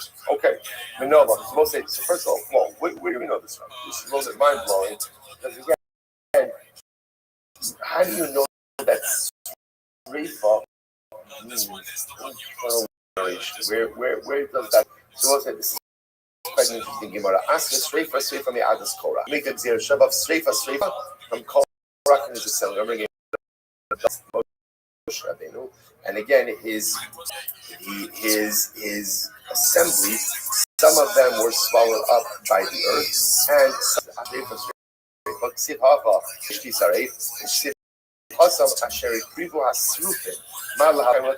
remember again, part of what happened with Korah was that a bunch of people brought Torahs. The people who brought Torahs, remember, everybody's jockeying for the position of Kohen Gadol. Whoever brought the Torahs was incinerated. It was killed by straight. So again, on a large number of followers were swallowed up by the earth. Others who Torahs were incinerated. So the Gemara says, it says straight over here. It says straight by Korah. The Gemara says, just like by Korah. So again, killed by internal incineration. Fire went into their body, killed them in contact. So too over here, the way Sreifa is done is internal incineration, but the body remains intact. Okay, so that's the first thing. Kind of count off. Rabbi Elazar Amar asked Sreifa from Aaron. And we don't have Sreifa from Nadav and Avihu. Nadav and Avihu, remember again, also went ahead with whatever they did, right? Bimachot is exactly what they did. But whatever they did was unsanctioned service of HaKadosh Baruch Hu, and they were killed. So the Gemara says, listen to this. Just like by none of you, fire incinerated them internally, but their bodies were intact. So too over here again. By Sreifa, so internally, ultimately again, the incinerated person internally, but the body remains intact. So it's fundamental machlokes. So interesting. Everyone is agreeing on the concept that Sreifa is internal incineration. What's the makar? Tanakama says Korah. The Elazar says Bnei Aaron. So mind the other thing, that's Korah from Malay. So I say, here's what's interesting. How do you know? In other words, the Torah tells us that the people who offered up to the Torah, but how do you know that it's this internal incineration? T'chsev as machtos hachodim ha'ela b'na'osam shenes masham nisraf as guf kayim. And again, that ultimately again, in other words, they were their nefesh, their soul, which means just their internal life was snuffed out, but ultimately again their bodies were remained intact. The other opinion, who doesn't know anything, will say, he's straight from mamish. No. They were literally burned. My benashosam. So what is in the pasuk says that they were chayiv shreifa ultimately again because of what they did, right? Because of iskei nafshosam. It wasn't an iskei nafshosam. This is incredible.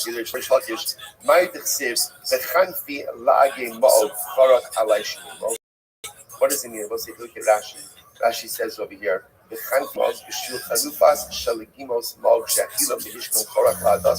in his Chabrimo. So it says, how do we know? Literally, it means Chanufa or Chanifa is flattery. Flattery. So literally, the pasuk over here, where the Gemara is going from Pilim, because of the flattery that showed his to show to followers. So Alai Shnima, he bears his teeth in his smile. The he is a reference to Gehenna. Gehenna bears. Go ahead and onboard followers. Food and drink. He put out his spread in his tent, whatever, little bit popper, whatever he did in the desert, right? So go ahead and put it in the desert, and that's how he went ahead and onboarded his followers. So in other words, what Khanifa does is sometimes Khanifa speaks to the soul. Right? In other words, everybody likes to feel good about this.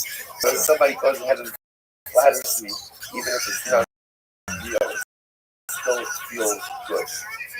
Because of the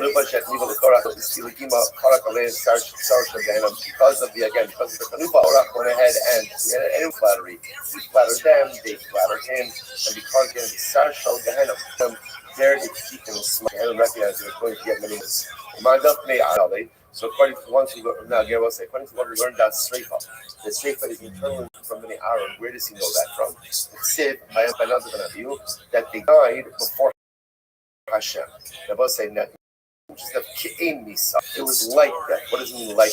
It was like a normal death. Now, what is it? A person, right? What's a normal death? The body is intact, but the internal processes stop working. That's a normal death. When Nadav and Abihu died, they published by Amusi, a regular Musa, which means everything that happened was internal, but externally everything remained the same. The other thing will say, no, it's not true. Nadav and Abihu were actually incinerated, fully incinerated. You might say, they're actually incinerated. So what is Bayamusu? It means that the incineration began internally and then spread externally. The sign then does die Omer. Another than Abihu died. Remember again, all the passages by another than Abihu is by people of Hashem. They came before Hashem. They came to focus exactly what it is that they did. So for our purposes, now the infraction is almost irrelevant. What matters is that they died. So now the Gemara says, Shnei Chutzim Shal Eisha to the fire. Emerged from the Holy of Holies from Mishkan. The Nechla Kula Arba, they split into four.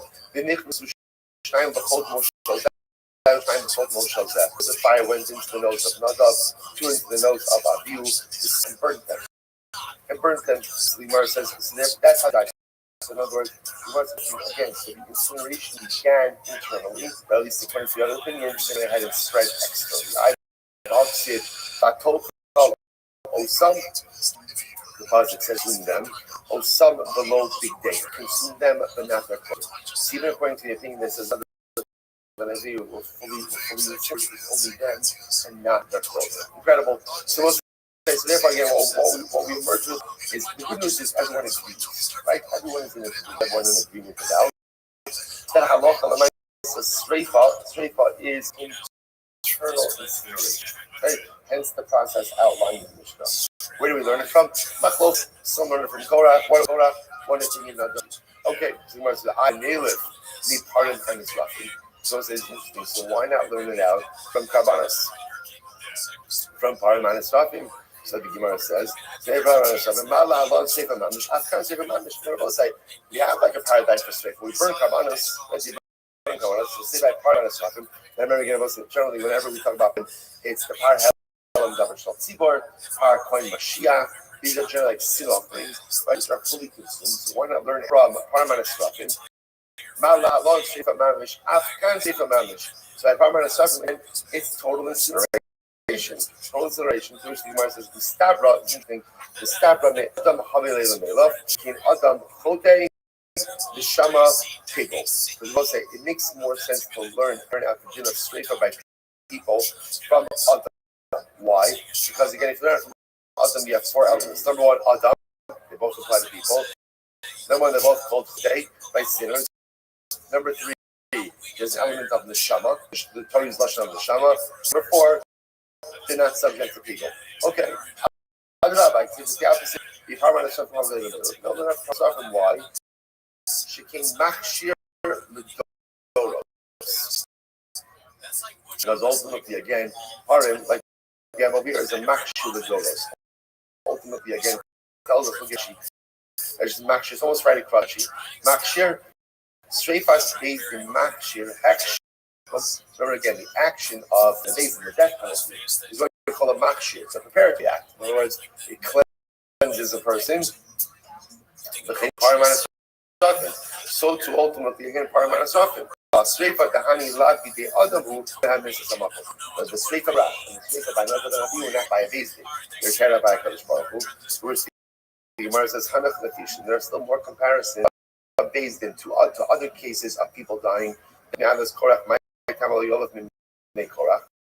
So we'll say, so the one who learns out from Adas Korach, why doesn't he learn it out from Bnei Aaron? Because he will say incinerated. Fully I Bnei, so the Gemara says Bnei Lef Bnei. So okay, it's incinerated. So why not use that as paradise? So just like another than Adi were fully incinerated, therefore what? Sleifa means complete incineration. Rav Nachman, Rav Abu, Amar Kra, Yehaptulare Achat Samokos, Bar Lo Nisa Yafa. Those are the speech coming up over and over, right? You have to come up like you love yourself, even in death, or even the way you have to which means again, to choose for him a more proper death. So the act of internal incineration, most at least does what? It leaves a body for burial. These bodies burial, especially if it's having a bio, and as much as you're burying the cemetery as you saw, this thing of that's the hospital after incredible. The thing the akar you could have not here. Why did he say Shabbat? You know, he said Shabbat Havan, stay fast the I am not safe. Because we're not. They have to say Shabbat. I would have thought like this. That internal incineration in that body is not called safe at all.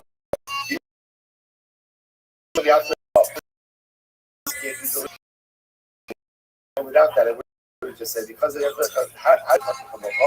just add on more wood to the fire. Cause the fire to burn brighter, and therefore the person will die faster. So much more on the means internal incineration will leave the body. Okay, so also therefore I'm also myself. The bottom line takeaways, everyone is agreeing that straight based on straight internal incineration. That's internal incineration. And now became our session. What's the mucker for that? So again, that's the machlok. Is it Shadanahu or is it Torah? Again, that's machlok. Because there's this machlok, each opinion holds something different by the other. For example, the opinion that says the Makas Korah, holds a view fully incinerated. And the opinion that says it's not going to hold that Korah's followers be incinerated. The fundamental machlok is over the start. Again, so machlok is about the source, but agreement about the halacha. Incredible. It was now one thing Gemara mentioned that the Gemara tells a little bit of the story. Moshe and Mahalkin Badarach. Another about the Mahalkin Badarach tells the story in the desert. Moshe and Aaron are walking. So this is what I say, can you imagine? Imagine just that scene. Like the thing, like Aaron are walking together. Imagine just are walking. And what happens? Nabi Mahalkin Badarach. Not you. Aaron's sons were walking behind them. Sorry. The Kol Yisrael Harei, and all the sons are walking behind them. Amar lo nodav layu. Amos yamusu shnei zikim halalu. So Nadav and Avihu say to each other, when are these two old men going to die? Speaking about Moshe and Aaron, when are they going to die? Va'ani va'ato minhog es hadar.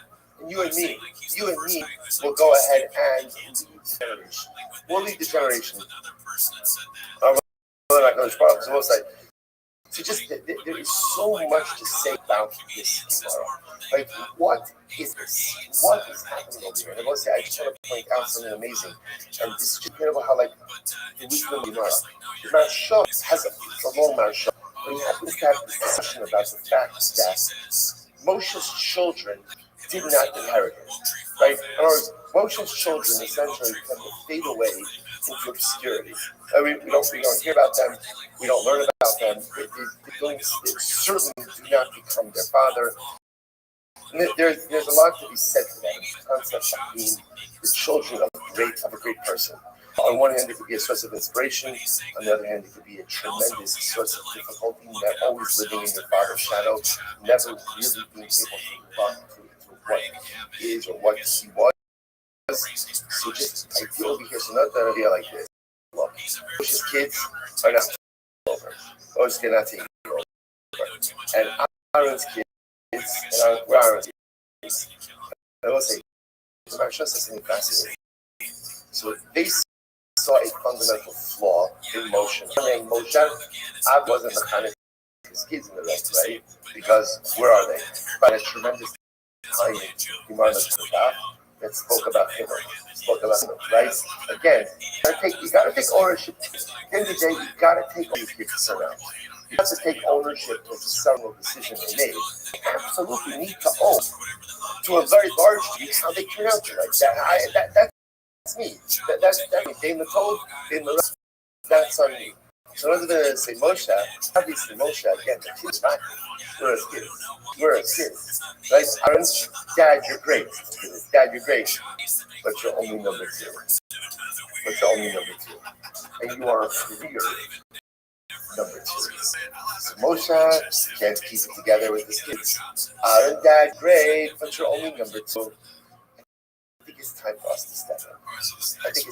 I think at the end of the day, both of you are great in your own ways to a degree, but clearly neither of you have discovered the secret. It's the secret sauce, so that you don't have the secret to success. So, however, maybe it's time for new ideas, new leadership, stand down.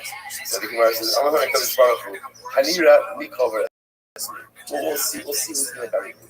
Right? We'll see who's going to bury who, and ultimately, I get to it's terrible. I'm gonna pop up. How does that mean it's great? It's adage. What's the adage? So I'll say the adage is like this. There are many old camels carrying the hides of nuts. Right? Sounds much better in the Aramaic, right? But the idea is there's a lot of times young people think they know everything, right? And yet, again, they know absolutely nothing. Old camels carrying young camels. Right? That's what I say again sometimes there was a beauty of beauty. It's an ideal and a recognition that's like, I feel like I conquer the world. And I know everything. The challenge of youth is, I think, everything. And sometimes as we get older, we recognize that because we don't know everything. We know very little. And the truth is, there's much to be learned from people older than us, even if they're not quote unquote as successful as we think they should have been. But when I say there's wisdom that comes with age that you simply does not have. Incredible. I'm gonna love it. Incredible humor. The word he says, so again, this is talking about the relationship between a Talmud Chacham and an Amaretz. How is a Talmud Chacham viewed by an Amaretz, by an human person? So the Gemara says, the Tila, don't let the don't shows off. So in the beginning, right? So even an Amaretz, Jesus Talmud Chacham, look again as the golden vessel. Sefer Himeno, okay, listen to this. When Talmud Chacham shmoozes the Amaretz, his standing is diminished. I don't tell you this, one of his words. I have a word itself bothers me more than anything. Right? What does schmoozing sound like? It's just like talking for the sake of talking. Why would anyone talk for the sake of talking? If you have something to say it. If there's something meaningful to discuss it. But if there's nothing to talk about, or there's nothing meaningful, you don't just shoot the breeze.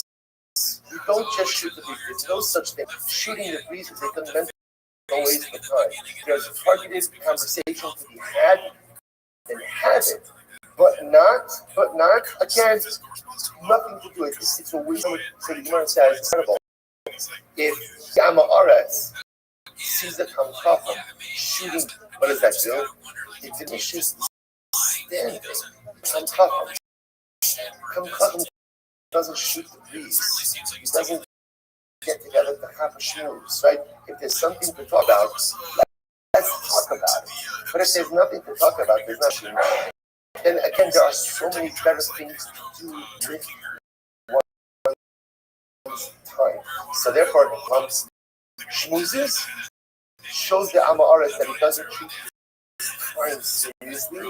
It diminishes in the eyes of the Amaris. No. So to this, once Aretz gives something Chacham takes something from Amar. So the human nature is someone.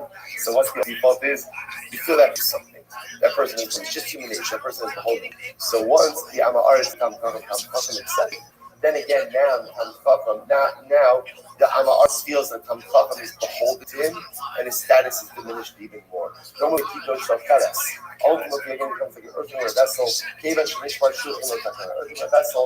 Once you break it, you can't put it back together. So it's like just a tremendous idea, right? So in the beginning, the Chacham is like a golden vessel on Amaretz. Chacham schmoozes, just like shows not take his time seriously. His standing is diminished in the eyes of the Amaretz. Takes something from the Amaretz. Like, I owe you, but you took something from me. Then ultimately, sorry, in Risa Bas Kodesh is inside. There was this girl, this literally a person. Her name was Ros Bas Kali. She was the girl of a Kohen who committed adultery. Akfar Akfar to the Hadidis, no Shafar. Shabaka Bas Kodesh, back to the literally again. So, judge turned the Bible to death. Surrounded her, they burned her. They burned her. Amar Yosef taught the party. So Yosef says there are two mistakes that are made over here. Number one, Rav Nasna. The top is right. The top Rav Nasna. So they made a mistake with. Right, they made a mistake about Rav Nasna. And I remember again, one side said that's not how you do shreifa. It's with lead, with molten. That's number one. That was the first mistake. The top is the sign of Shreifa and Shreifa Anila. It's not Sheish Kohen gets mishpat. It's not Shikoin English, but so the other mistake that they made was is not empowered to administer a death penalty until when? Unless, of course, there's a Kohen, it's a Beis Hamikdash, there's a Sanhedrin. So again, two mistakes he made. Number one, he should have administered the death penalty altogether. That's number one. Number two, he did not administer the death penalty in the right way. Incredible. All right, I'm Rabbi Lazar. It's Tyson last French is inside. Rabbi Lazar says the story. Now, this is the Mishnah, right? The Mishnah says, at the end of the Mishnah, Rabbi Lazar says there was a story of a Bas Kohen who committed adultery. They surrounded her with branches and they burned her. And they said back to Lazar, Barav Ben Sadok, that was a mistake of the Beis. So it says the Gemara as follows. Amar Yosef, Beis Shal Stukim. This was the case of Stukim. The Rebbe said that Stukim, the ones who rejected her the interpretation of the thing. And Allah mentioning this was the basis of Stukim. So the Gemara is talking about the Baki Ahad. So this is what he says.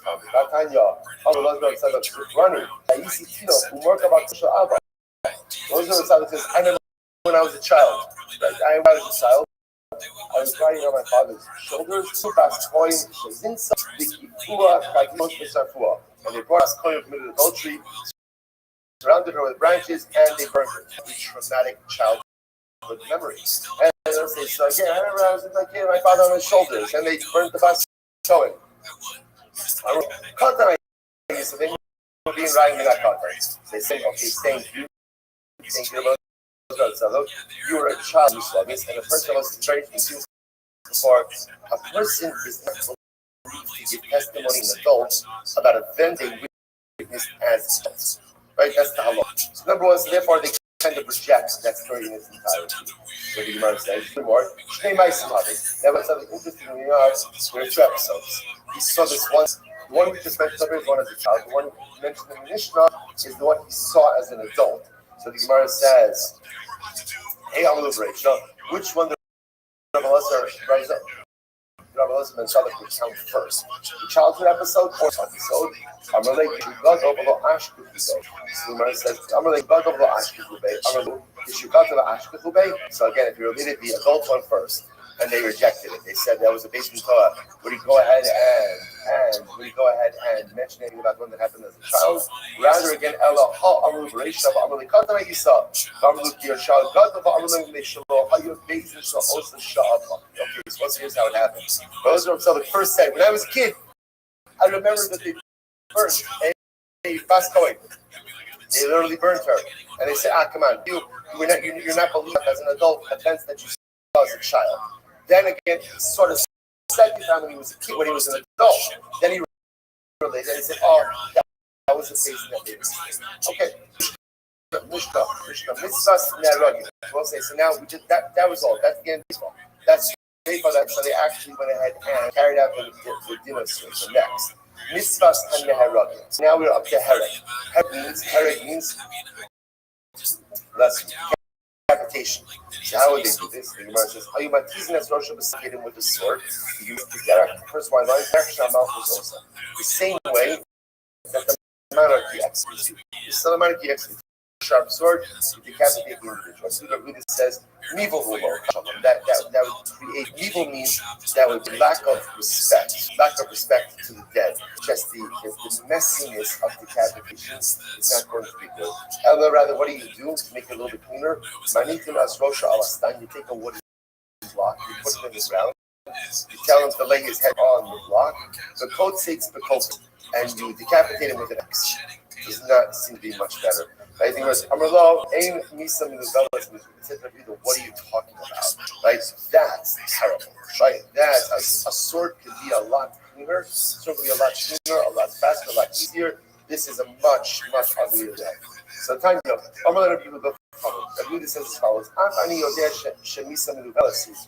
know using of the axe is not nice. I know that it's a not nice death. What should I do? I would also prefer to use a sword. But the Moshe this halacha, what halacha?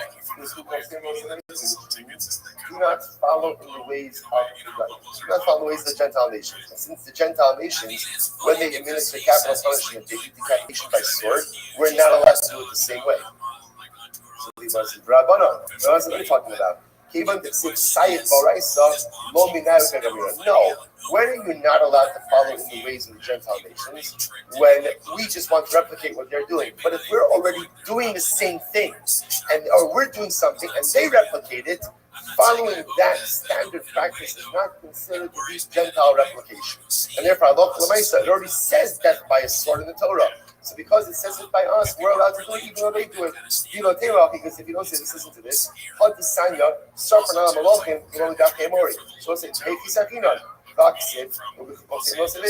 it's remember again, there's an interesting halacha. We actually saw this reference earlier on in the week that halacha, when a king dies, we burn the possessions of the king. We burn the possession. And the logic behind that is, because he's the king, no one else should use his stuff. Now, I will say it's interesting because that's what the Gentile nations do as well, as a sign of respect to the king. But yet, we're allowed to do it. Why? Because essentially we had it first. So the Gemara says from here that anything that we were doing already anyway, it's done by the Gentile nations, we're still allowed to continue doing it. The Gemara says,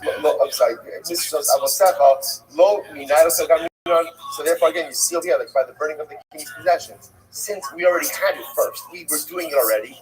Gentile nations start to do it. It's not considered to be Gentile replication or emulation. So let me not going to read the Hakanami. Even that says Sayyid Ba'araisa, love me not. So over here, since it says sword, and we'll talk about this more, and we'll talk about it more on. But since it says sword in the Torah, therefore, again, death by sword is something we were already doing, and even though the Gentile nations are not using it as well, it's not considered to be Gentile replication. So I'm going to say, well, stop over here. I'm going to try to record the rest up until the Mishnah Merchant before Shabbos. So Shabbos can start the Mishnah. Osai, what a week. Shabbat, everyone. All right, everyone on Zoom. Shabbos, everyone. Shabbos. you think he's changing? No, he's right. Of course, that was just because of that one. But all right, what I'm saying is that, yeah, I don't know. We're locked in with him now. I don't know what it is, but yeah, we're joining the hip. This one's called, this is a man who is doing great. And it's from Shedding Panda. Okay, I thought it was a different, Shedding Panda. Shout out to Shedding Panda. They've been on the show 3 times today. Great. I like how Jen answered us talking to fans. I can hear you guys. Jen's on my show, right? You know what? That's been great. Right off the plane, I'm sick, Bo. On Tiger Thick Chris. On Tiger Thick. I wonder, because that's, watched that, like some of that clip on the last show. I wonder if Christus, did he say it again? Or is that playing from the old? I think it's a heading out. Yeah. And yeah, they did not look good there. Like he looked like me at the wedding I went to this. A big crazy. Hey, you go with Jen. Almost said boat instead of plane. What? You're confusing different kinds of automobiles. What was the day after Tiger Thing like? Headed out the part where I said, I'm not heading it out now. What did you ask? What was the day after Tiger Thing like? Oh, I mean, I didn't really drink that much. Mine was really iced down. I let the ice on. But, and it didn't really affect me. I'm not sure. You know, I was like commenting on how red Bill's faces got. I don't know if that's something that's wrong. I think it's just a lighting.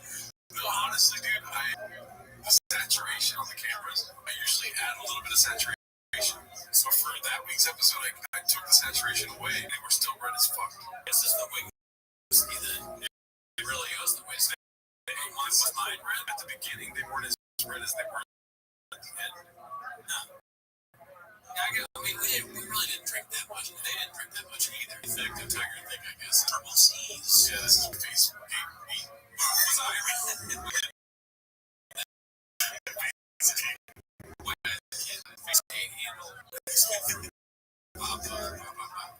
was I?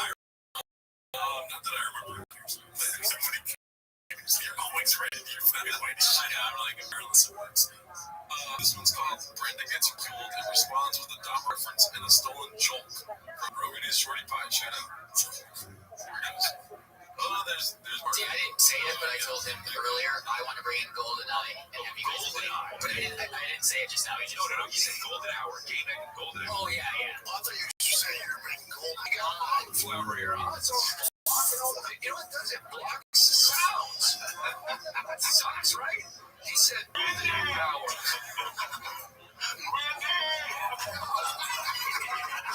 He's calling for it. You know that, right? You feel the Dahmer energy headed your way? Sure, why don't you mention it? It's an ear attack.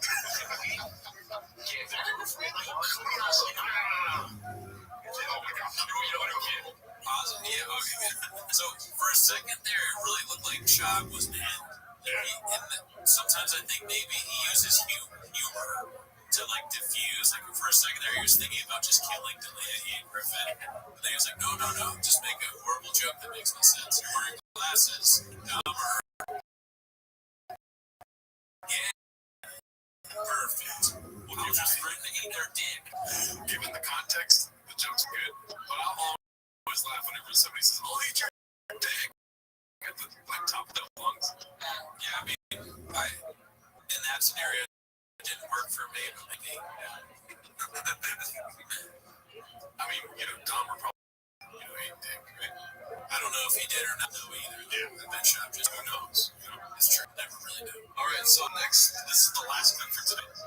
It's also an old school one, it looks like. It's called Papa, Do You Want More Drinks? Oh, yeah, it looks like they're younger, this one. Yeah, with Whitney Cummings here. So, When you do want more drinks, can we have another drink? Good bit, Brendan. He thinks he's a fucking comedian now. Exactly right. Great. Really According to all these weirdos. good bit. No, I don't. I know. Listen, You think it's weird that you have 6 fucking meals in a bag? they're both probiotic. They're both probiotic. 10 years. 10 years later. Let's hear that. I know. you always can make them some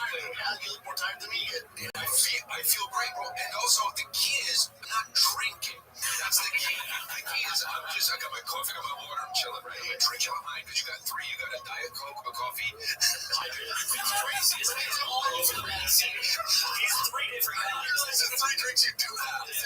Shots of espresso. Unbelievable. That's insane. Diet Coke. And then that's touches redlining constantly. Yeah. They make good points here. This is a problem that Brennan has. He drinks too much of just everything. Like, it's not just Tiger Thick whiskey, it's the fact that he has like 5 drinks on the table. There's always an energy drink. There's Kratom, there's Alpha Brain, there's Adderall, there's his favorite sneaker somewhere. It's like he's got too much going on. He's the guy that you go to like a diner with. He's like, I want orange juice, coffee, Diet Coke. The person comes out. I'm like, I'm never going to take this guy to breakfast again. He's annoying and stupid. What's the most drinks you've had at once? Yeah, probably 3. And it was like when I was hungover and I had orange juice, coffee, and water, something like that. So I've been annoying. We're uncovering the truth, dude. Yeah, I'll Brendan Chops is just a little bit like you and me, dude. No, I didn't like put Kratom in orange juice and like crush up Adderall, swirl it on the table, and then take some Alpha Brain with a Diet Coke. That would be the Brendan move. And then try and record 17 podcasts. He's like, that's my new brunch podcast. We go to brunch, and I'm high on Adderall. This is my World Cup podcast. I force people that play football to talk to me about soccer and cutter. He has too much going on. He's a player. It really doesn't. It would be funny imagining Brian Callen and Brendan Chop rocking out to Creed right before they record a podcast, crunching up Adderall on Sunday. Then they hear ours, and it's like, okay. I can't talk. One last thing, he canceled a show. We didn't play the clip, but he canceled a show in DC because he needs a break. Did you see that? Yeah. Someone posted that in our Discord. And that kind of sucked. That's my hometown, and I know V-Ron, he had some tickets, he wanted to see it, and just can't even go see Bob in hometown. Almost seems like it's a diss directly at me. Yeah. You know, I don't like it. But anyways, that's our episode. Join the Discord. See you next week.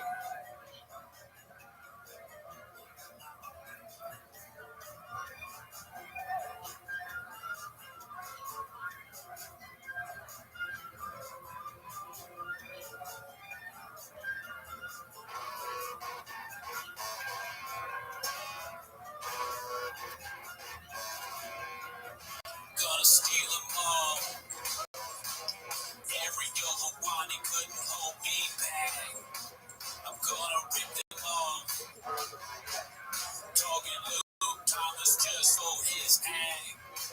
And I'm walking to my truck at night, trying to book some jigs. Back and forth, fighting the homeless. And the message coming from my page is saying, comments turned off.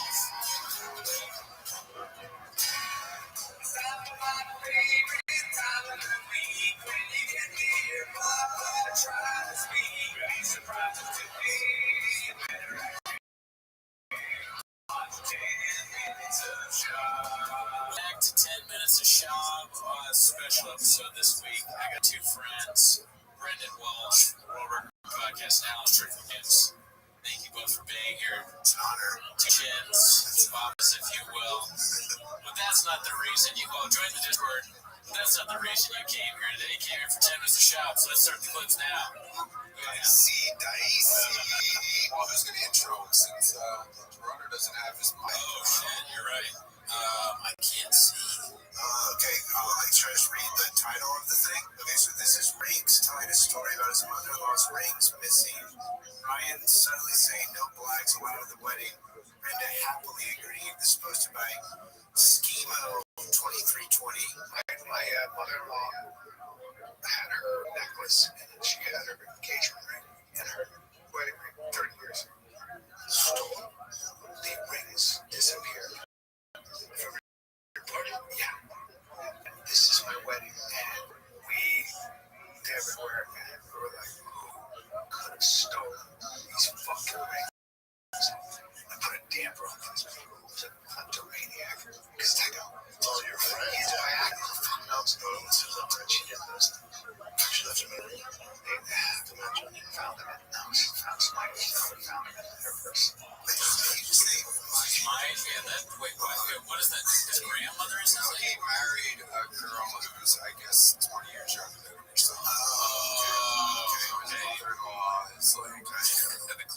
classic comedy twist. That's stupid of me to ask, actually. Look how disingenuous, like, the way he tells the story. It's like, so, I don't know. It's like all of his mannerisms are Setting up such a show. I've actually kind of been in that situation too, though. It's like, Which is my mother-in-law thought she lost her rings, but she didn't. She's my age. I've been there, it sucks. Oh, hey, how can I do? There weren't any. So, I don't know. We had Koreans. They fist bumped that. There's no I mean, that's, why are they fist bumping for no black people being in the? They were trying to fist bumping him, like, they knew that he was going to say that. It was like, Okay, so like it was like a UCB kind of like. they're going for a joke. I mean, they're joking around. They're joking around this. They're just doing their patented funny as up, family. Two naturally hilarious guys just riffing. They had Korean. What the fuck is marrying Brian Callen?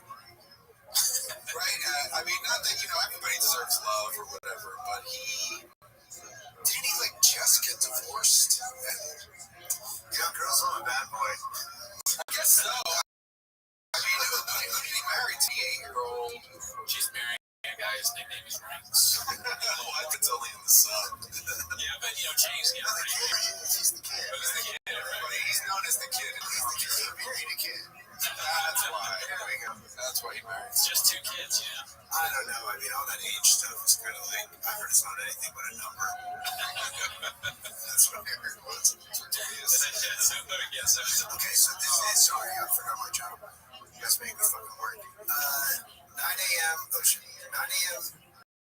Chair, what's this? Cheers is like cheers. Okay, 9 a.m. chairs on this crime. It's so funny. It's like a different fucking language to actually read. 9 a.m. cheers on this crisp Monday morning. Is that right? When you're supposed to be like crisp. Yeah, it's really crisp. And this is user Rogan is 25. He's a classic. He's terrible. What is up, family? It is Monday morning, 9 o'clock a.m. on this beautiful crisp. That's what they're doing. Great. Speaking of which, what do you think he's drinking there? You know what? I think I do know what he's drinking. I think he's drinking a little bit of Tiger. Is crisp. Tiger whiskey. Okay. You see it? Ladies and gentlemen, this was sent to you by a secret. The guy didn't want his identity revealed. There you go. That's cool. That's a cool design. It makes me want to taste it. Award a sticker or a label or You have to pay for. I think if you just twist it, it'll break the seal. Oh, I sent you. I found like there's like a beverage like distributor website, and clearly like the company to like one sheet for it had the same like aesthetic bad graphics feel of a like Bringer open mic show. I just for some reason I've been waiting for this moment for quite some time. Did you get any water out of there? Those are water. It's sweet. Yeah, that's ice melts a little bit. I watered mine down a little bit. My nectar might not be as I'll take a little bit more on killing half the bottle of this sweet, thick, and it's so heavy and thick. I can feel it. So it's like oh my god. We're gonna work out. Yeah, it actually kind of smells. The guy who sent it to me, I can't say any details about him, but I checked him out beforehand. He's a real person. I was worried about giving my address out to some random guy online, but I checked him out. He's a real dude. He said that he can't be connected with it at all, and he was going to use crypto to buy it. He was going to use real money. So this is, thank you, sir. Okay, well, cheers. Cheers to the Thick Boy industry. Thick Boy Nation, Protestant. Yeah, let's see. I mean, it really doesn't have much bite to it, but it's kind of nice. Yeah, it's not bad. I'm not gonna lie.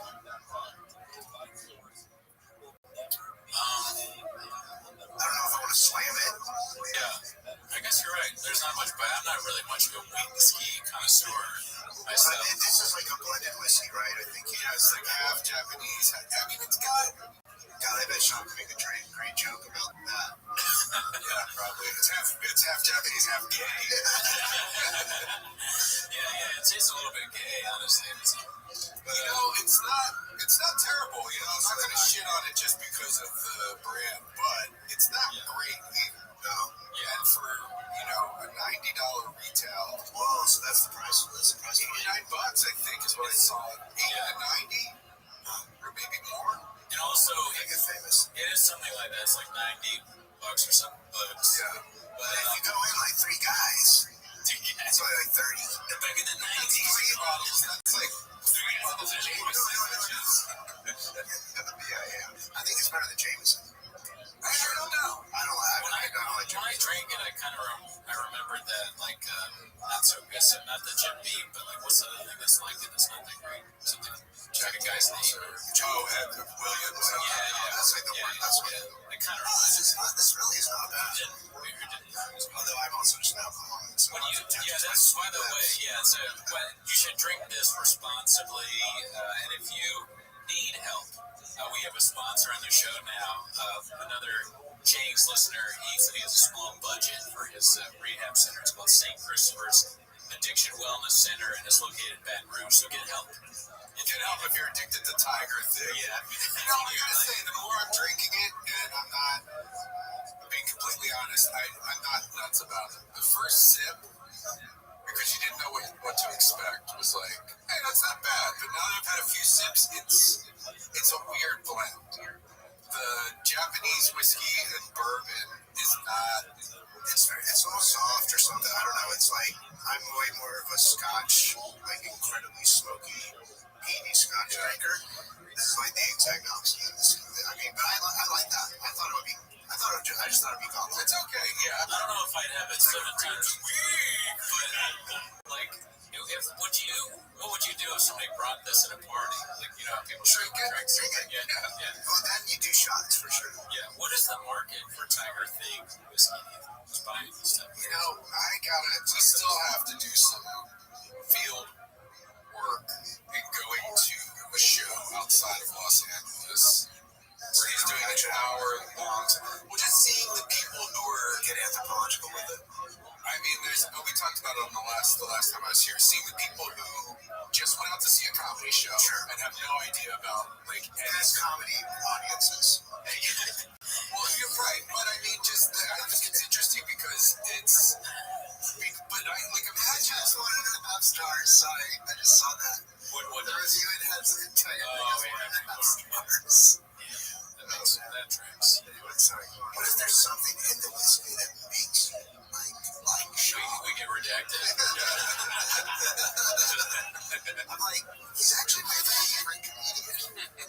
You have to drink this to really understand Chopper. I mean, you know what we should have done is created a drinking game for this episode, right? I mean, we still can. It's still true.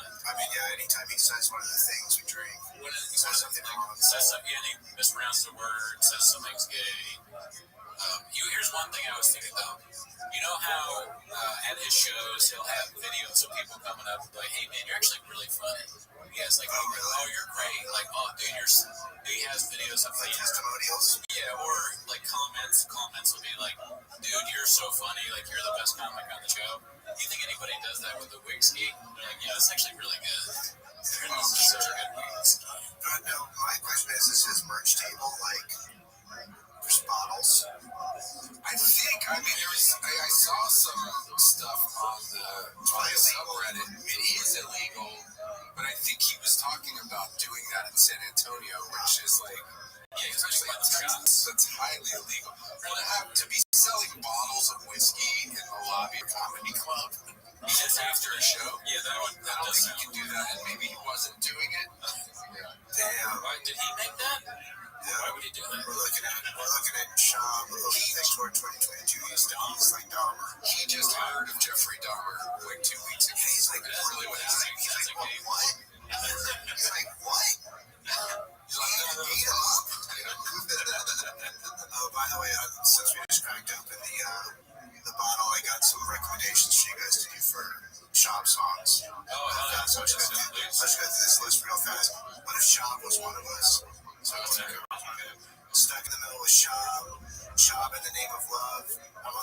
off the world, looking down on some freedom. Papa, can you hear me? Papa was a Rolling Stone. We're going down, down, and then the video of that one of him before he keeps falling down. Just show that while you sing it. And then I smell sex and freedom. Just picking his crotch in my chair. Alright, Flip all that. let's prepare the trail. I'm gonna get That's very good, very good. All right.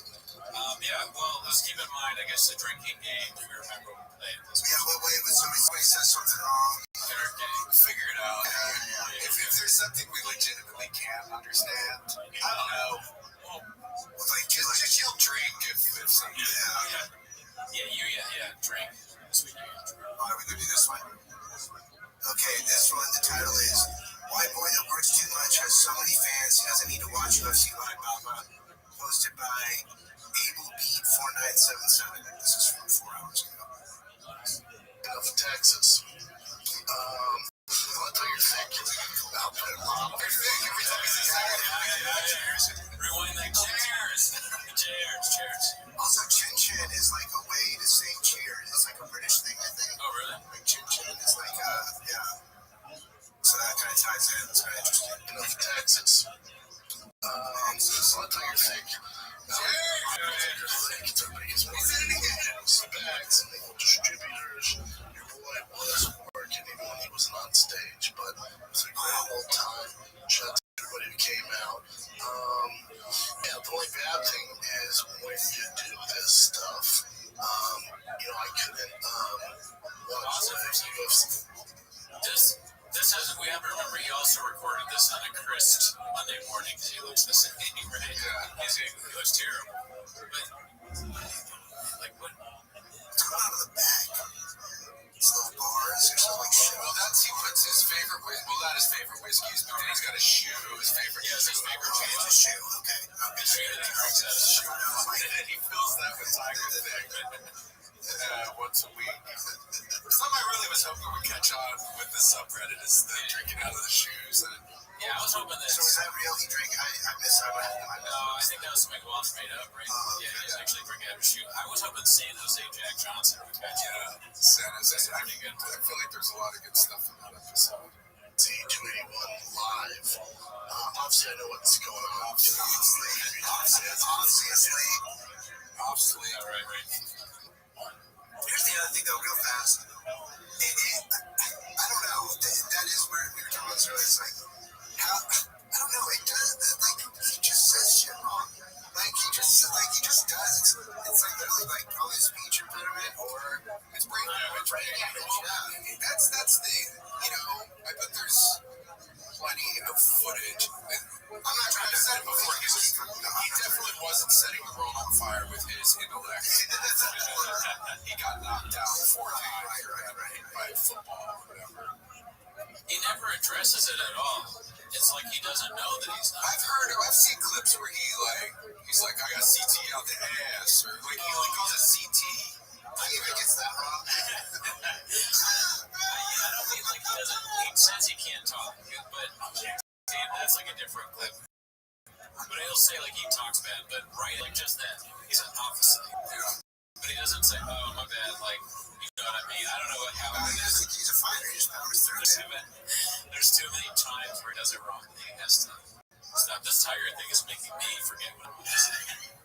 Yeah, I know. It's just one of the certain fans that talk to my dude, so what happened to Izzy? I'm like, thank you. I didn't, thank you. So there's no way to not hear about it. So, I remember what I was going to say. There's something in this map. Oh, there's that too. He puts like 10 nicotine pouches in his Is that what it is? That's the sponsor? Yeah. Oh, yeah, they're like the snooze. I think it's like snooze. Yeah, so what it is. But it's crazy because he doesn't smoke.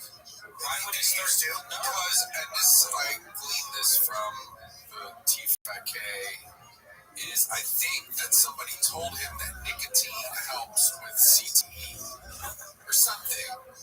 I mean, he's just getting advice from it's so funny, the Fire of the Kids pictures. Randy. He's getting advice from the Liver King or something. Some idiot fucking knows. I do remember. I mean, nobody's giving him any good advice anywhere, and if they do, he doesn't pay attention. Nicotine is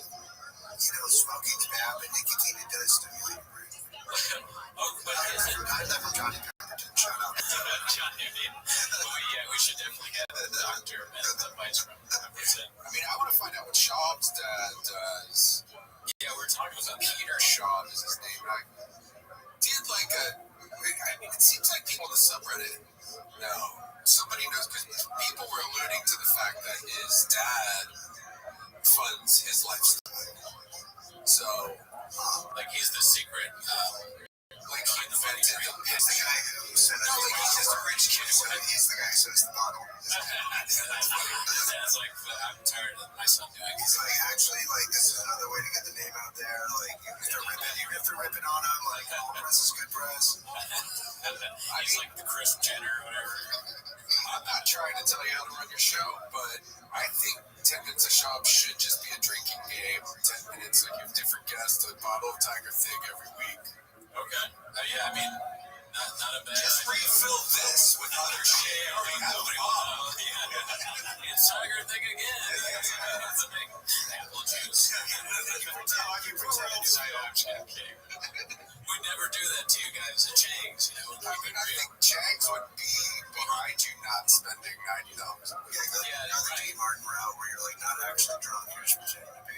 That is something one or two people have said. They're like, you're wearing his merch. No, that's the other thing too. It's like it's literally you are like in a way promoting them, even though you're ripping on them or whatever. But I don't know. Also, I feel like pretty much every comment is like from the desire that like wish you tell a good joke. Yeah, we wanted to get better. No, that's true. I think that's true, right? I wanted to get better. I wanted to address some of these criticisms that people level. Okay. You want to jump into this guy? Yes. Okay, so this is Dent, quote unquote, Dent's boy. This is also from Rogan and Shorty Pie. There should be Dent's boy. The brand's but it's different.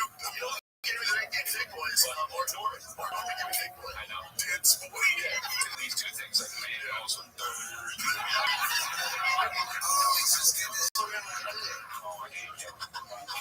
Sorry, I don't like you. I don't even care anymore. You can kill me. Oh, another shot. So first off, how many fucking podcasts are there that these guys do with the different names? Like, what the fuck was this? I've never seen this one. This is a good question. I asked Nick, and I feel bad because I'm not homeless enough. You know, we all need to get more homeless. But To be like, to know, yeah, I'm pretty up to speed. so you know what this is. Golden Hour. They rebranded the King of the State. I was about to say, is it just? There's no more King's thing in the wing. But the thing is, there's a podcast called The Golden Hour that already has a very similar logo. And I've checked it and we're like, those guys don't matter. That's stupid. Yeah, that's what they do. Well, you know, they say great artists steal. Well, yeah, nobody matters at Chang's too. You know, forget that. But yeah, that's what the knock on Chop. If you watch that Beige Frequency, Oh, yeah, I mean, he I steals saw it years ago. Yeah. He steals the background for his thing from some artist, and then there's all these other things. You know, Parallax sort of big in comedy. To only have one thought. That's the thing. I mean, that would almost make sense if he had thoughts. Like, that's the thing. It's like there's just no question. You know, like there's no reason debating. Like, well, maybe he creatively, like, there's not a creative bonus. No, and that also makes me think that he might be too stupid to steal things. It might be somebody else stealing. No, I think it's, like, why don't we do something like that? And we're like, oh, okay, well, how do you want to decide? I mean, just do that. But, like, with a thick instead of, you know, fancy or whatever. Some guy wrote on the YouTube that Corey Holcomb has a Magic Johnson game show. Okay. And I wonder if... Why would it aim to have that bad? I know, it's terrible. It's terrible. It's terrible. I bet Holcomb, whatever his version of it is funnier than Sure. Chop right now. Okay, so this is the intro to the Golden Hour podcast. Friends that laugh, friends that shout. Sometimes we don't know what we're talking about, but that won't stop.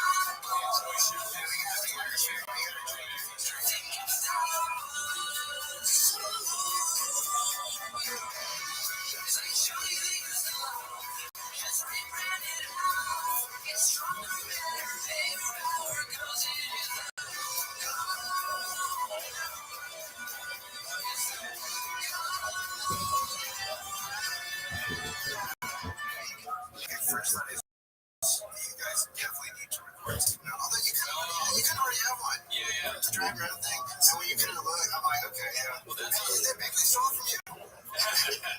They do like a low. Yeah, I mean, well, we have that for the regular podcast, but we also have for the 10 minutes of shot. We have the thing that CR Guitar. Shout out to the Canadian guitarist. Made it. It's like time for my. Oh, I know that song, but I mean with like, they have like a fake sitcom type thing. Yeah, we should have like That's three so things like that it's corny and played out though too. Like, I mean, what? Well, also it's just like, why does your podcast need a visual type? Because people are watching. I mean, I'm curious. Like, these guys I've been podcasting for over a decade. I've been podcasting. I mean, listen, I've had no success in anything. These guys have this is a successful shit on all you want. Thick boy industries are generating some money. Like, he's got it. Also, almost like Eric Griffin and Chris D'Elia are doing this shit. 200K views 10 days ago. And that's fine, but also everyone that watches the shit besides us is a fucking idiot. I immediately am just drunk and angry. I mean, what I was gonna say is like, I've been to a live show of one of your podcasts, and it's like an actual show. You know what I mean? Like, this provides nothing. That's a good point, because you did the Moon Tower. You actually did it. You had a live podcast there where Sean was going to do Moon Tower, right? And then he canceled because he couldn't be with his kids or something. Yeah, but really it's because they didn't have tickets sold. Like, he wasn't even supposed to do it anyway. Something, I forget. It's always something shady. Do you think in that intro that Sean picked out the things they do? Like, did Eric Griffin pick out poop and smelling? They brainstormed. I mean, that is an example of all three of their comedic sensibilities sitting down at a fucking table for an hour and a half for so long. Like, the editing, hung on it for so long. It really did. He's the handsome superstar. I mean, how far? Like, that's, I'm almost happy. I'm almost happy. Dicey. Like, never having success, then being, he was on his way. Like, he was at an NBC show, was on 2 NBC shows, started being in movies, was on Netflix shows, and now this is what he's reduced to. This is it. This is it for him. He's not coming back. It's not going to be like water under the bridge 5 years from now. Like, let's give D'Elia a show. Yeah. It's been enough time. This is it. And I mean, it's also, this is it for me, but even worse. So, I think this has been said before, but he's like living in like a Steinbeck novel. It's an ice man for the rest of his life, basically. And then he's basically like George, and he has to deal with Lenny. Tell me about the times before you were out in a cereal. In this scenario, though, George is the one that's hurting. Lenny really hasn't done anything wrong. Well, Lenny's done a lot wrong. Lenny's done a lot wrong, but not like, what George is accused of. George has a bit more checkered past. Honestly, there's two Georges, because there's Riggs. Yeah. Oops. There's Callan and Riggs. God, it's so funny that both of them were accused of stuff. Yeah. I mean, it's not funny. Yeah, but it's ironic that that whole kind of comedy store scene that I was like, I don't need to go up there that bad. I don't really dig any of these personalities, and it's like, oh, none of them are funny. Yeah, well, that was the 90s. Was it the 90s? It was 10 years ago. 90s. I'm just like, I'm being stupid. I can't. How long will I be able to get away with doing that? That's what Chris D'Elia said. So here's what we got Griff breaks down Papa's style of humorous now. Here's yours haphazard. That's from Hap. Shout out to Hap. You're gonna like the way Aaron plays, I guarantee it. Yeah, that's good. Did he just jump out of a fucking airplane to be on this show? Is he driving a race car? I was about to say the sunglasses from Drive. Yeah, it's a bit of a drive-by, but it also should have sponsors on the jacket, like Motor Oil, whatever, and so it's all. Is it a rock? What? I'm trying to look at what it actually is. It's just from Jim. I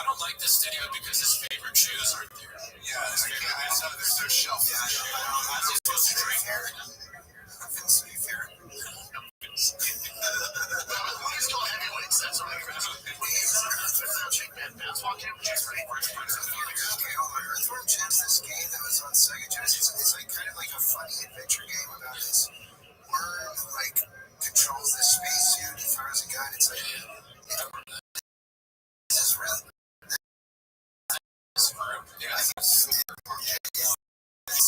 kind of like watches the now I'm like shot players for Jim. It's not but he doesn't know what it is. He just thought, oh, this is crazy. He's like, oh, there's a worm on it. Well, he spends a lot of money on clothes, and like that's probably a $2,500 jacket. Yeah, maybe. Like he's, like I mean, like the fucking coffee's from marijuana. It's probably $30 in that small class. But he wears like designer clothes that like don't necessarily look good, but like it's like Gucci. Like you ever see somebody? It's just like a regular sweater, but they spent $1,100 on it. It's from Gucci. Yeah, and Sean walked into Gucci and got the worst possible. He walked into Gucci and got an Earthworm Jim jacket. He got that at GameStop 17 years ago. Can you Do you guys have a changing room? Can I try this on? Maybe they can't I'm learning how to post and all that kind of stuff. I don't want to. I can't be like, and so tall. Yeah, tall, big. That's like in the post. I can teach you something. Do the joke. Because it doesn't hit. Well, that's why I'm like quiet. You can 8 more times. That's my thing. That's actually you get 2 premises at a show and you just try one and keep doing it. People don't have to just go, okay.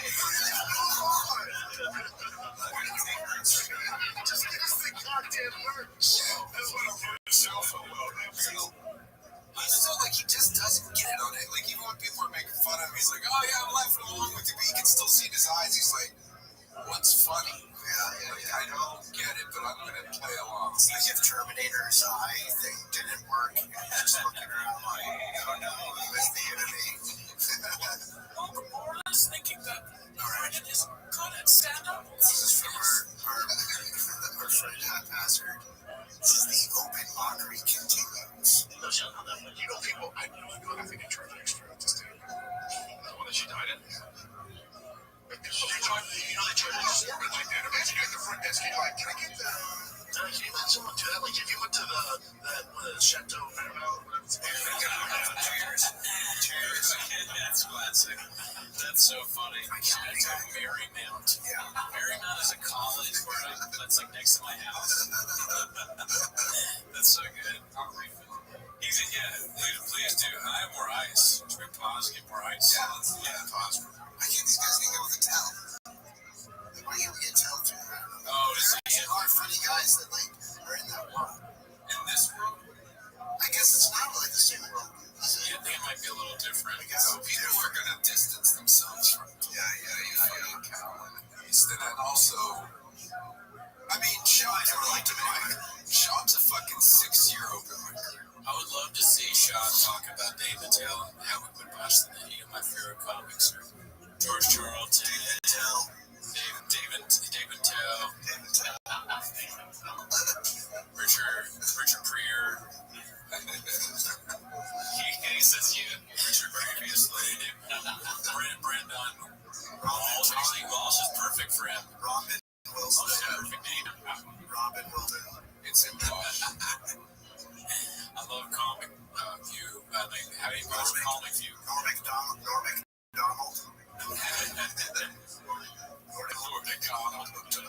Jeb, you stay in the John Belushi. Sweet John Belushi. Great time. He died at Chateau Chateau Marriott.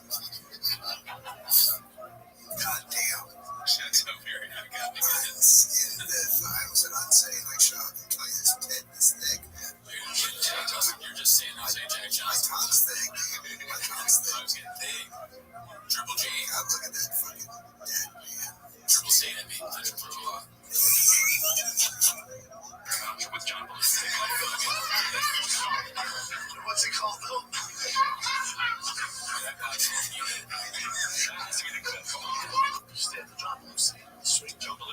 John Belushi. Tell me about what's John Belushi. What's it called, though? Is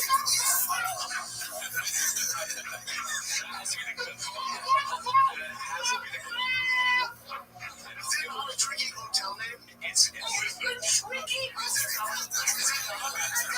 It's tricky.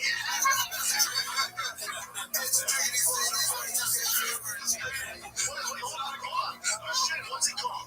Chateau Marmont? And John Belushi. It's easy.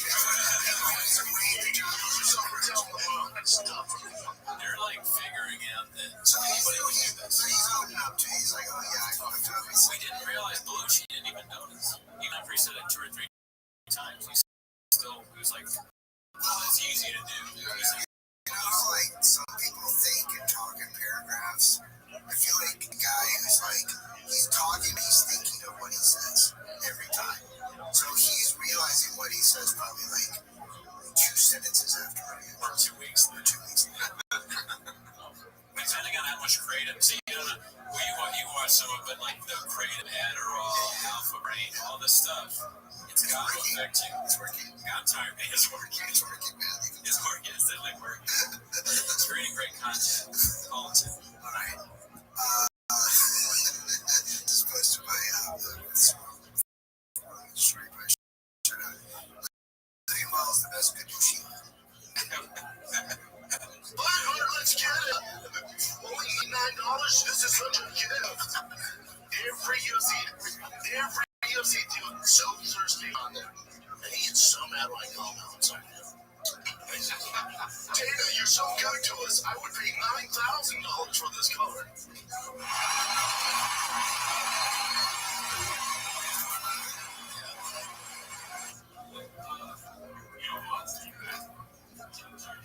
Okay, so just in case you didn't hear that, Theo Von's in the back of the chair.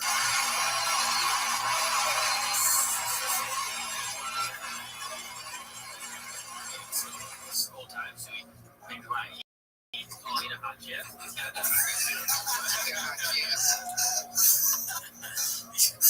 For all the time, I didn't know where to start with this shit. You're at camp. No, I'm okay with that. What do you say? I don't want to do that.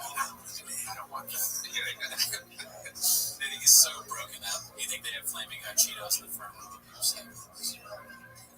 I mean, I feel like Shaw would be the best, like, PSA for, like, the dangers of the UFC. Oh, yeah. Like, you could become a comic. You two could have 100,000 people. I think he's different, you know. He's different.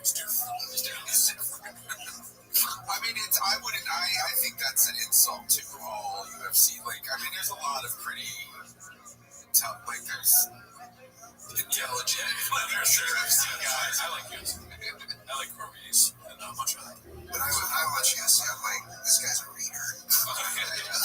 Alan really is going to get beaten up by one of the UFC people. You know, we joke about it. No, Shaw's inspired me. I'm going to start MMA fighting. And I'm going to do the reverse of what he did. Right, not to compliment you too much, Brett, but I think one of the funniest things that we've come up with during all of this is the idea of him cutting stucco Dallas. You know, like the stucco shit. You said that is so fucking funny. Like the night you said the night before, he's using stucco. Yeah, he's cutting out the Dallas skyline to put over the improv shit. God damn, that's stupid. But somebody had to do it. Somebody had to do it, yeah. Why? I say why too much on this show, but it's like, that is a mystery. That's going to be in the 30 for 30 or the documentary that comes out. I mean, I kind of want, like, I think if there's a documentary, 30 for 30. If there's a documentary filmmaker out there right now, I mean, I think, Ken Burns, are you listening? Just put cameras on Shaw. Start following him around. It's a fascinating, like, just from the time he wakes up. Whatever that.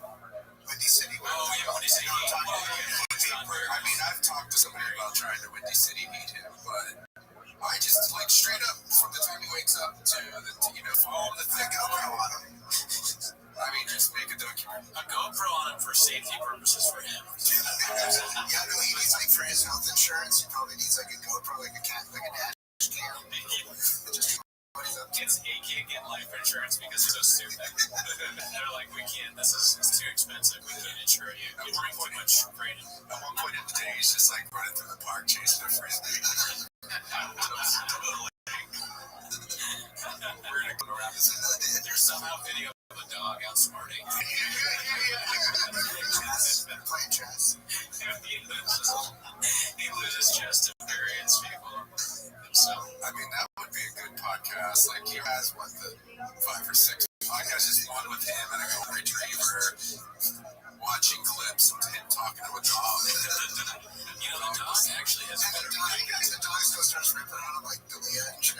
The dog starts barking at him, but he has so much creative. Because that's the next thing, is like getting off creative is a night, or teen lozenges. He doesn't smoke. And why would you take a teen if you don't? Well, for his brain, everything he does is to make him smarter and sharper. That's how you get alpha lung. But, you know, I guess that golden hour thing, if I could see the appeal in that, if it is just those two guys ripping on him, then, like, that's at least a good use of Shaw. Yeah, you're right. When you said that Talia is funny, like, I mean, I think you're kind of joking, but I agree. He said the same thing I said. But he's smart enough. Like, he does have enough comedic sensibilities to, when he's sitting next to a fucking... Well, he's like bullying. Yeah, but it's like... I do feel like if we, like, harnessed... Like, yeah, Shaw could be, like, a sacrifice for the world. Like, if we, like, all rip on him enough, like, it could be, like, some sort of renewable energy or Like the something. Wicker Man. I'm not from Jacksonville, Florida. Like, I feel like we probably... Did you say Jacksonville, Florida? You said it like I'm from Jacksonville. Throw this fucking tired thing down the drain. I'm from Jacksonville. Listen, we all know you're from San Jose, Jack Johnson. That's the clips. Tune in next week. Join the Discord. Have a good one.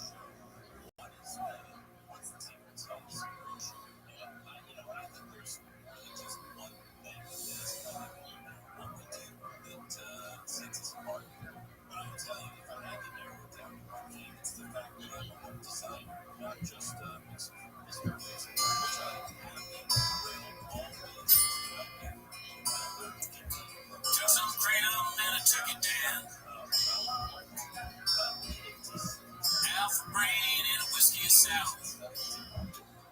And I saw my reflection in the merch covered table till my drunkenness brought me down. Oh, mirror in the sky will collide a bug. Well, and it walked me to my fucking drug. Can I mess with all the chicks on Trash Tuesdays? Is it true that little Esther goes both ways? Papa.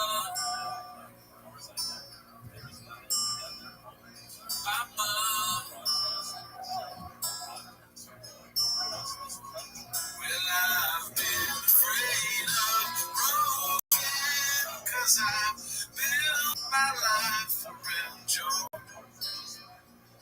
And time makes you homeless, even Theo got homeless, and I'm getting homeless too.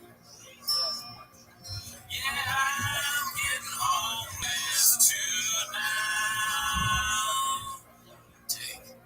Crazy. Stop my favorite time of the week when you can hear Mama try to speak. Really surprised to be better acting on 10 minutes of Shaw. Welcome back to 10 minutes of Shaw. I was dressed as BJL briefly, redacted and covered up and all of that. I don't know if you dressed as him, kind of threw me off a little bit. I'm not used to you with hair. Well, yeah. I need hair 7 times a week. Cold as fuck, as the Coleman say. Yeah, man, we dressed up as BGL for this episode. I know we said it would be 20,000 views, but I don't think we're there. Join the Discord. Shout out to Sierra Guitar for the amazing theme song as always. Also, shout out to Haphazard. I know you don't matter, But thanks for showing us how to change. And, your clips are great. I think, I don't know, you don't matter, so whatever. You're not here for that. So, let's start the timer now. Alright, so for this first clip, it's from Wizard's Coat. A day ago, haters voted Get It Be Next Level Comedy. I think everyone's seen this clip already. You saw this, right? I don't know. That's a hard one to remember. Imagine if I just remembered that. That would mean I was homeless as fuck. 7 times a week.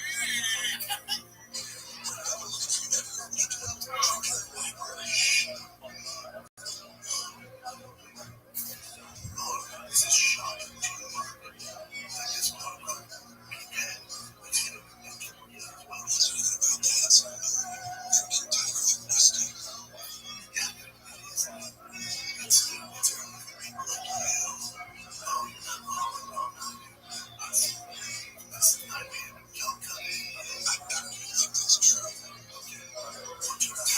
That Shakespeare type of thing go hand in hand. You people monsters. I don't even think that's Shakespeare. Pause. It's the fact that he called it a mental workout to read a book. Just reading a book is a mental workout. And then he said he didn't say preposterous, correct? He said there's no preposterous. That might have been on purpose, I don't know. Yeah. That was ridiculous. That doesn't look like Shakespeare. So I'm glad that BGL is pointing out, even though we're kind of used to his voice being blurred out, blanked out. But also, whose idea do you think the schedule was, BGL's or Brendan's? They're both so dumb. I don't know. It could have been either one. It could have been from the brain of either one. I have no idea. Okay, so it was basically the end already. Okay, so I predicted that it's not actually Shakespeare. That was the punchline of the sketch. That he's reading a different book than he thinks he's reading. Shout out to Wizard Cook, dude. This one's from Thick Boy with 3 C's. Oh, that's pretty cool. Big Boy Squad with Thick Boy Nation. This one's called Papa Kicking Off a Tie 23 with some topical fire emojis.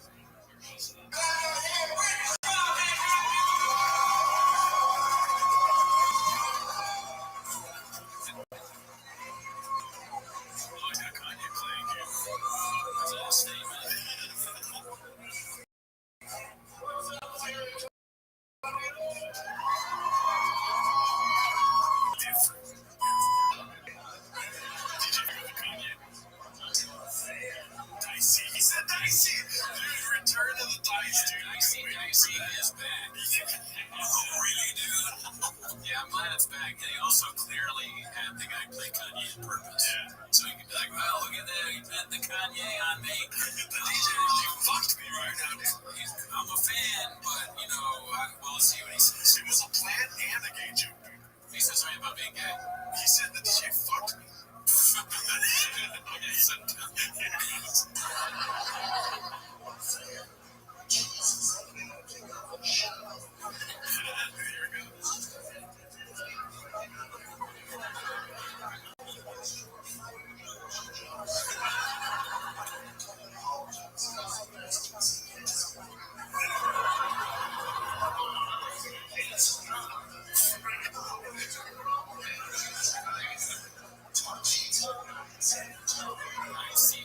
San Antonio.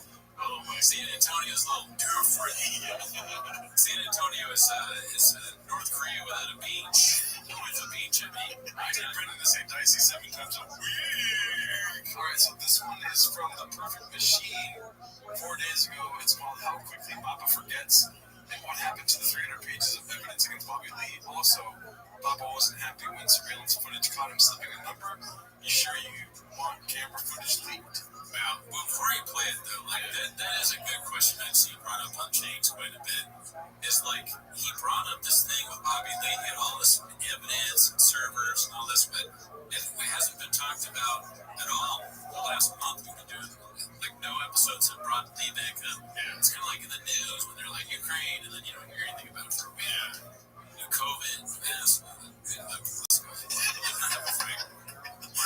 Political diet. Question. It's all on camera. The police have looked at all the footage. Well, there's an ongoing negotiation. You're not allowed to see it.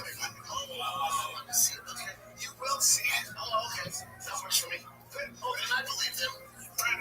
The San Francisco Police Department are not going to cover for false emotion. They would never. It's a lot of guys don't have a crime issue at all.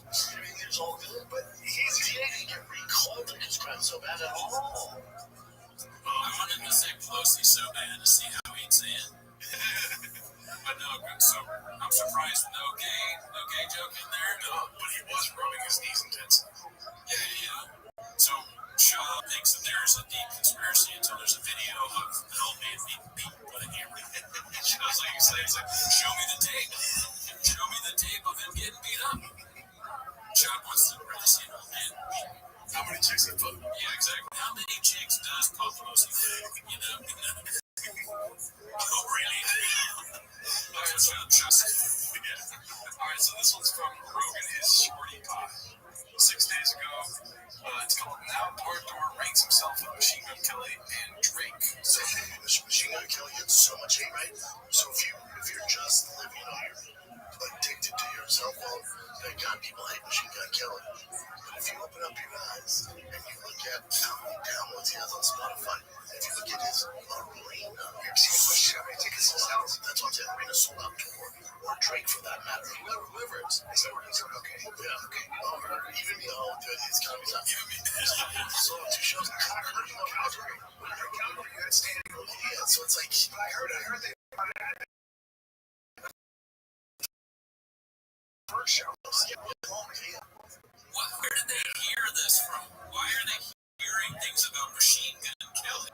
The fucking shot's gigantic hands. You think because like that, it's like almost half, like a third of the screen is. But why would they know this much about Machine Gun? Do you remember how many tickets Machine sells?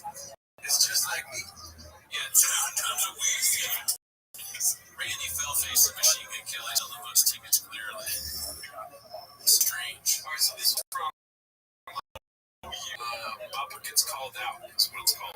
Let's see what this is about. What a Fat dads, though. That's weird. That you did with making extra stuff. Well, fat dads had to play break because he's really skinny.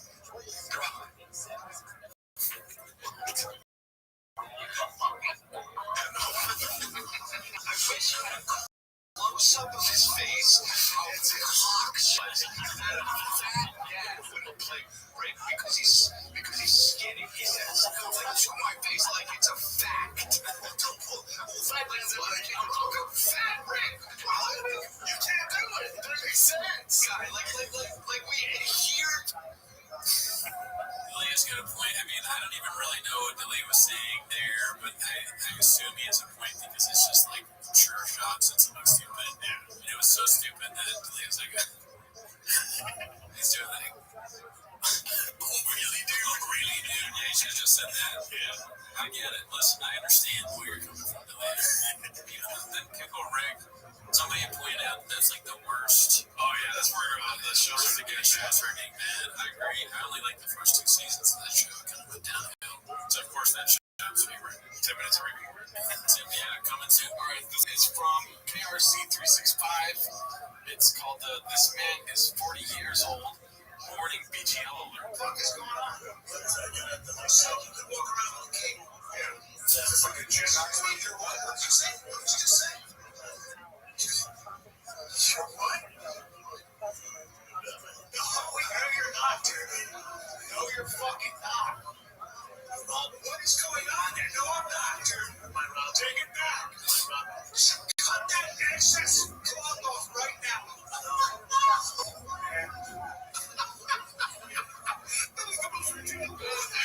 God damn it. It makes me so bad. You gotta block this out. Good day. You're walking around with a fucking puncher to do the And I gotta say, that made me feel a little self-conscious about being dressed up like BJ. But no, I mean, like, he really acts like a kid. I'm Batman. He's doing the Crystalia bit. Is that a crystal man? So, acting like looking in behind the camera and shit. Crystalia does that shit all the time. I don't even know that. But, I mean, he's just taking it. He's a chameleon. He becomes other people. he does bad impersonations of anyone around him. And then also like the humming before saying something. Like that's Crystalia shit. Brian Kelly. shoot, I didn't even know that. Because shit, I'm homeless as fuck. You are pretty homeless. And I think this is probably the most homeless I've been to. Yeah. I think we're progressively past some of the comments I've been saying. Alright, so this one's another one from Rogan is Shorty Pie. You don't matter. You don't matter. This one's called Slob on Domestic Violence. Alright, this good promise. You know what's even worse? Gay domestic violence is two dudes. Have fun when you said that. Like you did the dude. Yeah, it's to define what gay domestic violence is. Domestic violence of two gay dudes. Because they don't fight like men and women. They're dudes, man. And they love each other. They love each other. They love their sex. You know, they try to bring them. Yeah. It's because you got two dudes. You know, they're two dudes. And I understand the dudes. They're not like this dude. They're like this. And not all the dudes are like, you know, hey, bro, I want to have fun. Some of them are, tonight, I was like, yeah, bro, it's not you and Mark. You know what I mean? Yeah, sometimes it is. I'm just saying, because you and Mark, then I'm saying Mark. You hate the shit out of that cop. These cops would be like, oh, yeah, you guys want to settle this yourselves? Yeah, but see, that's just not always a big dude in a twink. That's easy work. When it's two hairy bears, and they're covered in cum, right? Golden hour. Thank you for watching, and they're covered in cum. Now they're I fighting. don't know what they do, man. And they're wrestling and fighting like Secretly. Why would they be covered in cum and fighting? Because it's funny, Brendan. And at night we fuck each other. That is that's like classic show, like stupid gay riffs that make no sense about nothing, and then Juliet kind of pointing out that he's running Griffin, sort of trying to do the same thing. It's like a sitcom. Their show is like a sitcom, and it just makes a fool of himself. Shout out to the Golden Hour, dude. This brand new podcast. Oh yeah, that's what the Golden Hour is this? Yeah, man, they have so many podcasts. Yeah. Why would they need another podcast? Well, they got rid of the King and the Sting in the Wing. But is the King and the Sting in the Wing? Is it okay? Why? Because Theo left. But Theo wasn't even on the podcast. Yeah, he was. No, he wasn't. Eric Griffin and Leah too. Yeah, I didn't know that. But are you fucking homeless? I know, yeah. Am I even homeless, man? Alright, so this one's from Rogan and Shorty Pie again. It's called the Papa's Hands. So, for instance, if you're going to be in Boston, Massachusetts on the right coming up in 2 weeks, that would be good to know now. You know what? I'm not doing this hard. I'm doing it. The Wang Theater, so it's 3,500 tickets, and I'm doing 2 shows there, so that's 7,000 tickets. in your face. Lakeland, Florida, and also, Black people wash their hands after they piss. So the UFC official contacted me. They said that they actually gave him a 3-fight bonus man. This is on Alpha Brain too, so he's supposed to be smart. Smartest version. Shut the Yeah. So why was it a ban? I was talking shit before. Apparently there were 3 strikes. One time you came to a hotel room. I'm so sorry.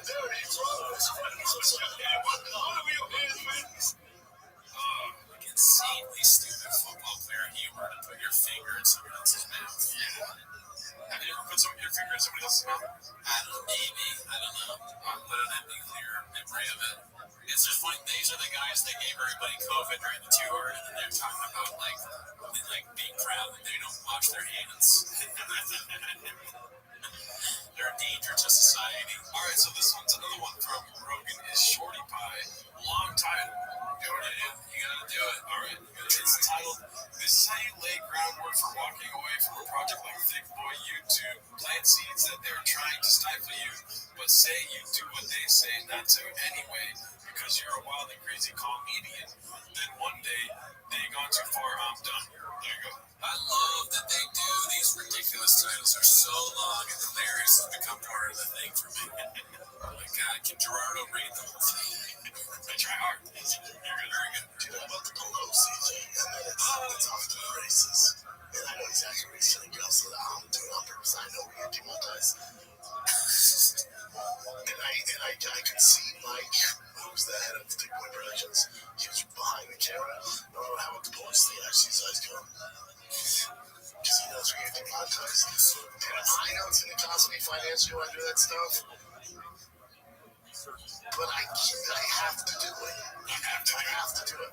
I can't. And listen, I've had conversations with YouTube, and they're like, make sure you don't say this, make sure you don't do this, make sure you don't cuss them first, whatever. At some point, like, if I start being disingenuous on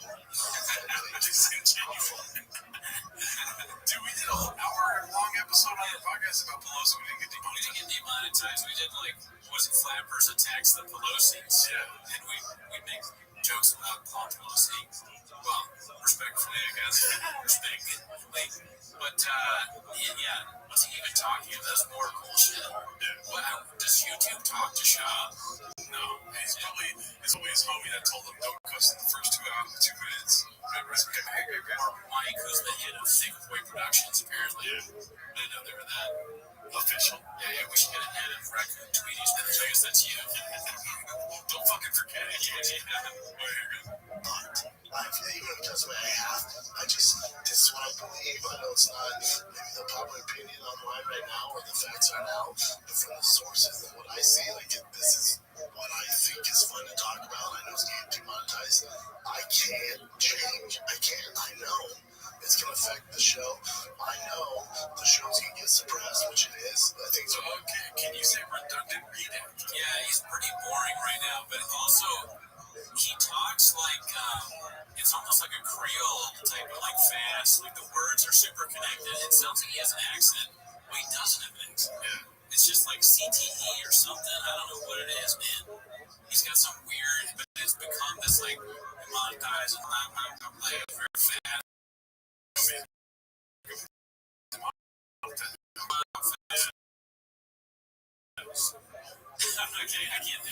I can't do it.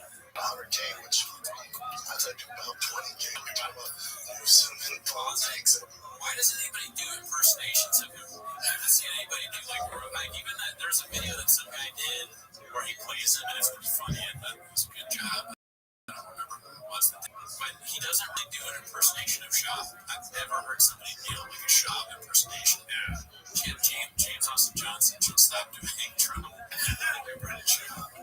And all this stuff. And they even called Obama freaking Obama's born female, some crazy shit. I don't know. But that's so much fun to me. Remember, I'm from the Wild West days with Rogan, Eddie, Brian, and myself, where it was on. 6 years ago, dude. The Wild West. 6 years ago. But back then, got suppressed or demonetized, and you're allowed to say whatever you want. We're in this weird world now, and trust me, I fight it every single day. Where my shows get suppressed and demonetized and flagged and taken down and all this shit every day. Every day now, it's just like it's part of my gig now. Being it's insane. It's absolutely insane. You know, I don't agree with all the stuff Elon does and stuff like that, but he bought Twitter. I was like, God, if he could only buy Instagram and YouTube, that'd be fantastic. Elon, keep the train going, dude. Get some investors. You know, so he talks about YouTube and Instagram.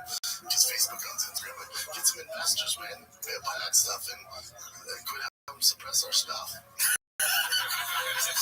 This is like if you gave a monkey at home, a monkey that can speak, or like a joker, like it was like if you gave Shop at home, and then just stream of conscious nonsense.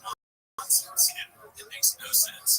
He brought up Elon, and best thing is getting demonetized. He's like trying to make him sound like a hero. So buy YouTube so that I can get demonetized. What is Elon looking at? I thought Elon was supposed to be the smartest guy ever. Whatever. So I got a question. Do Elon homeless? Yeah, maybe, hopefully. We'll find out someday, probably. But like, it would let Tesla buy or Thomas Edison buy YouTube for whatever the comedian is most of the day. Then probably not. No. For Mark Twain, I do it for me. I can't change. I know it costs some money. I just can't. Sorry. And I apologize to everyone on the show. Even Sam, like, hey man, I set you up for that stuff. It's gonna, get the show demonetized. Sam's watching. He's like, we never had that conversation. Oh yeah, who is he speaking to? Who is he apologizing to? Fans of Thick Boy Nation? Maybe people that have they get commissioned off of like the percentage of the YouTube. Yeah. Maybe that's who he's apologizing to, but I just imagine, like, who is watching this and understanding it? You know? Like, is there a fan out there that's a really dumb, thick boy squad guy who's like, man, he's right, dude. Everything he said, I'm 100% agree. What's crazy is this clip is 3 minutes, and he's demonetized or suppressed like 9 times. Why is he really getting demonetized and suppressing this? Well, that's what the title is saying, is that he's planting the seed that he's going to all the hate about whatever podcast he has, right? He can take it down and say that it got deleted by YouTube. Right. And every time he tweets, like, he gets this biggest big package. Every time he tweets, like, it's a stand-up, it gets destroyed. And not just a stand-up. He posted, like, hey, what do you guys think about Terrifier 2? And he had to turn off the comments because they were shitting on brain dumbass about movie.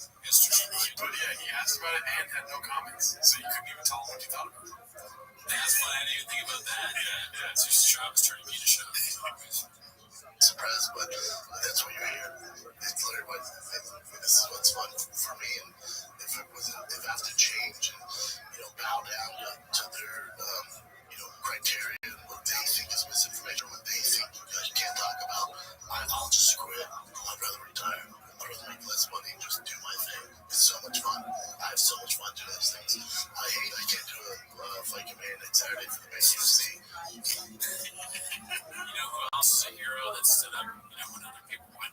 Mark Twain. No. Mr. Rogers. Alright, so this one is from Rogan and Shorty Pie. Again, Rogan and Shorty Pie all over the T5K suburbs. This one's called Scoop Regrets He Wasn't There to Help Ye take on security guards at a children's soccer game. Riggs and Papa have a Facebook mom's group moment together. Alright, I'll say this about him. What's his name?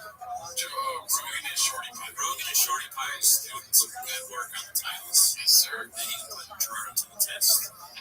What they did to Kanye is a soccer game. I know exactly how to work it. I understand what they post, and I understand you should do long Kanye's going through the episode. I was going to say Dragon Ball Z. One time, and the one person he looks more than anybody on this planet, security stops him from seeing his son at a soccer game. And he starts freaking out. I would too. Starts freaking out. I would too. And then what? You know what I would do if that happened to me? I would put security into a lot of hard scarf. And then try to stop me from seeing my kids.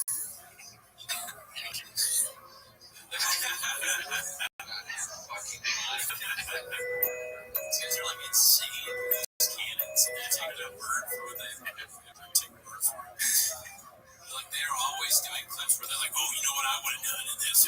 I mean, I would have gotten up in their face. Mark Wahlberg on 9/11. Yeah, they're Mark Wahlberg, but without any sort of reason for being Mark. Mark Wahlberg would say that he would, I was on those planes. But these guys are like, if I was in that soccer match, yay.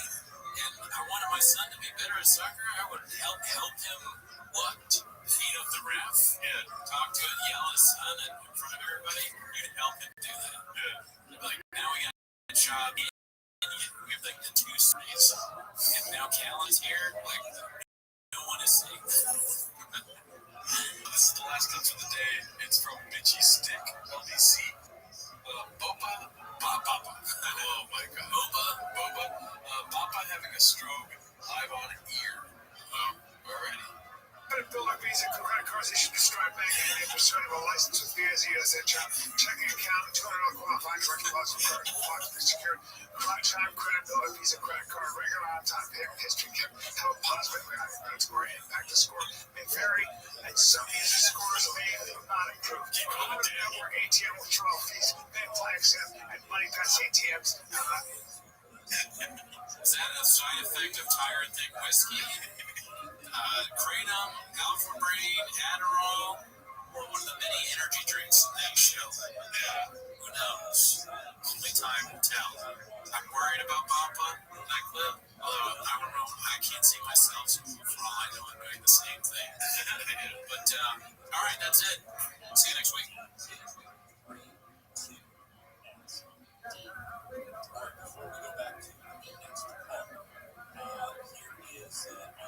Final shot.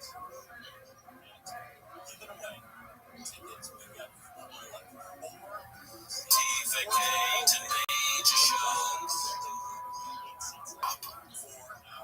TVK to major show. Take your alpha brain and put your dumb hat on. TVK to major show. Check the fires on. Check the chicken and make James laugh be with you. This is TVK to major show. Your stand-up is so shit. And the papers want to know what are we doing here. Now it's time to read the comments. Yeah. This is Major Shock to TVK. I'm slipping on my words. And I'm speaking in the most peculiar way. And almost all my jokes are about me. One take. It's my favorite time of the week. When you get me here, Papa, try this week. Really surprised to me. All right, welcome back to 10 Minutes of Shop. That took us just one take. Yes, obviously there was one take. It took us a very long time to do it. If you didn't like it, that would be pretty sad. We'll stop doing the songs. We learned how to play the Jordan learned how to play the piano for that. Yeah, but I'm dressed up like a leprechaun because I had a work office party. And some for Halloween. At some point, we will do BGL, but you got it for the 10 minutes of shop. It's got to get to 20,000 views. Yeah, dress up like BGL. But anyways, that's not why you're here. You're here for 10 minutes of shop. So this first one's called everyone knows, yeah. I think they caught on to the they act like you don't start the timer. Yeah, somebody said the fake timer thing is like their favorite part, and it's hilarious as I just botched it. Alright, so this one's called Papa Claims People Accuse Him of Others Write Jokes for him, like Chris Rock possibly, that compares himself to LeBron and Tom Brady. Sounds great. Yeah. So here we go. Crazy like that's not real. That can't be real. That was so impressive. That can't be real. You're actually helping Jake Paul in this. That's all you're doing. Just feeding into his narrative. When you say that, that's a compliment. That's such a compliment. It's the same thing I've had people go, it's shotgun rice jokes. There's no way to come to the show. And then Martoria's dad, thinks she has so many jokes. Like, damn, that's a compliment, dude. They think Chris Rock twin? I'm like, oh man, that's dope. And they're like, what? That's ridiculous. No, dude, hell. Confident nobody thinks Chris Rock. Brendan Schaub's material. Oh, really, dude? That's an early really, dude. That's no really dude with an exclamation point. Chris Rock. Why would you pick him? You should do the really do like a leprechaun. It's offensive. That's the worst thing that's happened to Chris Rock since the slap. It's the worst thing that's happened. To be accused, I'd rather Will Smith punch me. Oh yeah, man. Fuck, you see somebody's doing that? That's dope, dude. It's not a compliment. That's great. I mean, it's a good show. It was so good. You think somebody else is writing it? Hell yeah, dude. This is great. This is fantastic. So with Jake, same thing. He says it so many times. Same thing. Exact same thing. Same thing with Tom Brady, right? Dude, he's whatever he is, 44. Dude, there's no way he's that good. He's on steroids. Right? We don't want to cut the legs from him. Wait a minute, he's saying there's no way I'm that good. He has compared himself so far to Jake Paul, Tom Brady, Chris Rock. Like it got progressively like more like because nobody really wants to be Jake Paul, probably. I'm sure. So Jake Paul and Chris Rock, who's one of the greatest standards of all time, and then Tom Brady, who's legitimately the best quarterback that ever lived. So what's the last one? Does he do? Then they say LeBron. Let's see if he does. What does he say about the people? Because we can never comprehend that somebody could achieve these accomplishments. Oh my God, Tom Brady, dude, he's on so much shit. LeBron does so much shit. Okay. Just makes you feel better about yourself. What? The reason that if Shaw was watching this, the reason that people say that is because And I want to try to say this in a way that's sensitive or mean, but it's because you're so bad at stand-up that if you have a joke that even has like is written in a way that has like a punchline, people assume that someone else has written it because they've seen things like the Magic Johnson thing. Like nobody would accuse you of writing, or not writing that. That has shop written all over it. I need Magic Johnson jokes 7 times a week. I try to force that out of there. I just love it. The tater tot thing has been stuck in my head, so I've been doing it nonstop with artwork. Like, the tater tot 7 times a week. I'm bringing it down. This one's called Stop Painting Narrative. Papa Dana's gonna call you a dummy. I really, frankly, I want to know where does Shop think Jews came from? I guess he's talking about like Egypt, maybe when there were slaves in Egypt. Oh yeah. Well, is he going to elaborate more? Do you think? Well, he watches George Carlton and Dave Chappelle. So Dave Chappelle has that one joke about going toe to toe with the Jewish person. It's seeing who had it, like the Impression Olympics.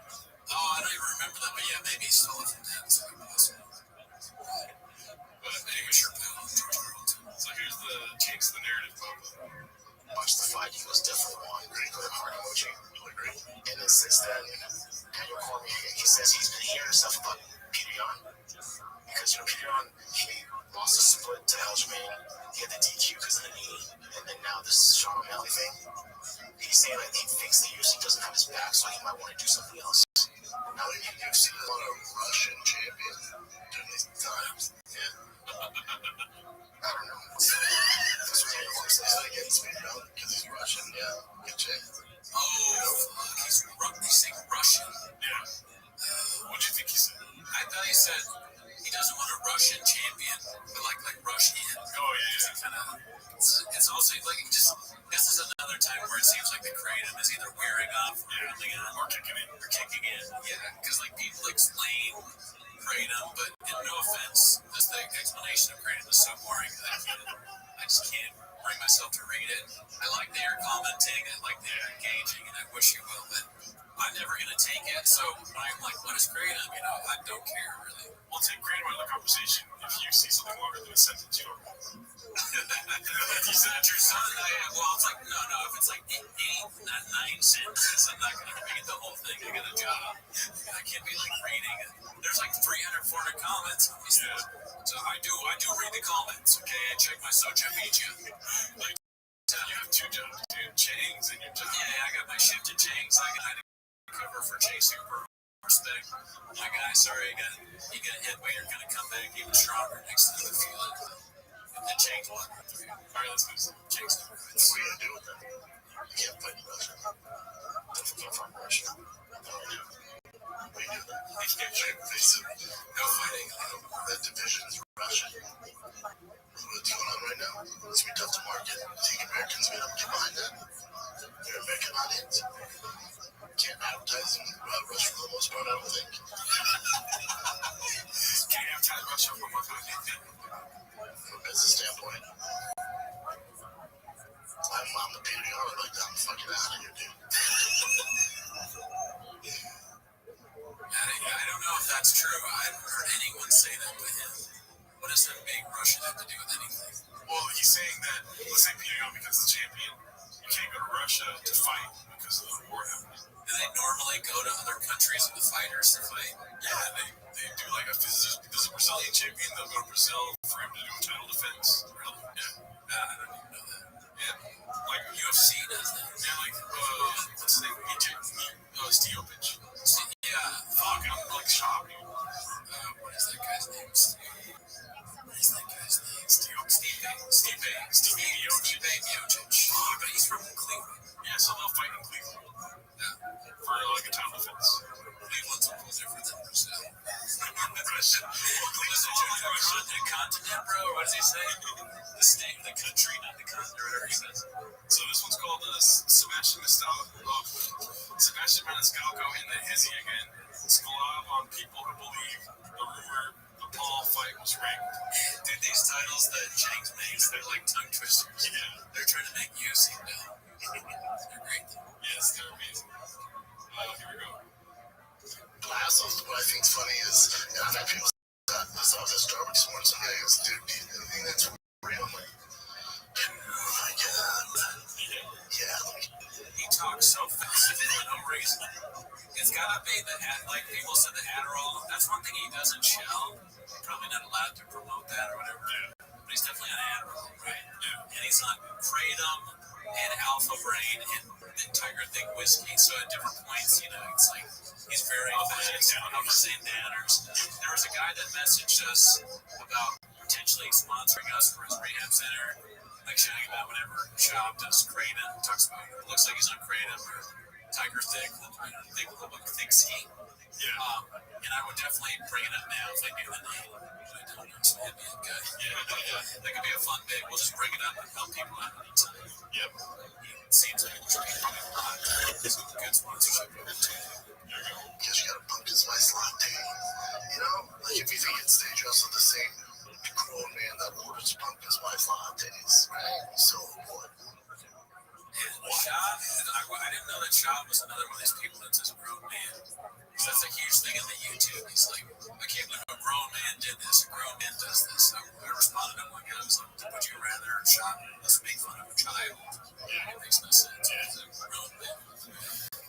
Why can't a grown man have a pumpkin spice latte? It's probably because he doesn't want to say that word. Those words. A pumpkin spice latte. That's a hard one for Shop.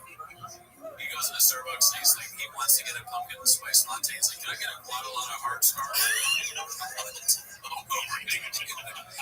need a Guadalajara hard scarf 7 times a week.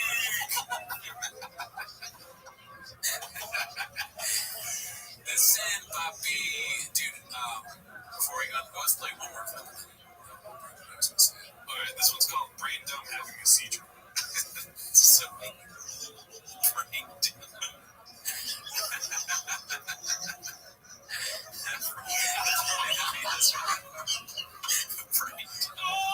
That's silly. I'll show it if I such a mother. Is it really reading? Sure. This is like what a dog would try to read. The dog was like, you know that SNL sketch where they put a helmet on a dog? Alright, let's try to see if we can guess what he's saying, right? Don't laugh. I'll show it if I such a mother. You say that he pretends he want to bring fires up and you want everyone to get paid better, but he tries to run every time they fight. Okay, I kind of understood that. I think, yeah, he said you talk all this shit about MMA fighters, but you bring up trash talk them. I got the beginning. That's one of the things where you'd have to like listen to it a lot, like an FBI investigator. They're like, okay, what did Johnny say? That guy is off the wire, not plugged in right now. Shit. Yeah. Stop moving around, Jenny. Oh, I remember what else I could bring up. When I was driving back, I was telling Jordan that I'm coming from a Halloween work party, and Jordan sent me a text saying, "Did you hear about Shop's wife?" And I know what happened, and he wrote, "She dressed up like a hot Chino for Halloween." It's a pretty good bit. I was like, "There's a chance that could be real." You're making a good bit joke, but and you were. But I was like, that couldn't be real. I would totally fire Shop. I'd be like, "Can you be a hot Chino?" So people think like my stupid bits are like that. Alright, so this one's called Naders Will Say It's Fake. It's short one. Now the neighbors will be like it's fake, it's real, blah blah blah. But Haters. So he really says that. Jeez. Maybe his neighbors hate him. Wait, I thought he was trying to say haters. Yeah. Oh, maybe he was starting to say neighbors. Oh, because his brain, well, he has all those break-ins in his house. Yeah. So he's drinking out of shoes. Yeah. So I can see it. Alright, so for this clip, I saw this before, like I think yesterday, and it's called Compulsive Lie on His Age, and then so I looked it up, and Brendan is 39 years old. Okay. But this podcast, and keep in mind too, his birthday's not recent whatsoever. Okay. Love that. How old are you? 38. So is he lying, or is he just forgot? Because Papa, there's a chance he forgot. He's so stupid. it's friend. I'm done, I'm surprised he didn't have to do the math. Brain dumb, forgets age. Alright, so this one's called Francis Ngannou may need to investigate Tripoli's whereabouts when he did food truck diarrhea. Zingano on this week's Food Truck Diaries. And we booked him really short notice, so we couldn't get him a food truck. So I went and picked up chicken sandwiches, and we got him out of the truck in my car. I stuck my dick in this chicken sandwich, and I watched him eat it. You know, I'd love to see him fight John Africa. I would see John Africa. Even Mike Tyson, somebody who's been hit in the head quite a bit, is homeless as fuck. He is not only is he homeless as fuck, but he's catching Brendan's like mistakes. He's like, what? John Africa? All right, I don't know if you keep up with the aerial beef with Brendan Chop, but it's fucking epic. Oh yeah, so I can cut this part out if it's not good. But okay, this is just an aerial clip. Okay, yeah. Mix it up. So this mix it up, Jen. So this one's called PF Chang's supported aerial. When the broadcast ended, and you take off your headset, you're like, all right, that was fun. I'm done. As I'm leaving, there's all these people around the ring. I saw the great Mike Goldberg there, former UFC play-by-play man, said hello to him. That was lovely. Kind of weird that I'm the one getting off from the broadcast and he's just standing there. Usually that's him. Anyway, as I walk out, there's still a bunch of fans there, and it was a very young crowd. As I'm leaving the gated area around the ring and making a right to go into the back, there was probably a good 30 or so-ish guys there, and all of them were just chanting, PF Jenks, PF Jenks. No, I was just kidding me, 100%. I would do that at any age, but right now, 100%. That would be the most fun part of going to a UFC, is chanting PF Jenks. To meet Ariel Helwani and chant PF Jenks. That's so great. I mean, he's there, and just the Jenks people. There's so many of them. I can't talk. That's what happens when you eat that orange chicken, big. Yeah. All right, I saw this one a couple days ago. It's called Papa Knows We Meet at Chang's. Did you see this one? All right, so check this shit out. What else you got? Come on. You gotta come up with something. You guys should all get together. I don't know where you guys meet. Whether it's PF Chang's, Starbucks, I don't know where the hell all these haters meet. All these sugars. Sugar Shane O'Malley's haters. So Sugar Shane is a fighter. I know Shane O'Malley, that's the guy with crazy hair. Yeah. That's the main Peter. Yeah. Nice and Peter Young. Well, why does he think that all haters just go to PF Chang's? So he thinks that people hate Sean O'Malley and meet up at PF Chang's too. Yeah. No, dude. No, it's just you. Sean O'Malley's not getting hated on in the Chang's server as far as I know. I've been trolling that recently, so I'm seeing that. He's like, I don't know why doesn't Starbucks, where does he get these, ideas? Why do they come to his head? I'm gonna start sometimes a need to get you a PF Chang's, Poppy. I've been pretty excited to show you this one too. As you can see, I rated it Netflix. Modern MMA shows are lacking detailed breakdowns of widely seen cartoon episodes that came out 5 years ago. That's one. Ready? If you watch the Big Rick episode, collisions, dude, the family, because the family's so fucked up, the family's going to therapy. In order to get out of family therapy, Rick turned himself into a pickle to get out of it.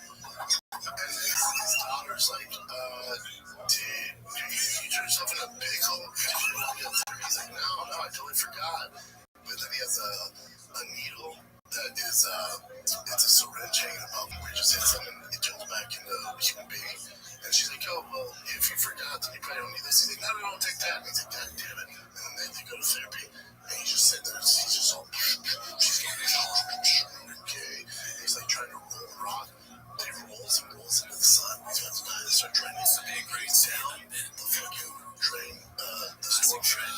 And he gets into like the sewage. And then there's rats there. And then he's a rat. He's the smartest person in the universe. He said he turned himself with all the rat bones and muscle. He turned himself into this like badass superhero. It's insane.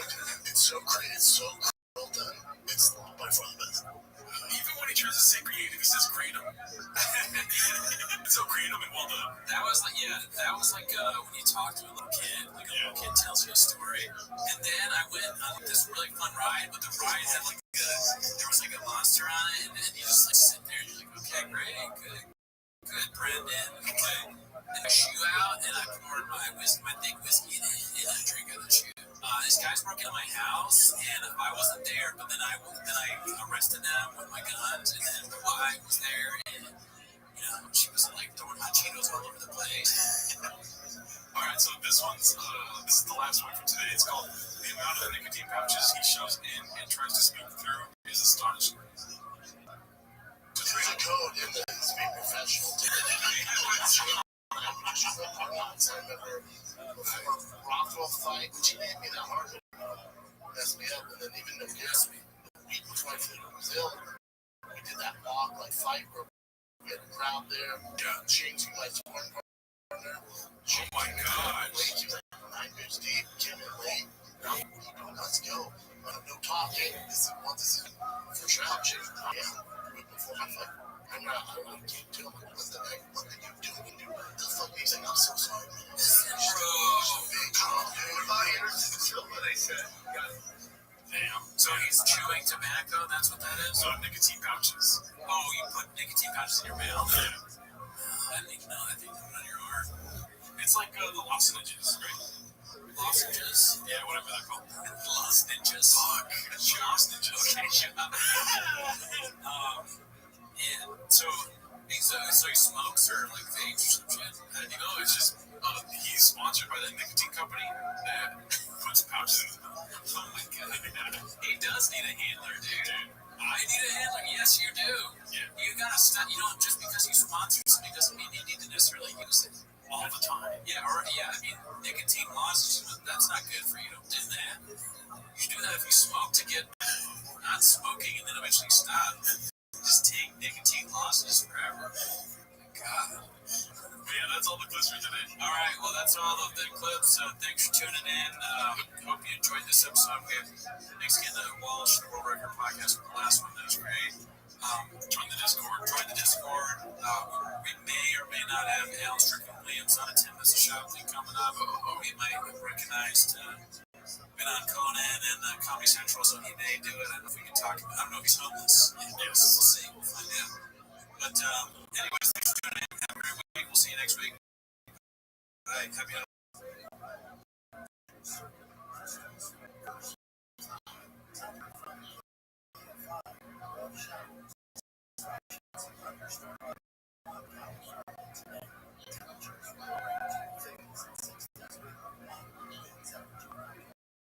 Why don't you ask the kids and defecate? And Dom just say that magic has eggs. He's redacted. What about the clip? What else do you have for us, Jim?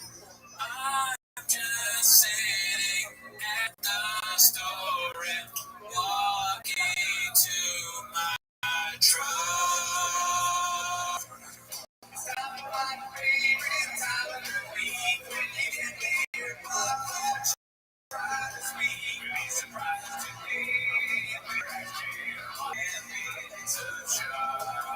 Alright, welcome back to 10 Minutes of Shop. Joining me today is the Brendan Walsh, the Brendan Walsh from World Record Pod. Hey,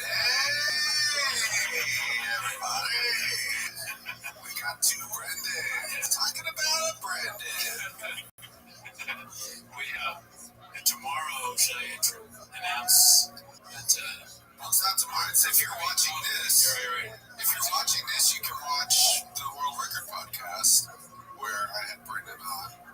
And we talked about Brendan there, too, for a full hour and a half if you're on Patreon. Or actually, go over to World Record Podcast on YouTube, and you can watch a whole other, probably like 45, 50 minutes of shop talk.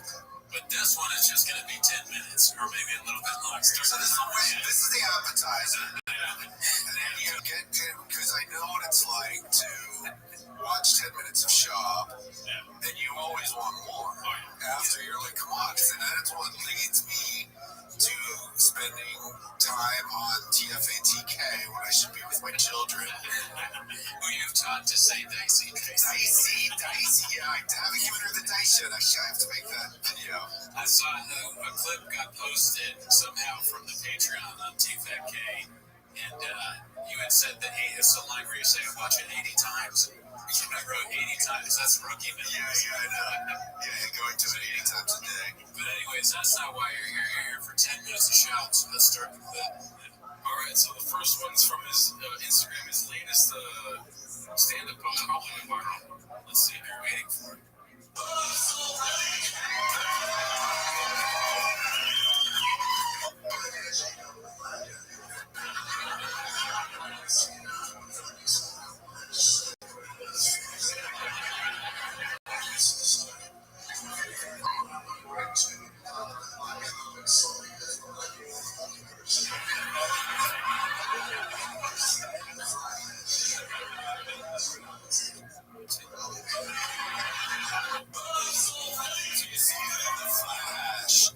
That's what's amazing is he can't say one syllable words. He can't say flesh.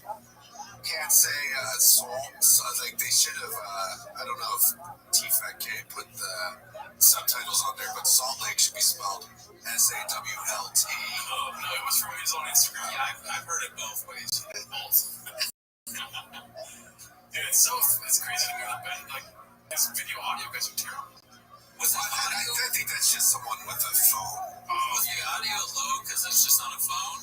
Like, I can barely hear it. Is that what he posted on? He posted that tweet. He posted somebody, I mean, maybe one of his boys to video. It was a sanctioned video by him. And they were like, you gotta do this stuff about how you talk about guys. Well, I think what he's saying, because like Utah, Salt Lake City, Utah, pretty much all white. Yeah.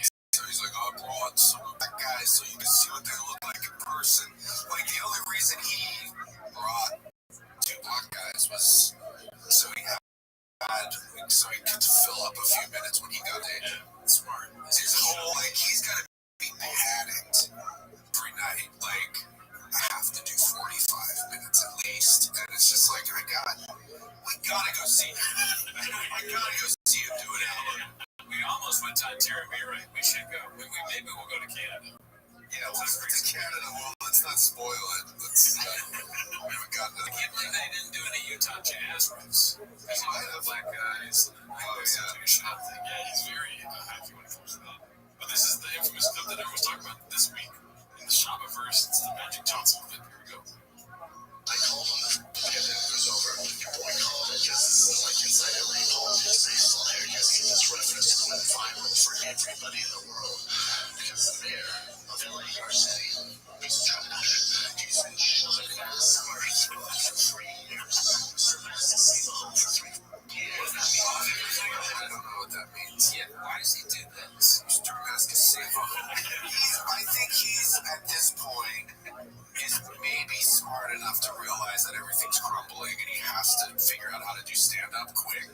He's had, 5 years of just like this cakewalk into the stand-up world, and now he's like, fuck, I need to learn how to do stand-up, so he's just watching clips of Joey Diaz, I don't know, whoever, looking for a clip of somebody going, hey, you kid, like, I don't know, somebody did this, and he's like, I'll do that. So I think but he's using it wrong. He's like, like something. It's like watching stand-up. He's watching like a movie by accident. Yeah. He's kind of confused. I have a question for him. Do you think he watches stand-up like, since he's a fighter? Right. How fighters watch clips, so he goes and stand-up the same way. I mean, I think that's the only brain he has. Like, he's not. Yeah, he's watching it as like, I mean, that's where he's getting this, and that's where, like, everything is coming.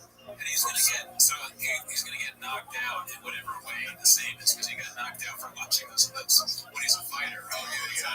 So he's still doing it wrong, and he's not learning it. He's like, you can't.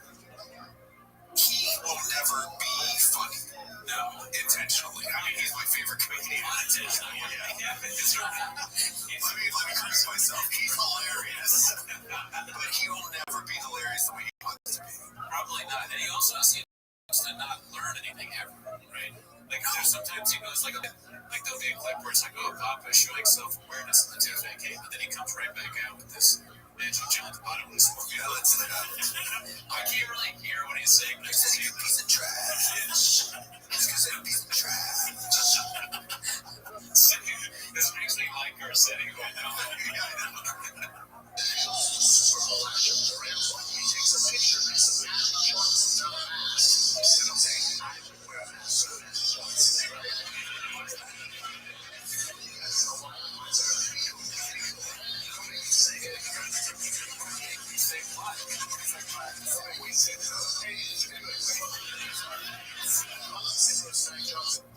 One thing that made me laugh on that, because the don't make me say anything is reading through the replies, and people are just like, what does that even mean? And Wilmer's was like, the N-word.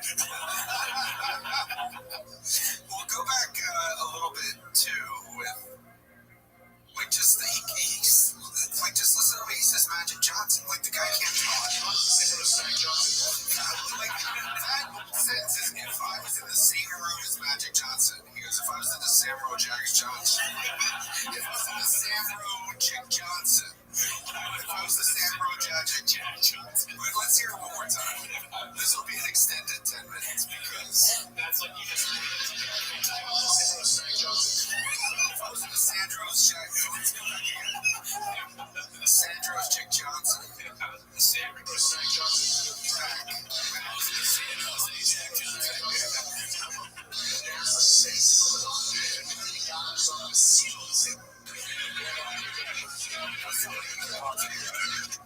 Somebody gave him that mosquito line 100%. 100%. What if that's like, you know, when your parents say, like, don't make funny faces because he'll freeze that way? Like, we make fun of Shop so much we forget how to talk. Shop is literally standing with showing someone the videotape. But there's no way. I would bet, I am a gambling man, and I would put $1,000 on him.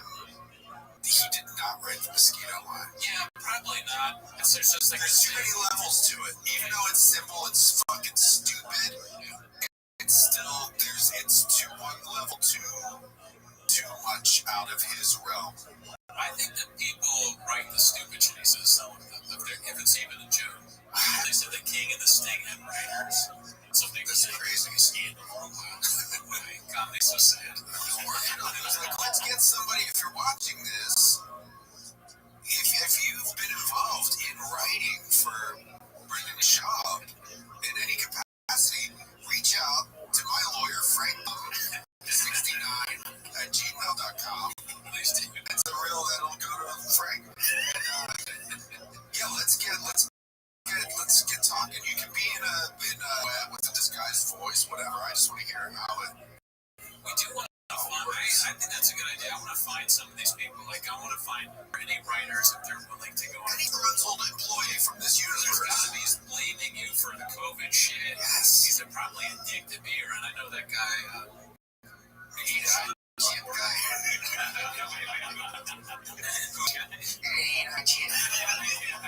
We want that guy.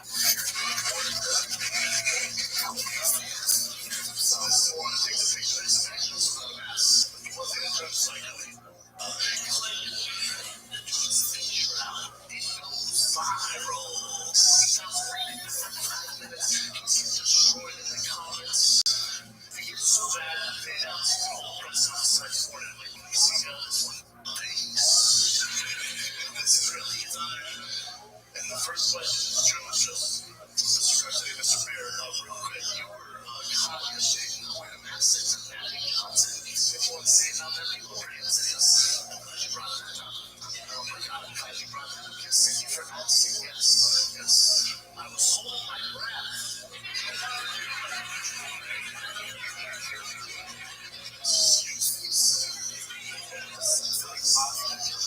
It's like the first time Schaub has gotten to make someone else stupid. No,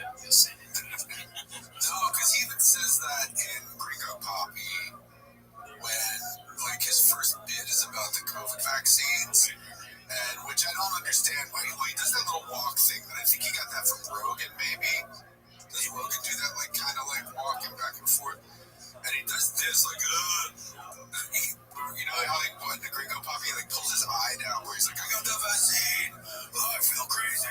Like he's like, remember that one guy, that idiot, that total moron? Yeah, remember the guy they talking about? It doesn't exist. It doesn't exist. I don't think there was one guy who got the vaccine. Like, really sick. And he was like, he said he was like a meth. So like, there wasn't the first person they put on the news wasn't a meth addict with a droopy eye or whatever the fuck. Yeah, whatever Fauci. I mean, yeah, Shop lies a lot. He just kind of makes up stuff. I think Shop says whatever he thinks maybe happened. Like somebody, he maybe heard some of that from someone else, and then he interpreted it. I think I wonder how much time, and we talk about this on the World Record podcast, where you would like to see like a documentary about the making of Gringo Poppy and the Showtime. I think you'd be surprised. I think you'd be surprised, or maybe it's you. I think it's just you'd be surprised. Yeah, I would like to see the preparation that went into Gringo Poppy. So I feel like that's perfect. Well, not to get you. No. I mean, I was just drifting off. I can imagine like how much time went into prepare for that. Like I think it was like, oh, we gotta have a vaccine thing, and so like, oh, the first person, he's got like a writer's room with like, that's who we need to find out. Like, I mean, it's perfect, and it's the perfect like follow-up documentary. There's gonna be 2 parts. Yeah. The first part is Showtime. I won't go into that because I'll talk about it on yours. Oh yeah. Showtime documentary, but then this part 2 is like Gringo Poppy, the redemption, resurrection of Jeffrey Dahmer, and it has like coming up with a song and like getting people to stand outside, sitting in his garage with an X-Acto knife, cutting up the skyline background for Madison Improv, covering up the improv. They said that is different. Like coming up with the idea, like, okay, what was this special going to be about? And then it's like, I got it. My wife is Mexican. It's like the whole special. I don't understand why he dresses like the pants look weird. It's like a Peter Pan kind of vibe. I mean, yeah, he's got a whole, I don't know. So it's a jacket. Somebody's wearing thigh-high shorts. Brendan is bad. Which Brendan? There's 3 Brendans. I mean, it is so easy to make fun of this, like us, what we're doing. Like, and I said that on World Record. It's like if like some teenage blocker walked in, which is just like all 3 Brendans. It's so easy to. Let me get this straight. You know, Brendan, he's Brendan, and he's Brendan. Yeah, it would be. Why are you talking about his clothes, Cody? Or any teenager. I don't know. I feel like black girl teenagers are like the best at like tearing people down. Any teenager. I don't want to tap. I avoid. There's a high school in my neighborhood. I don't ever walk past it because I'm like, hey, fat out. Hey, you fat old fuck.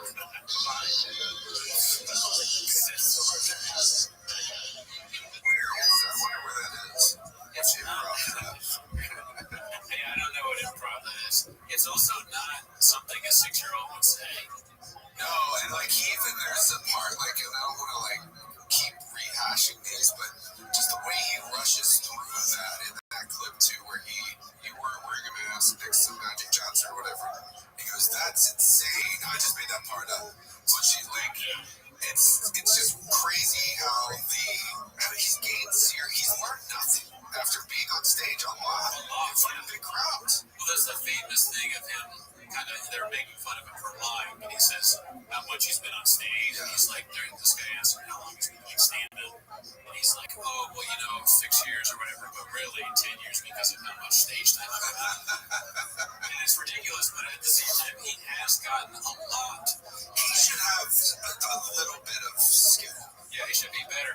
The clip where he says something a 6-year-old would say, the obvious joke there, I think, is not a good obvious one is to compare it to Clinton, and like I didn't inhale. That's the obvious. I did not have sex with that woman. Or that. But instead, Sean is like my 6-year-old. It just doesn't make any sense. Well, I feel like what he's doing now is trying to focus on, I think somebody told him, like, you just gotta be real, you gotta be yourself. So now he's like, so I wake up at 7 a.m., I'm in my underwear, I'm drinking coffee, my 6-year-old's there, I got my car out there, my lawn is situated like this in the front. It's like, no, he didn't say just describe your day-to-day activity. So now to his podcasting endeavors. This one's called The Incessant Need to Embellish Every Story. Croissants, sure, Brenda. Let's see what this is. Brand been up for Halloween. How's those costumes looking? The last thing to do with the costumes. I prefer the beers to make the costumes, so it's a little more unique. My mom used to make mine. That's where you saw the French robot, the infamous French robot, which I will post every Halloween on the day I die. So you bet your sweet jobs, I'm gonna post that. Put it up here. I was this French robot, and I handed out croissants to all the kids. And everyone was not happy.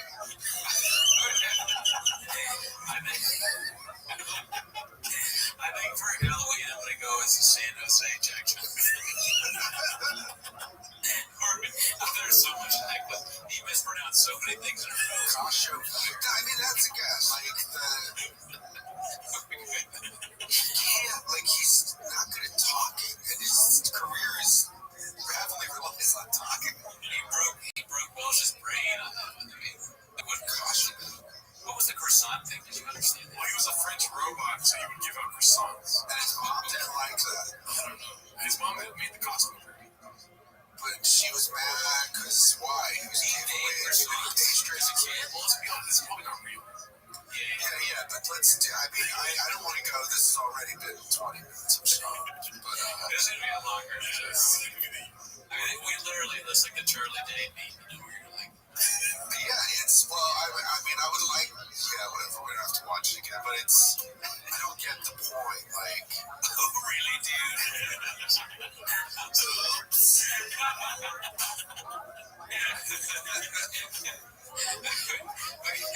So he's got a French robot, he's handing out croissants at his mom's, much to his mom's dismay.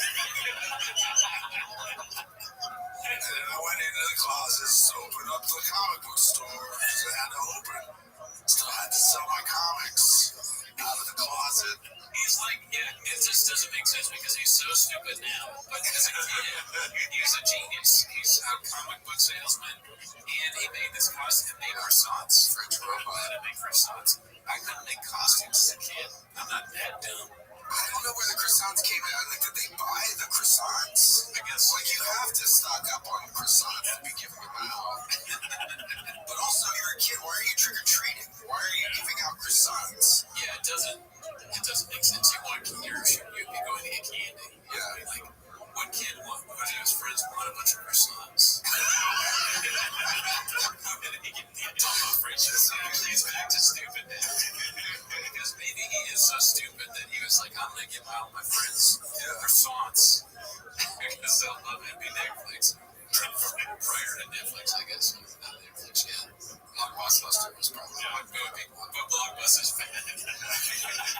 That's what it used to be good. When was the turn? When did Shop start using that? Alright, so this one's called Papa Just Goes B. A comparison of the vaunted shelf display from the first episode until today. I don't know if that's going to help us all. A little whiskey for the first episode of the Shop Show, man. Whiskey. See behind me.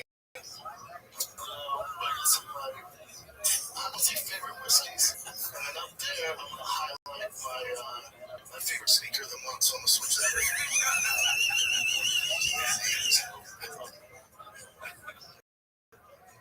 toenail, but my favorite sneaker.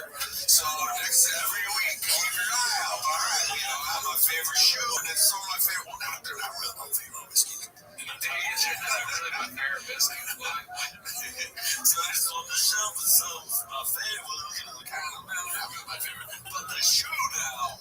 That's my favorite shoe up there. Next week, it's not my favorite because I change it every year. It's gonna be a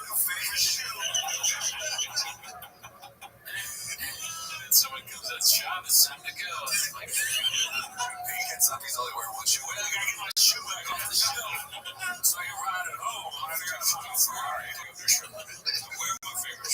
Yeah, my favorite life is. He comes in every week. All right, let me do this. And 3, 2, 1. Welcome to the Brand Show.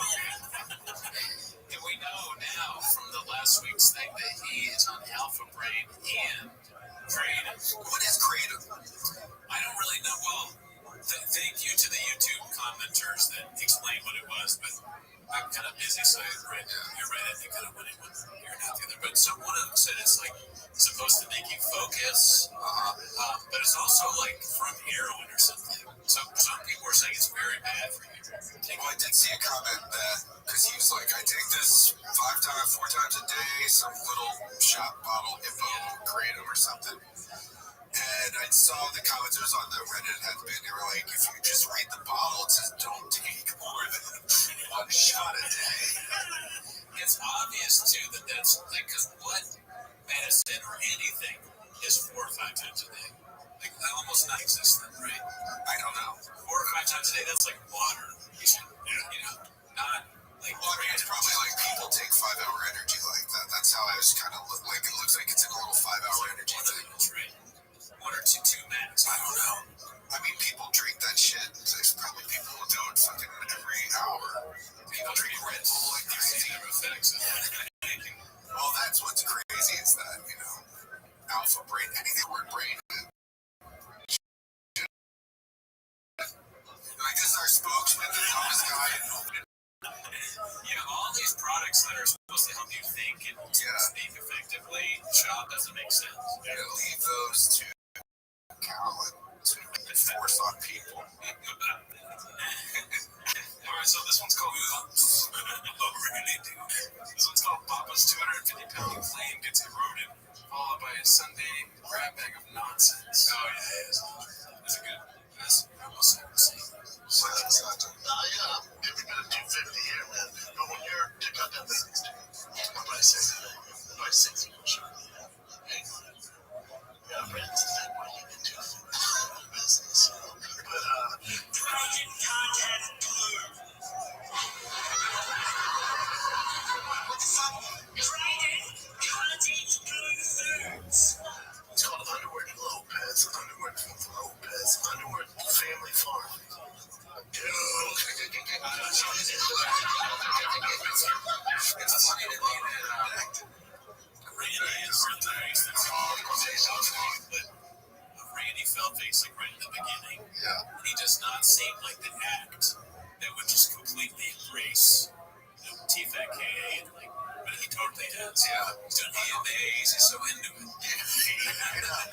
Everybody likes the shit. Is it confirmed that it's the right is the real guy? Because there's so many layers of like disguise where it's like, no, the Randy Fullface is to an AMA. Well, like, who's the guy? Like, it's like, who's a puppet? And there's a guy, too. Like, it's like, I mean, it probably, I don't know, I assume somebody did their homework, but, like, I don't know who, does anybody know who's working Randy Fullface, the puppet? Yeah, it's like an Australian guy or something like that. Like, I shouldn't say everybody likes it, because I told you I was at a friend of ours' house, and we had some dinner party, and when I came over, it was like a nice dinner party, and then he saw me, and he was like, put on the Gringo Pop. The 2 people that were at the dinner party were like, we have to leave. Not everyone's homeless. They want to be, though, for sure. Yeah, I mean, if they watched enough. Yeah, there's a lot of, like, just putting on Gringo Poppy. What's that lot of you have to give people, like, a little bit of a crowd. Like, you have to have, like, like a little van outside with a little school desk and a TV screen. Just like, okay, so here's This one's called Movie and Silence. Papa wasn't there, but he chases them away.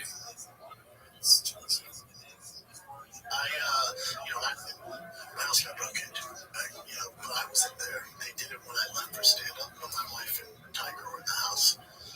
There's guns involved. I chased them because I was in the house. It was just a fucking mess. It's one of the reasons I moved. Wait, did he say? What do you mean he wasn't there? He say chasing? My house got broken into. But I wasn't there. They did it when I left for stand-up. But my wife and Tiger were in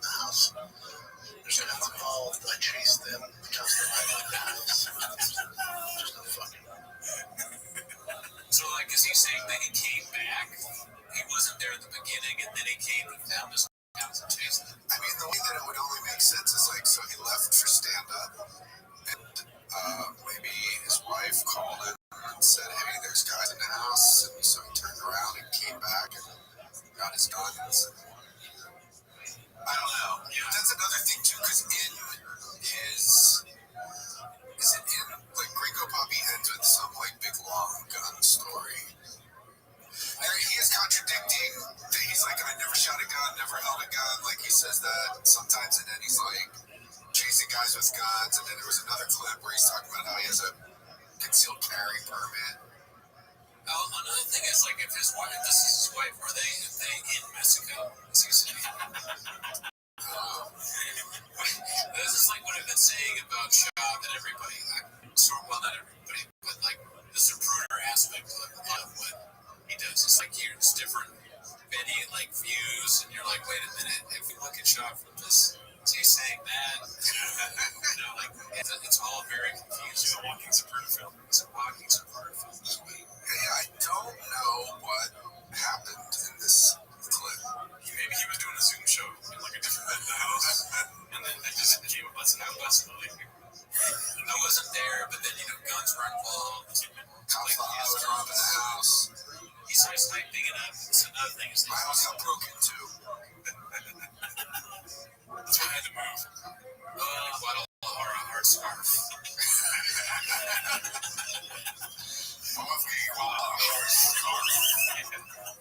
My wife, she came out, she had a bag of hot Cheetos, she started she's Mexican, okay?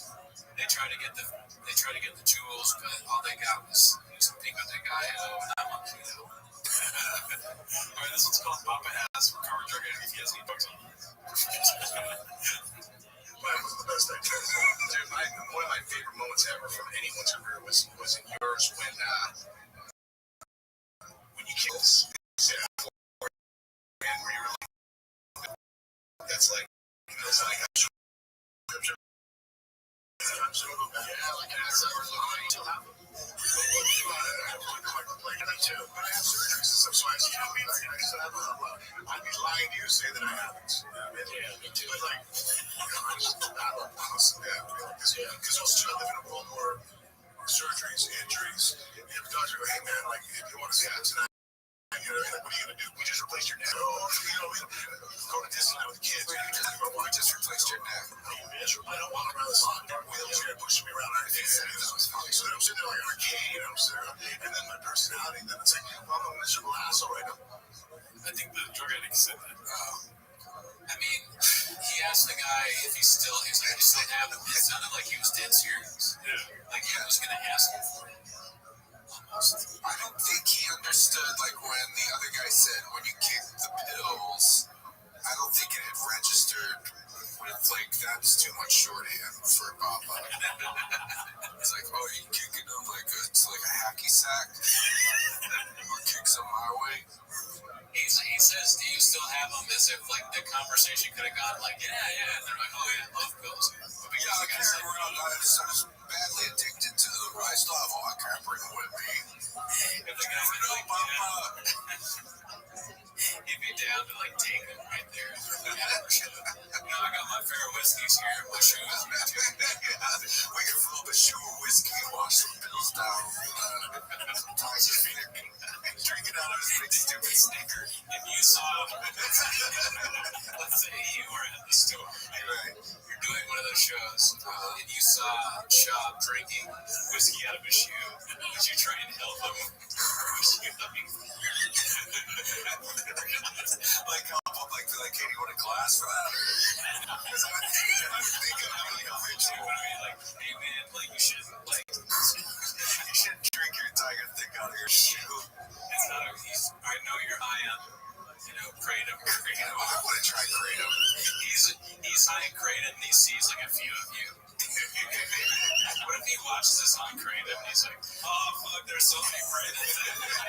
God damn, let me get some Brandons. It is the dumbest fucking really, dude? Alright, so this one's called Another Failed Attempt by Mr. Don't Make Me Say It, trying to pronounce someone's name. Alright. especially slow. We had good people that were motorcycles. They like guns. They would fuck hot women. They would fight people. Your John Claude Van Damme. Yeah, that's what I'm saying. Now we got the fuck. Why does he always have food? Yeah, especially slow. We had good people. They would ride motorcycles. If you had a big speech impediment, would you also try and talk with food in your mouth? So dumb. You know, that's a good point.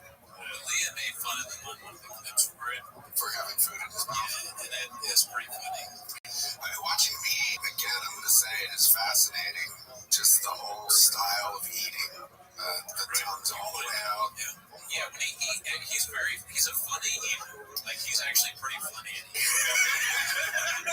That's right. Like, let's look at the positive. Like, instead of tearing him down, let's find positive things. He eats funny. Here's one thing I've noticed about the eating. Like, he's done it once or twice.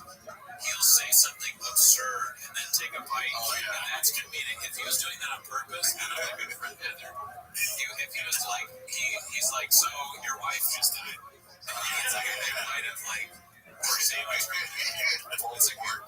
Well, that's one. I think I say that on the world record episode. That is also out now. That could be the eating thing. Might be a CTE. That might be indicative of brain damage.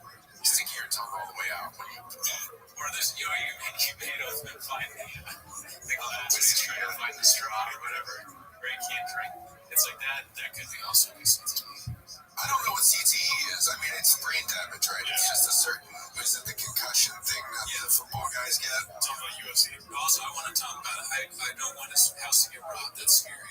If that really happened. Oh, yeah, no, I'm not celebrating the fact that his house got robbed. I'm just like, I'm just confused as how it just doesn't make sense the way he described his account of events. It's got to be confusing and being the cop that can exactly. It's got to be sucks for the cop because they're like, wait, you see, you're here right now. Yeah. I mean, maybe he admitted to doing some kind of fraudulent, like, insurance scam. I wasn't there, but I was chasing him down the street.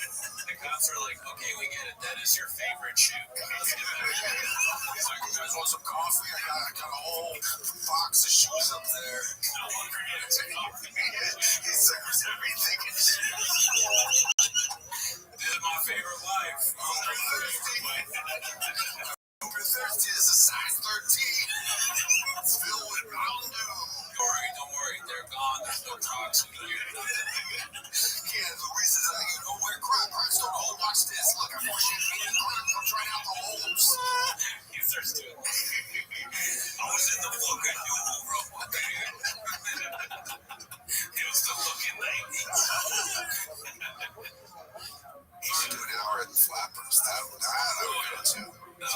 He's where Cody's world is preferred. Yeah.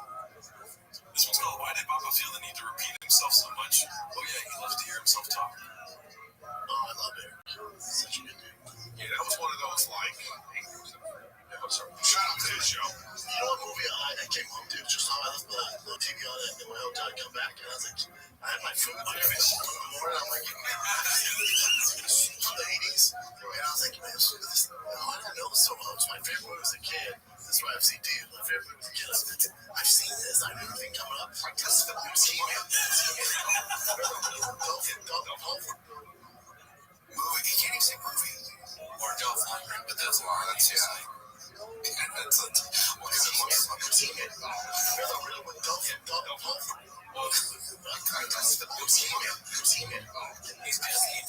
was not able to say the name of the movie of his favorite movie, which seems to be a constant thing with Sean. This is not the first one like that. Where he's like, oh, I remember. Yeah. That's there is one clip. It's way back.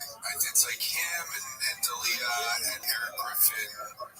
And Eric Griffin says he's like, you know, like when you're kids or whatever, you're playing hide and go seek, and he's just sitting there and goes, great game.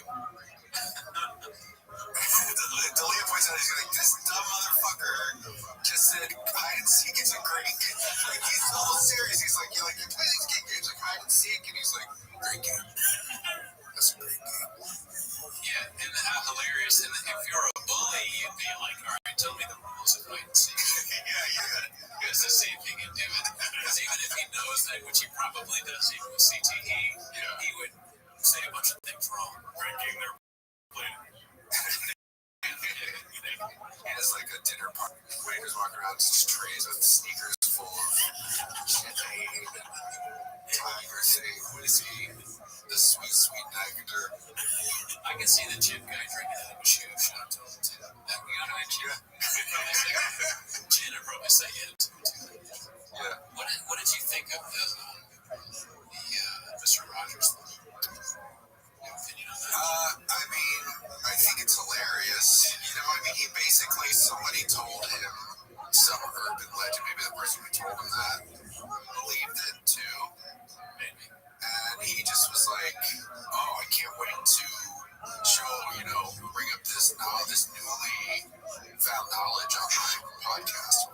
Did he bring it up because he was like that stupid? You know, they just believe around this meme story, or is it just that he's always really drunk? And he just like, drunk, just believe in anything someone tells you. I don't know, man. I don't know. I mean, I can see. You know, it's like that Seinfeld episode where, like, Jerry tells Elaine that War and Peace originally was titled War, What Is It Good For? And she, like, brings it up at some, like, her boss in a book thing or whatever. And they're like, she's like, yeah, did you know War and Peace? And so, like, I feel like it's kind of that. Give a telephone. No, just somebody told him that story and possibly they believed it, or he read it somewhere and didn't realize it was on, like, you know, a joke website. Well, here's the clip. You didn't think about the logistics of it. Here's the clip, and there's a little bit of context at the end of the clip. So we're really positive about it. Did Mr. Rogers drink on the show?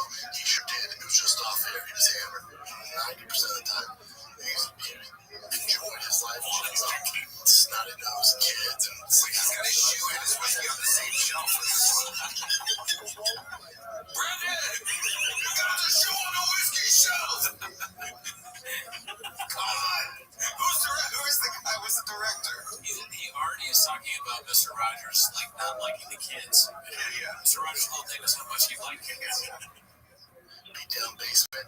You know, he was a sniper in the military, like one of the most decorated snipers. Dude was a savage. Savage. You know, murder. Yeah, beast. Did you guys know? I can't believe this. I just read this. Did you guys know that Mr. Rogers used to be in the Navy? Tatted up. Yeah, just like sniper killed. I never knew that. That's crazy. Just like a whole other life that we never knew about. He used to drink before the show. He was completely like wasted. It's crazy. It's all in the movie. That guy's homeless. Oh, yeah, he didn't read him as well. I see him pop up. I don't know his whole story, but obviously he does some kind of a show. He's like the best in big opportunity. He's kind of really big. Is he like with Rogan and on the ringside, or he just has like a show? Well, UFC actually hated him for the longest time, but he's got the biggest MMA show, MMA news. I don't know, too. This is more of an Oathman type question. You know right away when I watch this. But yeah, I think he's just a commentator, kind of like that. Thomas Shaw steals from both of them, I think. But definitely, like he hears their opinion on stuff and just sort of regurgitates it. Chop is Chinese. There's a different clip where he finds out that he's wrong at the end of it. Oh, yeah, the Mr. Rogers. Yeah. Yeah, we watched that all Where right. he's like, And then Chop's like, nope. It's just so ridiculous. We talked about it in the last one, but the idea that to think of Mr. Rogers and like, you know, he's got like, you know, the way you think about Martin Sheen. yeah, Marlon Brando. Apocalypse Now, Platoon. or Deer Hunter. Yeah, Mr. Rogers and the Guinea Pigs.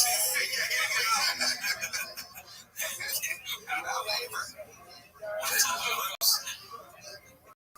What's that? That's all clips. Oh shit! All right, well, thanks for tuning in. We had a big show. Walsh, thank you so much for coming on. Thanks for having me, and this is you're feeding this dark monster that The big fat cat.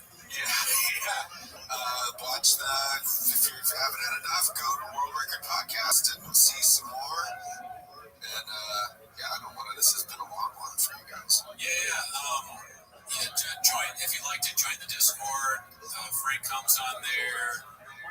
buzzword, protein farts.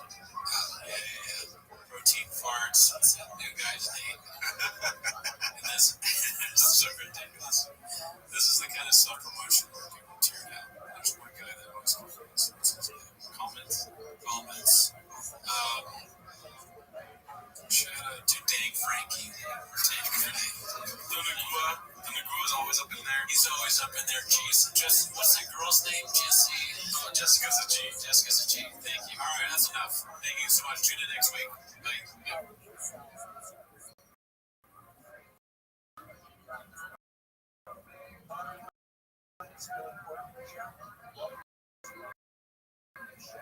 At Granger, we're for the ones who pay attention to every little detail, tinker and sweat the small stuff. Because you know the tiniest thing can make. We get it. We're the same way, offering access to product experts to help you quickly and easily find what you need. So whatever your industry, you know you're always getting professional grade products. Call, click Granger.com, or just stop by. Granger, for the ones who get it done.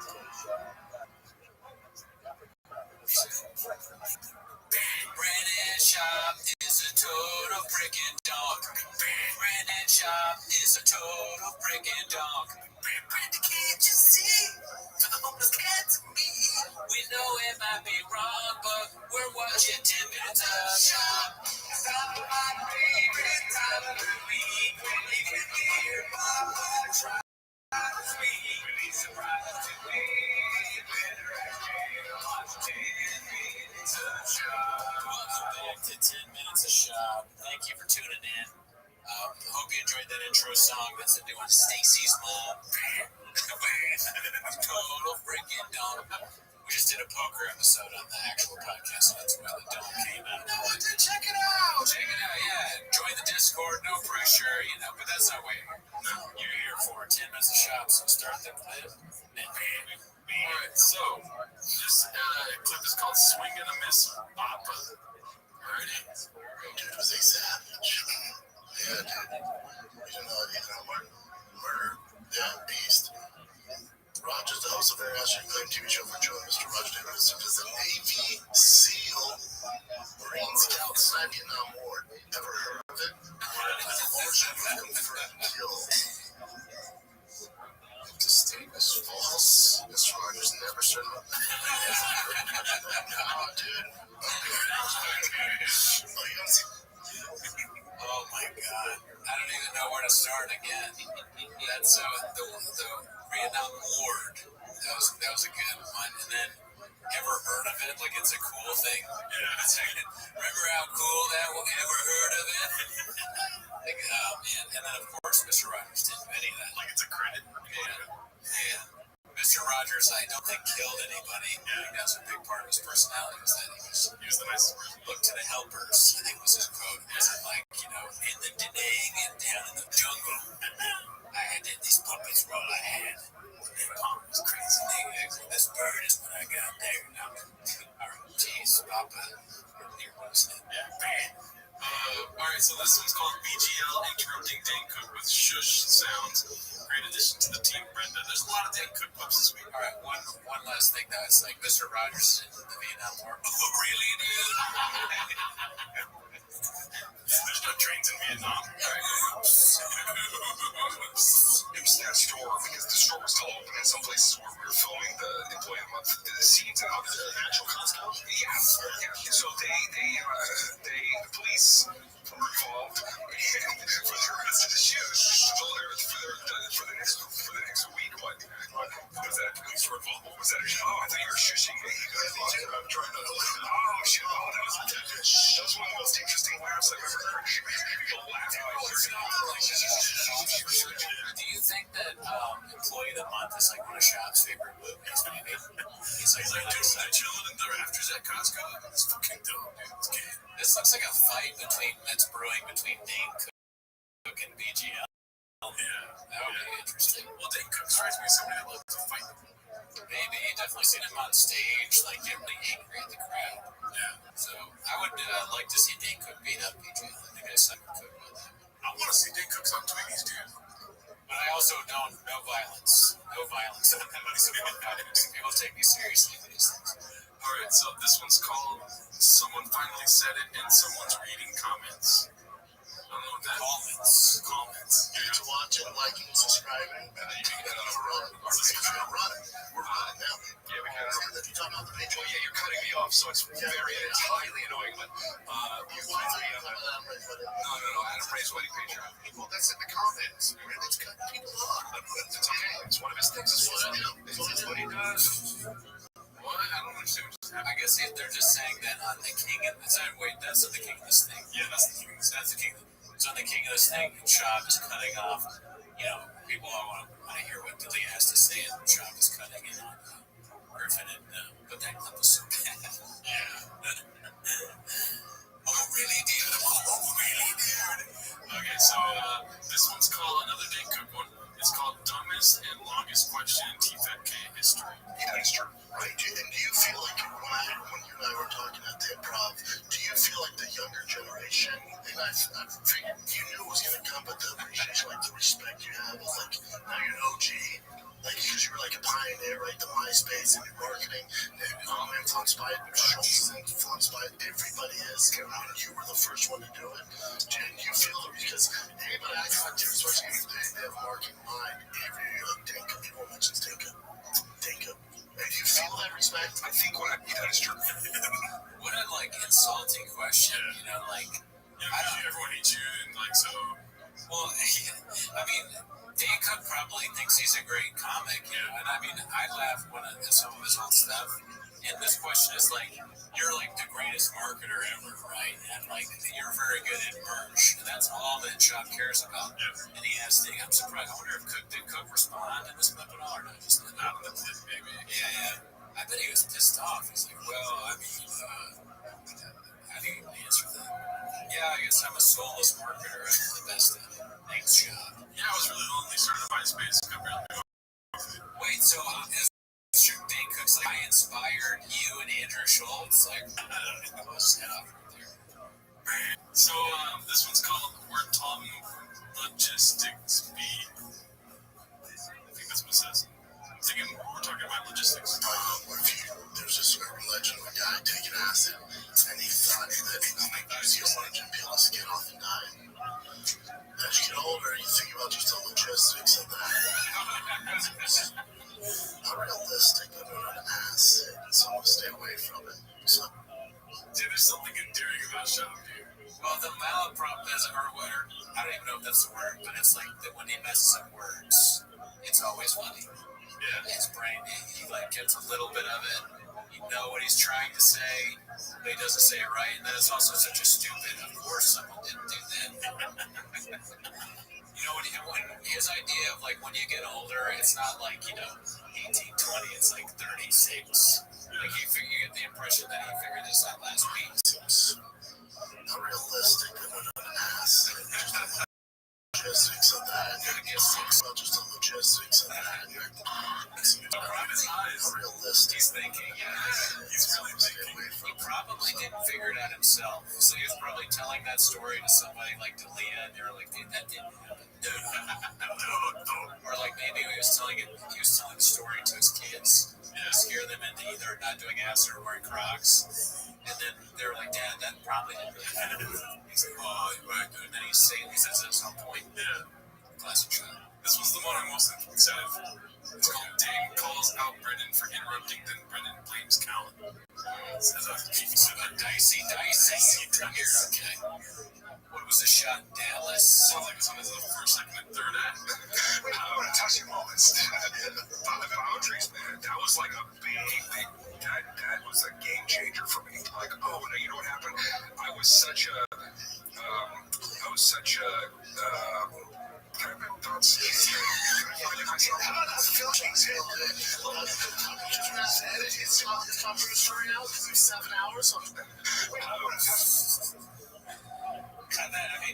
Dane Cook was kind of funny.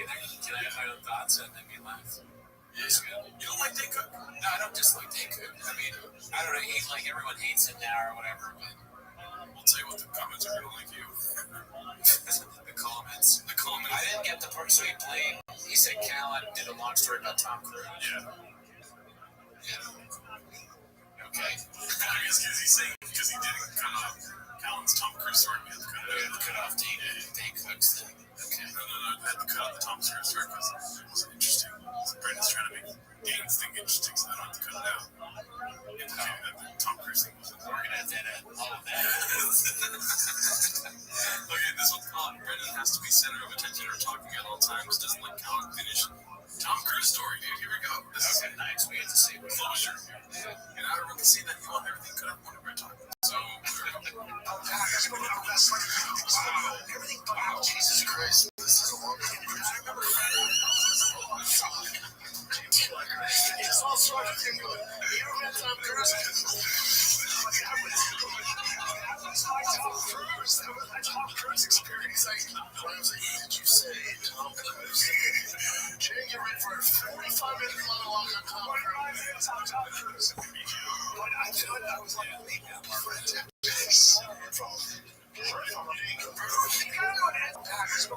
you think that I guess he went on a long rant about Tom Cruise. do you think that BGL has control of when he shows up on screen and pushes it? He's like, I mean, if he did, he'd probably only be on screen. So the thing is, like, he's like obsessed with himself.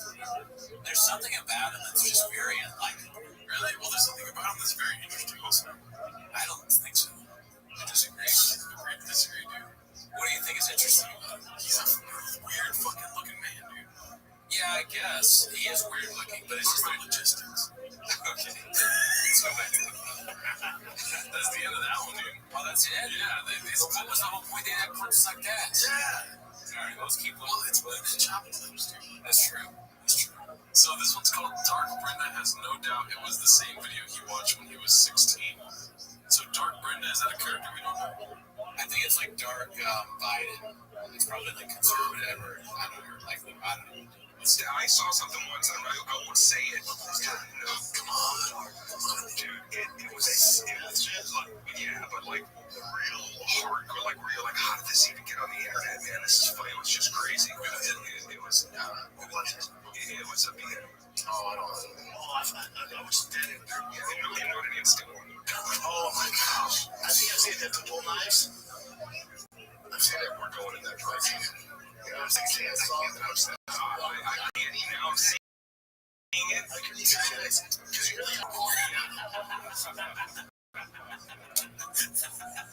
I couldn't hear what he was saying because it was the impediment, but then the end when he does the sound effect is just like so a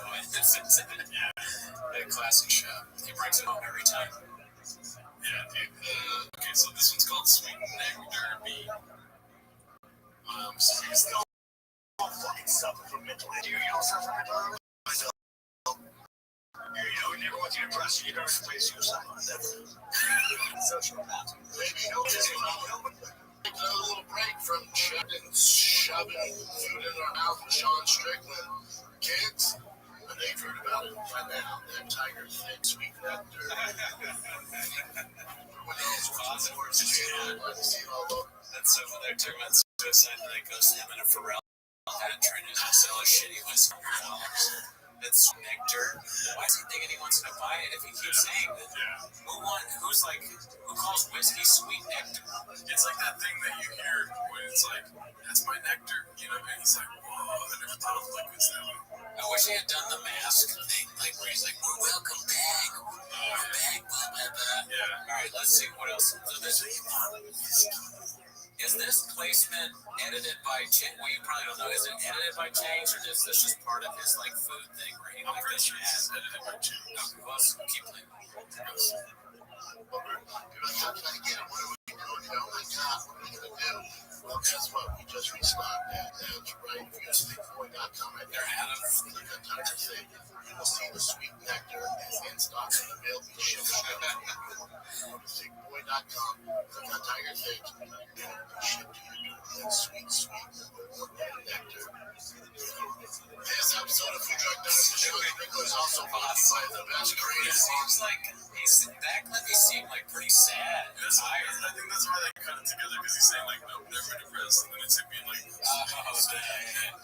couldn't even sell it. He's like, this is my last one of the day. I'm surprised. He's usually so amped for that shit. He must have done a lot of podcast that day. Right over, maybe read some of the comments. Where he watched a 10 minutes of shot clip right before, and he's like, that fucking asshole. Maybe he was two jerks. He walked too many people in that truck. Too many truck walks, he got denied a bunch of times. And he said, what is hippie? Alright, let's keep happy. Planet Earth, that's right, baby. Kratom. Now, a lot of you guys are like, man, I'm thinking about trying it. I don't know. It's kind of the Wild West out there. It's like CBD about 6 years ago. And now CBD is everywhere. You can trust some companies. Well, guess what?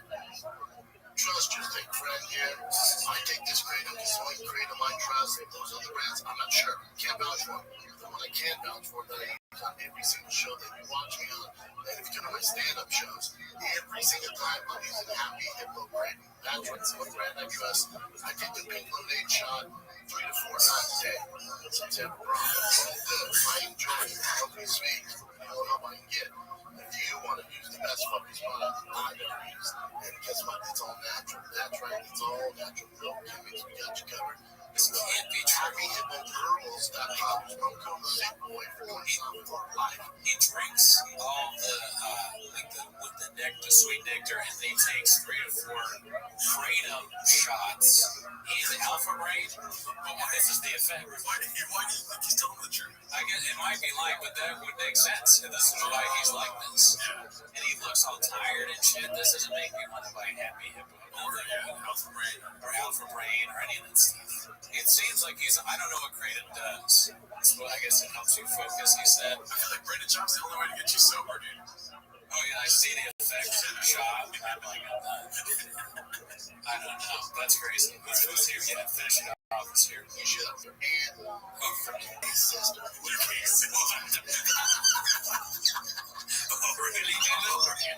Why is your sister gay all of a sudden? Can you share it with your straight sister? In your hand. Until the women in your life need kratom. That's what Shop says.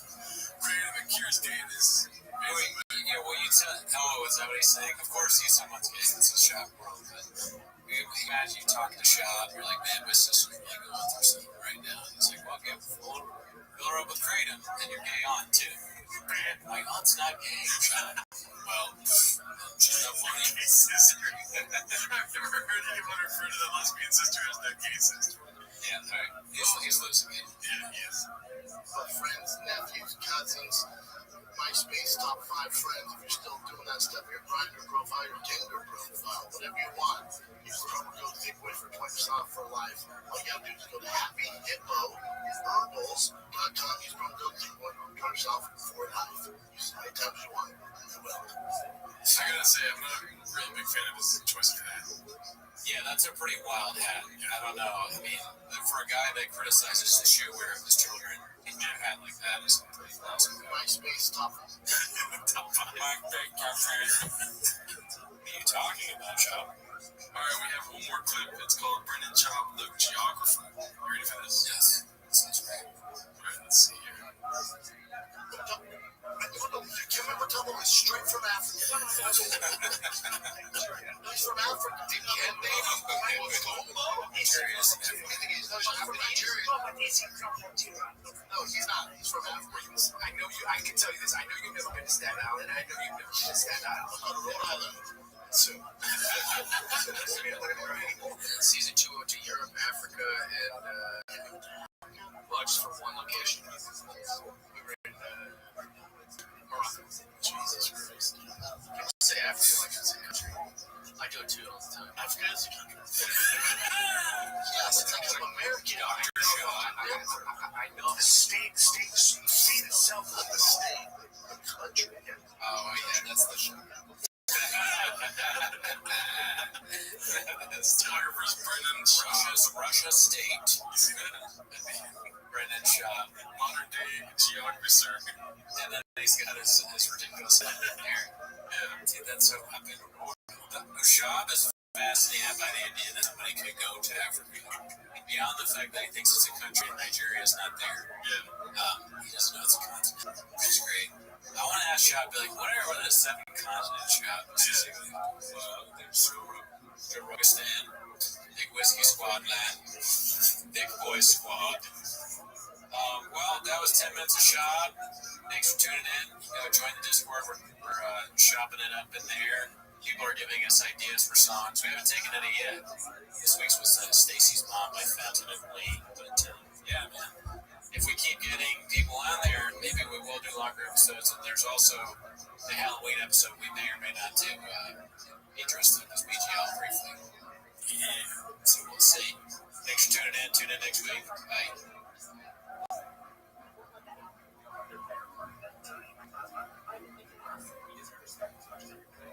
Put an apron on me, 'cause I'm homeless as fuck.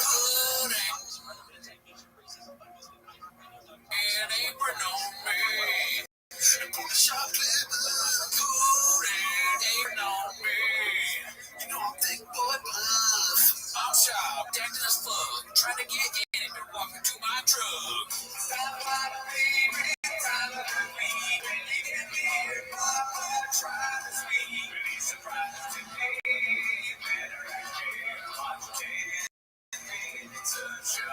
Welcome back to Shop. Hope you enjoyed that new song we did, and hope you enjoyed the Discord. We're chopping it up in there. Got a lot of great people. We need more song suggestions. We need more. Yeah, suggest some songs, because every time it makes the episode start later. So like, should we do Still Not a Player by Fat Joe and Big Pun? Should we do Tattoo, Sean Paul? Yeah, me. All right, but you didn't come here for that. You came here for 10 minutes of shot, so let's start the clips. Alright, so the first one's called Papa Casually Stealing Material from Andrew Schultz's new special, Infamous.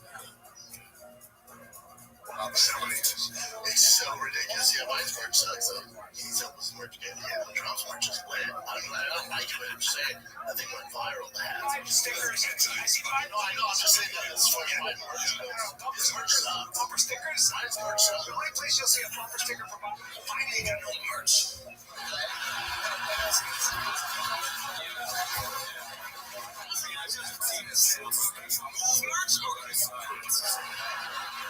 Trump had merch, bro. That magazine was iconic. That was white people's teardrop tattoo. That's what that was.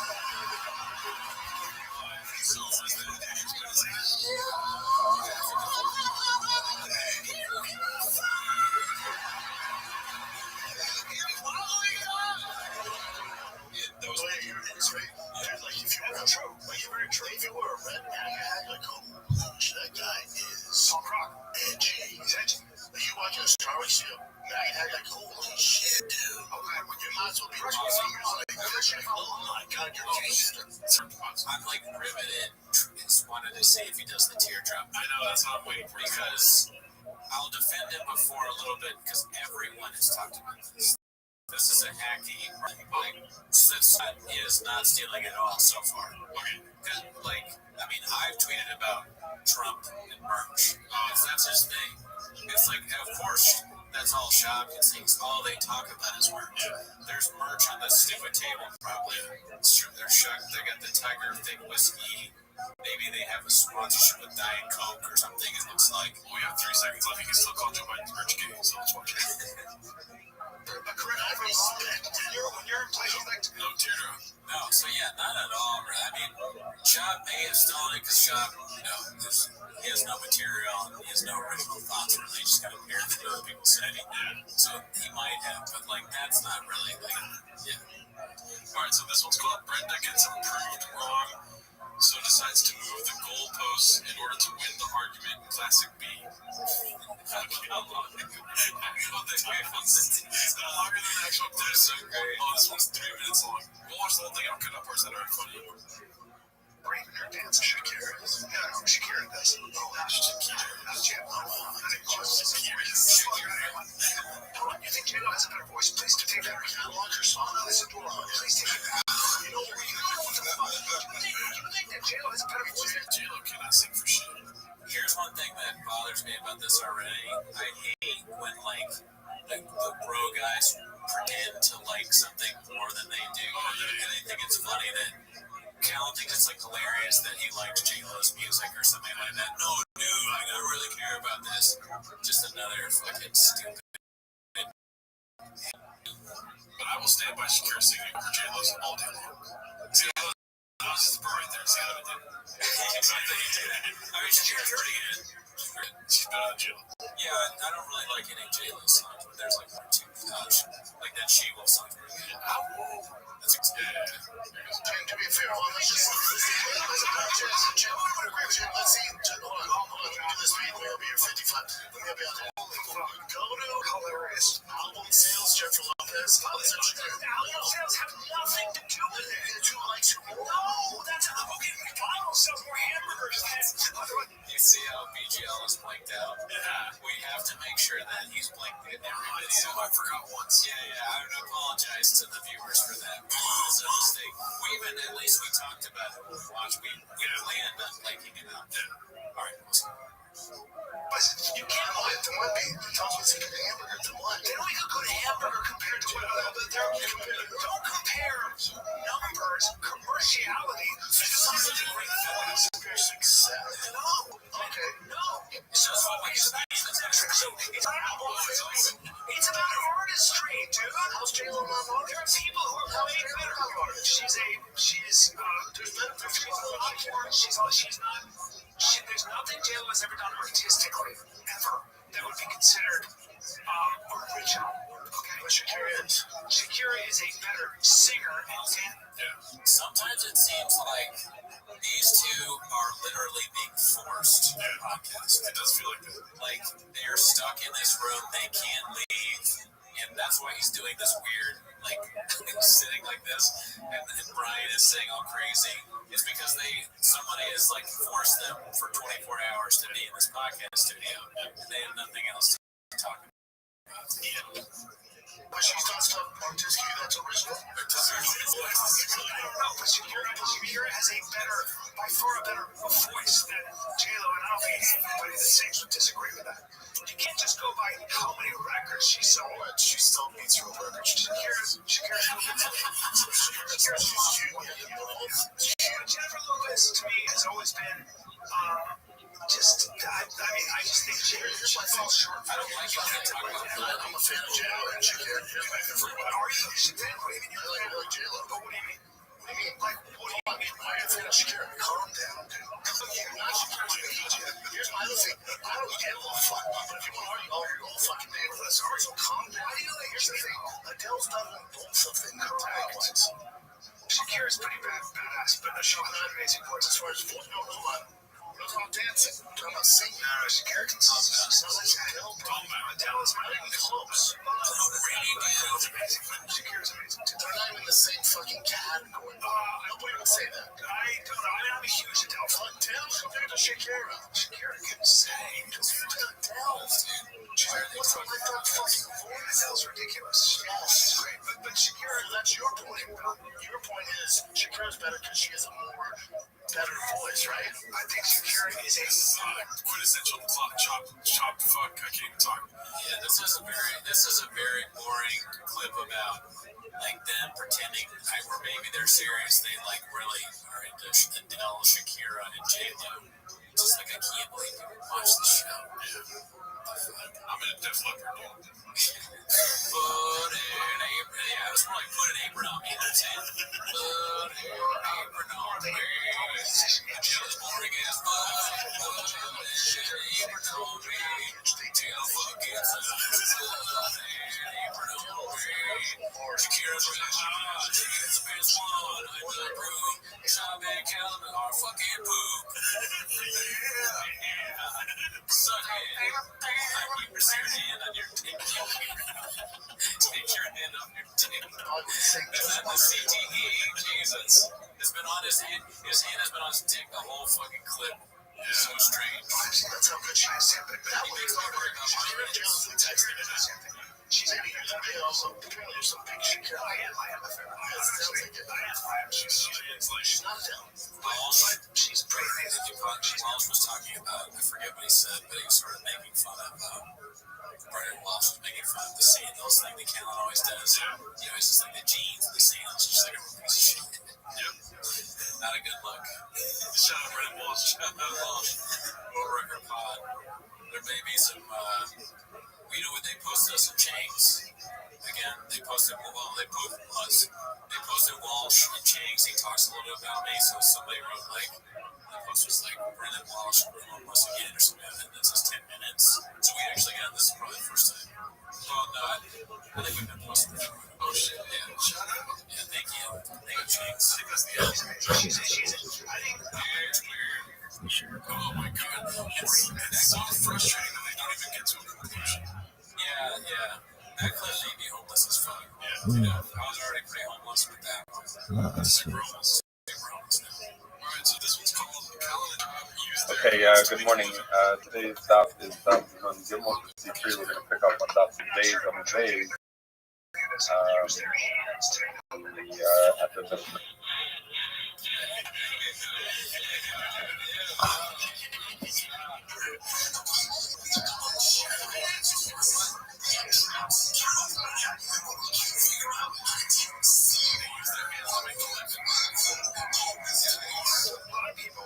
Wash their hands after they piss. It's a long day. Washing your hands before.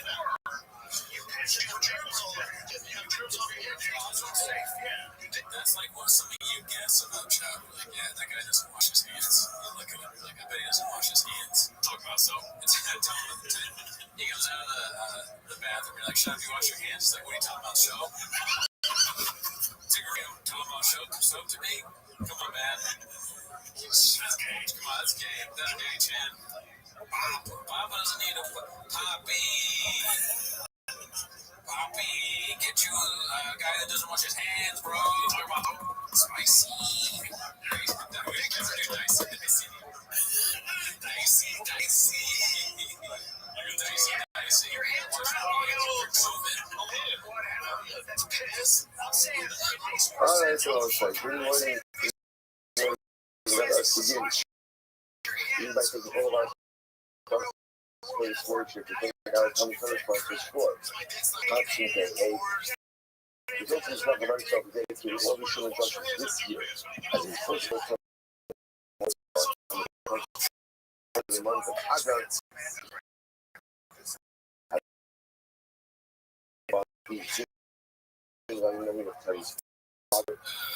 So how you find see verse say goes to Cody and the series that you bring and bring down is known as waiting to see that then more you start to play.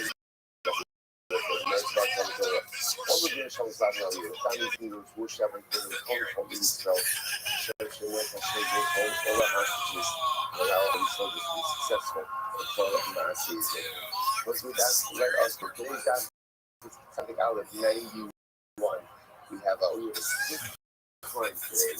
Yes, I said about but this is not fun. Starting from days 90B. I got it counted down from the top. So we are 2, 4, 8, 10, 12, and our 12 lines down from the top. They're really small tunnel. So this one is like the power. We're in the studio trying to find some type of scriptural allusion to yesterday is a passage that says, "In the second Shumas Hashem Yitrakon, you shall give Truma." That was a very interesting. Aaron received many things, and one thing he never ever received Truma. Why he only goes into effect when he goes out. And Aaron never made it into Eretz Yisrael. At the end of the day, what did this mean? Truma to again give Truma to Aaron. We're going to mercy at the possibility. You know, it says, "Today we should see what it's like." When you fall down, Aaron, what does it mean? We have to give it to someone like Aaron. You know, not Aaron cover. Just like Aaron's cover, just like Aaron goes from Chacham, and therefore knows how to go ahead and deal with Truma in the appropriate way. So to again, in general, you have to give to Abba Chadenu. I'm going to be sure I'm going to be on the side. Nine Shane doesn't control the coin. Alright, how do you know that you can't give Truma to a Kohen who is ignorant? Shene'emar, Li'am Li'oshe Yushalayim, no says, Maras L'Kohen Levinim and Yachzuku B'Toras Hashem. Because again, the way the pasuk phrases it is, you give the Bahanim Truma, you should be strong in the Torah of the Ribono Shel Olam. Whoever is holding it, literally again, the Torah of the Ribono Shel Olam, Shlomo Nas has a portion of Truma, the She'en Machzik B'Toras Hashem, and whoever is not holding strong in the Torah of HaKadosh Baruch Hu, Lomanas does not have a portion.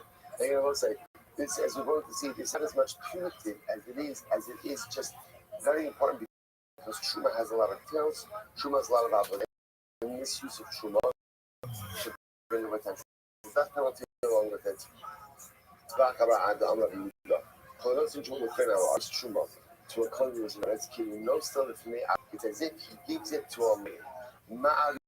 Suffix goes for when you put food in the lion, there's a suffix, will tear it apart and eat or not. After Amaret, suffix Ochlobitaro, suffix Ochlobituro. So to again, when you give something, you give Truma to a coin Amaret, a suffix. Will he eat it in a state of ritual purity? Will he eat it in a state of ritual impurity? And Yochanan says, if one gives Truma to a coin Amaret, he's calling the death of that coin.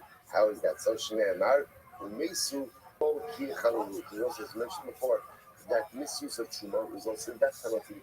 You give Truma to a Kohen who doesn't know how to treat it with the appropriate sanctity.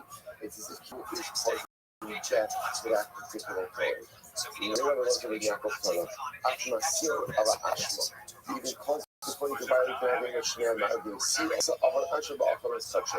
So what's really fascinating about all of this is, which is a very interesting motif, how, again, in these cases, you would think that giving Truma to the coin, of course, is an objective facet.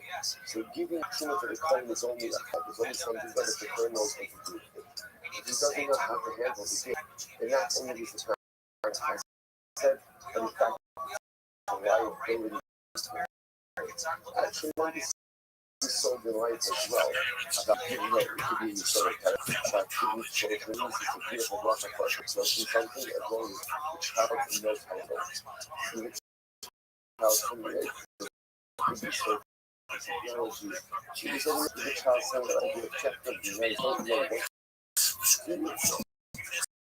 It's not the correct gift, but it's always creating tremendous level. It's never like it. Kind of. But you say, it's nice. The United States is more so. Here's mine. Again, a bit looking at this. So, man, and that those pieces that you can say, small hand styles, right? And I will establish, I will uphold my business to give to them. Just doesn't say it. The Department doesn't say, no, I'm upholding my covenant to give you Lachem, rather give Lachem to them. Please, again, create a fashion that you actually on the right side, but I'm happy to go. I love actually even more than happy to go. I love Lachem, the Mashmash Yeshua, because probably not of a